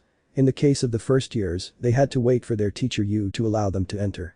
On the other hand, in the green-haired man's living room, Izuku, along with Gaspar, Sakura, Momo, Uraraka and Kaneko, was waiting for the teacher at the front of the group. But a group of kids started talking. Boy 1. "If you heard, we'll have a new teacher." Boy 3. "I know, I've seen it and it's a real beauty." Girl 2. "I also heard there will be new students." Girl 5. "That's why the 2 empty seats, right?" Girl 4. "Yes, Horikoshi-san and Toriyama-san have been accepted into the art school they applied to and are now reserve students." Boy 6. "Good for them, but I'm going to miss the drawings they made on the blackboard to make fun of the senseis." The boys had heard that conversation, but that wasn't their intention, but the gossip reached them. Izuku. "Wow, so new teacher, I wonder what she'll be like." Momo. "You haven't even been a dragon for a month and you already want to be unfaithful to us." I commented while pulling her cheeks. Izuku. "It's not that." The others were laughing until the door opened, to the surprise of the Tokyo boys. In front of them was the teacher who had only been working at the UA for a semester. You. "Alright guys, welcome to this new semester." Taking a marker, he began to write on the blackboard. "My name is Yu Takeyama, I will be your new homeroom teacher, as well as your new geography teacher." The girl looked where the green-haired man was and was surprised. Izuku. "Uni. What are you doing here?" Both Momo and Uraraka had asked themselves the same question. You. "Well, before we start I'd like to introduce you to your new classmates, girls please come in." Saying this, both first-year girls entered, leaving the 3 boys even more surprised. "Please both introduce yourselves." Jiru. My name is Jiru Kyoka, I really like music, I play instruments, and my favorite color is green. She said this while looking at Izuku, causing her friend Momo to be impressed. Kendo. Hello, my name is Kendo Itsuka, I like to practice martial arts, I have a yellow belt in karate, and I also like the color green. The girl looked at Izuku, causing Uraraka to pout. You. Thank you for introducing yourself, please move to the empty seats behind your classmates. Girls. Understood. You. Okay, let's start with the classes. Now, this is the syllabus that will be covered this semester. First. This was what was happening in the first year classroom. Something similar happened in Ria's classroom, as both Melissa and Najire had entered her class. This impressed Aridid when she learned they were from UA, the academy where her new friends hailed from. This is how the school day went until lunchtime. The girls in the 3rd grade class wanted to go over and chat with their new classmates, but they were extremely surprised to see the cloud of dust in the girls' room. Girl 3. Where did they go? The others asked the same thing. In the 1st grade classroom, Izuku had gotten up from his seat with the intention of going with Achako and Momo to go eat at the occult club, but he got a surprise when he was pulled by Kendo. Kendo. Izuku-kun, it's good to see you again. Jiru. Same here, I missed you so much. Both girls were hugging the boy, making everyone in the room jealous because the girls were absolutely beautiful. Asper. Do you know them, Momo-san? Momo. That's right, both girls were from UA Academy. Achako. It's good to see you again, but. At that moment she pulled the green-haired boy to her side, it would bother you not to harass my boyfriend. Kendo. Boyfriend. According to what I saw in the Metal Slug challenge, a girl kissed him. Jiru. That's right, I saw the same thing. Momo. It's a bit complicated. At that moment the girl hugged the purple-haired girl. I missed you. Jiru. Me too ya Momo. Kendo, on the other hand, stared at the floor, thinking this would be his chance to have the green-haired man by his side. Kendo. I don't understand. Izuku. Come on, let's go to lunch and I'll explain to them how the situation is. Without saying anything else, the girls followed Izuku's new group who went towards the old building, which surprised the girls, who were caught up with the 3rd years, who saw them walking toward that place. Upon entering, they noticed that the interior was somewhat terrifying due to the candles and the enormous curtains. Kaneko, who was leading the group, guided them to the main hall, where Issei and company were waiting for them. Serena. How nice to see you back Izuku-kun. She said as she kissed him on the lips, leaving the others in shock since Uraraka didn't say anything. Kendo. Now I don't understand anything. How do you let the girl kiss Izuku-kun? I asked seeing that scene. Uraraka. You see what happens is that. At that moment, the school screens had suddenly lit up just as the children's watches had activated. They showed the invader on the screen. Good morning humans of Earth, I am here to bring you once again fun for you and your race. The green-haired man just stared angrily at the screen. This upcoming challenge will only be open to 3 participants, so decide who's out. The clue is as follows. Our full teams will be present at an unprecedented tournament demonstrating the power each possesses. Glory awaits the winners who excel, but only the winning team will be worthy of knowing the unlimited power that can be offered to them.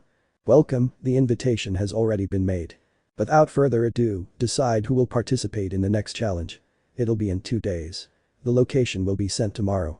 Without saying anything else the screen went black, leaving the boys thinking about the next challenge. Issei. I wonder if.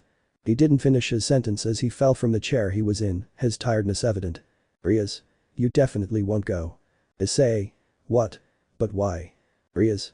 It's more than obvious that you haven't recovered, you're not going and that's it. I commented while pulling her ear. Issei.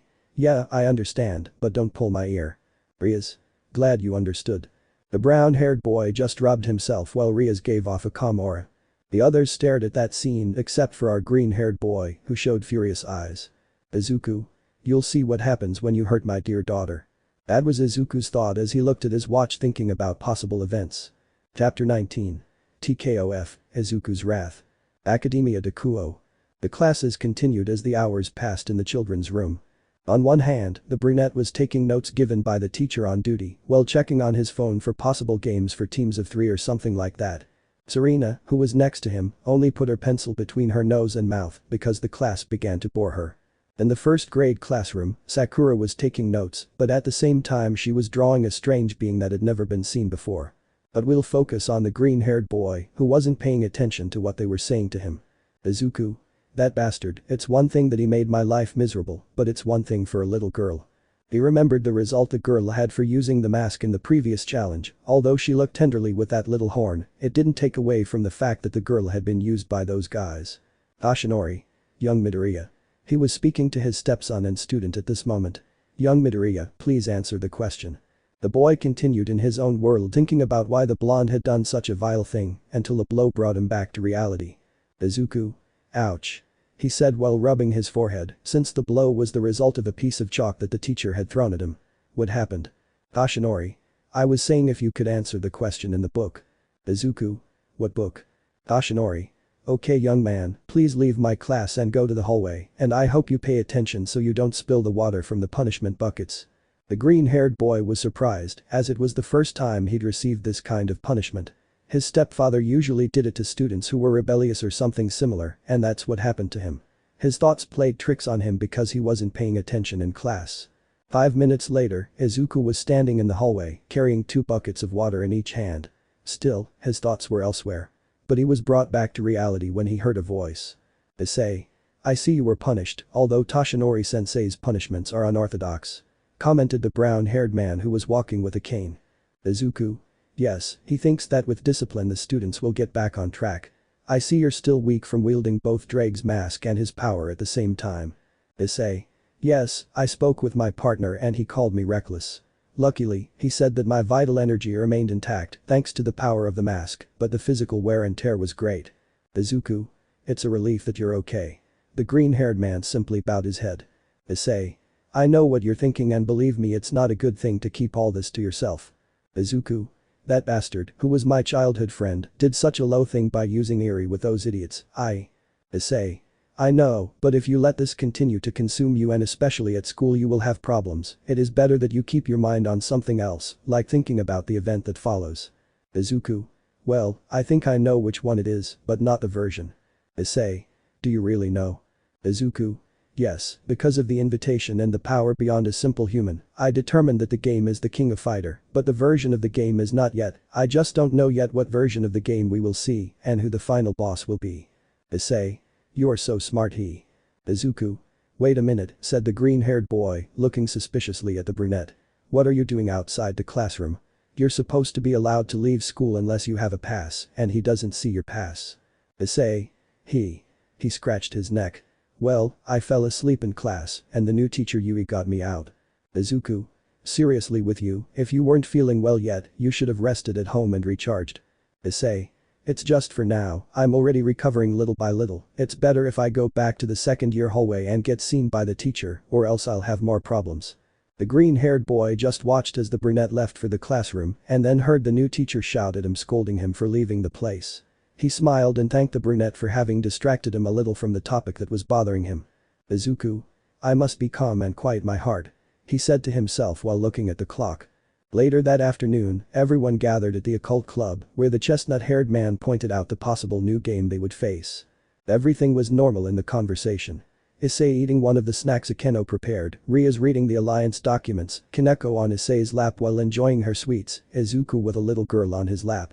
Achako. Eri. The aforementioned girl turned to look at the brunette while she was eating a caramel apple. How did you get here, little one? Eri. Mr. Toshinori brought me here, he said it was okay as long as you were there. She said happily while she continued eating the apple and looking at a book with pictures. Momo. And school. It's not right for you to skip classes, young lady. She said in a serious tone, causing the little girl to remain a little silent. Rias. Calm down, super mom. This comment made the raven-haired girl blush. They'll send me the paperwork this week and I've already spoken with my brother about enrolling the little one in one of the schools that have a partnership with the academy. Izuku. Really? The Redeed nodded. You heard Eri, you'll go back to school. Eri. Hooray. The girl commented happily, but then she lowered her little arms and remembered something. What will happen to my little horn? Rias. Don't you like it? The girl just shook her head in denial. Well, we can hide it with a little magic, so nothing will happen. Eri. Is it really possible? She received a positive response from the Redeed. Izuku. But my little girl looks very adorable with this, he commented, pouting while hugging the girl. Rias. It will only be for the time I go to classes, we still have to know how this happened, but well, for now it can work, Rias commented when giving the solution. At that moment the little girl ran to where the girl was to hug her leg. Eri. Thank you very much, she said with a big smile. Rias. You're welcome at that. She turns to see where the brown-haired boy was sitting while eating a Keno snack's ice. We should have a child soon. The brown-haired boy, upon hearing that, simply choked and was helped by Asia, who gave him a little tea to help the cake go down his throat. The others were shocked to hear that as they watched a piece of cake come out of the boy's nose. Momo. Wow, I think they've defeated a powerful dragon.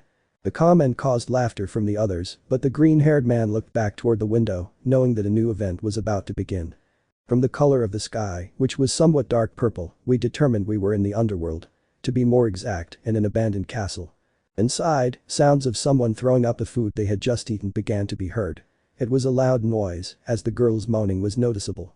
No, no, no, no, no. This can't be happening. At that moment a knock hit the door, but it didn't open because it was locked. Damn extra, get out of there, I have to pee. Go away, leave me alone.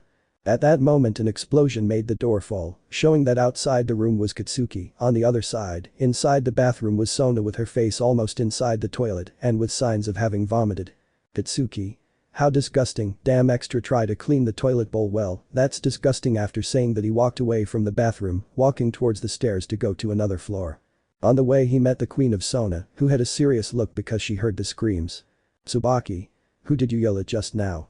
Katsuki. Does that matter? Everyone in this castle is a miserable extra who should only obey my orders. Tsubaki. Don't talk nonsense and tell me who you yelled at.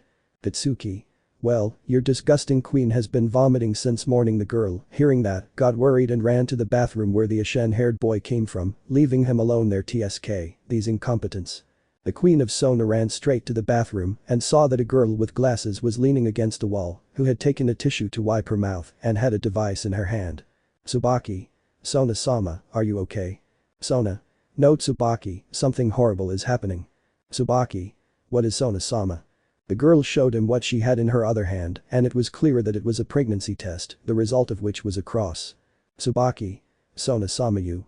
Sona. If this thing isn't from my Issei, I don't want to die, I can only have Issei's children. The long-haired girl saw that her king's eyes were more than empty, a lost look was what he showed after he looked into her face. Sona. This kid is Issei's, right Tsubaki. This one is only his and not that useless Saji's, right? Tsubaki. Yes Sona-sama, it is. She knew it was a big lie, but seeing her master with that expression, she didn't know what to do. Tsubaki. So you too, was her thought upon knowing that not only her king, but also her other companions in her entourage were the same. It's good that I wasn't doing it with that wretch anymore. Sona. We must hurry and bring back my baby's father. We must hurry and help Risevim-sama conquer the underworld. The girl simply left her queen in the hallway while caressing her belly. Tsubaki. This will end badly. She spoke to the air as she walked away from the hallway to another of the castle's rooms. It was clear that madness had reached the Sitri family, since allying themselves with that group of rebels and terrorists was already wrong, now adding the madness that they are going through would have a bad ending. The next day. It was the day of the competition. The boys were more than prepared for the event because, as they guessed it, it appeared on their watches. The King of Fighters 97. The chestnut was already better, but his teammates still forbade him from entering this challenge. Issei. Okay, I'll stay here. Serena. What surprises me is that they haven't announced the location of the competition yet. Sakura. That's true, the good thing is that we already have the characters we're going to use. Izuku simply nodded, but his thoughts were elsewhere. At that moment, Kuoh Public Park began to be surrounded by the now typical barrier. The people who were there were forcibly removed, causing some to fall into the fountain as they were transported away. The screens lit up and the kids who were having lunch at the occult club jumped up when they saw that the meeting place would be close to where they were. Greetings people of the land, the host of that twisted game revealed himself and participants of this contest. I am pleased to tell you that the challenge is already waiting for you. As you've guessed, it will be fights with groups of 3. You should already have your characters chosen so you don't waste any more time. Without further ado, I'll see you in the arena. Issei. Okay team, it's time for you to do your thing and win this game. I look at the boys in front of him like a leader. I know you'll be able to win this, I trust you. Sakura. Wow, those words are really encouraging, that's why I like you, the brunette commented as she kissed him on the cheek. Serena. Don't worry, you'll see how we kick all their asses, she commented happily while raising her arm. Asia. Serena-san, language. The others were happy except for one freckled man, who had a serious look, and the second bride noticed. Momo. Izuku, are you okay? Izuku. I don't know, I feel like something happened during the fight. Ichako. Don't worry Izu, she hugged him by the neck and stood on tiptoe to reach his face. You'll see that everything will be fine, we all trust that you'll make it. Izuku. Ichako, it's true, I shouldn't worry about anything, he replied, while giving her a tender and surprising kiss that the girl gladly accepted. Momo. Hey, don't leave me out of this, she responded with a pout, which caused the brunette to stick out her tongue playfully. It's not fair. Issei. Alright guys, it's time for you to go and win that tournament. The boys? Yes. A huge shout went up around the entire club, letting them know that they were more than ready for the game. Rias simply made a transportation circle to send them to the park. What they didn't notice was that a group of girls looked at this in amazement, so they hid in another room of the club. Phew. Incredible. It was the only thing she said, and being supported by the others. Kuoh Park. In the park, everything was ready to start the fighters tournament. The dynamic was the same. 8 teams, 1 winner, and Izuku's team was leading the girls in reaching the finals. Without wasting any time, the boys entered the dome where the fight would take place and after a moment accepted the challenge, changing into their entire outfits. Izuku. So this is the power of a sacred treasure, he said while looking at his new clothes and his hair changing from green to red. Sakura. I like how I look in this outfit, she said to the others, while seeing that she was wearing an idol uniform and her hair changed to purple. Issei would be fascinated by this. Serena. Do I look okay, Izuku? Asked a happy Serena, who went from having long hair to short hair, a red top and blue jeans. Izuku. You look good. Gentlemen and ladies, I welcome you to the fighting tournament. From what I see, you have chosen characters from different teams, but that will be no problem, and that one the park stage changed to a club in the city of Tokyo. Let the first round begin. On one side the gamers team. All the NPCs on the stage began to boo them. On the other side is Team Fatal Fury. In front of the kids, those iconic characters from the game saga were presented. Okay team, choose the order in which you will fight. You have 10 seconds. Upon hearing that, the boys quickly gathered and gave way for Sakura to begin the fight. Sakura. Well, it's time we get started with this. Terry. Same here. Both of them got into a fighting stance, ready to start the fight. Narrated by the author. The battle began with Terry clearly dominating the arena, as Sakura hadn't yet grown accustomed to her character, as she didn't know how to activate the psychic powers of the girl she'd chosen. Unfortunately, it was too late for her to discover the barrier that helped her repel the attack, and she was the first to fall. Serena entered as the second to try to eliminate an already tired Terry, so with a combo of punches he fell. Now it was Terry's brother's turn to enter the fray. The girl fought alongside the martial arts master, resulting in both of them falling at the same time, resulting in a draw. Izuku was the last to enter the fight. His opponent, the Muay Thai fighter Joe, made things difficult for him by landing physical blows, but thanks to the purple fire he possesses, he managed to take down Izuku's defense, and with that, he connected his already famous combo to end the first fight.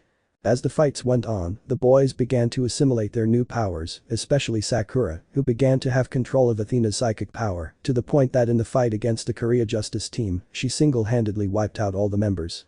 The remaining 5 teams they fought against were the Art of Fighting team, the Hero team, the Women's Fighter, where Izuku felt too uncomfortable hitting the girls. Well, that at first, because after King made him fall in reason of the fight, he made a surprising comeback. Too bad he fell for Mai's charm and her pronounced cleavage, which distracted him more, and he lost the fight. Serena simply put the girl in her place for provoking her boyfriend, where Ichako and Momo supported that beating. The 6th team was the toughest, as they faced the Ikari warriors. The female member was the last to emerge and complicated the fight by defeating a tired Serena and a poor Sakura, who couldn't land any hits thanks to the girl's agility, a product of her training. The fight was decided between the red-haired man in this case and Leona, the girl from the Ikari team, who, by a stroke of luck, won the boys. Normal narration.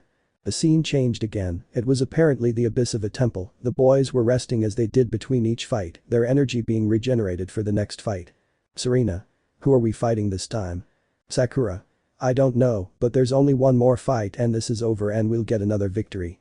I wouldn't sing victory, dear, this is just about to begin. The boys looked ahead to see the last team, the one that was supposed to be the end of everything. Sakura. Son Yashiro, sure me why. Serena. Who is he? The freckled man changed his gaze from a serious one to an angry one when he looked at the person in front of them. Look, the extra girls and that miserable shitty Deku, it's a miracle they got to this point. Serena. Izuku, do you know him? Izuku. See, he's miserable as Bakugo. Sakura. The boy who bullied you since you were a child. Hitsuki. Wow, so you're a cone boar. The boy did not finish as he blocked a fire attack that Izuku performed against him. Izuku. You're a bastard. Hitsuki. Miserable Deku, you'll see how it will go for you. Okay gentlemen, the final fight is about to begin. Teams choose the order of participants and let the last fight begin. The first fight started between Sakura and Yushiro, who with 3 hits, managed to lower a large part of the girl's energy, but she did not give up, and with several shields, she managed to contain him and defeat him. Shirmi was a little easier to defeat, as Sakura didn't allow her to get close, thanks to the psycho ball she threw, thus managing to hold the girl back and defeat her. Well, the final fight is about to begin. What's going on? Was the question the referee asked when he saw that both Shirmi and Yushiro began to writhe. Izuku watched as Bakugu's hand was in the air, and from this a dark power that came out of the bodies of his companions went towards him. Izuku? What are you doing? Itsuki. Shut up, you bucking Deku, they're just there to make me stronger. The Ishen-haired boy began to change his hair color from silver, his muscles also increased, which instilled fear not only in the NPCs who were watching the fight, but also in the people who were outside watching the fight. At the academy, the leaders appeared as they felt the energy that began to increase inside Katsuki's body. Rias. Brother, what's wrong? Sirzechs. There's no time, something bad is going to happen, and we must be there to prevent deaths. Issei. What do you mean deaths? Azazel. We're sensing demonic energy inside that boy, an energy I've only felt since the war between the factions. Issei. The bad thing is that we can't intervene in the fight, or it's one less life for the earth. Sirzechs. This is bad, let's go, and if we see that things get out of control we will put up a barrier. The others nodded, and then the Retid looked at her queen. Rias. Akeno, you and the others stay to take care of the academy, in case something happens. Akeno. Understood, it would also be good to bring those girls who are spying. She pointed to the door where the UA group that had entered was surprised to know she was there. Najire. Since when? Hineko. Since the challenge started, remember that we are demons and I in particular can feel your presence, she commented simply while eating her popsicle. Rias. I'll leave them in your care. Sirzechs, hurry up, you're making things worse, I commented as I saw him fall from a powerful blow that Katsuki gave Sakura. Place of combat. Upon reaching the combat dome, they watched as poor Serena fell from the blows and explosions the silver-haired boy inflicted, a disgusting smile on his face as he watched the girl fall to the ground after the beating he gave her. Katsuki. This is pathetic, they are nothing against me. I kicked the girl towards where Izuku was, who was more than furious, but a barrier that prevented them from getting in the way of the fights did not allow him to go to her aid. Serena's fight ended and she fell into Izuku's arms. Serena. I'm sorry was what she said before fainting in his arms. This really pissed off the boy who glared at the one who was once his friend. Itsuki. Come on bucking Deku, it's your turn. The boy simply walked forward and got into a fighting stance. Round 5, begin. At that moment both the red-haired and the silver-haired launched their power, both a purple fire and an explosion collided, thus preventing the blow from reaching the other. Izuku without thinking ran to give a punch followed by a kick and jumping hit the white-haired with his purple fire. But the blow itself was not so damaging to the white-haired who with a kick sent Izuku flying. Katsuki. Patetico Deku. Suddenly, the boy appeared behind Izuku, then gave him a combo of accurate and precise blows, causing him to fall to the ground from the beating he received. Katsuki. Look at you, you're useless. He stepped on Izuku's chest while he was on the ground. I've wanted to do this for a long time, to show that you'll always be under my feet. Izuku. Why? I asked while still on the ground. Katsuki. Don't you remember, in elementary school, the scholarship that you damn nerd won for me, he said, while continuing to step on him. Since your arrival, you have always wanted to be in front of me, and with that scholarship you proved it. I was the smartest in the class until you arrived, and the money that was rightfully mine was given to you. Izuku. Just because of that. Just because of that you made my life a shit. The boy began to get angrier and angrier. Katsuki. Not only that, for some reason the girls thought your nerdy attitude was adorable, that's why I was so happy when that bitch Yui dumped you. She was such an idiot that she believed every lie I told her. But not only that, but you took the girl of my dreams away from me. Izuku. Ichako. Katsuki. Round face was perfect for me, and I knew it when I tasted her lips while stealing that kiss, but you damn had to take away everything I want at that point. Izuku's eyes began to change color, but I don't want used things anymore. That bitch face will know what she missed when I took her mother in front of her, and all thanks to this power. Izuku. Katsuki. The best of all was that stupid girl, she thought I would help her find you by giving her that pathetic mask, and how she ended up, her face deformed. Ha ha ha ha ha. At that moment, Izuku's purple pearl emerged from his arm and it began to emit excessive power. The others outside the dome couldn't believe what was happening, except for one. Issei. It's like that time I took over Drake's power. Drake. That's right, my friend, Vitra is manifesting her power through the anger of her bearer. Katsuki. What's wrong, pathetic Deku? It's Mew. Without saying anything else, he flew towards one of the pillars of the stage and collided with it. Angry, he stood up with fury in his eyes. Katsuki. Damn you, his angry expression turned into one of surprise as he looked at his rival. What's wrong? Facing this, Izuku with his messy hair, a lost gaze and surrounded by a dark aura was looking at Katsuki with intense hatred. Rias. What's wrong? I asked outside the dome. Greg. What Princess Gremory sees is the fury of a dragon at its maximum power. Without saying anything else, everyone watched as Izuku, with that thirst for blood, ran towards Katsuki, dodging each explosion that he sent him, and then launched a powerful purple flame mixed with black, which, when it hit Katsuki, managed to severely damage him. Katsuki. That hurts. I look at the burn on his arm, which had a grotesque color. What is this? Those are my partner's flames mixed with my cursed fire. The one who spoke was none other than Izuku's jewel in his hand. Katsuki. What are you? Vitra. I am the evil dragon Vitra, and you have made the mistake of messing with what this boy loves most. Without saying anything else, Izuku, who was panting frantically and looking at Katsuki with hatred, didn't think twice and suddenly launched himself at his prey like a predator. Katsuki threw him to the ground while beating him tremendously, as if he were tearing him apart. The others were worried, because Izuku's eyes showed total madness. They looked for Issei's gaze, which was serious. Rias. What's wrong with Izuku? Issei. What you see is Izuku's Orochi mode. His bloodlust is evident and it won't end until he sees his opponent defeated. The fight continued. Katsuki gave fierce explosions that hit Izuku, but this did not stop him, to the point where he got very close to the silver-haired man and gave him that famous combo of blows that characterized the character chosen by the green-haired man, but these were more accurate and powerful, due to the power of Vitra.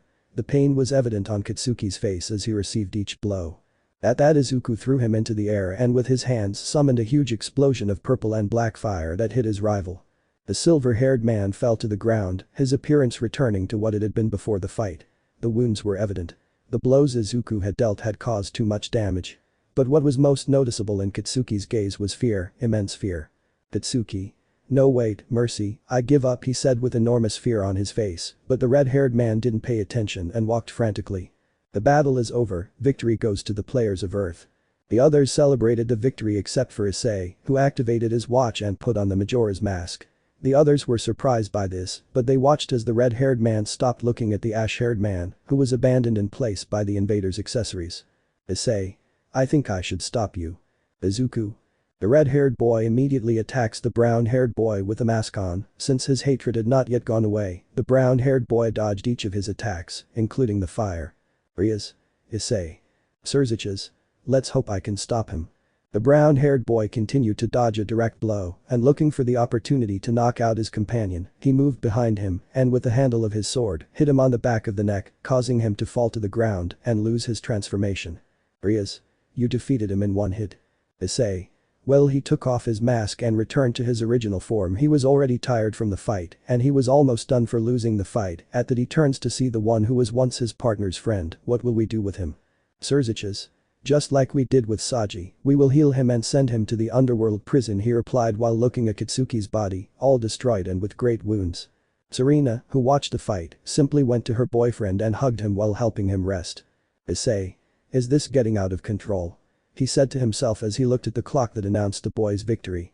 In the room where Risevim met with his allies, he watched the defeat of the one who took him time to train. Risevim. Another useless one who falls. Loki. Well, I think it's time for the gods to put these insolent mortals in their place. Risevim. Sounds perfect to me. What's next for the gamers team when a god intervenes? Chapter 20. A new planet, the unexpected attack. Kuoh Park. The fight had ended at the place. Both Sakura and Serena were getting back on their feet after the beating that Katsuki had given them, but in the background you could see a green-haired man all hurt. There were wounds that were especially marked on his arms, and from his hand, a purple jewel was coming out, which radiated dragon energy. In the hand of the chestnut tree who knelt on the ground due to the use of the mask, the red dragon jewel appeared. Dreg. Vitra, can you hear me? Vitra. Yes, Dreg, I can hear you fine. Dreg. What happened? Why did your partner behave like that? Vitra. In what I carry inside this boy, I have seen all his memories and how he kept that pain to himself so as not to worry others, but that idiot lit a fuse that he shouldn't have and look what happened. Dreg. Still, I don't understand why he behaved that way. Vitra. It must have been the power I hold, mixed with mine and all that hatred I had for the boy because of so much abuse. Issei. That was the blood disturbance. Normally it is used when the person is influenced by the power of Irachi, but I think on this occasion it took the power of Vitra and his fury for this to activate. The others were listening attentively to the conversation between those three, but the one who had the freckled boy in her arms and looking that he had nothing was Serena, who was crying silently while arranging Izuku's hair. Sirzechs. We must quickly take him to heaven and have his wounds healed. Michael. It's the right thing to do, but I look at the redeed with doubt, why not at Sitri Hospital? Sirzechs. It's something I must talk to you about later, something happened in that territory yesterday. The others saw Seraphal's worried face, who nodded at what her soul friend said. Michael. Well, we should go. Issei. Rias, let's go back to the academy with the others, we have to take care of Yaoi Rozu and Uraraka. I don't know how they would react to Izuku's actions. Rias. I understand. Without further ado, the two groups separated to do their part. What they didn't notice was that there was a silhouette watching the boy's actions very closely, and then it disappeared. The place we're looking at was truly unknown, as it seemed more like a new planet or something. The sky is similar to Earth's, but the technology there was advanced. It could be seen that it was a beautiful planet, but now we will be located in a huge palace of great splendor. We can't allow that idiot who called himself the Conqueror to do this on other planets. But what can we do? If they are already invading another planet and we get there saying we are their friends, they won't believe us. But what can we do? I don't know, this got complicated with that bastard. First he steals our ray sampling devices for his silly invasions, and I leave most of our soldiers wounded to go after him. What does my lord decide? I'm sending someone I trust to check on the situation right now. I know we can't intervene directly, but what if we give it a push? That would be the right thing to do. A guy in a trench coat came along. I think we could help them if we sent someone to do the same thing as the idiot. You say we should attack them? Not as such, but as training so they can overcome what's coming. Let's remember that the Conqueror was on the verge of destroying our beautiful planet simply because of his mad ambition to gain more power. So what do you suggest? Sans, the one mentioned, took off his cape to reveal a character of bones. Sans. I don't know if it's a huge coincidence that we humans are game characters, he commented while throwing several video games onto the table where the others were gathered. Not only are the king and queen of the mushrooms there in that game, the king of the Hyrule territory, as well as the leader of the special unit, are part of those games of the land. Everyone was impressed, they took off their caps, and indeed those who were there were the main game characters from various franchises. Mario. So on your planet, as strange as it may sound, we are just games, he said while looking at the box of his game. Well, my friend, here is my enemy. Link. Speak for yourself, the most loyal advisor to our kingdom is our enemy. Luigi. Now I understand why we found them lying around the other time, for some reason the Conqueror knew about this and must have obtained clones of them. Mario. Now what do we do? Sans. Well, if you allow me, I think I can train them a little, but we must be careful not to attract that guy's attention, or else we would complicate things with them. Link. Then we should send one of those who kidnapped that guy and then shot on the planet. Sans. Exactly. Without further ado, the meeting had become more interesting, but meanwhile this was happening on that planet. Spaceship. On the Conquistador ship I was checking several capsules that were in a room of the ship. Inside these, several silhouettes could be seen, one in each capsule. Conqueror. I can't wait for us to get to the next event. It will be interesting to see how those idiot gods react. I also hope to see that a guy with silver hair and a white suit had arrived. Killing father will only be the beginning for Ragnarok to begin. Conquered. Go Loki, you really want to kill your father. Loki. Look, that stupid old man wants an alliance with filthy and disgusting beings like demons and then protect those beings who should serve us, the gods. Conqueror. Well, let's start preparing everything for the next round. With you on my side, I'm sure we'll finally give those guys a game over. The silver-haired man just gave an arrogant smile as he left the place towards what appeared to be a teleporter. Without further ado he disappeared from the ship, leaving the Conqueror looking at the earth. Conqueror. Soon this planet will be mine, and those damned people will see that they were wrong. We must be at the top of every life in this pathetic universe. Without further ado, the guy went to a bedroom, which had a dim light, and then saw it slam shut. The cult club. We are in the club that Rias used as a front for her entourage's activities. Inside this were all the girls who came from the UA, who were left with their mouths open by Izuku's actions. That was the main topic that was on their board. The brunette had arrived with Rias and Akeno, expecting to find everyone with a look of fear or concern on their faces, but the conversation in front of them made the entire motivational speech to not leave the boy go down the drain. Momo. I know it wasn't the right thing to do, but the truth is that idiot deserved it, especially with that bangs hairstyle. Najire. I know, from now on we'll make him comb his hair that way. Kendo. He looked like an emo rebel, it really made me fall in love with him more. Uraka. My Izuku looked so manly in defending not only little Eri, but also my mother and me. Jiru. How lucky you are Yamomo and Uraka, I wish you would defend us like that. Yui. So would you give us the chance to be by your side? Momo. I don't know, she said while putting an index finger on her chin. Being a dragon, she might look for more than 2 partners. Jiru. Is he a dragon? Since when? Momo.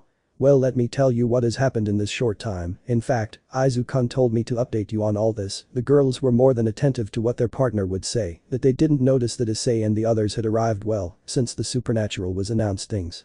The girl began her story while being supported by the brunette whose face resembled Kirby's. This caused a bit of doubt among the Gremory servants, especially when they saw Asia and the others looking on as if nothing had happened. Issei. I'm surprised they had this reaction. Rias. Have you been here since we left? Asia. That's right, One-sama, it seems they were impressed by the power Izuku-san demonstrated during the fight. Kaneko. And above all, they have talked about how strong she looked in fighting for little Eri, she commented while looking at a magazine. In fact, the little one is back in the courtyard imitating Izuku's blows with Toshinori-sensei, she said while pointing towards the courtyard. The 3 went to see what was said and saw a scene that diabetes itself would kill them. It was the little girl in her sports uniform while she tried to imitate the green-haired boy with her movements. Eri. Rua, I'm going to beat you, Oji-san, she commented while punching the air. Toshinori. Wait, Eri, you could hurt yourself, he commented while dodging the little girl's blows. Inko. You continue, dear, she commented while recording the little girl with a video camera. Thanks to Zenovia-san, we will be able to have this video to show it to Izuku later. The boys who watched all this turned their gaze to the blue-haired girl. Zenovia. What? We can consider this a contract. She asked me for a camera in exchange for lending me the book she was reading to make babies with Toshinori-sensei. Rias. What book? Zenovia. This is it. She gave him a small red-covered book. It was titled Making It in Paradise. The others looked at him and blushed at this, while Issei felt a small chill. Momo. Oh, Ria-senpai has arrived, she commented as she walked with the other girls behind her. Ichako. How's Izuku-kun? Issei. Well, he and the other girls were taken to heaven. Girls? What? He died. The girls began to cry, believing that Izuku and the others had passed away. The Keno. Ara, my Kohai deserves a punishment for cheating on Izuku's girlfriend, she commented while giving him a small sniff as she put on a perverted smile. Rias. Calm down, girls, what happens is that they were taken to heaven to be cured there. Girls. What a relief, they commented at the same time while looking at Issei with a frown. Rias. Anyway, the 3 of them will stay in heaven while they recover. Issei. Especially Izuku, he got the worst of it, both from the beating he received from Bakugo and the enormous power used by Vitra to defeat him. Ichako. By the way, what happened to that bastard? Momo. Ichako, it's not your mother's fault. Ichako. I'm sorry, but hearing how she expressed herself about my mother, I really want to go and tell her all the truths. Rias. Don't worry about him, that idiot was captured by the Alliance before they came to rescue him, so he'll share his cell with the other idiot Saji. Momo. Well, that's a relief, the truth is that with him behind bars I'll feel safer. Yui. But he won't escape, right? She asked somewhat fearfully. Zenovia. Did he do something to her? Yui. Yes, that idiot wanted to abuse me in the school bathrooms and told me that if I said anything he would deny it by making me see that I had provoked him. Kaneko. Don't worry, the Kasido is one of the most secure prisons in the underworld, I doubt you'll be able to get out of there. The girl was pleased with what she heard and breathed a sigh of relief. Kendo. Can we see it? Rias. I'm afraid not for today, it will be until my brother or someone from the Alliance authorizes us to see them. The girls just nodded at what was said. It's best to go rest, tomorrow there's school, and I have to see the preparations for the arrival of the Norse gods. Without further ado, everyone went to rest, hoping that the next day would be calmer. Which was not what they expected. The next day. It was a new day for the people of Kuoh village. The chestnut-haired man had woken up after being between a large pillow of breasts, these made by his lovers who could no longer sleep without him. The brown-haired boy got up as best he could to go to the kitchen and prepare some breakfast for his loved ones. While cooking, he observed on his left arm that device that changed his life, although he knew that with or without it the girls would be by his side, but the power to protect them increasing that he recovered his original sacred gear was good for his life. Greg. Partner, he commented while making his pearl appear. Issei. What's wrong? Greg. Your breakfast is burning. Issei. What? He shouted as he looked at the black smoke coming out of that frying pan and then noticed that what was bacon was now just small burnt pieces of meat. Asia. What's wrong, Issei-san? I asked while rubbing my eye and entering the kitchen. Issei. I wanted to surprise them, but I think I didn't succeed. Asia. Don't worry Issei-san, as long as you are on our side that's what we need to be happy, said the girl while kissing his cheek. Issei. Asia, I comment with a small blush. Asia. One-sama told me to be more daring if I wanted my relationship with you to advance, I answered with a blush and took the pan to prepare breakfast. Issei. Wow, you surprised me, he replied while hugging the girl from behind. This caused a small cry of surprise from the blonde. Rias. Ahem, what a pair of lovebirds, she commented to the boys, who were surprised and looked at the door, where she and the others were watching that scene. Akeno. Ara, I really like that husband and wife scene, but I want to have a more intimate one with Issei-kun in our bed alone. Haneko. Issei-senpai, you are a womanizer, she commented while turning to look at another and blushing. Zenovia.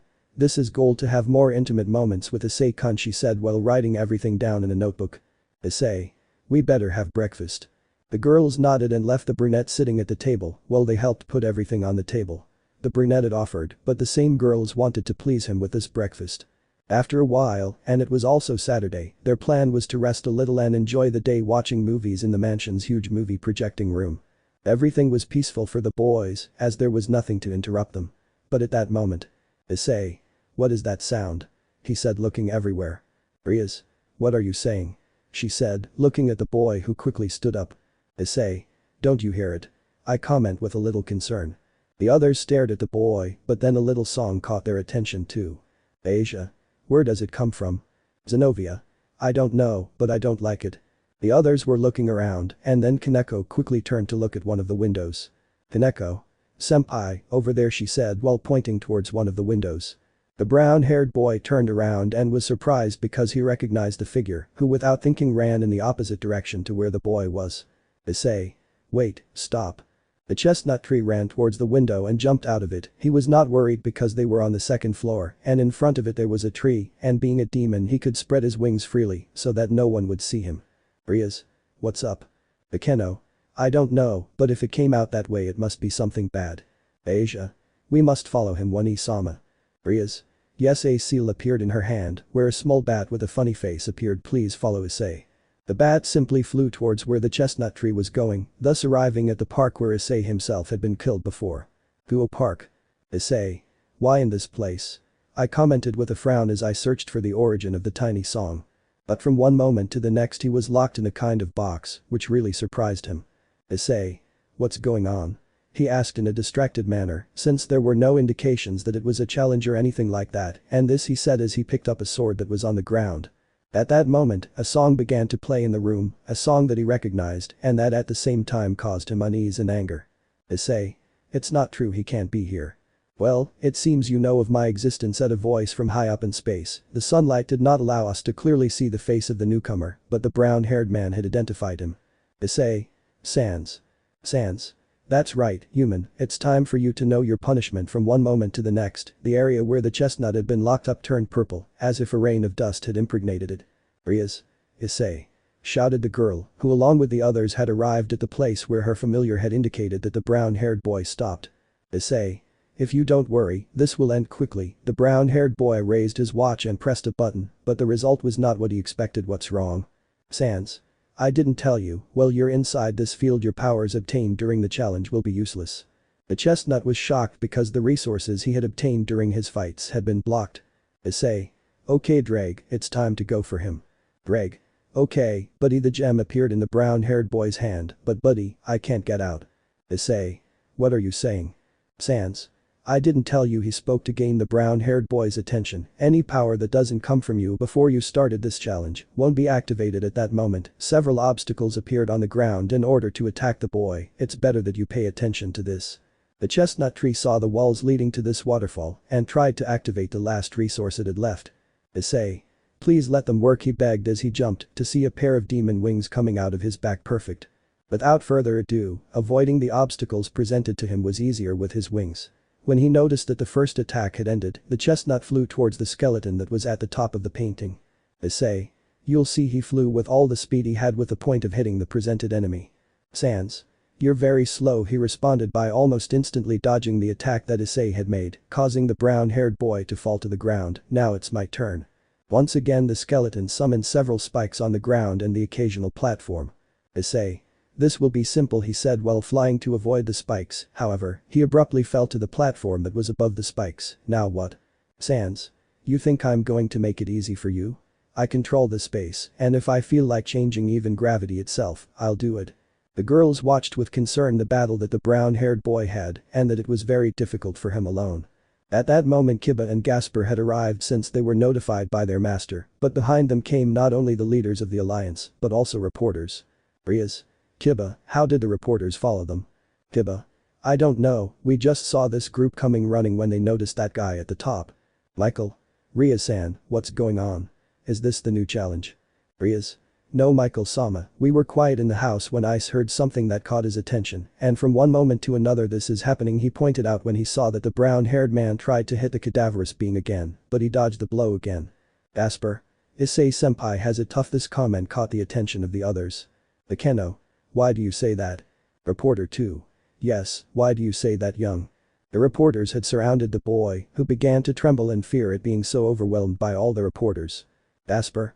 That's when he received a tip from the blue-haired girl who was part of Ria's group, and why is that, Zenobia-senpai? Zenobia. Well, speak clearly and tell us what Issei is facing, she said a little quickly when she saw that the brunette began to dodge several lasers horizontally that had surrounded him. Gasper. Sorry, what happens is that Issei-senpai is fighting against one of the most difficult bosses in the games. Reporter 1. Why is it difficult? Gasper. Well, Sans has attacks with almost unpredictable patterns, defeating him is with one hit, but hitting him is the most complicated thing, he commented while they watched how the brown-haired boy had once again missed the hit. Returning to the chestnut, it fell back to the ground after having missed another blow at being cadaverous, and I now observe how a small piece of wall and a larger one moved with the purpose of meeting and damaging the chestnut by crushing it. Issei. I must concentrate and not fall into his game, sooner or later he will fail, and then I could hurt him, the boy thought while dodging the walls. Sans. Come on kid, if you keep going like this, you won't be able to beat me, he commented as he sat up a little and made a gesture of wiping his forehead. It's better if you concentrate because the real fight is about to begin. What he said caught the attention of everyone in the place. The broadcast that was being televised was watched by the same children who were in heaven. Sakura, no Issei. Serena. What I don't understand is why Sans is attacking if there was no event, she commented while looking at her watch, where the last thing shown was the prize they had obtained, in her case it was Mary's skin and power. Izuku. I don't know, but I hope he comes out of that fight okay, he commented while clenching the sheets in frustration. Returning to the fight, the brown-haired man had again missed his blow to his rival and fell to the ground again. Issei. Damn, I still haven't done it, he said while watching how those guns appeared, but now they were no longer horizontal, but also from other angles, which caused Issei to dodge as quickly as possible, but damn, my leg was what he said when he was hit by the attack of the same. Sans. Are you giving up already? Issei. Never, he said as he tried to hit him again, but the result was the same. Sans. Then don't disappoint me, he said while summoning the same walls in that box, but now in the form of a wave. Seeing this, the brown-haired boy's face changed to one of fear and he flew as best he could, dodging as much as he could, but he was hit by the last blocks, which caused him to fall to the ground, hurt. Rias. No. Ice. The chestnut tree got up as best it could and flew towards its rival, who once again dodged the blow. Sans. Come on kid, don't tell me that's all, he said, moving his hand. At that moment the chestnut tree felt as if it were flying without him, causing it and hitting one of the walls, as best it could it flew to avoid being hit by them. This happened on the 4 walls that covered it.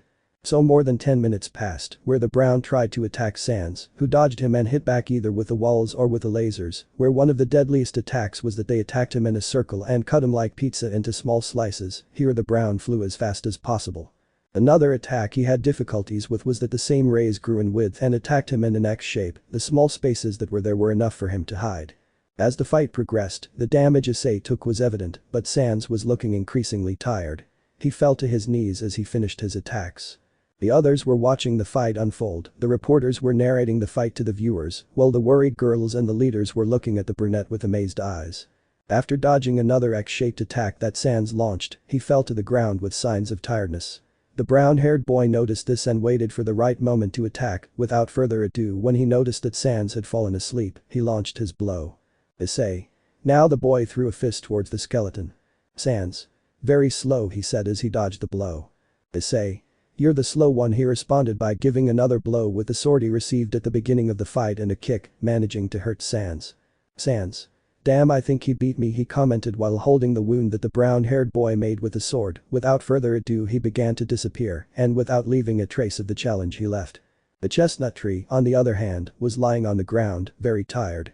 The girls, noticing that the barrier had disappeared, ran to where their boyfriend was and without thinking, Asia began to heal him. "Asia. Don't worry, Issei-san, he'll be fine," the girl commented as she put him on her lap and healed him. Everyone in the place was surprised by the sudden attack, but someone else was surprised by this. Conqueror's ship. There, that being looked at the transmission with great seriousness, or that was what could be seen on his pale face, if it could be considered that. "Conqueror. I better move faster with this, or those inferior beings from my planet will come and stop me." Without further ado, he looked at him from his chair, and only a little of his face could be seen. Without further ado, he activated the communicator to call his ally on Earth, where Risevim was seen next to Loki.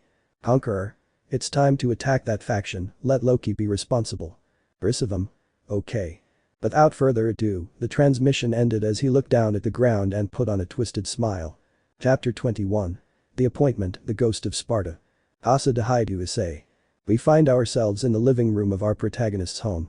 A few hours ago, he had faced off against Sans, who mysteriously appeared out of nowhere to fight the brown-haired boy.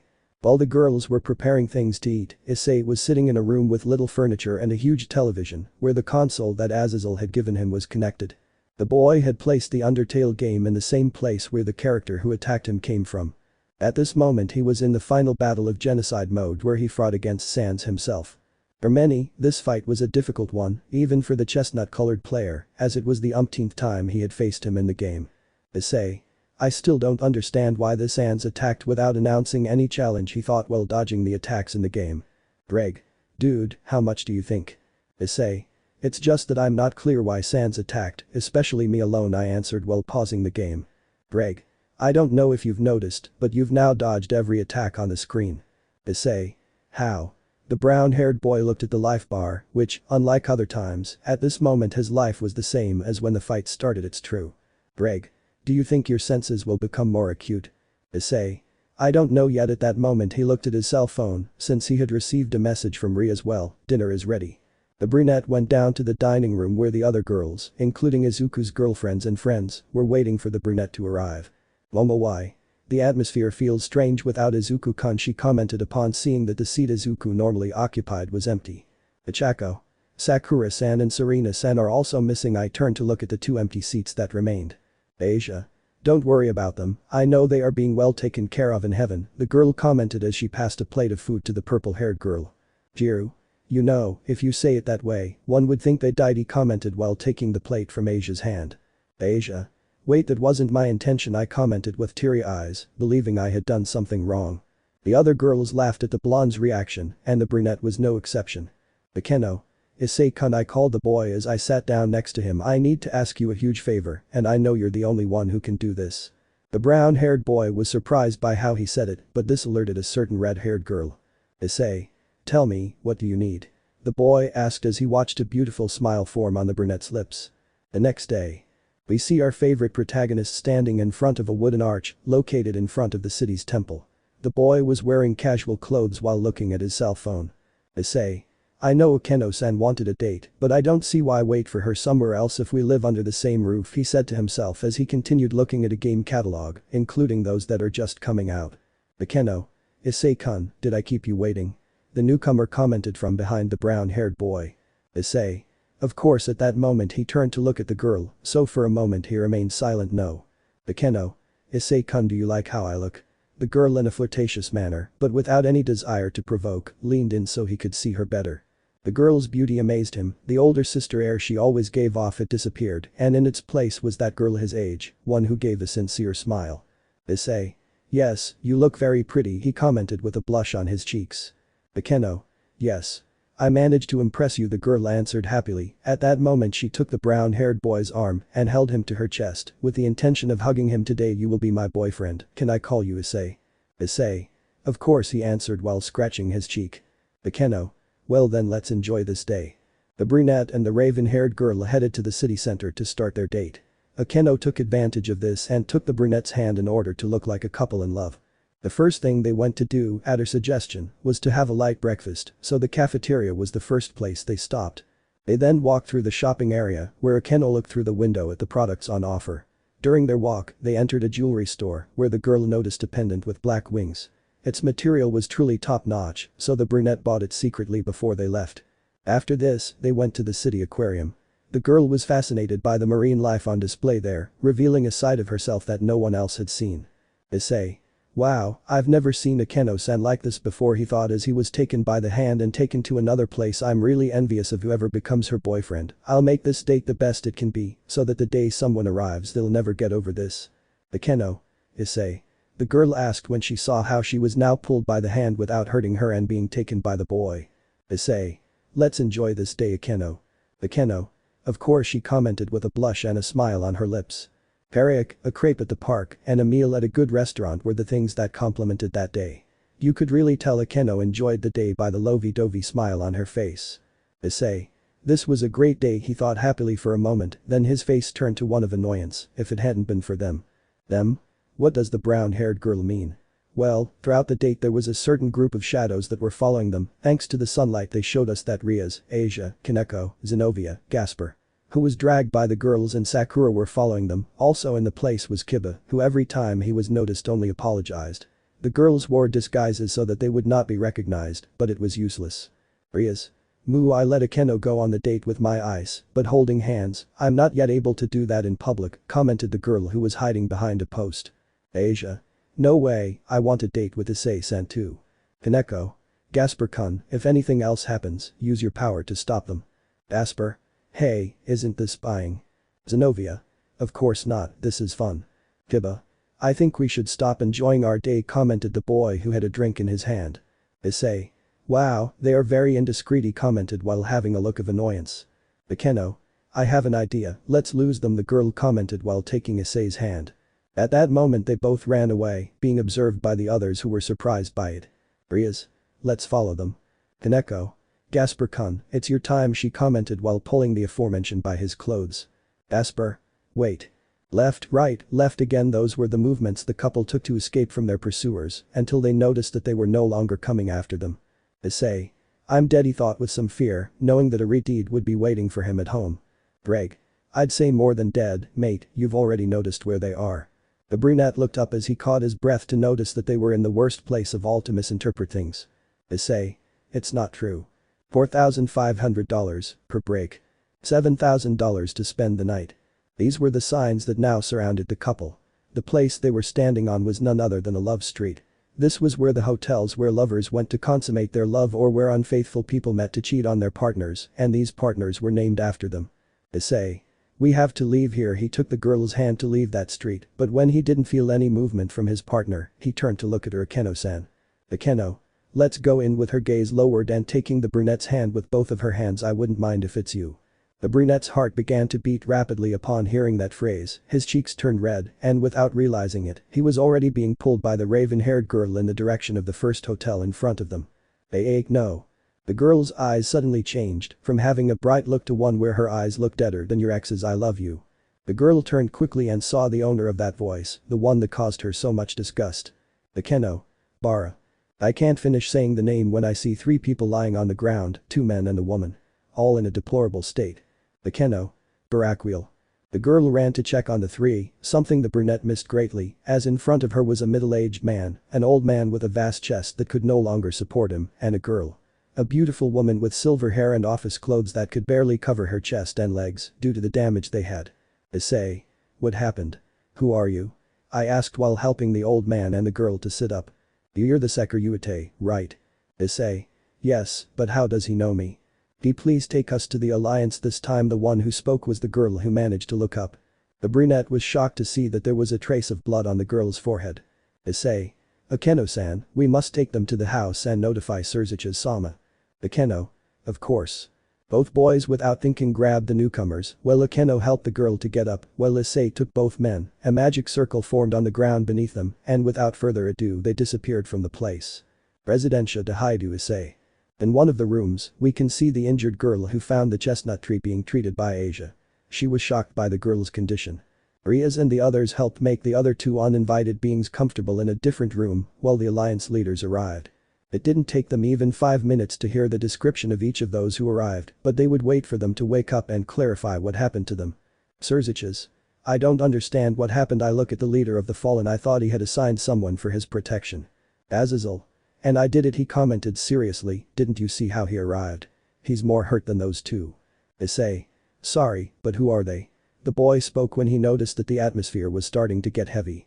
Sirzechs. Excuse me, Issei-kun, the old man and the girl who came with him are representatives of Asgard. Issei. Asgard. Azazel. Yes, the great lord is Odin, and the girl at his side is his protector, a Valkyrie. Everyone in the room was shocked to hear that a deity was in that residence. Momo. I thought Odin was a myth. Michael. Well, humans also thought we were just part of a book, and look at us. Momo. Sorry, she replied with a certain blush at how careless she was. Michael. Don't apologize, going back to those who are good. The third person is a fallen angel. Azazel. One of those under my service, his name is. Issei. Baraquiel, that's what Akeno-san calls him. Rias. I didn't think I'd be back here again. Issei. Again. This made the brown-haired boy strange. Rias. Sorry, but it's something personal for Akeno. Issei. Still, I don't understand what it was. At that moment, and as was customary with announcements of the next challenges, the screen in the room abruptly lit up, once again showing the being that is threatening the earth. What's up, players, or rather player? I hope you enjoyed your break and seeing how your friends took the risk to the challenge. This made the brown-haired boy angry upon hearing that statement anyway. Today I come to announce the new challenge. At that moment it showed a frozen and at the same time beautiful place. The message to find out if you are the smartest and discover the next challenge is as follows. The ghost, one whose war was his thing, hid in places that didn't belong to him. He thought that by fleeing his past, he'd never see it again. But now he must face new challenges and prevent his world from being conquered by the very beings he fought against. The challenge is only for one, but well, my indicators say that only player 1 is available for this, he said, while showing a screen with the image of the 4 participants. Below them the word OK was on Issei's photo. You have 2 days to decipher the place and the challenge. Without further ado, the image disappeared to now show a television program.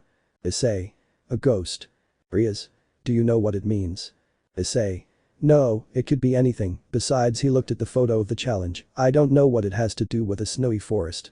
That place is the entrance to my kingdom, said a voice behind everyone present. When they turned to look, they saw Odin, who was leaning against a wall. Sirzechs. I should rest. Odin don't know, he commented as he was helped to sit in the living room. Odin. I can't, this is of utmost importance, he commented while grabbing a cup of tea provided by Momo. Thank you, darling. Azazel. What do you mean is of utmost importance? Asked the fallen one. Odin. Asgard fell. The others were shocked to hear this. Michael. Don't tell me Ragnarok. Odin. No, it's a relief that wasn't it, but the kingdom fell to a false elf. Azazel. A fake you? Odin. Let me tell you what happened. Odin narrates. My assistant and I had arranged to meet with Baraquiel, one of the fallen angels, to bring us to the human world and speak with the Alliance to see the final preparations and join them. We were ready to travel, but from one moment to the next the environment in Asgard changed. We saw a storm approaching, one we'd never seen before, but the lightning was what caught our attention. Those bolts seemed to be shot by one of my sons, Thor. It was something unheard of, and even more so because Thor was at my side, who also saw that. We noticed that among the clouds there were several silhouettes. We could see the glow of eyes among the clouds. It was obvious that an invasion of Asgard was coming. Without thinking, Thor went to attack the invaders with his brothers, but the result was never what he expected.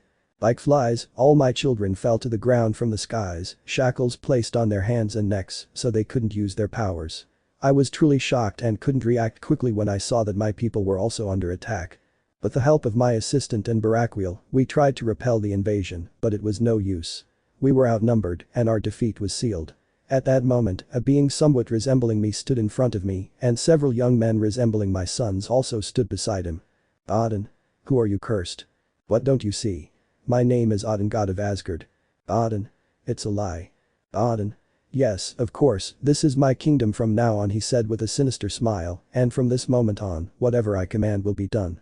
Suddenly Baraquiel, with the strength he had left, launched a lightning bolt at those beings, and my assistant, as best he could, created a circle. The last thing I knew was that we fell into an alley in the city, but we didn't know anyone, and we lost consciousness for a while. End of the story.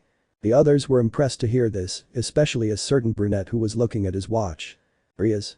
You don't believe that. Issei. From what he said, a false Odin and other gods similar to those of Asgard, I only have one thing left to conclude. Odin. What is it? Issei. Asgard received the first invasion of the challengers, and the chosen game is none other than God of War. The others were impressed, but a certain god was angry. Odin. My home was used for a damn challenge. Issei. I'm afraid so, he replied sadly. Odin. Damn my children, my people, this cannot remain like this. Issei. I'm worried about something else. Azazel. What can it be? Issei. How did that being infiltrate your kingdom, he said seriously. Sirzechs. That's true, as far as we know Asgard is one of the realms with the greatest restrictions on visitors. Odin. There may be a traitor, said the god as he looked at the cup of tea that was given to him. Asper. But how did you know he's god of war, senpai? This certainly caught the attention of others. Issei. It was because of the ghost and the photo, he said while looking at the snowy forest. I know that the last games focus on that, besides if Asgard was invaded, it would be the perfect place for this challenge. Asper. Wow, I'm really impressed, senpai, he commented with a sparkle of excitement in his eyes. At that moment Odin looked at the photo that the brown-haired man showed and recognized the place. Odin. And you're not wrong, that is one of the portals to enter Asgard. Issei. I see, so things are going to get too intense, he said when he saw the photo again. Just one question. How much did they attack Asgard? Odin. If I remember correctly, it was 5 people. This made the brown-haired man pale when he heard the number of gods he would fight against. Issei. Coraggio. Pisidos. In one of the darkest cells in that place, there was a certain ashen-haired man next to another blonde man. I'd say their faces were the same when they entered, but no. Casidos was already starting to do his thing regarding the punishments and illusions that the place could provoke. Saji, or better known as the former Sekiryuutei, hung from his shackles, while Bakugo was sitting on the ground with a collar that did not allow him to use his power. Bakugo. Damn the hour that Deku crossed my path, I commented while hitting the wall in frustration. Saji. Shut up, idiot, you keep complaining. Because I'm high, I can't cover my ears to avoid hearing your irritating voice. Bakugo. Who are you calling an annoying voice? I have an idiot face. Wow, it seems you two get along really well. A person who came out of the shadows spoke. Both boys recognized the voice of the newcomer. Bakugo. It took you too long to come for us, idiot. Saji. Yeah, come on and get us out of here, Euclid. The person mentioned allowed himself to be illuminated by the light, revealing a boy with silver hair and a suit. Euclid. Look, those who thought they were superior to me are now crying to be removed. Bakugo. Stop being stupid and get us out of here. I want to show the Deku who's in charge, and even more so when I make his bitches mine. Euclid. Hahaha, it's clear that their sense of humor is something this place can't take away from them, don't you think, Sona? A new figure appeared. This was Sona Sitri, who had a strange device in her hands, and the beginnings of her pregnancy were evident on her person. Saji. Sona-chan, I'm glad you came for me. Sona. I don't know who you are, I don't know you, I commented coldly. Saji. But what are you saying? I'm your boyfriend and, as far as I can see, the father of your child. Sona. You're very funny, the father of this child is my Issei-kun, you have nothing to do with this, she said with a look where madness was present in her. We only came for the power of this idiot, she pointed at Bakugo, who opened his eyes in surprise. Bakugo. What are you saying? Free me from this prison, you damn extra. Euclid. You know, your voice always irritated me. Suddenly he entered the cell quickly and hit him in the neck to knock him unconscious and inject a liquid into the same neck. Well, Sona, let's start with the extraction of his power. Without further ado, Sona took the device and stuck it to Bakugo's chest, where she began to pierce it. By now, the explosive-tempered boy should have been screaming in pain, but this didn't happen because the silver-haired man injected him with anesthetic. Saji was filled with terror as he watched his cellmate literally murdered just to gain his power. It wasn't even 5 minutes before the process was complete, and with it, the two demons visited him. Euclid. It's time to go. Sona. Yes, she said as she left a bleeding Bakugo leaning against the wall. Sitri's former pawn took a while to react and shout for help, which was slow to arrive. Iceland. The chestnut tree had arrived with the Gremory family to the snowy lands, the place where the challenge would take place.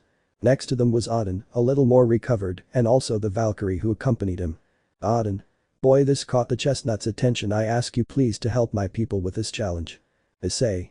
Don't worry, it is the player's duty to help in any way they can for this challenge.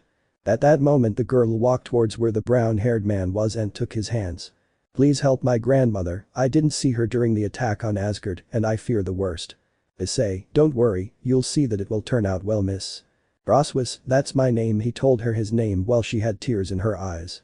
Issei. My name is Hyoudou Issei, but if you like, call me by my name, I'm used to that. At that moment the clock began to glow and then showed the start of the event. The others watched as the brunette concentrated until a new light appeared. Michael arrived, along with Izuku's parents and Issei's, all accompanied by a little girl with a horn on her head. Issei. Eri, what's wrong? Eri. Mr. Issei, my dad, my mom Serena and my aunt Sakura say I wish you good luck, she commented while jumping for joy and wearing a Santa suit. Issei. Of course I will have it. At that moment the brown-haired boy's arm shone to show the red dragon glove ready. Drag. Sure mate, you'll see what a god killer really is. Without a second thought, he began the event and watched as the doors began to open. An axe and shield were already waiting for him at the entrance. When he picked them up, his appearance changed dramatically, transforming from that of a young man into a mature man. Issei. Going.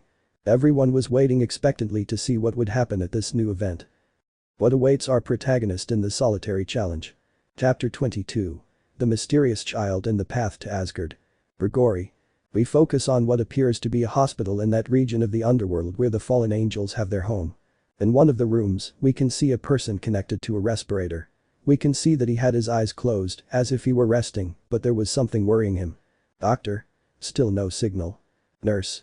No sir, he's been like this since they brought him in. We've done the healing work, but there's still no sign of him responding. Like this, a new person joined the conversation at the front of the room. Doctor? Azazel-sama. Azazel? Tell me, has there been any progress? Doctor? Unfortunately not, he commented while taking out some leaves. Since they brought him back from that attack he had with Odin-sama, there aren't many reactions at the neurona level. Azazel? So you mean to tell me that Baraquiel? Doctor? No, he's not dead, but it seems like his mind and soul aren't in his body as such. All this was heard by two people who were sitting outside the room of the man now recognized as Baraquiel. These people were Akeno, the queen of Rias Gremory, and Kibayudo, who, by order of his king, asked her to stay with him.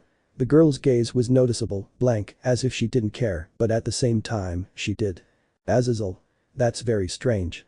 Doctor? I will keep you informed of Baraquiel-sama's health, with your permission, he commented before leaving down a corridor. The leader of the fallen looked at Akeno, who was only looking at her father through that window, and watching him breathe with the help of the machine to which he was connected. Azazel. Akeno, you should. Akeno. I don't care what happens to him, if it weren't for him, my mother. Without further ado, the girl walked in the opposite direction of where the doctor had gone. A sign indicated that walking down that hallway would lead to the cafeteria. Leaving Kiba and Azazel alone in front of the room where Baraquiel was. Azazel. This is all my fault. Kiba. Azazel. Azazel.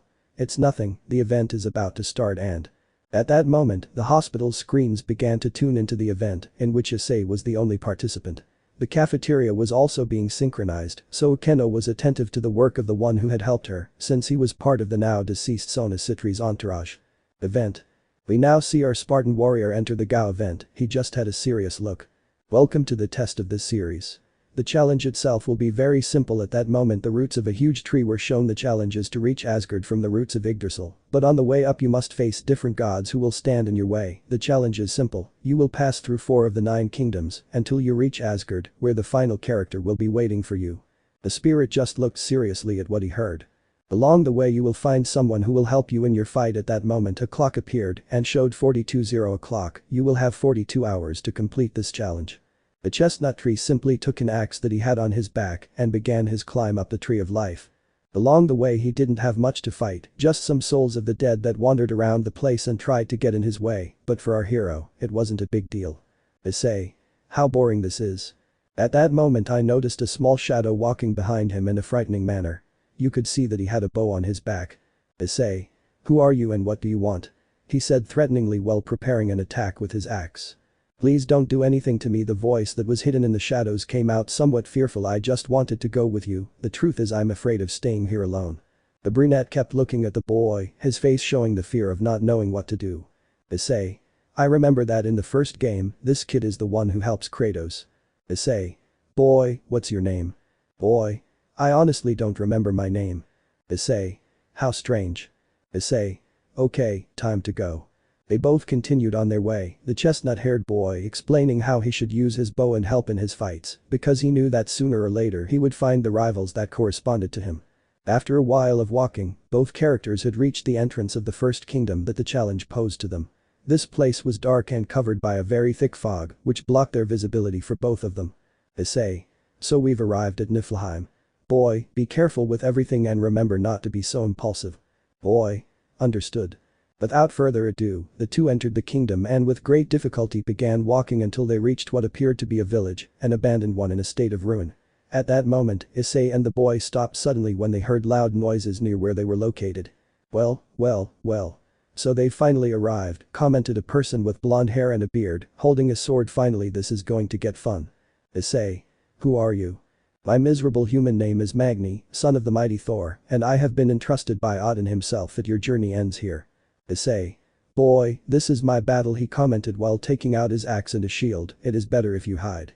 The boy was about to listen when suddenly another figure fell in front of him. Where do you think you're going, kid? Commented the second person who had arrived. This was a person with blonde hair, only darker in his hair color. Issei. This is wrong, fighting two people from the start. Magni. Modi, it's good to see you back. It's time to put an end to this guy. At that moment, Magni lunged at the chestnut tree to strike it with his sword. The tree reacted by putting up its shield not only to protect itself, but also to protect the child. Magni took advantage of the opportunity to fire the arrows he had with him. Modi, like Magni, attacked the chestnut tree with his weapon, but the latter managed to deflect and throw his enemies with the help of his shield. Modi. This isn't working, I'd better level the playing field. Magni, you know what to do. The aforementioned nodded and with his enormous sword attacked his own brother, who protected himself with the shield he had in his hand and created a kind of bank of fog and thunder. Issei. Stay behind me. He had taken his shield and placed it in front of him. On his back was the boy with his bow ready to attack at any moment. With his reflexes and battle instincts, the brown-haired boy felt the presence of one of the gods when it approached to attack him. With this he managed to deflect the attack and throw his rival. Issei. Damn, how long will this last? He thought while he had been avoiding the attacks for more than 5 minutes and being helped by the boy with arrows. The fight continued like this for about 3 minutes, which seemed like an eternity to the brunette when he saw that with the boy's help, he had shot Modi in the shoulder with an arrow, which stopped his continued attack on the brunette. This caused Magni to also stop attacking. Issei. Now's my chance. Without saying anything else, the brown-haired man attacked Magni, hitting him with his axe left and right. Magni didn't see the direction of each attack the chestnut-haired man was coming from and consequently suffered injuries from the axe. The chestnut-haired man also grabbed his opponent's neck with both hands, sending him hurtling down onto his right knee, breaking his nose in the process. Modi. You are a miserable man. He shouted in anger when he saw the condition his brother was in. This attempt to launch itself towards Kratos, but our protagonist reacted to this action and threw his axe as if it were a boomerang, managing to hit his chest, but with the handle and throwing it far away. Issei. Now, boy, he indicated to the boy as he received his axe back in his hand. The boy, who was impressed by seeing such a fight, took another arrow and hit some pillars that were already on top of Modi, causing them to fall on top of him. Magni. No Modi. Issei. You should worry about yourself, he said while he was still on top of him, and with a swipe he cut off his head. Modi. Brother. I screamed in anguish as I saw his head separating from his body and with it his soul leaving his mouth. Without thinking twice and with fear on edge, Modi simply ran away from the place, all wounded and with several arrows embedded in his body. Issei. Well done, boy. Kratos and the boy noticed how Magni's soul, who had left his body, went towards the little boy with a bow and pierced him, causing him to fall to the ground unconscious. Issei. Boy. The chestnut-haired boy took the child in his arms and carried him. At that moment, he saw Magni's soul illuminate the entire place and a slightly more developed town. In the distance, he noticed a cell, and there was movement inside. Without further ado, he went to stand in front of the cell and broke the door with his axe. Issei. What is all this? Observation site. In the event's observation room, Odin and the Valkyrie were both aware of what was happening. Odin. That boy really has no mercy against his enemies. Well, that's because Kratos is a bloodthirsty being, commented a voice that appeared through a magic circle. Momo. Aizu-kun. The girl ran to where her boyfriend had appeared since she and Jiro accompanied Rias and Asia to Issei's event. Izuku. Hello Momo-chan, he commented with a smile while receiving a kiss from the girl. Where are the others? Momo. The others stayed home for a reason. The brunette wouldn't reveal that they had a surprise, not only for them, but also for the girls for that victory she had against that hateful Bakugo. Izuku. I understand, answering your question sir, that is the soul and character of Kratos, not for nothing is he the Greek god of war. Odin. Lord. he asked with a frown, which caused Momo to turn pale. Izuku? If not, I'm saying from his appearance that he must be a very old person and as such deserves respect. Momo. Izuku, I don't think you should talk to him like that, she said with some fear. Izuku. But what are you saying, Momo-chan? My aunt Nana and my grandfather Torino have told me to respect my elders and the gentleman deserves this respect. Not only Momo, but everyone looked at the green-haired man in shock, especially when they saw how he described Auden. Auden. Ha ha ha ha ha, he said while hugging the green-haired boy by the neck. I like this child and even more so knowing who I am. Izuku. Sorry, but who is it? Upon hearing this, the god simply went to a corner with an overly depressive aura and made circles on the floor. Auden. Nobody recognizes me anymore. Sirzechs. Midoriya-kun, that person you see there is the god and leader of the Norse faction Auden. Hearing this, the green-haired man changed his serene expression to one of fear. Izuku. Yo, no, how could I read this to everyone? I don't think. Momo. He started muttering again. Rias. Does he do it all the time? Momo. Only when he thinks about something or gets too nervous, he commented with a drop of sweat on the back of his neck. Roswas. It can't be. Auden-sama. The others looked at the screaming girl and saw that the screen showed a group of people who were in the cell that the god had opened. Auden. They're Asgardians. Roswas. Have you seen who's hanging from the cell? Auden. It's my event. The brunette watched as the last remnants of Magni's soul entered the body of the person who was hanging. At that moment, a mist emerged from Issei's body. Issei. What's wrong? I commented, seeing the small crimson berm attached to his belt. What's going on? Where am I? Issei. Dreg. Breg. Mate. What happened to me? Issei. From what I see, this time you will be like my guide, just like Mimir was in the game. Breg. What? Am I a talking head? Asked the dragon indignantly, who suddenly looked at the person hanging. Buddy, that one hanging there is Thor's son, Magni. Issei. But what are you saying? I just defeated him, the boy commented seriously. Breg. Will I tell you that he is the real god? I remember it well because one of my carriers was crazy enough to fight him and barely get out alive. At that moment the god began to awaken from his slumber. Magni. Where am I? He asked himself when he saw the condition he was in and then looked at the chestnut tree underneath it. Tell me, who are you? Issei. What do you remember? Magni.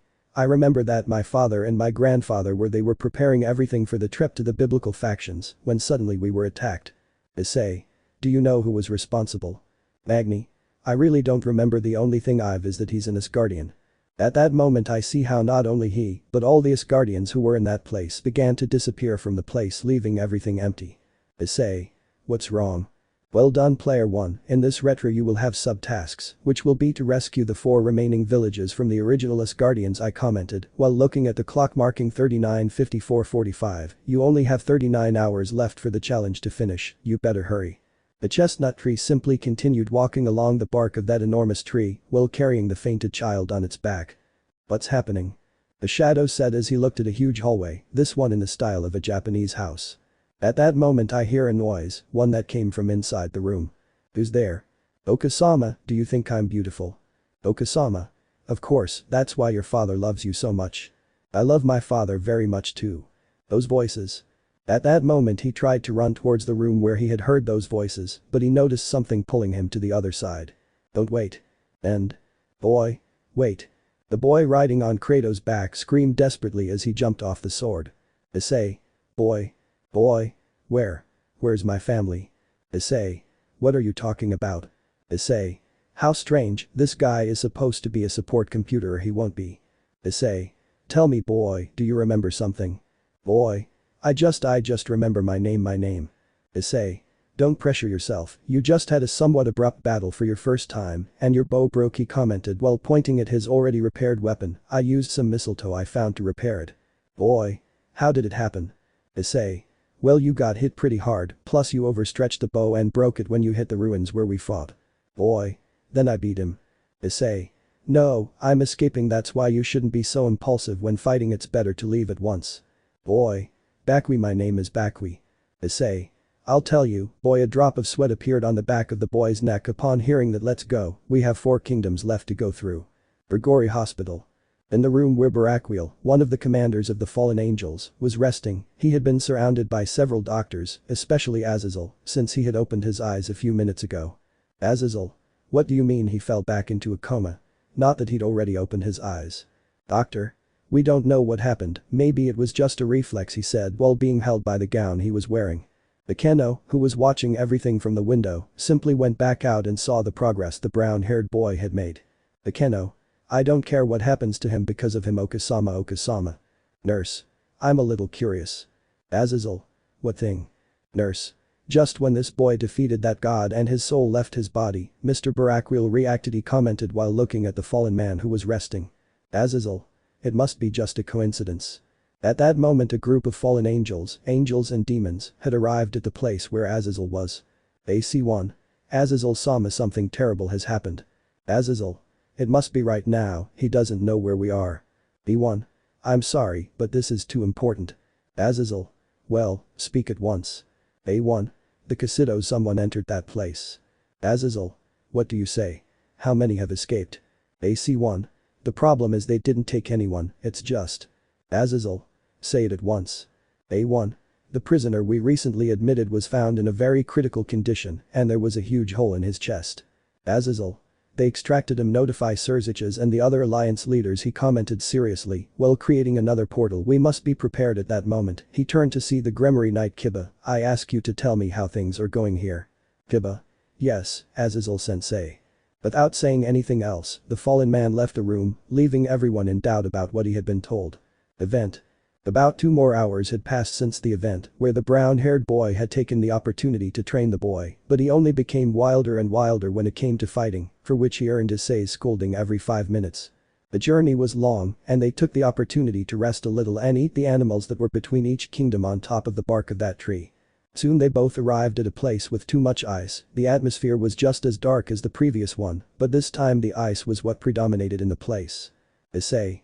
So we have arrived at Jotunheim, he commented upon seeing that village, but with the difference that the houses were too large. Boy, we must look for the people who are imprisoned and at all costs eliminate the chief of this area. Both Issei and Bakwi walked through the entire village of giants in which they were. They looked at those caves, all dark, but most of them did not have much depth except for one. Bakwi. Father, look at this cave. Issei. I see her, the other Asgardians must be here.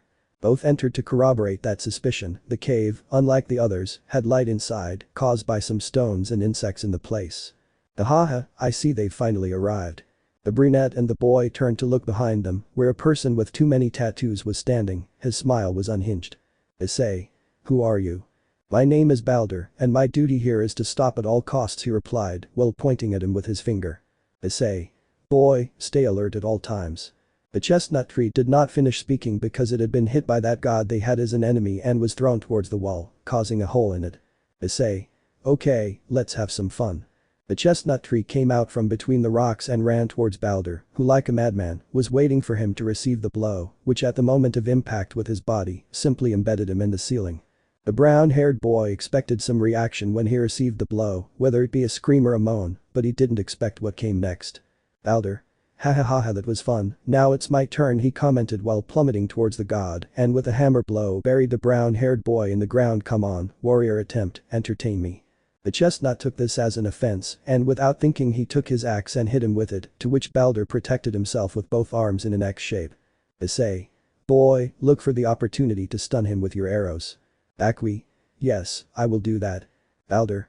As if I was going to allow you, idiot, he commented as he appeared next to the brown-haired man and gave him a combo of blows that sent him back to the wall and embedded him in it again. Now I'll go after that brat. Issei. Your fight is with me, he replied while returning the same blows that this one had given him. How come you don't feel pain? Balder.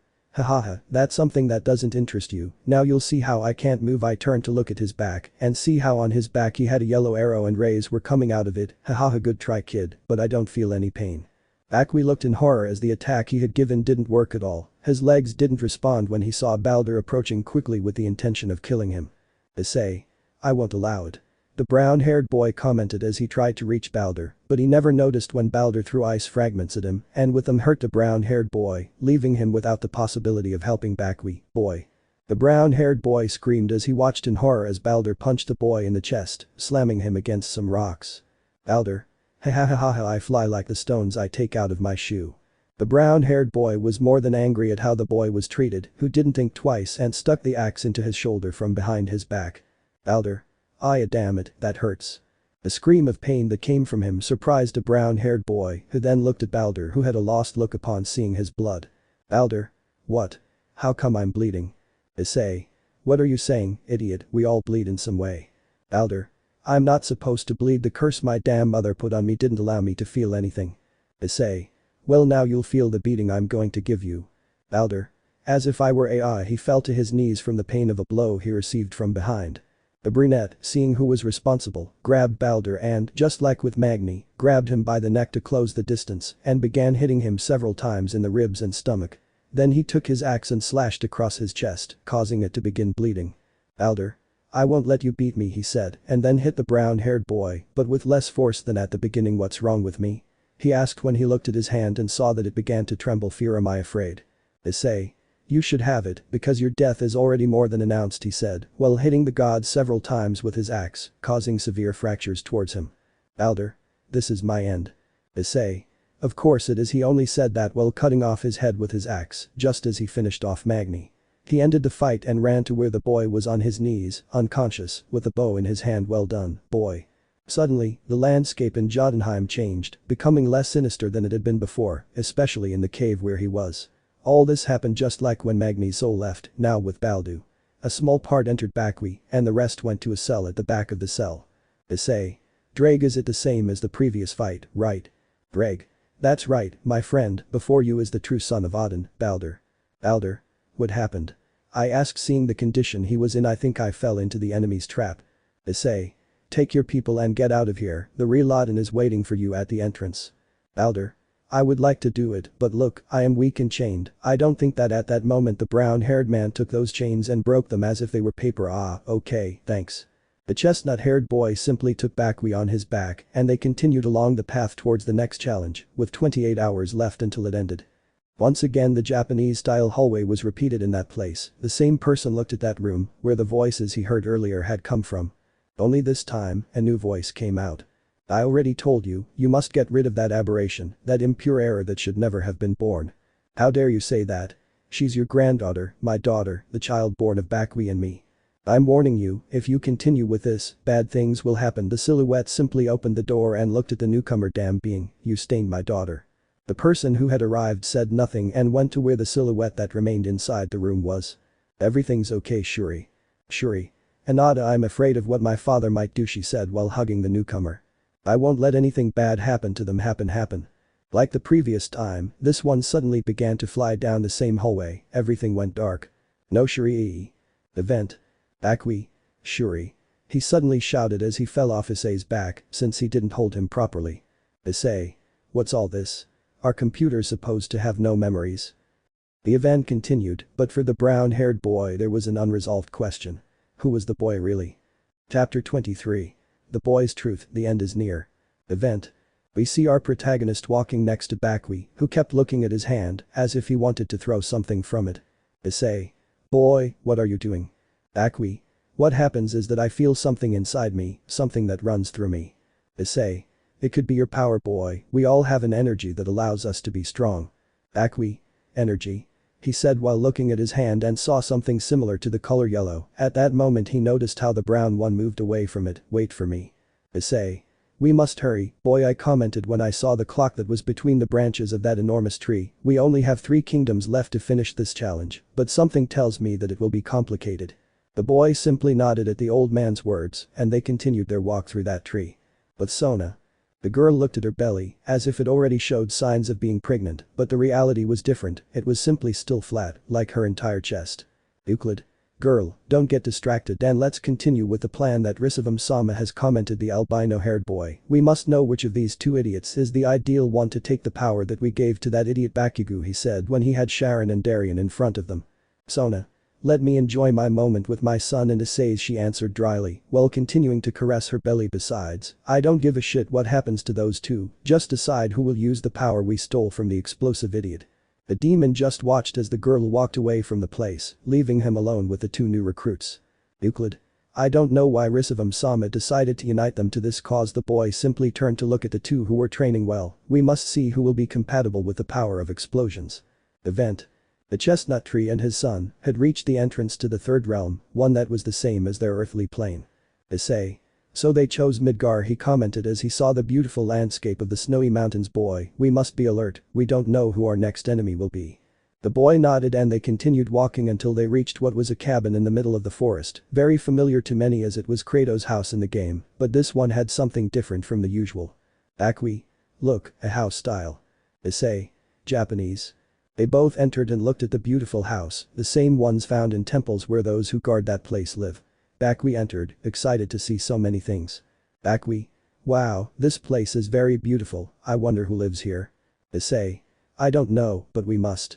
At that moment the god took the child and jumped back to avoid a spell that was coming towards him, then took the handle of his axe and at the last moment blocked the sword attack that was coming towards them. Damn wretch, I finally found you.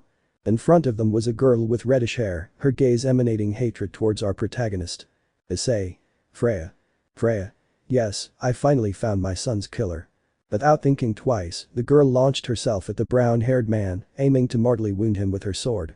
The brown-haired man managed to dodge those blows while responding in kind with his axe and elbow. Both of them approached seriously, and no matter where they were they destroyed everything in their path. Akui. Enough, he commented as he saw how they destroyed the sliding door of that house. The brunette and the goddess continued their fight, ignoring the boy's voice as he watched the house being destroyed. Their weapons collided and flew in opposite directions, causing Issei and Freya to exchange blows with their bare hands. But at that moment everything changed when Freya gave a false blow to Issei, distracting him in the act and knocking him to the ground. Taking this opportunity, the goddess ran for her sword. Something that the brown-haired boy noticed and repeated his rival's action by going for his weapon. Enough, he repeated again when he saw that the brown-haired boy had received a blow, leaving him injured and blood splashing on the walls of the place. Enough. Without thinking twice, the boy took his bow and covered an arrow with electricity to launch it towards his opponent, which he managed to dodge, but both combatants were impressed by the result of the arrow. Issei. Impressive. He said this when he saw that a piece of the house's roof had been destroyed and that there were traces of fire in that part thanks to the power of the lightning that the boy threw. The distraction caused by Bakui was adequate for Issei, who began to attack Freya continuously without letting her do anything. 2 blows with his shield and an axe blow sent the girl flying, who hit against one of the walls of the house. Freya. Evil curse. Issei. Why did you attack me?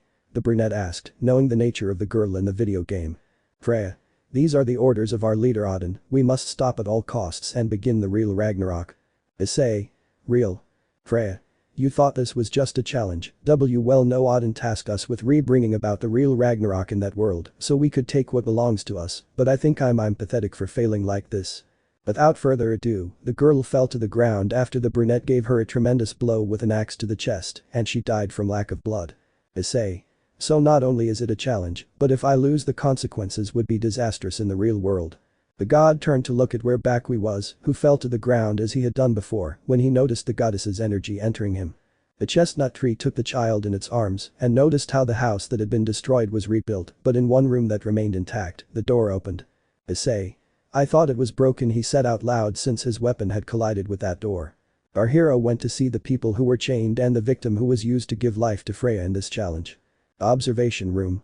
The other members of the team and the faction leaders watched as the boy defeated the goddess who had usurped someone's identity, but one thing was clear to Odin.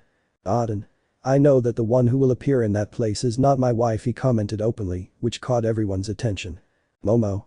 How is that possible? She asked, taking out a mythology book. Where did I have it? Well, she loves books and always carries a backpack full of books to read. She happened to have the Book of Norse Legends.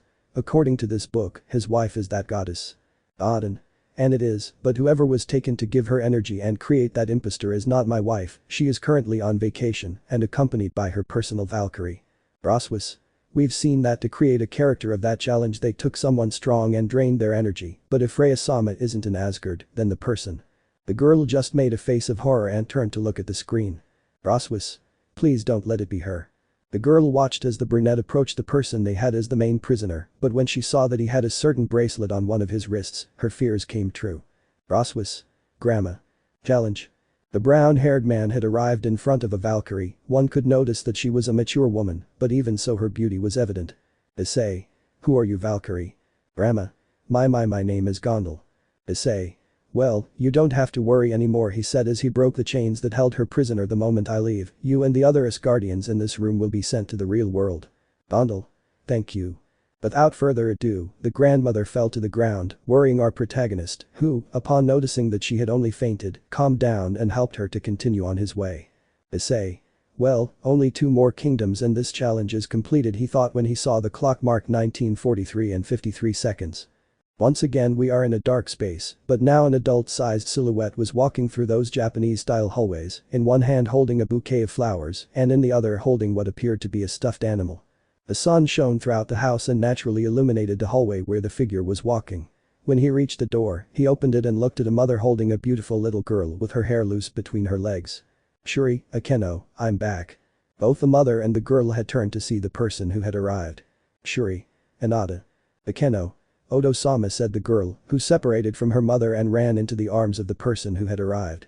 He took her in his arms, carried her and kissed her on the cheek. How have you been, my beautiful Akeno? Akeno.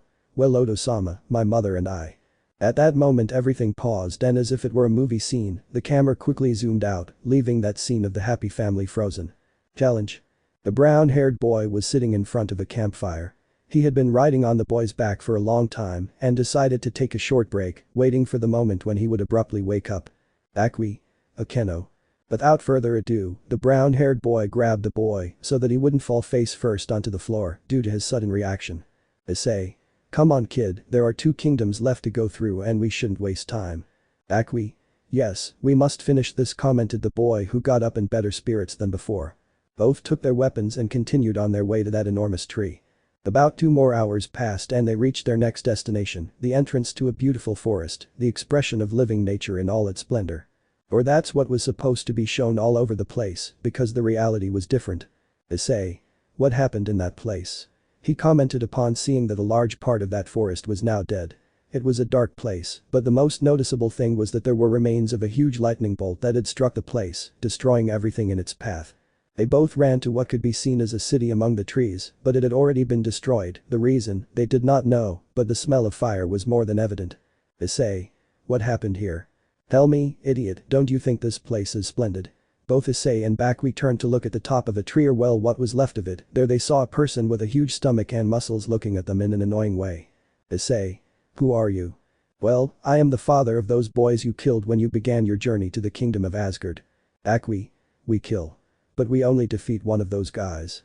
The other idiot died before he could get to Asgard and heal, but both idiots were my children. Issei.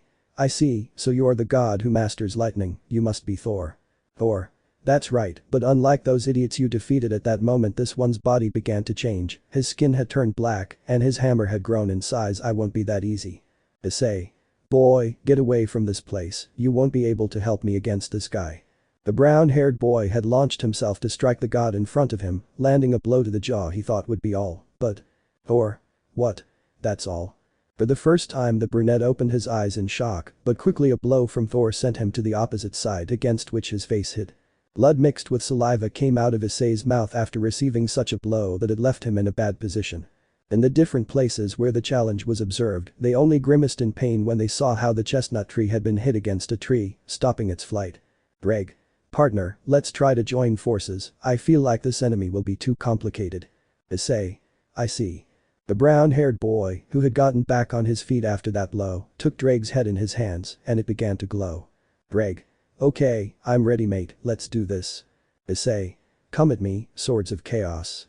Thor, who looked at the boy seriously, noticed that 2 crimson swords and chains began to appear in Issei's hand and joined his arms. Issei. Let's continue. Thor. Sounds good to me. Both opponents went out against each other and continued their fight. The chestnut-haired man struck with both swords, as if they were an extension of his arms. The chestnut-haired man managed to connect several blows to the god, who was not far behind, and thanks to his hammer, he returned each wound that the chestnut-haired man inflicted on him. Unfortunately for the chestnut, it was the first time he used this weapon, so he began to lose ground in the fight against the Norse god. Thor. What's wrong? Are you tired? Issei. No, I'm just The chestnut tree didn't finish his sentence when he didn't see a blow from Thor's hammer coming towards his stomach, causing the chestnut tree to hit a burnt tree that was near the place of the fight. Bakui, who had been left out of that battle, was in shock, seeing how his mentor had been hit with such force. Bakui. No, it can't be. The spectators were also the same, they watched in horror the result that was occurring in that fight.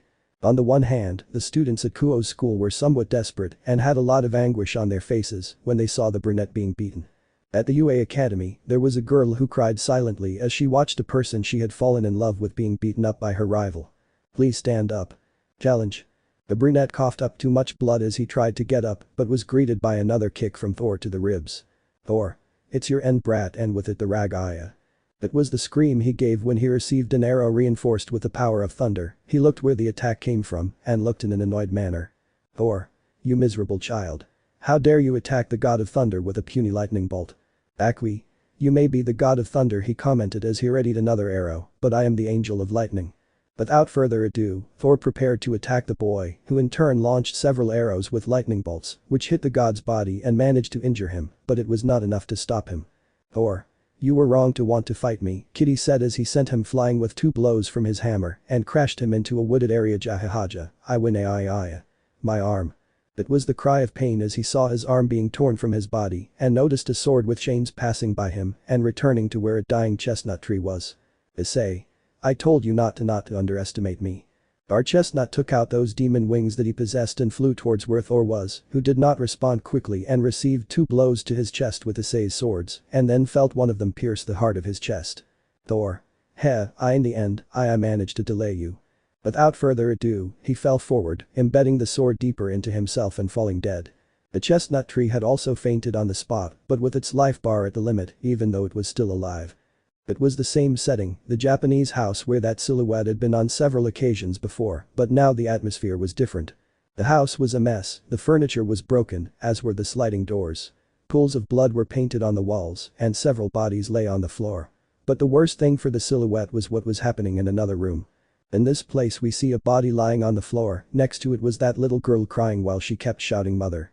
My little Akeno, Akeno. Shut up, this is your fault. My girl, I don't. Akeno. It's your fault, I'm a monster, it's your fault my mother is dead and it was because you weren't here with us. This is all your fault. The girl ran out of the room without further ado, leaving the person and the body lying alone in the room. She gently picked it up and held it to her chest while she cried silently. It's my fault, Shuri, please don't leave us. Challenge. Akwi had woken up calmly, he remembered what had happened and the whole dream. Akwi. I have to go check on the brat. The boy got up from the ground and ran to where the brunette had fainted. He turned to look at the clock and was impressed by the remaining hours. Akwi.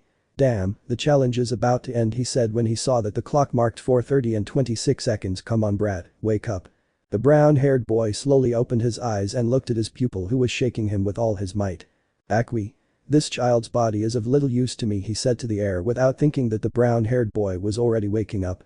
Issei. What do you mean, a child's body? Akwi. Oh, until you woke up, we must leave immediately, the challenge is about to end. Issei. Fine, but you and I will have a talk, boy. The chestnut-haired boy simply stood up and went to free the last god and his group of Asgardians who had been taken hostage. As expected, the real Thor was the one who had been kidnapped to give life to his alter ego of the challenge. He said goodbye, but not before lending him his hammer for the last battle. As they walked through the tree, the chestnut tree and the boy walked in silence, a very uncomfortable one for both of them, but they knew that sooner or later they would have to talk. Issei. Boy, do you know who you are? Akwi. Yes, my real name is Barakwil. Issei. Barakwil, are you one of Grigori's cadres? Akwi. Yes, I was responsible for Odin's safety to bring him to the Alliance, but we were ambushed on the way. Issei. Who did it? Barakwil. The one responsible for this was Loki, the son of Odin. Issei. I see, being part of Asgard made things easier for the invasion of his father's kingdom. Barakwil. If you're alone. They both fell silent again, but the brunette had a doubt. Issei. Where do you know Akeno from? Barakwil. Well, she's my daughter, but. Issei. Problems. Barakwil. It's more complicated than that. She blames me for her mother's death, and the truth is, I am responsible for that by not being there to take care of them. Issei. Explain. Barakwil. Why should I tell you this? Issei. Because now I understand why she denies her fallen angel side, and it's because of you, but I know that parents don't want to make mistakes, and they will always be there for us. Barakwil. Do you have feelings for my daughter? Issei. Well, this isn't the best way to introduce myself, but she and I have some sort of relationship. The point is that I don't know what happened, but I understand that you didn't stop loving her, right? Barakwil. They were my world, to the point of leaving Grigori and being with them as a family. Unfortunately, my wife's relatives looked down on this relationship and decided to act on their own. Issei Himejima is a very old family from Kuoh City. Baraquiel. Not only that, they are also a family in charge of eliminating demons and other supernatural beings. The fact that one of their members was with a supernatural being. Issei. I understand what you're saying, but that was no reason to leave Akeno so. Baraquiel. I never left her alone. I have watched over her safety since that day. Even though I know she doesn't want me in her life, I still follow her. She is my daughter anyway. Issei. Then tell her, give her the explanation, so you both won't suffer anymore. It's clear that both of you are hurting from not talking to each other. Both of you, work through this and fill that empty space you feel. Baraquiel. Empty hole. Issei. The death of your wife left that void in both of us and I know it. I have seen in her a fake smile on occasion. Since I have known her, I did not know the reason for that smile, but I have tried to make her laugh genuinely. Maybe if both of us support each other, we can fill that void. Baraquiel. It's what I want most in this world, to tell my daughter that she will never be alone and will always have her father, to forgive me for the time I haven't spent with her, and that once again we can be the family we both want. Issei. I know you'll make it, boy. Baraquiel. Hey, don't call me a kid, you're the kid here. Issei. As long as you keep that body, the boy will be you, he said to run faster and shake the boy's hair. Baraquiel. You'll see when I catch up with you. So, both boys raced to reach the top of the tree, but what they didn't remember was that all of this had been shown to the spectators watching the challenge. Grigori Hospital. In the room where Baraquiel's body was resting, was our beautiful Akeno, who after hearing that conversation that Issei and his father had in the challenge, she went to see how he was. Akeno. Father, you are. The girl just held her father's hand while crying silently. Akeno. You better help Issei-kun in this challenge and get out of there alive. The girl just closed her eyes, and the first thought that came to her was that of the brunette who gave her a smile. Akeno. I don't know how you do it, but every day I fall more in love with you, Issei-kun. Azazel, who was watching that scene from the window, simply left the place while taking a cigarette out of his pocket and went towards the emergency stairs so as not to be seen by the others. He lit his cigarette and began to think about how he had become indirectly involved in the Baraquiel affair. Azazel. It's clear that this boy has the power to change people just by having a conversation with him. He started smoking his cigarette again, but he will be of great help in the future, and I'm sure things will turn out well with him. Asgard of the challenge. In a huge room covered in gold, a silhouette could be seen. This was that of an old man, which soon changed to that of a younger person. I think it would be foolish at this point to use the image of the decrepit old man, he commented, while taking a glass of wine. I hope you arrive and we have that fight between a true god and the god killer. I, Loki, am ready for this. Behind him, a pair of enormous yellow eyes and what appeared to be fangs could be seen. Chapter 24. Fight in Asgard, problems after the game. Planet. We find ourselves on that planet where one would think those video game characters live. On that planet a new meeting of those beings was taking place. Mario. Okay, we're just waiting for the agent we sent to arrive and give us his report on what happened. Link. Was Sans sent? Luigi. Yes, one of the best spies we have on site and can easily infiltrate any location and environment. Einendorf. He will tell us the situation that this damn traitor is currently causing. His voice held a certain anger. Mario. You'll see that we'll soon catch him and make him pay for everything he. At that moment the door of the place opened to show the spy Sans. His clothes were torn and it was evident that he had had a very hard fight. Mario. But what happened to you? Sans. Nothing, I just wanted to see the actions of those that idiot chose as challengers for his stupid tests, he said while receiving a glass of water, but in that world and I confirm, for them we are just video game characters. Murmurs in the room began to sound upon hearing that phrase. Sans. But what worries me most is the power that is in that place. Mario. What do you mean? Sans. In that place, the mythology that we know as demons and all that fairy tale aspect really exists, he said, showing the brown-haired boy with his demon wings behind him when fighting. Mario. That's impossible. Sans. And the worst part is that the traitor allied himself with those beings from that planet who plan to conquer everything. Zelda. Then we can conclude that this planet is in real trouble. Sans. I'm afraid so. They and the traitor have combined technology to create not only obedient clones of us, but more powerful than we can ever be. Luigi. What should we do, brother? I commented seriously, but at the same time worried. Mario. I really don't know. Ever since that guy took that power source, we haven't been able to establish ourselves as we should to go and help the other planets he's conquered. Einendorf. We must plan well the counterattacks towards the armies where that type has already established itself. Mario? Yes, that would be the most appropriate, commented the mustachioed man while sipping some tea. The others were just staring at the plans on that table. But now let's go to planet Earth, where the event was taking place. Entrance to Asgard. We're at the entrance to the real world of Asgard, where the leaders were watching the event as closely as possible. But we'll look around the room, where a little girl was running around with a huge smile. Eerie? Yes, this is fun, the girl commented while playing with the snow. Momo. What a cute snowman you made, little one. Eerie? I know, Mom. Momo, he looks a lot like Dad. The other leaders were moved by the scene they witnessed, seeing mothers and daughters living with the snow, while Izuku smiled at the snowman they made of him. Auden. Little girl, come here, he commented with an imposing voice that made more than one person stand still because of his actions. The somewhat fearful girl walked towards Auden, who did not change his expression. Auden. Tell me, girl, why are you wearing those clothes? He commented upon seeing her Christmas outfit, which was more to keep the girl warm, and well, the place warranted it. Eerie. My mama Chaco put it on me, and I thought the outfit was cute. Auden. Do you know whose suit that is? Eerie. Yes, it's Santa's outfit. Auden. And you received a gift from that guy? Eerie. No, since I've been in the orphanage I've never received a gift from it, but Miss Namuri was good to us, she and Mr. Izawa gave gifts to the children of the orphanage. Auden. I see, little one, the old man only stroked the girl's hair. Tell me, if I told you I could give you a gift, what would you wish for? Eerie. A sword like Dad's, that way I'll help against the bad guys, the girl commented excitedly. Broswis. You wouldn't even think of giving the girl a gun, would you? She said in her mind as she looked at the little girl's excitement. At that moment the father of all gave her a huge gift. Her bodyguard stepped back when he saw the sword-shaped gift he had for her. Auden. Here, little one, he said in a funny way. Soon he fell straight to the ground, thanks to a blow the Valkyrie gave him with a staff she summoned from a seal. Broswis. Auden-sama, you idiot. Eerie. So, won't they give me the sword? The girl asked innocently. Broswis. Don't worry, little one, I'll give you a better gift, but it will be later. Do you want? Eerie. Yes. She said, but without letting go of the sword they had given her. The other leaders were sweating a drop at that scene and turned their eyes back to the screen. Event. The god of war had arrived next to Baraquiel, who was still a prisoner in that child's body. Both were impressed to see the enormous entrance that led to the kingdom of Asgard. Issei. Alright boy, there are only 3 hours left until the event ends, and all we have left is that shameless old Auden. Akui. I already told you not to call me a kid. Well, we must finish this guy once and for all with this challenge. And that will be with your life in my hands. Both looked towards the door that opened to show a place in ruins. In the sky there was a thin boy with a thin build, and his hands were behind his back. Akui. I remember you, you're Loki, the true son of Auden. Loki.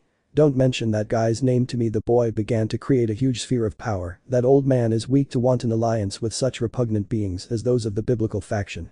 Issei. You should shut your mouth. Loki.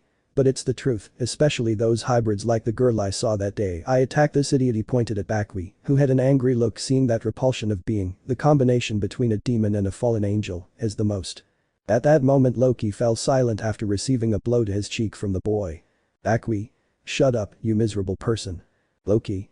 Well, I see you want to start now. At that moment in front of him, a huge wolf appeared from a seal. Distract them while I start Ragnarok. The wolf didn't think twice and ran to attack the bald old man and the child, who barely managed to jump to avoid that bite that was lethal to their enemies. Issei. Boy, let's focus on defeating this animal first. Bakui. Don't even mention it. From his hand he created a lightning spear, which he threw at the animal, but it broke in the animal's snout when he bit it. Standing next to the god of war, Bakui created a lightning sword. Instead Issei took out the Leviathan axe to begin the fight against Loki's son. The three of them ran, intending to attack their opponent with a single blow. The brunette and the boy tried to land a precise slash at Fenrir, who slashed out with his claws.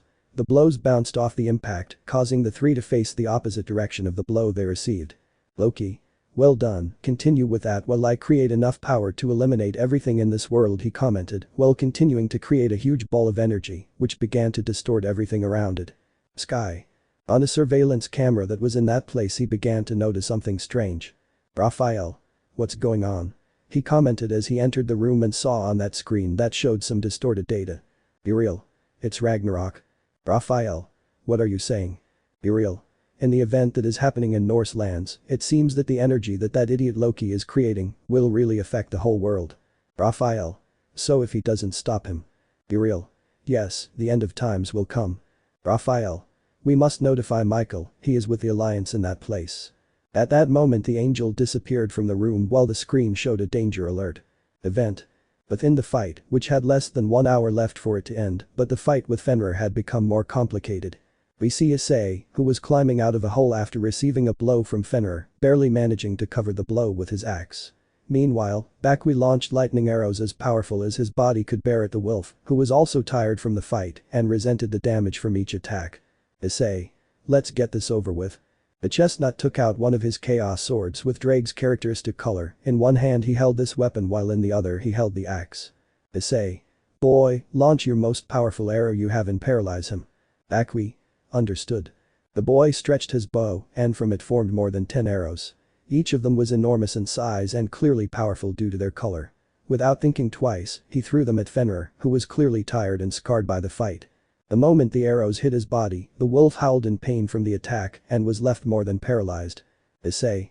It's my chance. The brown-haired man ran towards the wolf to end his life and be able to go fight Loki, but at that moment a circle appeared under Fenrir. But what's going on? Greg. That circle is from Albion, mate. Indeed, the mark of the white dragon appeared and without further ado swallowed the wolf to save its life from it. Loki. Damned volley, he said, seeing how his son was saved or kidnapped by the aforementioned. I think it's my turn to participate. Our protagonist barely managed to get up after falling to the ground because his target was no longer there to receive the blow. What he didn't expect was to be launched by a lightning bolt that Loki himself created. Issei. Ah. Bakui. No, boy, said the boy when he saw that the chestnut had been attacked. He tried to go where the chestnut was, but out of nowhere, Loki appeared and kicked him so hard that he flew. All the spectators looked at that scene in horror because Loki created a huge ball of energy and as if they were blades they divided and impacted Issei, who was trying to recover. Rias and the other girls just cried in silence, seeing the enormous damage their love received. The team members watched helplessly as their teammate and leader was hit by so much magical power. But at Gregory Hospital, Akeno was crying, her eyes dull as she watched both her father and her beloved being beaten in such a manner. Returning to the brown-haired boy, he stopped moving after receiving the last blow that Loki gave him. Bakui. Brat. Loki. This was easier than I thought. With that idiot's barrier no one will be able to AI. The god screamed in pain when he saw a huge lightning bolt that had attacked him and caused him to lose focus of his power. When he turned around he saw Bakui, who had a huge lightning bolt. Loki. Don't think you're Zeus, you stupid brat. Bakui. Maybe I'm not like that god, but I won't let you hurt the boy my daughter fell in love with in his hands. He created 2 large lightning swords. I already failed my little Akeno once. I won't let the person she loves die. Even with Barakwil's childlike body, he ran against the god Loki, who created a spear and began to fight the child in a way that surprised the others who were watching the event. Issei on the other hand was beginning to recover from the attack, but he saw that his life bar was about to reach the limit. Issei.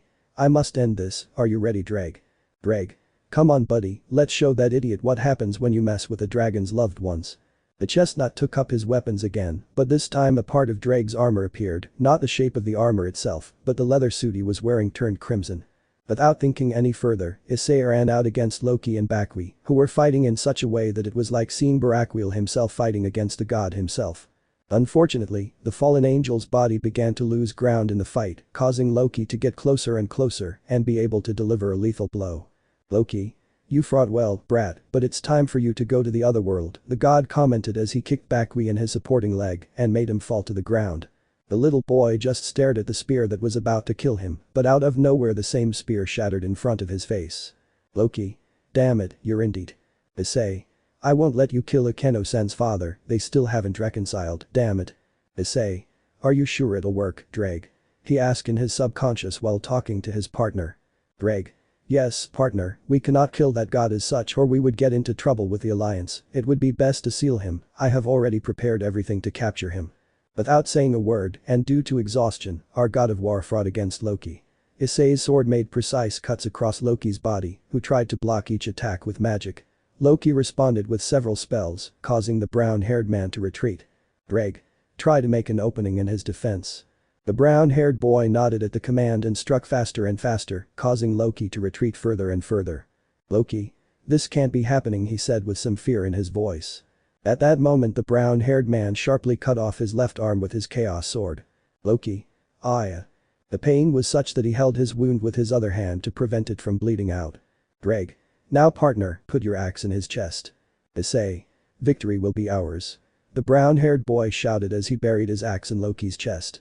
Everyone thought he had killed the god of deception, but then they noticed a symbol appearing on his chest, where the axe was, Dreg symbol appeared. Dreg. Alright, buddy, this idiot is sealed.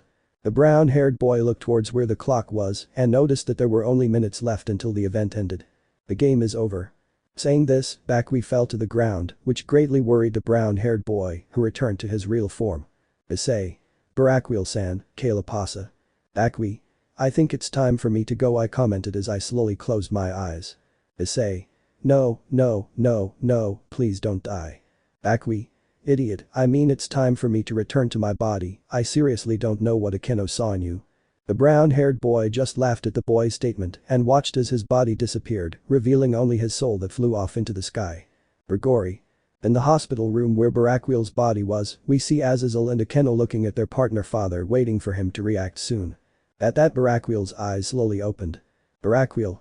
I see I'm back, the angel looked towards where his daughter was, who had hidden her face with her hair. Akeno. Akeno. You are the girl, began to walk slowly towards her father, who was expecting a slap, but was surprised to receive a hug. The man only felt that his chest was wet. I missed you, Otu-san. Barakwil couldn't hold it in any longer and cried, just like his daughter, which made Azazel leave the room, leaving that scene of reconciliation between father and daughter. Entranced to Asgard. We see the chestnut who was leaving the place of the challenge, but he was too tired after that fight. In his hand, he had the swords of chaos and the axe of Leviathan, which he declared was his prize. Rias. Ice.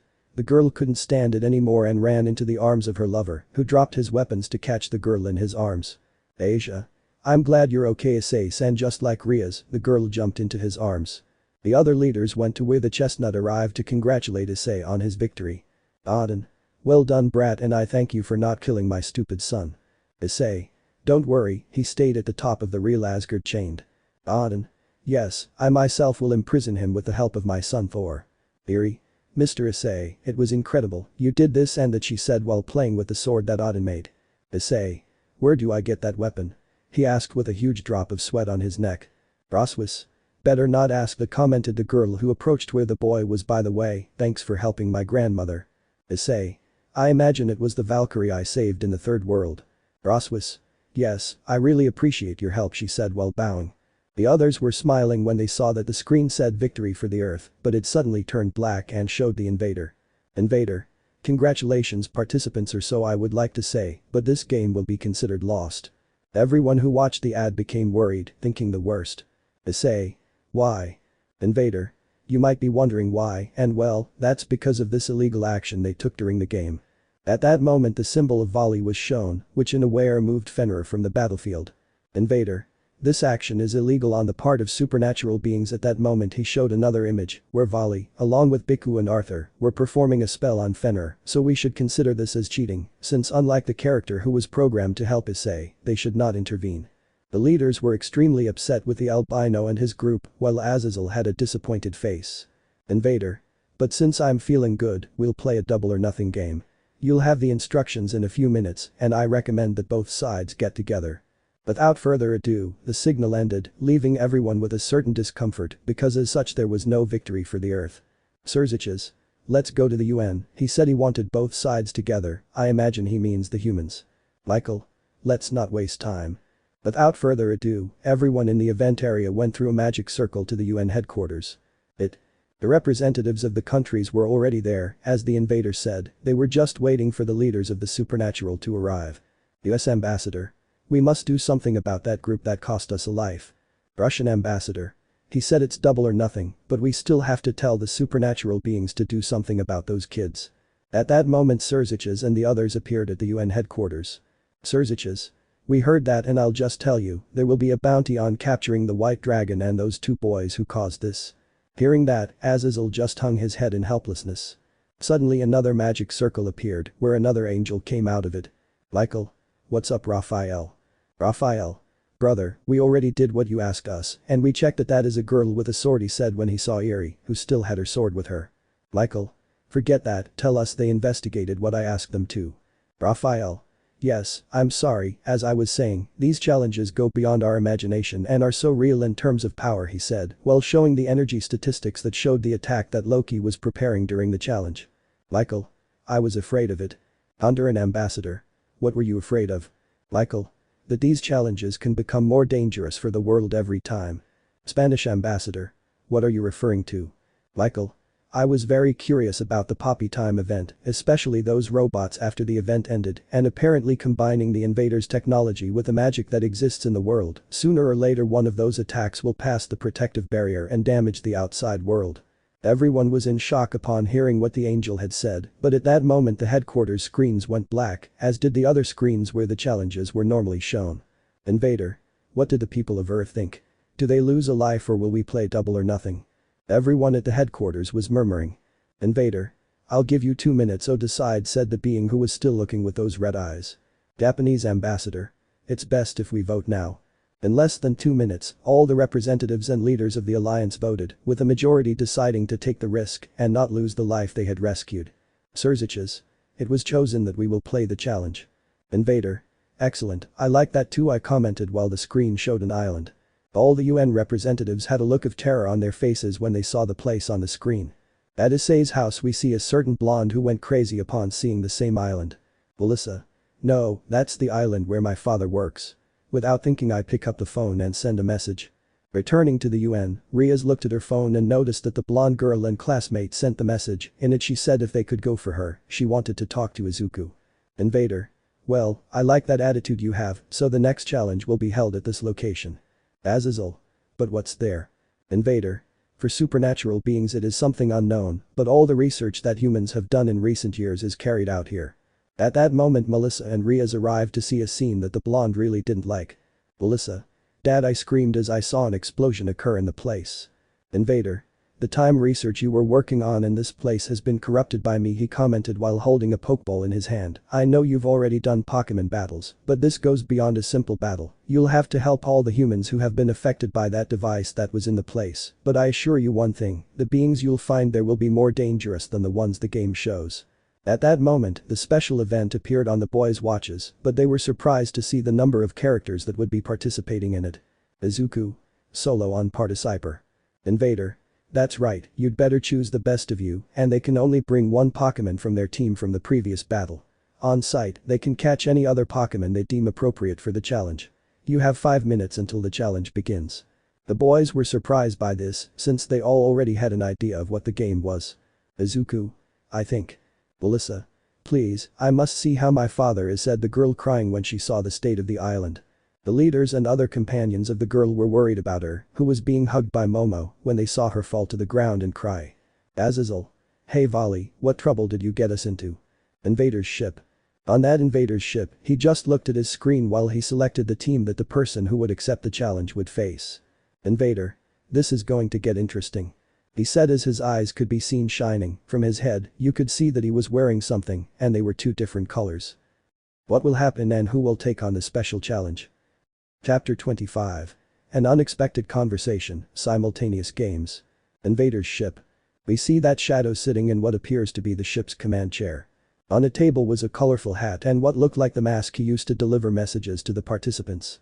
These games are really fun, especially seeing my face in them, he commented while holding a Game Boy SP in his hand. Recruit 1. Sir, all of this is truly necessary to conquer this planet, to ally ourselves with beings so primitive that they believe in magic, commented a soldier in a white suit. Invader. Shut your idiot mouth, you don't know who you're talking to, he said while raising an unknown device from his hand. Recruit 1. Sorry sir, it wasn't my. Invader. I told you to shut up, he said in an annoyed manner, before launching a ray that disintegrated the recruit who had questioned him. Anyone else? Recruit 2. Excuse me, but what are you going to do with this planet? He asked fearfully while raising his hand. Invader. Come on, idiots, I point to the recruit who spoke. This is how you should ask and answer. I don't care about this world, I'm just doing this for fun. Recruit 2. I see. Invader. How are the investigations into the games on this planet going? Recruit 2. We found this, he commented while showing what an old arcade was. This is very popular in gaming areas in countries, and for some strange reason, in the region known as Latin America, you can find them in convenience stores. Invader. Wow, you've done your job well, recruit, you'll take the captain's place. I need a new one, since the other was an idiot. You can leave. The recruit just nodded and left the room, leaving the invader in front of the arcade, which had a ton of games. Invader. This game looks really interesting, he said to himself as he started playing, and I already have the right idiot to kidnap. He just kept playing while the lights on the screen changed color. Seek the. At the headquarters, we see the participants looking on in horror at the explosion on the research island. Melissa, one of our green-haired boy's girlfriends, was crying inconsolably when she saw what had happened, especially because her father lived on that island. Izuku. Don't worry Meili-chan, you'll see that everything will be fine, I'll go for your father myself, what he said surprised the others. Issei. So you're going? Izuku. Yes, at that moment he activated his watch to take out a Pokeball, which had a very different design, he threw it, and a yellow rat appeared from it. Pikachu, and I will go save Meili-chan's father. Melissa. He calls me by my name and with an honorific. Izuku.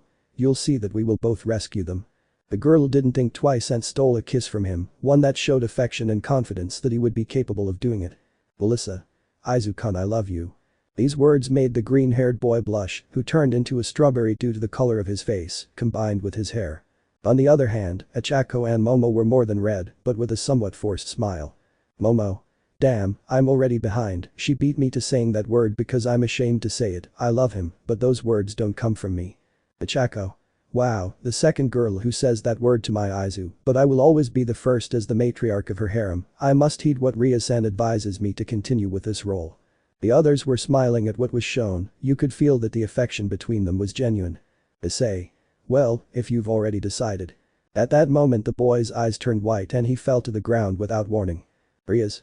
Ice. The others ran to the chestnut tree, their tiredness from the fight they had just had against the god Loki was evident. Little Eri, who still had the sword in her hands, since Auden managed to return it to her, had a worried look. Eri. Is Uncle Issei okay, Mom? Achako. I don't know, my little one, I don't know. The next day. We are in the gamer's mansion, formerly known as the Hyoudou Mansion, but with everyone now living there, Rias herself changed the name. In it you could see Gasper with Izuku watching the new Pokemon game on that huge screen. Izuku. Wow, this game really felt a bit long. Gasper. It may be that we have to do several things at once, not just the league, it's fighting against the star group and completing the hidden species mission. Izuku. And all this to open the end of the game. Gasper.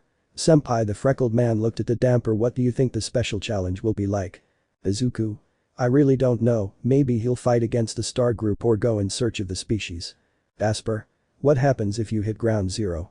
The green-haired man changed from a serious expression to a sad one. Izuku. It's the last thing I want to happen, he said, remembering what happened on that mission and the result of this. At that moment the door swung open and the noise that had been in the mansion's hallways reached the room. Izuku. What's going on out there? Gasper. I don't know, he said as he left the Switch controller on the floor. They both quickly went out and saw that Issei's girls were crying as they ran all over the house. Zenobia. She's not in the bathtub. Irina. Not in the training room either. Asia. I already went to his workshop and he's not here either, I comment with a crystalline look. Izuku. What's up girls? Sakura. It's Issei-kun, he disappeared. Izuku. How did he disappear? He asked with clear shock on his face. Rias. I don't know, I was in his room with him, I went out to get a glass of water he asked for, and when I came back he wasn't there and on the bed there was a purple layer. Izuku. Murado. Sakura. That's not important, we must go find Issei and. At that moment the boys' watch screens lit up, showing the invader with his mask on. Invader. That won't be necessary, player number 1 has become our kidnapped princess. Rias. What do you mean princess? Invader. Since this is my game, I've decided to change the rules to my liking, he said with his distorted voice, but his joy was noticeable, now it won't be double or nothing, it will be 2 games at once. At that moment, our brown-haired boy was shown wearing a pink dress and a crown on his head, but what didn't change inside him was that he was still a man, as was evident from his large chest. Issei. It must be a damn joke. The boy shouted while he was inside a cell. Rias. What did you do to my boyfriend? Issei's brides. Our boyfriend. Rias. Yes, sorry. Invader. That's none of your NPC's business. Rias. NPC. Asper. Rias-sama, that means a non-playable character in English. Rias. Is that what you mean? Asper. It may sound ugly, but your opinion is worthless. The girl was more than red with anger upon hearing that, which began to curse under her breath. Invader. Anyway, at that moment all the screens in the mansion and, therefore, the screens where the challenges were broadcast lit up. Since these are my challenges, I've decided that there will be 2 games at once. At that moment, the ruined island where Melissa's father worked and the other where the chestnut tree was chained and inside the cell were shown. Invader. 2 games, the first is for a single character and the other for 2, choose wisely because in the end there will be a different challenge than what you are used to with these games. Without further ado, the screen showed a stopwatch which began counting down from 5 minutes. Sakura. Well, I think it's already decided who will go, right? She said when she saw the titles they would play this time. Izuku. Yeah, Pikachu and I are more than ready for the challenge, right buddy? Pikachu. Pika. Then the Vitra glove made its appearance. Vitra. I'm ready too. Serena. Well that leaves us to go to that kingdom. Sakura. Yes, we must rescue my princess, the girl said in a funny way, while Serena just laughed at that. Bakeno. Ara, as long as they don't tell them that the princess is in another castle, everything is fine. The others except Kiba laughed at that joke that the beautiful Akeno told. Kiba. I didn't understand. Invader's ship. We see that inside the cell the brown-haired man was tied hand and foot, he was wearing that dress and was looking aggressively at the invader who was in front of him outside the room. Issei. How did you capture me? Invader. Let's say that on planet Earth there are heroes and I made a deal with one of them to kidnap you. Issei. What I don't understand, why can't I use the power I gained from Dreg? Invader. The idiot has managed to use spells to put a seal on your magic, it is temporary while he works on the seal that permanently nullifies all magic. Issei. What will you do when you get it? Invader. Simple, I will take away the power of all those supernatural beings. Issei. What is your intention behind invading Earth? To gain territory or to subdue all of us living on this planet? Invader. It's just pure fun. This answer of course surprised the brown-haired boy. If I get bored of this planet, I'll make it disappear like I've done with other worlds I've played. The door was opened and 2 soldiers took the chestnut tree to take him out of that prison. Issei. So you're doing all this for fun, don't you care about all the lives you could harm with all this? Invader. Quite the opposite. I want to see the people of this planet suffer and live in the hope that there will be a happy ending for everyone. But I think we've had enough time to talk. Bring it to the event. Without further ado, the chestnut tree and its guardians left the ship heading for the next challenge. Artificial Island. On a beautiful island where enormous buildings coexisted naturally with the environment, a portal appeared, showing Izuku along with Melissa, Momo, and Eri. The 4 had been led away by an Azazel, who was wearing Hawaiian-style clothing and holding a huge pineapple in his hand. Azazel. Yes, this is what I call taking a good vacation, he said, while making a beach chair and a towel appear on top of it. Izuku. Sometimes I think he just comes with us to take breaks and avoid his work. Azazel. How can you believe that, boy? I think the same too, boy. A new voice appeared in front of them, a beautiful girl came out of it, her hair was purple and she was wearing an office suit. Azazel. Penum, the leader of the fallen, began to sweat coldly. Tell me, what are you doing here? Penum.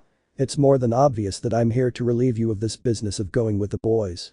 There's a lot on Grigori's to-do list and you're wasting your time here with this. Azazel. But Baraquiel. Penum.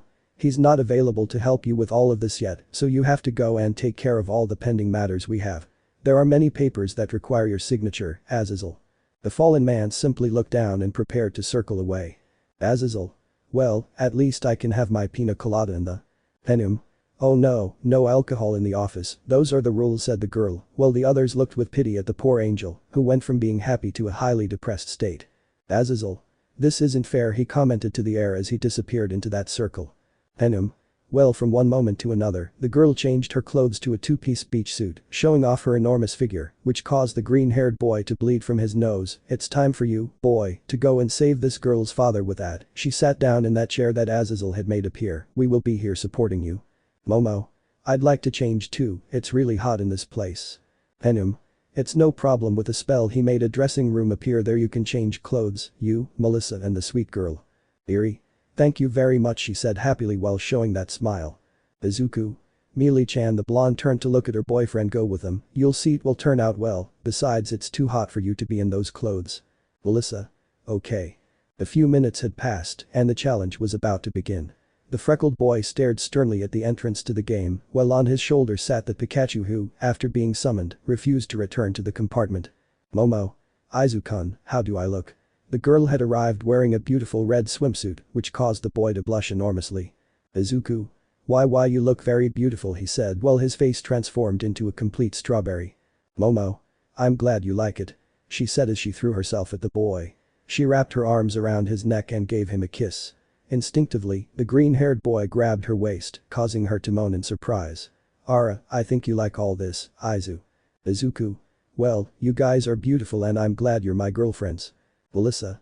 We are grateful for this, the girl commented as she arrived wearing her outfit, a two-piece blue set. Momo moved away from the freckled boy a little to give Melissa a chance to be with him. Melissa. Please Izuku, help my father. She hugged the boy in the same way as Momo, only she put her face in his chest. Izuku. You'll see that I'll bring him back. The girl looked at those emerald eyes and without saying anything else, a kiss, the girl kissed the green-haired boy, who answered immediately.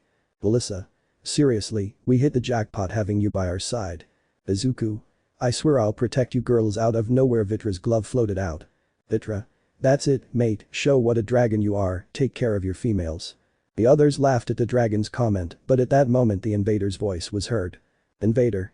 Okay, player 2, it's time for the challenge to begin. At that moment the door opened, and the green-haired man read the worst-case scenario of all. Welcome to Ground Zero. At that time the list of Pokémon that was exclusive to the Paldea region appeared. Invader.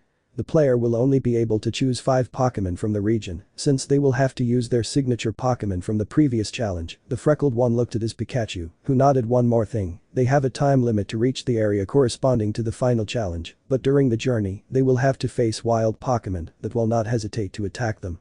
You have 2 minutes to choose your team.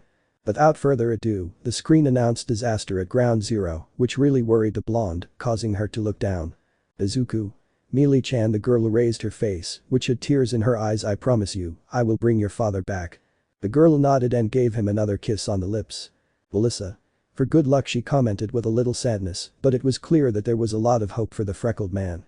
Our Broccoli quickly selected his 5 Pokémon, leaving Pikachu in the lead, who was more than ready to enter the challenge area, which opened instantly when he had his entire team complete. Izuku. Well, it's time for me to go. Eri. Good luck Otu-san, commented the little girl, who was wearing a school swimsuit. Izuku. Thank you Eri-chan. Without further ado, the green-haired man entered the play area, hoping the worst wouldn't happen. Eri. Will Otu-san be okay, mom? I asked a raven-haired girl, who bent down and rubbed her head. Momo. You'll see, yes, let's go to the water and enjoy this day while your father goes out. Eri. Yes. Gremory Mansion. Both Sakura and Serena were more than ready for their challenge to begin. In front of them a huge green pipe had made its appearance. Sakura. Really, it must be this challenge. Serena. Well, it's a classic video game, so it wouldn't be strange if this one showed up. In front of that pipe, the event was already announced. The Super Mauricio Brothers. Sorry, the real title was Super Mario. Sakura. But which one will it be? The first game, the Odyssey. Serena. Whatever it is, we must be alert to everything that happens. Rias.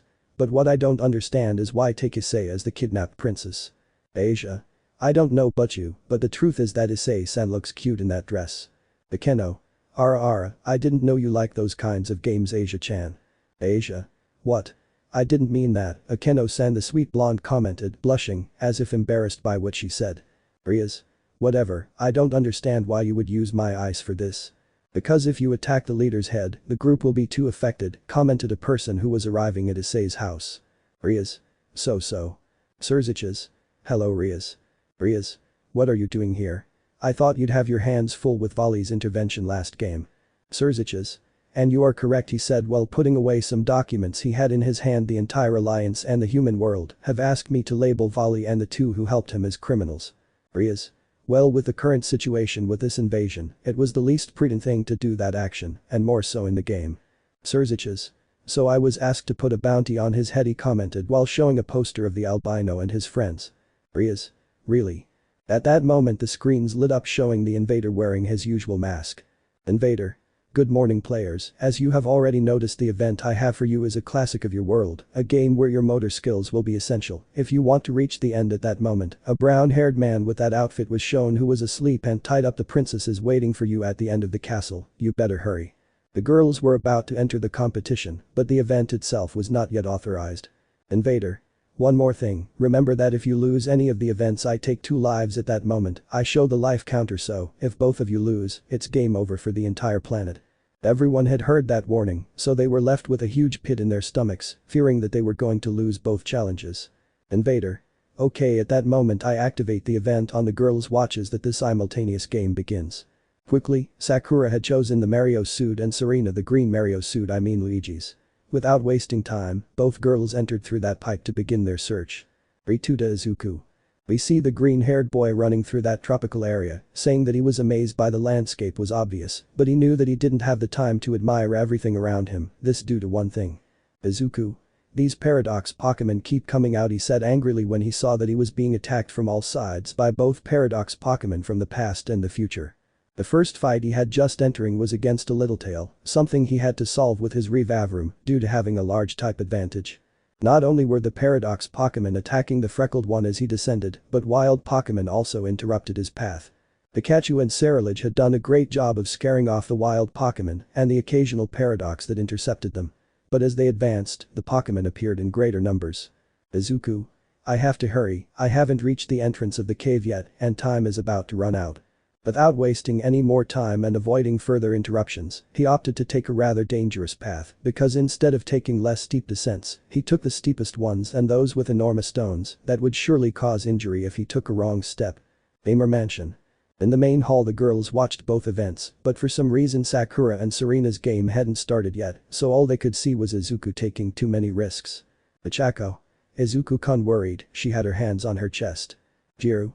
That fool, always doing reckless things, she said while playing with a lock of hair she had dyed. Najire. Why do you always make us worry like that? Pendo. But we must admit that his interest in doing the right thing is what captivated us the most about him. The girl was eating popcorn while watching the green-haired man finally enter the cave. You. But I'm going to punish him for that, he'll have to stay extra hours in the classroom for doing that. Jiru. Of course you do it to have time alone with Izuku, right? Pendo. How perverted you are, you sensei. The blonde just blushed at this as she looked away. Najire. I think I've made it to the quarterfinals, girls. The others turned to look at the screen, and indeed, the freckled man had arrived at the main laboratory. Rituda Izuku. The freckled man without hesitation entered the facilities of that laboratory, only to notice the chaos that was inside them. Izuku. What happened here? He saw several bodies lying on the floor, he ran to see the first one and see if there was a sign of life, luckily for him there was, they were all hurt, but it was clear that they were exhausted and with clear signs of fatigue or were unconscious. Izuku. Hey, what happened here? Scientist 1. We were with the Pru. The freckled man, seeing that he could not speak properly, leaned him against a wall to see if he could speak better this way. Scientist 1. Thank you. Izuku. Okay, can you continue? Scientist 1. Yes, we were testing the time portals, but we were attacked by a dark being. Izuku. Did something come out of that portal? Scientist. No, this one came out from under the floor, from a seal, that's what I remember. Izuku. Could it be the work of a supernatural being? Izuku. And Professor Shield. Scientist 1. He was near the portal when the explosion that launched that being towards the device. Izuku. Okay, I'll go see. The freckled boy and his Pikachu ran towards the main door, where he managed to move it despite being heavy. Upon entering the room, I searched everywhere for the body of Melissa's father to make sure he was okay. Izuku. Where is teacher? He searched everywhere until he found the aforementioned man on the ground. Next to him was a beam that held up the remains of a roof that had fallen on top of him. Thanks to the metal, the professor had not been crushed. Izuku. Professor. The freckled man ran to where he was lying, but a fire attack got in his way. Izuku. Who are you? Disgusting human, I'll just tell you that I'm the one in charge of making you lose this game. Izuku. Are you a demon? I asked when I saw his clothes and ears, and his wings gave him away. I thought all the demons were on our side. Only those who are with the new and foolish leaders, we the faction of Old Mass want to conquer this world. Izuku. So you're not friends with Sirzechs Sama? Don't say the name of that false Mayu. At that moment he took out a Pokeball and showed a Bramaluna to come out of their Icrucery, direct descendant of Asmodeus, and my Pokémon team will stop you. The freckled man just watched as both he and the Pokémon had flown towards them. Izuku. This is going to get ugly, he commented as he took out Vitra's glove. What will happen with these simultaneous events? Chapter 26. Unplanned fights, a crazy plan. Rituda Izuku. The green-haired boy's gaze said it all. At that moment, he had a feeling he normally avoided, whether it was towards his friends, the boys who wanted to flirt with the girls who opened their hearts to him, or those who bothered him or even insulted him. It was a look he only showed once, and it was towards his former friend Bakugo, the day they faced off in the challenge. That look was hateful. Crucery. Okay kid, let's leave the useless introductions. At that moment he took out 5 Pokeballs in one go, since his 6th Pokémon was out, and let's get started, he said to Meridian, Ironneck, Iron Palms, Fluttermane and a Crawler, all of whom had in their eyes that look that they had been influenced by demonic energy. Vitra. Come on, buddy, this apparition in the green-haired man's hand, let's show this idiot what a dark dragon is capable of doing for our partner's loved ones. At that moment, the green-haired boy took out his 5 Pokeballs and Pikachu, who jumped off his partner's shoulder. In front of him were Koraidon, Ceruledge, Meowscarada, Gardevoir and Revavroom, all commanded by the Pikachu. Izuku. Listen carefully, he said while making a purple armor appear. This fight is different from the ones you've had, here you will go on your own and fight by instinct. The Pokemon paid close attention to what the green-haired man was saying. Izuku. Koraidon, as soon as you have the opportunity and defeat your rival, he pointed at the Miraidon that had red eyes, you will take the professor and get him out of here. As if it understood, the dragon Pokemon nodded and looked at Melissa's father, who was unconscious under the beam. Izuku. Okay guys, at that moment, the helmet of his suit appeared on his head and he looked towards the demon, who was wearing a lab coat. Let's go all out. Without saying anything else, Izuku and his Pokemon flew to collide with their rivals, who were ready to eliminate them in any way. The green-haired man didn't think twice and threw a punch at the high-class demon, who only covered himself with his arms in an X shape. Prusery. Pathetic, he said arrogantly and returned the blow hammer style to send him to the ground. Pikachu fought with an iron tail and lightning towards Bremeluna, who returned the attacks with a dragon charge and dragon claw. Prusery. Come on, get up you miserable human, I want to see your part start to tear apart with every attack I give you. Izuku. You're a. The green-haired man, seeing that his opponent was in front of him, turned around on the floor and kicked him with the intention of knocking him to the ground, which worked because the demon was so confident that he didn't notice that action. Izuku. Now it's my turn. Saying this, he hit him so hard that he was sent to the other side of the lab, but there was a black line on his foot that held him. Prusery. What is this thing and why do I feel so weak? He said to himself as he felt his energy slowly drain away. On the other hand, the Pokemon Battle Royale that was taking place was at a point that no one wanted to see. This was not just an ordinary Pokemon battle, but a fight to see who was the fittest. Revavroom was trying to knock out the Fluttermane, who used his Will-O-The-Wisp to lower its attack. Gardevoir had an easy time knocking out the Ferropalmas, who was clearly out of energy when it stopped shining. Ferroquillo had a bit of an advantage over Ceruledge as a dark type, as its attacks were more effective and put Izuku's Pokemon in a difficult position. The two dragons of the past and future had a closer battle, as Miraidon's electrical attacks were overshadowed by Koraidon's strength as he struck the ground, lifting the floor to negate those attacks. Ripadalata had a high advantage over Meowscarada, the Pokemon had a high advantage against a poor kitten, who tried to repel every attack she received. That showed that it was not a simple battle, but rather who should emerge as the winner for his coach. Sakura and Serena event. Sakura and Serena had entered that pipe hoping to reach their destination, which was none other than Sakura. So they sent us straight to Peach's castle, she said while looking at that structure that was in front of them. Serena. Well, it must be Issei's castle, she said with a laugh when she saw the castle's stained glass window, which hid the brown-haired boy's profile, but it was noticeable that on the back of his neck there was a glass that appeared to be a drop of sweat on his neck. Serena. Do you think we should collect all 120 stars? Sakura. I hope not. Without further ado, both girls ran in a funny way, since the clothes they had were a reference to Mario's suit, but with a dress instead of his famous suit. As they entered the castle, just like in the game, a voice appeared, a voice they already knew. Invader. Welcome to the simultaneous challenge for the survival of this world. As you can see, we're in the castle of the Red Dragon Princess, something Sakura was greatly annoyed about, but unlike the star collecting game, we'll go straight into battle with the bosses in each room. At that moment they showed each boss that was in that castle, it was divided into 3 phases. Invader. As you have seen, to reach the main boss of each floor, you must defeat the other bosses who will give you a piece of the key and open the main door of the main boss. At level 1 were King Bomb, King Roko, and the first Bowser. In level 2 they had to fight against the Great Boo, Tutamanon and the Great Bronco, followed by the Burning Bowser. For the third level, they had to fight against an Ice Bronc, the Floruga, a Water Spider, and finally a dark silhouette appeared, but it was implied that it was the final level of the castle. Invader. Unlike the game here you only have 5 lives, and without the possibility of obtaining more, if you lose them all the participant will be disqualified, if both lose all their lives it is game over, and I will take 2 lives from the planet, let the game begin. Both girls ran through the interior of the castle in search of the paintings that would teleport them to that world. But to their great surprise, upon entering the room, there were no paintings. Sakura. They already sent us to the world without any stops, she said when she saw that in front of her was the Kingdom of Bombs. Serena. Maybe it's because there are no stars to collect, they send us directly to the boss. Sakura. Well, let's not waste time. The girls began to walk when suddenly a sound caught their attention. Do you hear that? she asked fearfully to her partner because a sound of chains was getting closer to them. At that moment Serena turned to look at the back and her face went from a porcelain color to a grape color. "Serena. Run." The girl ran without thinking, leaving Sakura in doubt. Sakura. What could she have seen? At that moment a bark was heard very close to her, which made her run, because when she turned to look back a huge chomp was coming behind both of them. It has to be a joke. Both events had started with something out of the ordinary from what the game marks, but it was clear that the demonic power that the invader's assistant had was responsible for all of this. Invader's ship. On the ship of the being who had brought sorrow to planet Earth, I watched with amusement the fight between Izuku and Kusuri. Kusuri only laughed as he watched Izuku slam against the walls and even went outside the cave to continue their fight. On the other hand, I watched on another screen the group phase between Serena and Sakura, who were unable to compete against that enormous ghost. Invader. Hahaha, this is fun. I see you really like the suffering of these kids, commented a female voice, which stood in front of him.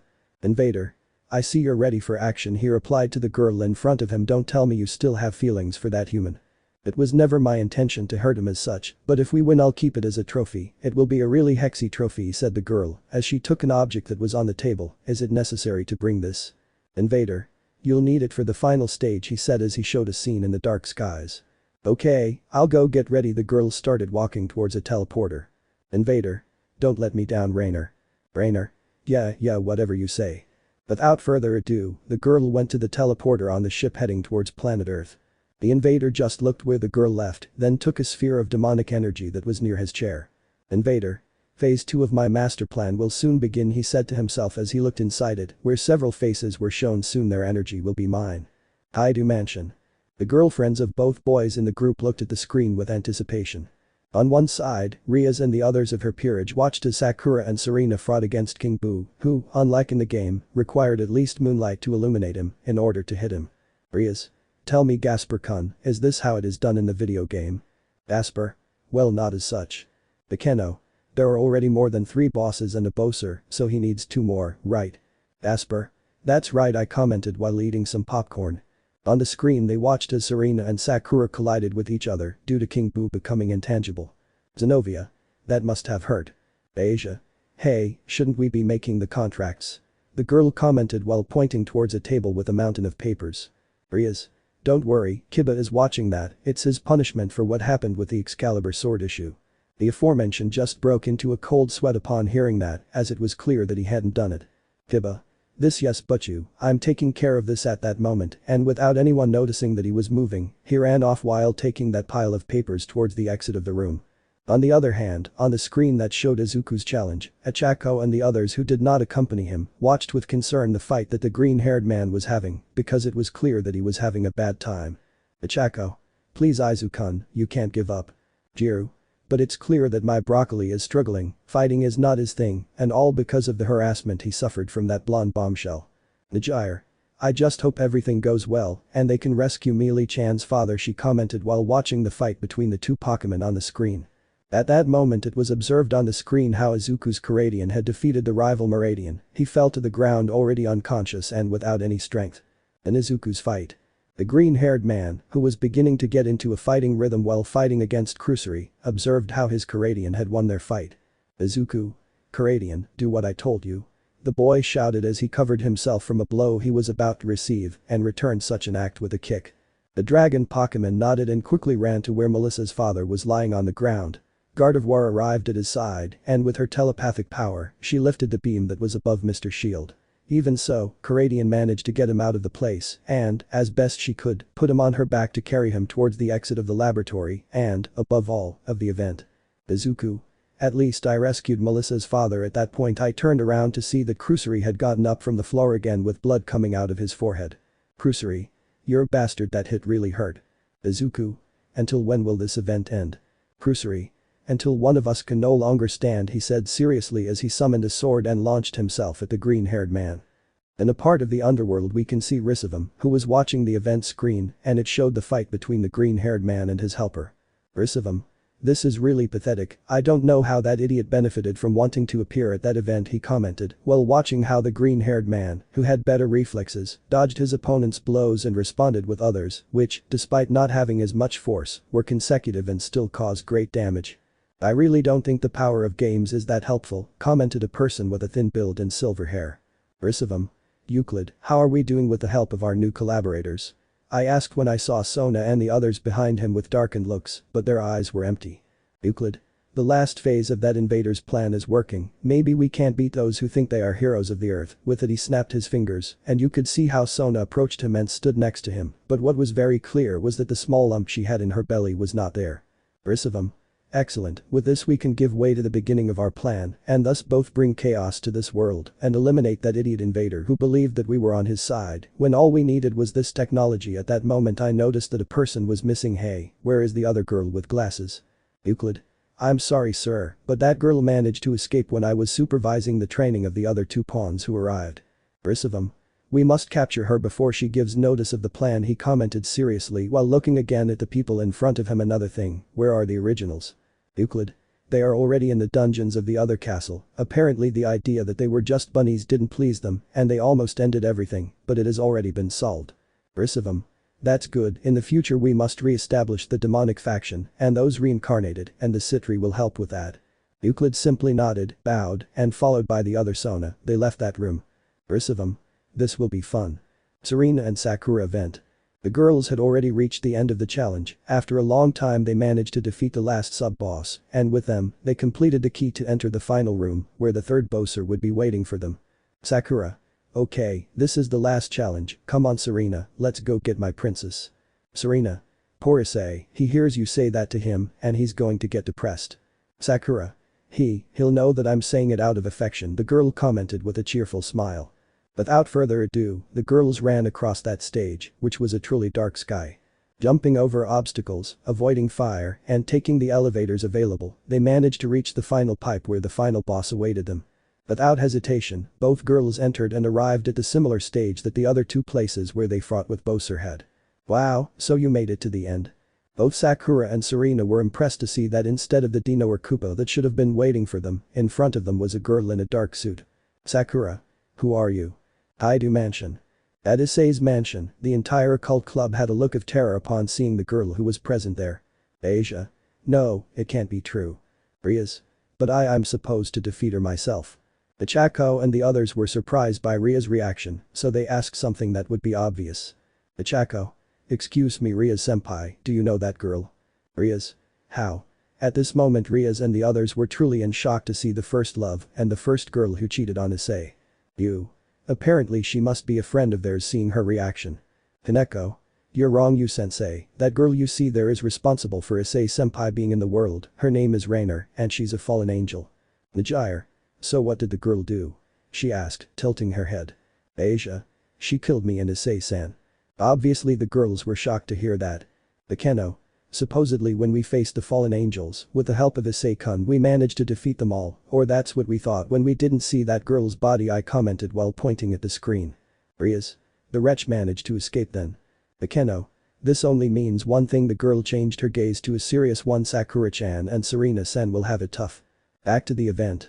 Sakura and Serena were more than ready to fight that girl, since they saw that in her tools section, she had a fire flower and a boomerang, which helped them make it easier to defeat the other enemies after King Boo.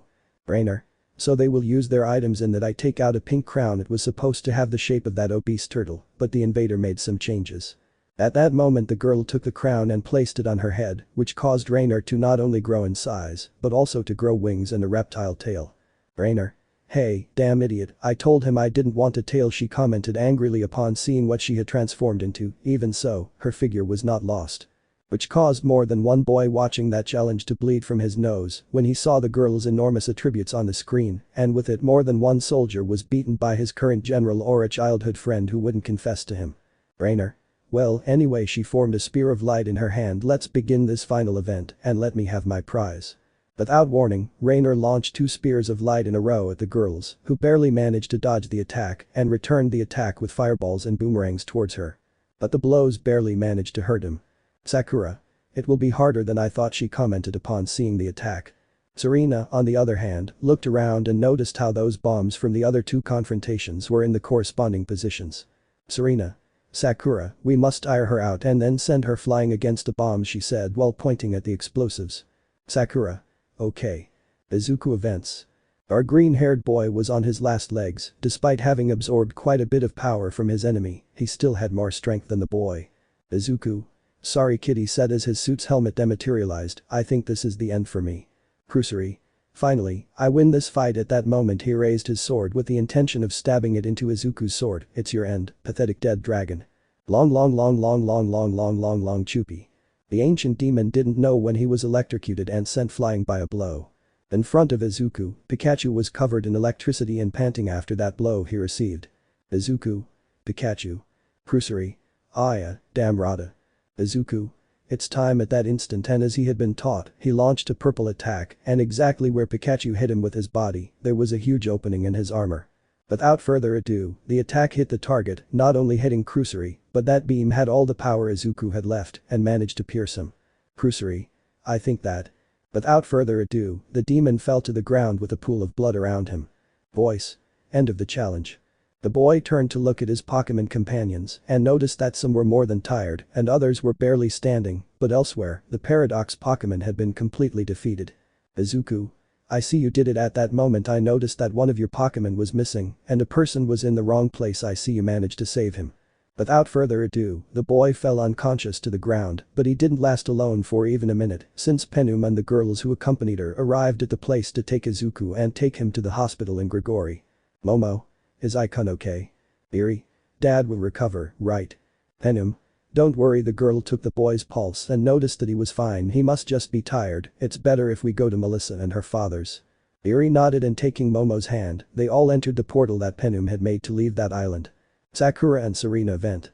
The girls were having a bad time. Unlike a fight with Bowser, Rainer in that form was being a nightmare for both of them. They had barely managed to detonate the first bomb on her, but this of course infuriated the girl too much. Rainer. Give up now, you won't be able to beat me like this. The fallen angel looked at them from the sky, because due to her wings she could fly so she wouldn't be reached by the girl's attack. Sakura. This is impossible, we barely managed to get it to touch the ground and it flies off again. Serena. Besides, the stage doesn't help much to reach her, she said when she saw the blank space they were in. Sakura. There must be another way to get to her, she said while looking at her item box, which was empty. Out of the corner of their eye they saw another spear of light heading towards them and they managed to dodge their enemy's attack. Sakura. We have to think of something quickly, but now the girl looked up in frustration where Rainer only had an arrogant smile. As always, the location of the castle where Risevim and his collaborators were located was unknown. But inside this we can see that there is a dungeon, in which inside it were Sona and her pair, who were chained by the ankles and hands to the wall. The girl was staring into space because the person who had promised to bring the boy she herself had dumped to her side had betrayed her, and not only that, it seemed he had cloned her. Well, in reality she didn't know what that thing was that had her shape and that simply came to life when something passed through her being and took possession of that figure. Sona. Wow, in the end I was an idiot to think that these guys would help me. The girl looked around and observed her other servants and parents, who seemed to be petrified and staying in one position. I just hope that all your Risevim plans fall apart. The girl began to notice how her body began to petrify from her feet to her head. Sona. Apparently these events are poor. She didn't say anything else as the girl stopped saying a word and was then surrounded by a glow that finally positioned her in the same position, a totem standing with a sad look. What would all this mean? Chapter 27. All this was for Planet. We can see those beings that for planet Earth are just simple video game characters, but apparently they did exist elsewhere. We can see a huge mask-shaped spaceship and there was a helipad on it.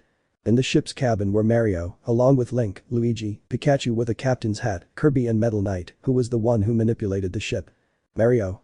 We must hurry before that wretch really takes that against that world. Luigi. How long will it take us to get there, Metal? The aforementioned was checking on a screen the distance between his planet and the planet Earth. Metal. At least a month. Mario. It's too long, we must hurry, he said seriously while taking a yellow cap with a W on it. We can't let the same event happen again as last time. The others nodded as they watched through the hatch as they passed through the space. Sakura and Serena vent. The girls were more than exhausted from the fight they were still carrying out since Rainer, in her bowset form and thanks to the wings she possessed, could not reach them at all. Serena. Damn, we can't do anything to reach her, this is already tiring me out, she commented while throwing fireballs from her hands. Sakura. If only we had the flying capes of the cap, that would help us. Serena. We should think of something else now, the blonde commented while dodging a huge arrow of light that was going to hit her. Rainer. You should just give up and let me keep my princess, ha ha ha ha, she said arrogantly as she continued throwing the spears of light she created everywhere. But the girl was unaware that her own attacks began to destroy the entire place, causing mysterious boxes to emerge from the rubble. Sakura. Serena, look over there, the girl pointed to where there were 2 boxes with question marks. Both girls nodded and ran to get the contents of the boxes. Rainer. Do you think those little boxes will help you against the powerful Rainer?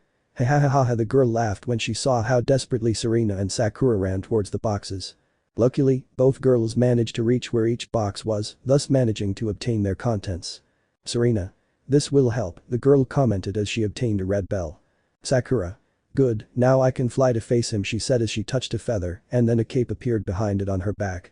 Both girls looked at each other and ran towards Rainer, who had a serious expression. Rainer.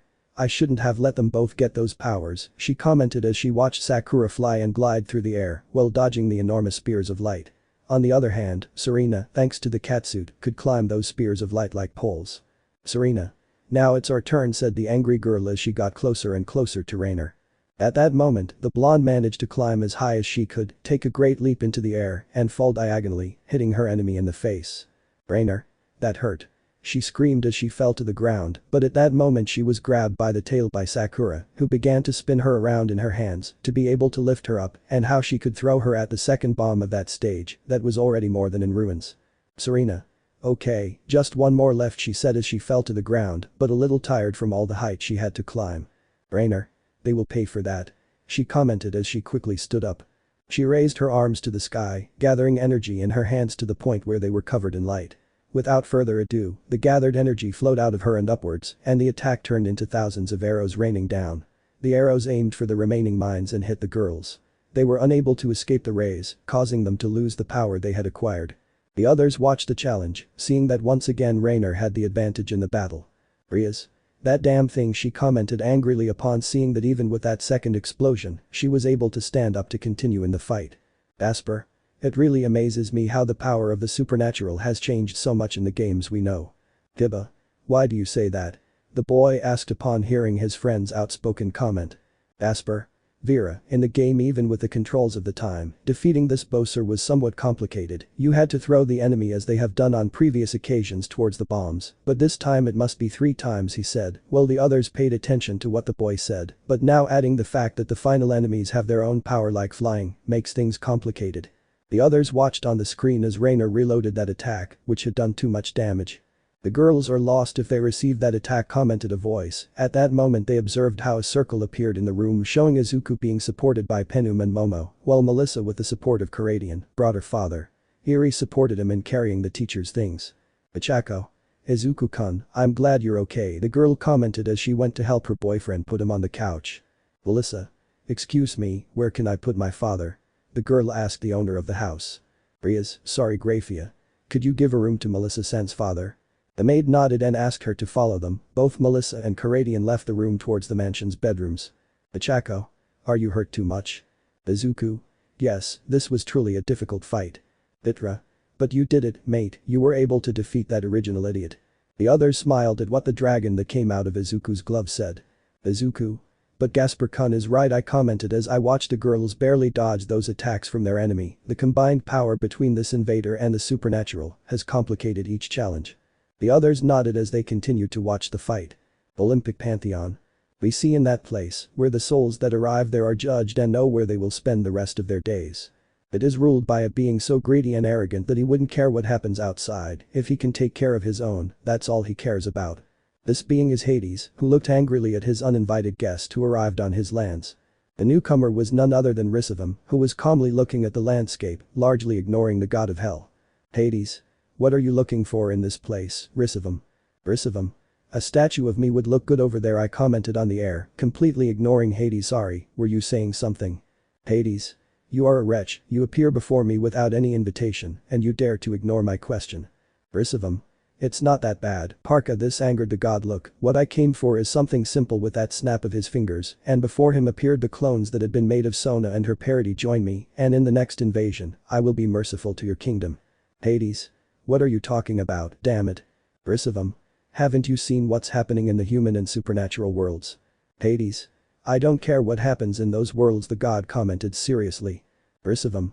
Well, I'll summarize it for you. We are under attack from an extraterrestrial being. I managed to trick the idiot and he gave me his technology, so join me and you will be saved under my regime. Hades. Hahaha, that is the worst joke I've ever heard in my life, and I've heard worse, like Zeus saying that he wouldn't mess with my wife anymore, he said sarcastically. Do you really want me to believe that damn trick? Risevim. Well, I'll warn you, he commented as he began to walk towards the exit of the place. Don't say I didn't warn you, but it's better if you come with me, Persephone, he said to the girl who was next to her husband. Persephone. I'd rather be a lifeless statue than be repulsive by your side, she said seriously while looking at him with disgust. Risevim. If that's what you want, I eat the albino and then shoot a purple beam at the girl. Hades tried to protect her, but that lightning bolt seemed to have life and went straight towards the girl. Persephone. Hades Sama, said the girl with concern, but at that moment her body began to petrify until it became like a statue. At that, the lightning that had struck returned through the ground to where Risevim was and took the form of Persephone, who had a blank look. Risevim. Perfect, this thing works as it should, he said, while feeling the body that had been created. Don't say I didn't warn you, Bones. He left the room, leaving a more than furious Hades against the idiot Risevim. Hades. Hypnosis. At that moment a skull-like being appeared before that god. Hypnos. Order, my lord. Hades. Have a meeting with that damn Sirzechs Lucifer, he must answer for what one of his former leaders has done. The spectre nodded and disappeared from the scene, leaving Hades more than furious at what had been done to his partner. Hades. This will not end like this, he said to himself as he took the sculpture of Persephone and placed it inside a room full of treasures. Sakura and Serena's challenge. It was the worst scenario for the girls. Those attacks that Rainer had made had left them with only one life each. They hit the huge fallen angel as best they could, but they still couldn't get it to come down. Serena. I can't take it anymore, said the girl, more than exhausted. The suit the girl was wearing was more than destroyed, it barely covered her body, but leaving a little of her chest visible. Sakura. If we continue like this, we're going to lose, the girl on the ground commented frustratedly. Rainer. Ha ha ha ha ha, I won. The fallen angel was more than ready to deliver the final blow to the girls. But at that moment a noise was heard that grew louder and louder. Rainer. A stampede. Indeed, a huge cloud of dust was getting closer and closer to where the girl was, but what are those things? Sakura and Serena turned to look at that cloud of dust and were surprised to see that in it a bunch of Yashas were running towards Rainer. Validating possible cheating was heard from each girl's watch. Validation completed, in-game item not considered cheating. Both girls looked at each other and then watched as the Yashas jumped and hit Rainer with eggs they had with them. Rainer. Enough, said the girl as she tried to dodge those attacks. The green Yashi stood in front of the girls and from his back pulled out an object that they both recognized. Yashi. Yashi, he said as he took out a pair of invincibility stars. The girls didn't last twice and took that star, which made their strength recover. Rainer. You already screwed me, damn dinosaur, said the girl angrily, who had fallen to the ground from being hit so hard. You will pay for no. She gave that scream when she felt herself spinning. The ones responsible were Sakura and Serena, who spun while grabbing the girl's tail. Rainer. It won't end like that, she commented while hitting the girls, but they didn't feel those attacks. It can't be true. Without further ado, both of them threw their enemy toward that bomb that had been left for the last attack. Rainer. No. The girl hit that bomb and it exploded with her, but before it was consumed by the fire, it simply disappeared. Sakura. What happened? Game over, victory for the land. Both girls were delighted with the outcome, but at that moment, a light appeared in front of them. It was Issei in his princess outfit, who was asleep. Sakura. Issei-kun, the girl ran to go where her boyfriend was. She took it and laid her head on her legs. Sakura. Come on, Issei-kun, you have to wake up, the girl caressed his hair softly, which caused the brown-haired boy to begin to wake up. Issei. Where am I? He said disoriented. Serena. You're safe, the challenge is over. Issei. Dare. I asked when I saw that she was still wearing a dress. Damn, I'm still wearing this. Both girls laughed at the boy's actions, but at that moment he stopped abruptly. Issei. We mustn't waste time, we must meet with the leaders, something terrible will happen. This alerted both girls, so they stood up and followed the brunette who was running with her dress lifted with her hands. Of course she took off her heels because she tripped the first time while walking. Seek thee. A few hours had passed and with the help of Phoenix Tears, the boys had recovered. But the brunette quickly called a meeting with all the leaders, both human and supernatural. UN. Well, Hyoudou Issei, first of all, we want to congratulate you on how you have solved these challenges against that invasion. The China. All because of the Americans for sending that probe.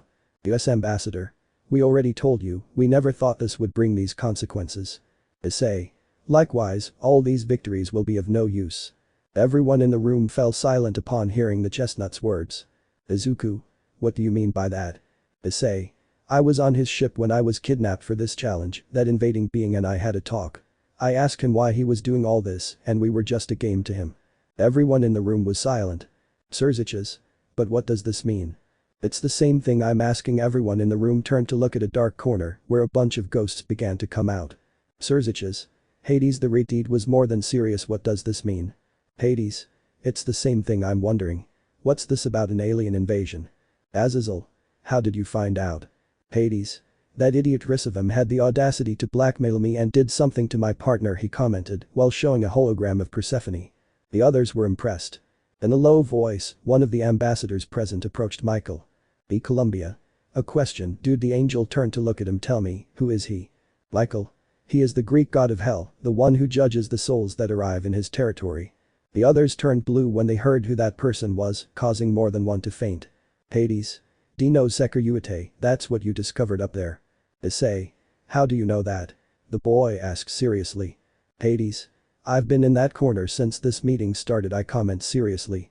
Issei. As I was saying, all of this, everything we've fought for, will be worthless in the end, and that's because no matter what, he'll invade us. Everyone there was more than serious. Wow, so we have a big mouth. It was the invader who had appeared on the screens in the venue. I've really heard people who talk too much. Sirzechs. So it's true. Invader. Of course it's true, all these games were just that for me, simple fun, he said with madness in his voice, so tell that idiot Risevim not to think I'll give him control of all this. At the same time. In Risevim Castle, we can see that the screen in front of it also projected the message the invader was giving. Risevim. By chance. At that moment the original devil fell to the ground due to an attack he received out of nowhere. Behind him was Euclid, who quickly turned to see who was responsible for that attack and was surprised that it was Sharon and Darren who had caused it. Euclid. What does this mean? Sharon. Take it as our resignation or transfer to the winning team.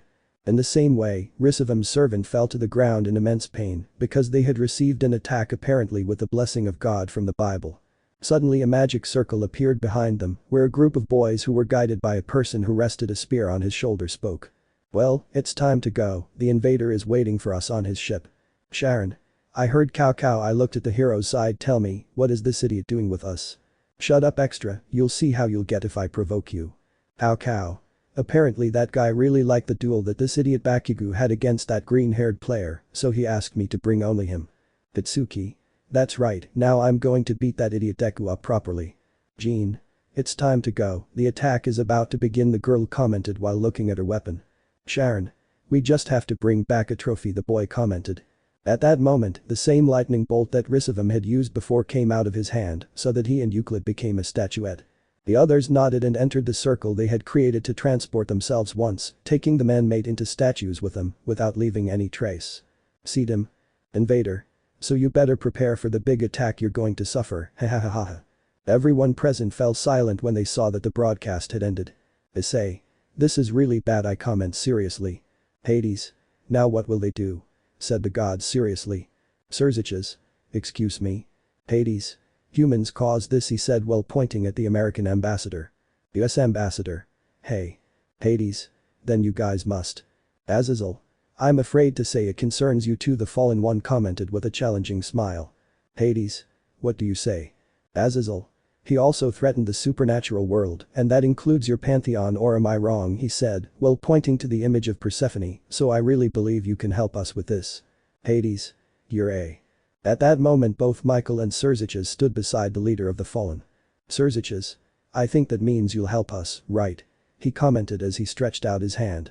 Hades. It will only be for this moment, until this is over, said the skeletal god seriously. Now tell us, Sekiryuutei, what is going to happen? At that moment the chestnut tree began to tell the plan that the invader really had against the earth. All that he had done besides having fun was to collect information about this planet and the powers that were in it. The plan was to carry out a frontal attack on the planet, but they had an unknown weapon in their possession that would put an end to all of this. Sirzechs. This is really going to get ugly, Lucifer commented with great concern. This time we will need the help of every supernatural being that can fight. Azazel. I let the Japanese gods know to help us with this, he commented seriously as he left the room. Sirzechs. I'm speaking to the human representatives, need your support in letting us know when you think a possible attack is coming. Time skip. For a week the boys trained to face what was to come. As for the alliance, he tried to get some gods to support them in this possible invasion. Factions like the Japanese, Aztec and Norse decided to support the alliance with this. However, the Egyptian, Greek and some Latin American gods decided to abstain from participating, saying they were better off hiding than involving their people. Tsukiyomi, the Japanese goddess of the moon who was present at that time, gave her blessing to Serena. The power of the moon was now with her for her protection from it. As for Sakura, she received magic spells from the Gremory family in order to be a great support to Issei in this aspect, whether for healing or long-distance attacks. The supernatural beings were shocked by the sudden change of the Olympian god of hell, the only one who truly joined in a temporary truce for what they had done to his partner and now wanted to get her back. But now we will focus on a cliff near a beach, since the American government gave notice that the invaders' ship was present at that location.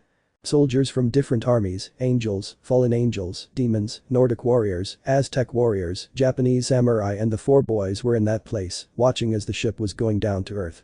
On the other hand, on the ship, we can see the invader in his true form, which anyone who saw him would think he was cute. But he wasn't. He's a manipulative being who can change form into whatever he wants. Issei.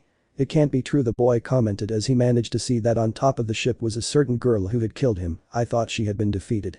Izuku. And I thought that bastard was in prison, he said when he saw Katsuki in the same place. Sakura and Serena frowned at seeing two more boys there. Rias. Ex-boyfriends perhaps. Sakura. You don't even need to say it, in my case that guy said he was undecided. Serena. He messed with my best friend, she said frowning. Invader.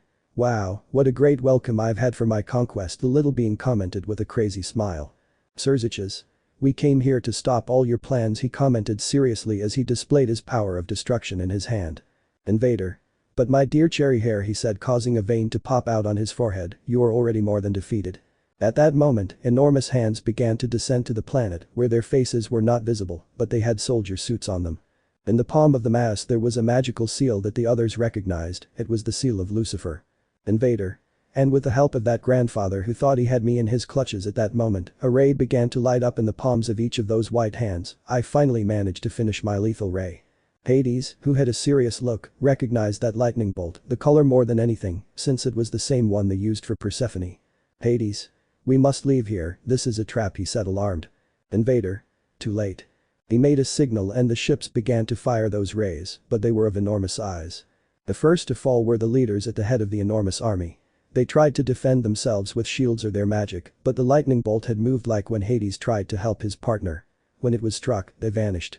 Soldiers. Attack. The others tried to attack, but it was in vain, each of them had been hit by the power used, causing them to disappear. Kiba. But you, run away with Issei and the others. The girl was shocked to hear that, she wanted to reply, but she was taken by the hand of Issei, who had his armor on. Rias. Ice. Issei. Sorry, I received instructions from Baraquiel. He asked that the gamer team and those of us who could try to escape, that we are. Rias. The only hope. As they could, Issei, who was helping Sakura, Izuku with Serena, Rias, had the support of Akeno to take Ichako and Momo tried to escape. Iridi just watched as her entourage, her family and friends, tried to help receive the lightning, so that they would not be hit. Asia. Issei-san, Rias, but you, please survive, the girl commented as she tried to put up a shield so they wouldn't be hit, but it didn't work. At that moment, a crack appeared in the sky, attracting the attention of those who remained there, especially those on the invader's ship. Itsuki. What is that thing? How cow. So at last, he said, looking up at the sky, the dragon god of dreams appeared. Invader. It's the dragon god you were talking about, right? I asked the hero to receive a nod. Okay, this will be simple.